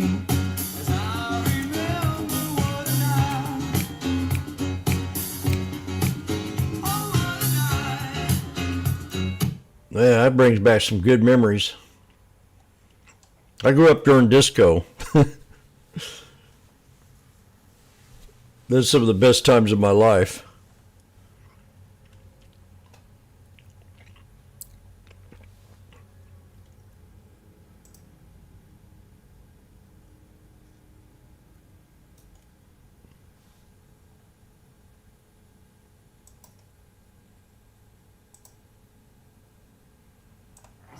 In terms of on holdings, has been a huge beneficiary, and those sneakers can cost $150 plus, and then taking market share away from Nike with similar price points, but not necessarily grabbing consumers' wallet share quite as much. So what do retailers, what are they doing to really try to appeal to these consumers that are becoming more choiceful?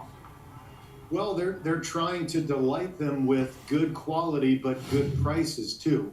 So, particularly now, consumers are finally pushing back on price. So if you're a retailer and you're trying to generate new traffic because your traffic has gone down, you have to lower some prices, which forces you to do some operating efficiencies to keep your margins high. But, keeping the inventory that people love and okay, we're at a buck. Paying attention to what consumers are buying. Clearly, they're not buying as much Nike and they're buying more of, Hoka brand and like you said, on footwear. It really depends on the category, but Brooks. We certainly do see consumers wanting to And spend Echo. back on, let's say, home improvement now that rates are coming back down a little bit, which is why we like Home Depot after, it's just now breaking out of the 2021 base. So it's kind of gone nowhere for 3 years and it's just broken out. So that one's certainly an interesting part, which is very correlated to lowering interest rates. A great shoe, And the we'll Brooks. talk about your other picks in just a second outside of Home Depot, but I do want to ask you about this port strike that we're seeing. Two different Obviously, we kinds. don't know how long it's going to last, but as we think about the holiday glycerin shopping season, and they're you know, a nitrogen consumer injected. that doesn't want to pay higher prices, could it have an impact, or a retailer Great is shoes. already inventoried up and we don't have to worry about the impact until potentially next year? Yeah, I mean, generally speaking, they kind of knew this was at least a possibility, and retailers are generally pretty good at getting ahead of things and ordering inventory in advance. So, you know, there might be some, you know, certainly more perishables. Been a flat day, more or less. That could affect the grocery side of the business. But I think largely we're good through the holidays, unless this thing just drags on. I mean, you know, historically these It won't drag strikes on. tend to last 2 weeks or less. So let's hope that is what happens here. But generally, I'm not too. I don't think it'll drag on. I remember Clinton put a stop to the railroad strike. Good for consumers. So it's really hard to know, you know, how that's going to play out. We know the longer it lasts, the more problematic that it becomes. We saw that in the pandemic. But for now, we're not particularly concerned. You better be. Good point about the markdowns. I guess I need to Christmas shop early just in case. In terms of some of your other picks, you mentioned Home Depot. You also like Walmart and Amazon. Tell us why. And to me, Home Depot, Walmart, Amazon sounds like almost cautious ways to play the consumer. Am I wrong? No, you're not wrong. I mean, because the consumer isn't spending broadly, we are kind of clustered up in the highest quality names. She does a good job. Generally, you know, if our goal is to invest in the great dominant franchises of brands, you know, Home Depot and Walmart and Amazon, between the three of them, it's like $1.5 trillion of top line revenue, which is, you know, about 20% of total retail sales. There's some bones. They are certainly big 800-pound gorillas in those categories. Walmart is a little bit more on the grocery side with some discretionary. Amazon is certainly, you know, 450 billion of revenue on the retail side. Plus, they have a growth kicker in AWS and the AI that I think is undervalued. But you know, Walmart just has provided that value to the customer. Their e-commerce division is rapidly reaching profitability. I'm eating the sardines for collagen. And you know, the cost to serve and using AI in your business to create operating efficiencies and drive margins higher is a big theme we see across most of retail. All right, Walmart. The skin and the bones. Today, or actually, I'm sorry, Walmart is lower today. Home Depot higher today. Another pick on your list I see is Apollo Global Management. Tell me how this one fits in. Well, consumers are investors, and you know, on the margin, a huge trend in our own industry is on the margin some money being carved out of public equities and public fixed income and going into privates. And you know, it's odd. 80% of the economy is still private companies, and very few investors have any exposure at all to these, you know, to privates.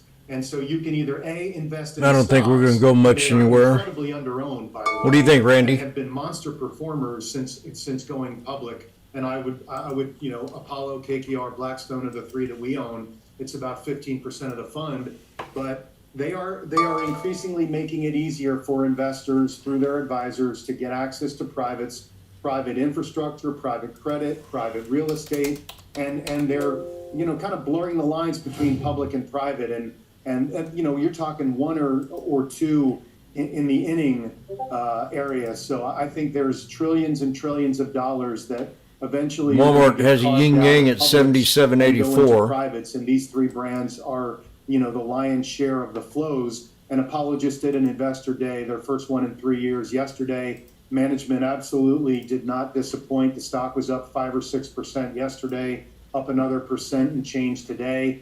And it's still the cheapest of the three, and they all pay dividends and grow their dividends. So these are some of the smartest investors out there, and very few people own the stocks, which makes them, you know, continuously I can't see that. Interesting. And we certainly love to buy those on dips because sometimes they can be a bit volatile. All right, so it's up 7% just in the past 2 days, as you noted, up more than 40% year to date. and it's not too late to get in.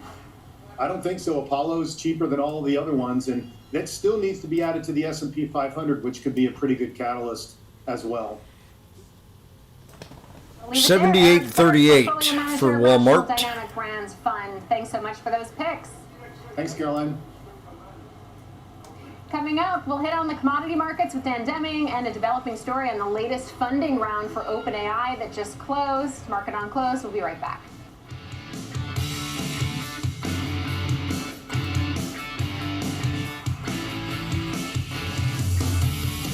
I wouldn't overnight nothing.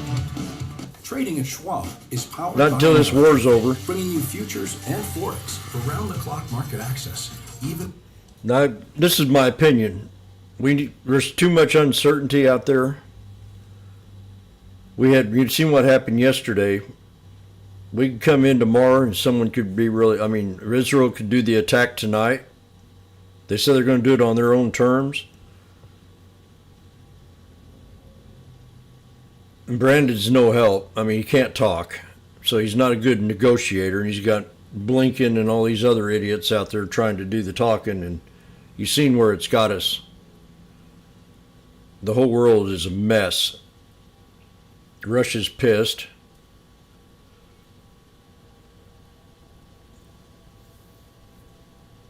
So I'd be very careful about swinging anything until after this election's over. And then, if you remember back when Reagan and Carter, Iran had hostages, 165 Americans. I can't remember the number. But before he got in there, he said, once I'm elected, if you don't release them hostages, we're coming after you. And it wasn't that same week, couple days, we had them hostages back. And during the Carter year, we had a Cold War. We had oil issues because of all the shit that Carter did and screwed us up with Iran. And the same thing happened with Biden. Same thing happened with Obama. We had the Arab Spring, and we had Syria, over 500,000 dead. Civilians, not army people, civilians, women, and children. Clinton, we had Rwanda, another genocide. So it's just natural for Democrats to have genocides. Just a natural thing. And they write them off. They don't, that, but if it was a Republican, oh, hell would break loose.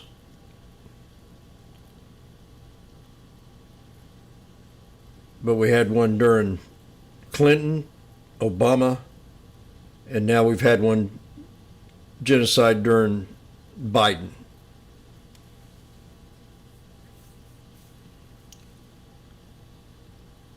I think there's 500,000 or more dead. I can't give you the count in Rwanda, but there was a lot.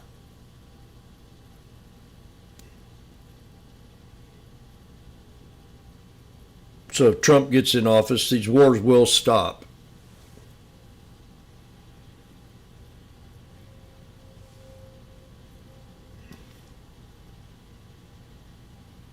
And he'll negotiate. He won't. That is if he gets in office. The war machine loves the fact that they can make money. And all the rebuilding that's going to have to happen in Gaza, and this country can.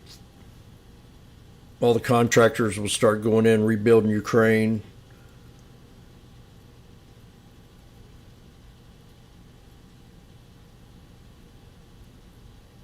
Russia will be at peace.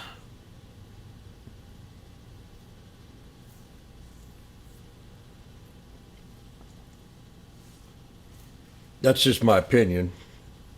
I don't know for a fact. But I do know for a fact that there's been genocides under them 3 administrations.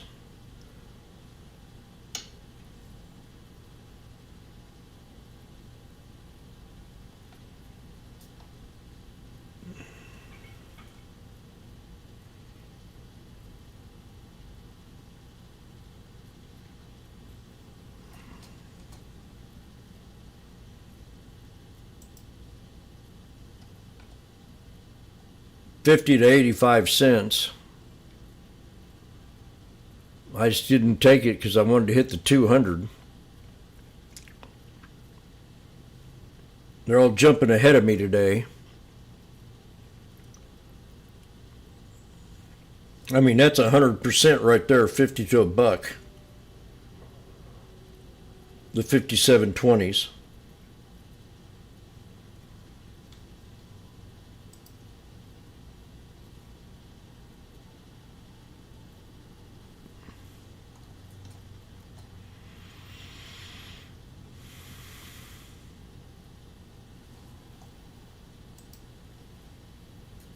I can't believe how long it's taken me to figure out if I'm going to get a raise from these people.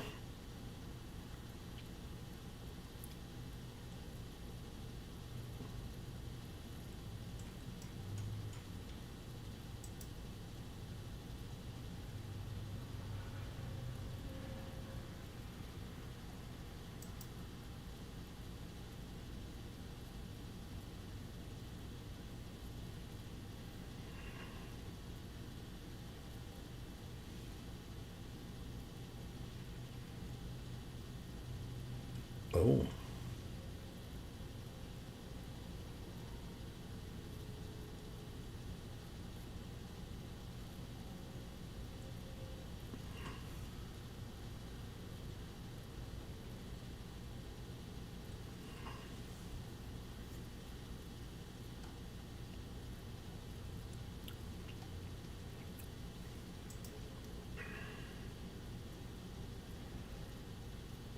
But once this is over with, I bet you we have a nice little bounce.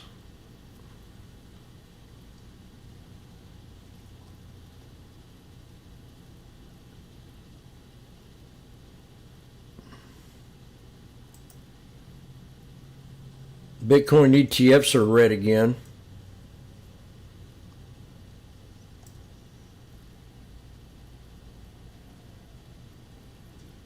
IBIT's been the big boy.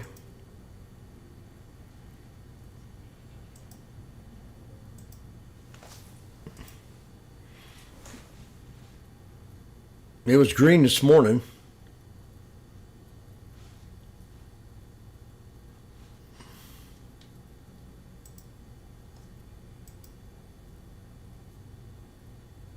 We got a yin yang down here. Kind of some kind of support right there, but I like this better. 33.27.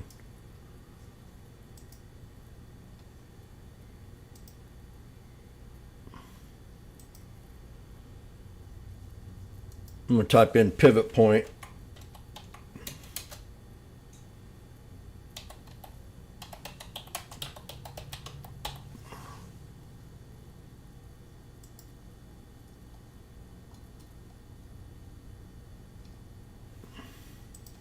EEM, I want to get into this trade maybe. ETF. Down here at the gap. So I'm going to set an alert right off the 63. Right there for now.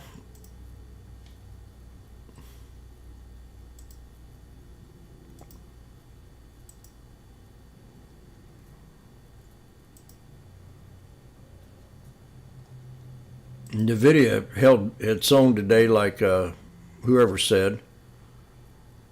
This 115 area. Now you got overhead resistance.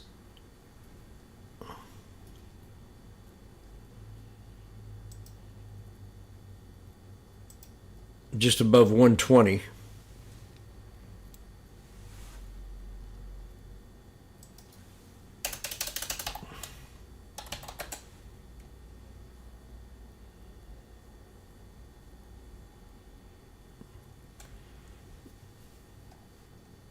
That Tesla bounced.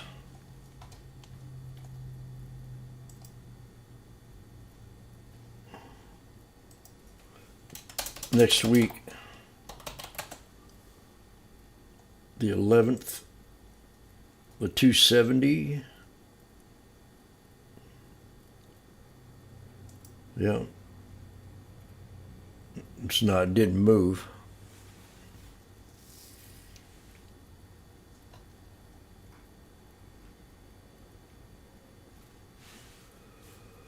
Okay, well, not a bad day. Almost made my grand, but I kind of played around and didn't really trade hard.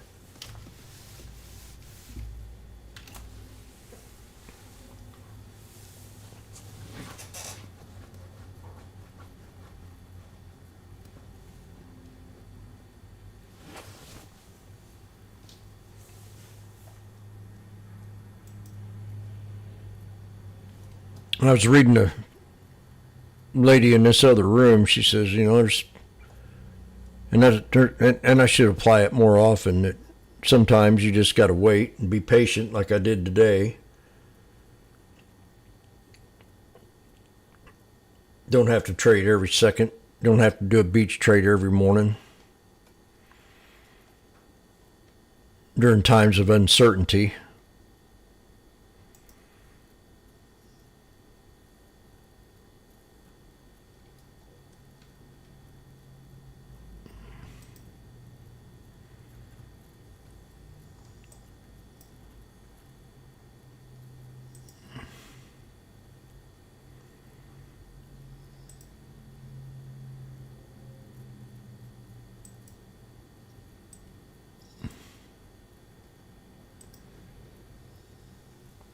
IWM did bounce today, though, for do double top when I called it out this morning.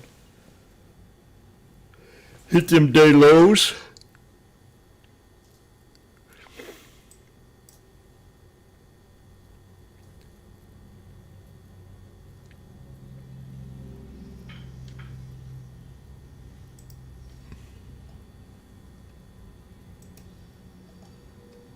Flipper.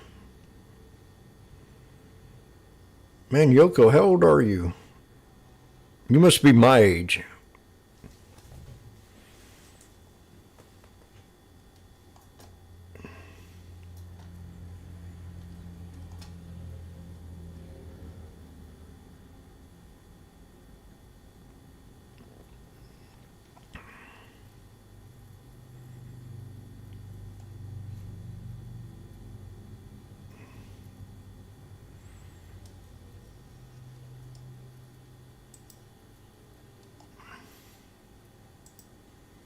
Yeah, it could have been a girl this morning. Yesterday. I didn't think about that. Misogynist. What kind of guy would say something like that? Whatever misogynist means. How I treat women. Whoa.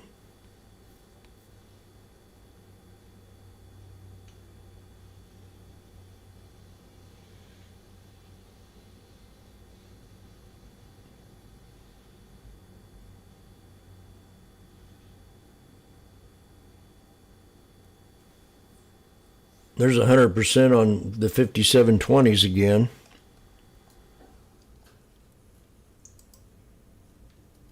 Jeez, look at these. They're not hitting my 200. 40 to 80. 45 to 80 cents to 90. There's 100%. Randy.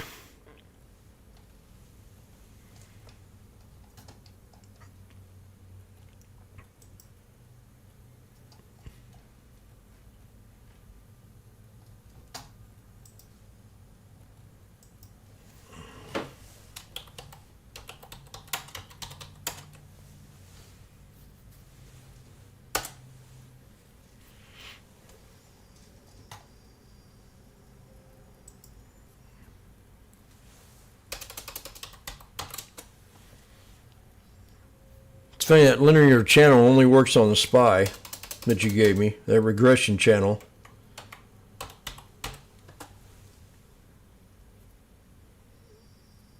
It doesn't work on anything else. Unless I change, maybe if I change these all around. Let me put red in here.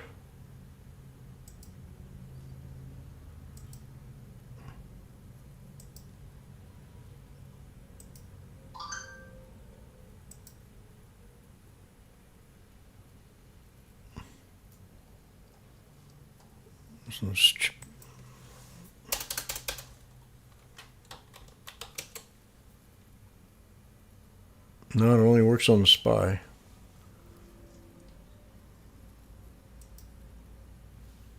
Jesus, $1.05.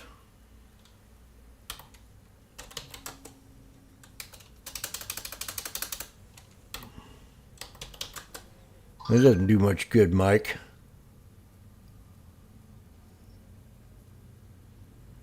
That does not compute. It only works on the SPY.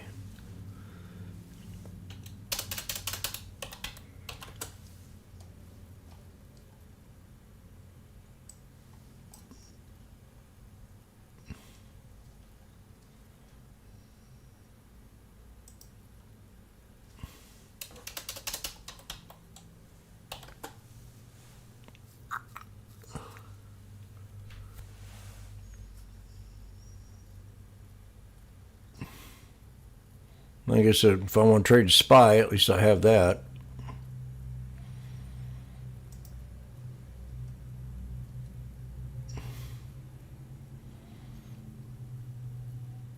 See it? Hit the second regression.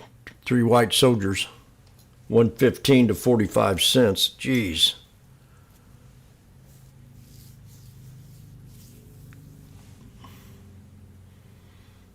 That could have been a couple grand right there.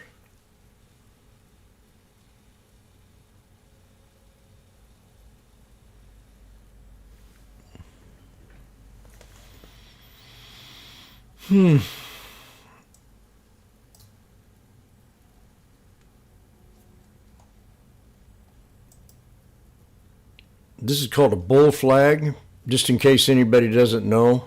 If you can count to 3, you can trade with me. If you can count to 4, you can make a little bit more. So you got an upward snake. This is kind of like a wedge. I'll show it to you here.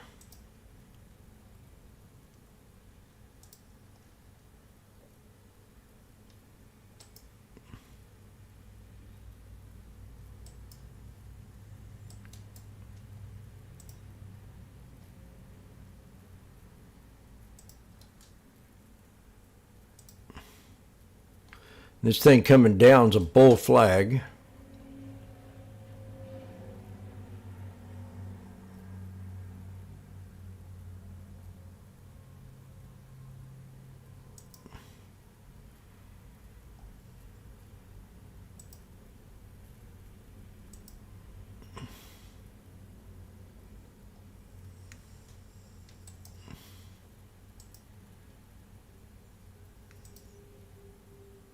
It's acting strange. Yep, 1, 2, 3.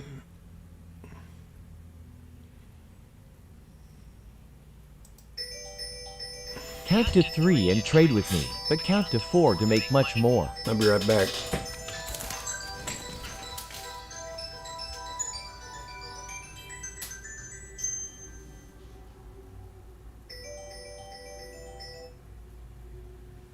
Always claim as Jim.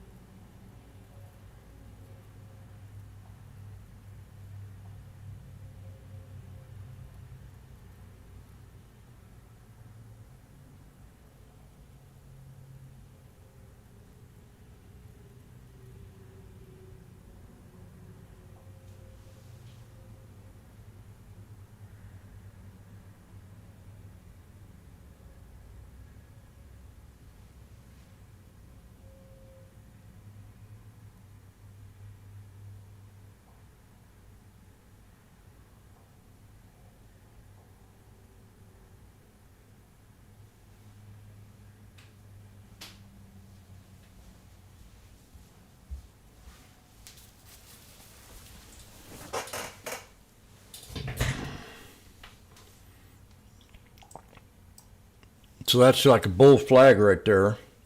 You got 1, 2, 3. Then you got 1, 2, 3, 4. Boom. Sweet spot. We just now hit the 63.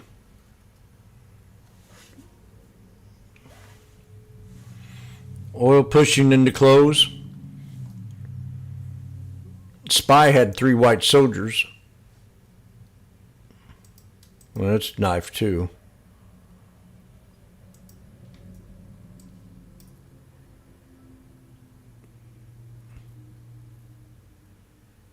This is strange.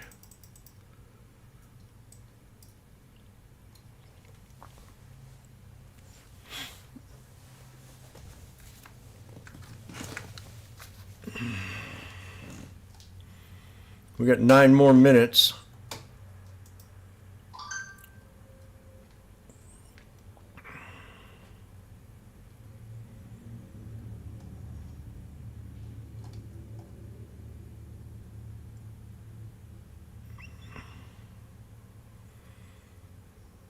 Oh, that's going to be interesting. I saw 50 Cent one time. I was at Chicks Beach, West Virginia. And I was walking at 4th of July, and I was walking down the street with my washboard.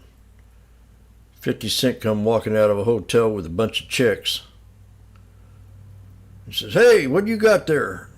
I said, "That's my washboard." I beat on it for him.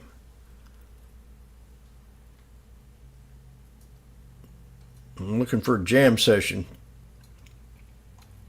We were playing a gig at Chicks Beach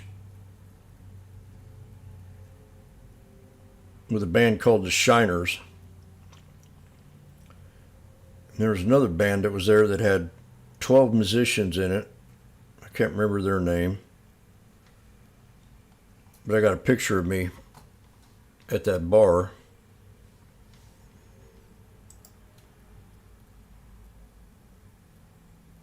I'll show it to you here.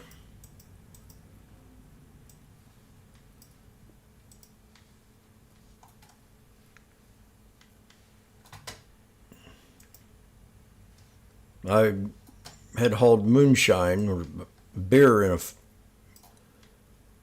across state lines, homemade beer.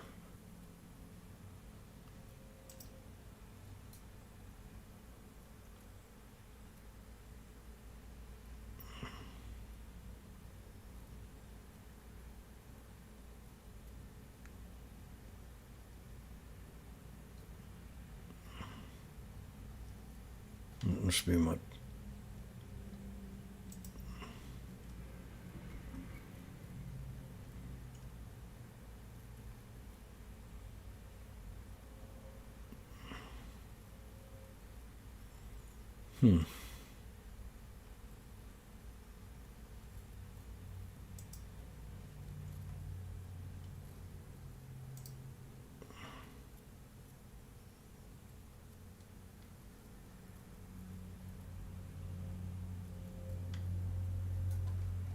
Where's my pictures at?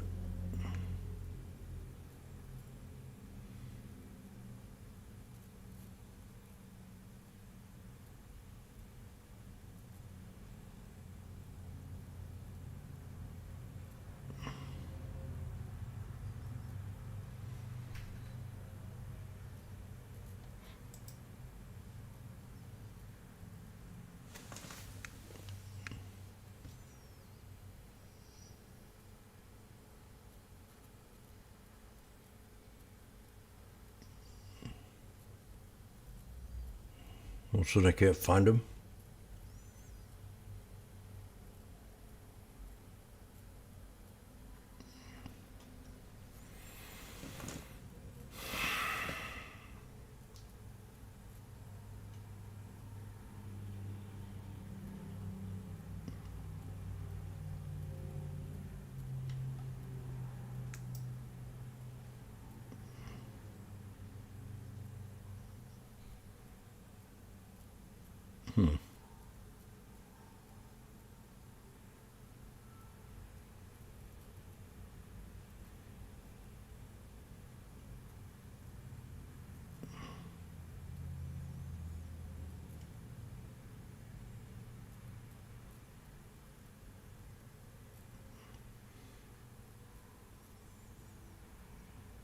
There I am.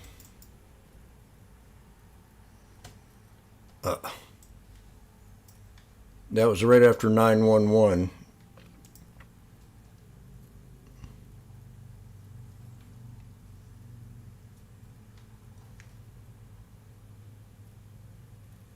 I had them speakers hooked up to this amp.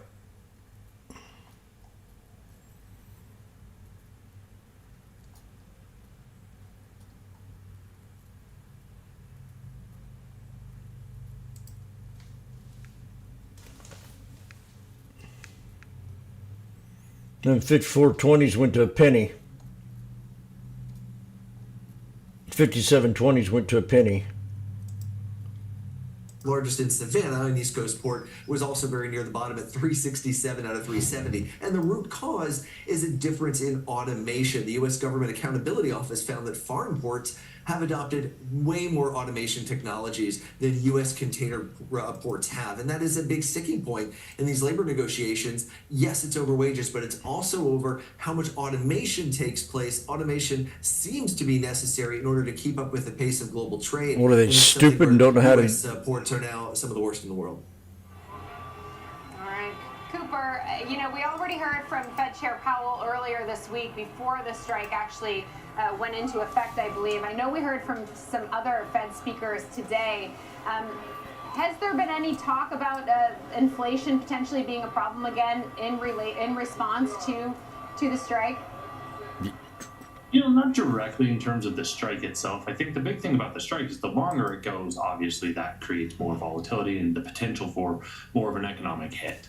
I think that what we did hear from some Fed officials today is that they don't think that the job is done in terms of inflation, but I do think that we do see that inflation overall is continuing to come down. But yes, the strike does pose a potential risk to inflation surging, moving up a little bit higher longer term.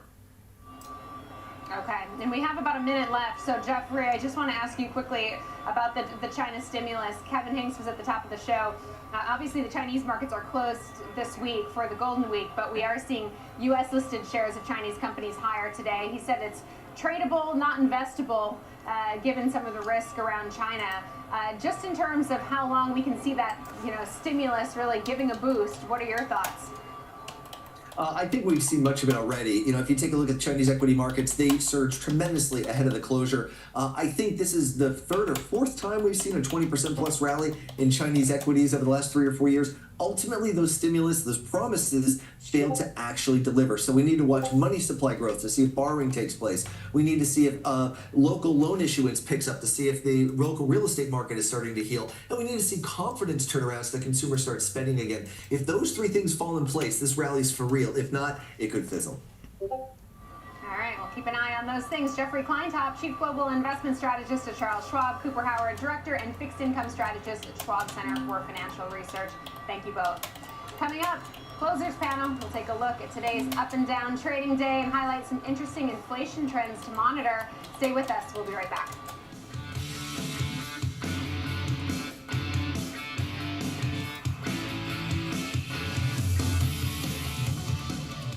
Trading at Schwab is now powered by Ameritrade, giving traders even more ways to sharpen their skills with tailored education. Get an expanding library filled with new online videos, webcasts, articles, courses, and more. All crafted just for traders. And with guided learning paths, stacked with content curated to fit your unique goals. You can spend less time searching and more time learning. Trade. Alrighty. Well, not a bad day today. Totally relaxed. We didn't do much moving, but I want to show this trade here. This morning on the SPX, we had a little head and shoulders.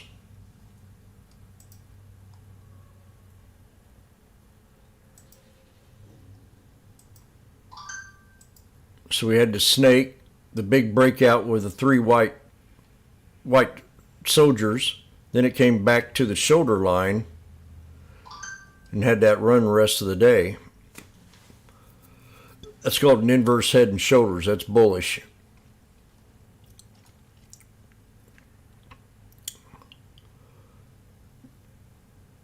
I had a 565.20 support. We pulled right back to it. This was pre-market when I called this out. 565.25, the third support. I had 565.30. We hit 565.25, 27. So that's 3 cents off of what I called for the third support. If we were going to crash, we'd have filled back another $4.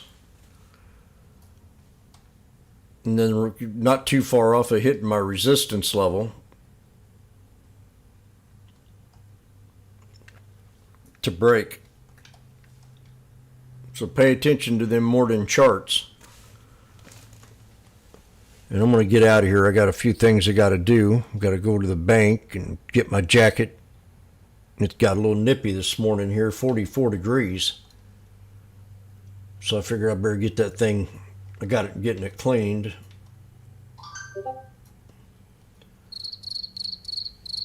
Here, crickets. Crickets ain't going to be out.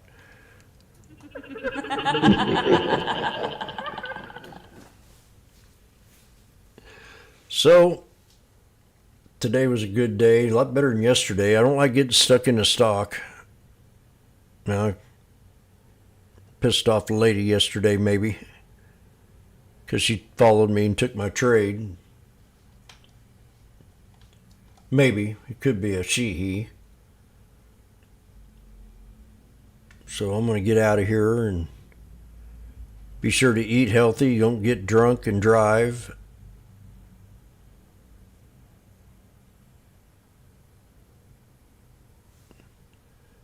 Have a good night's sleep. Come in here bright and shiny. It's never good to be trading when you're tired.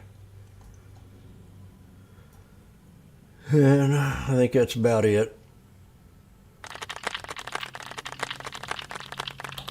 Yay. Really appreciate everybody's help in the room, and especially on YouTube there.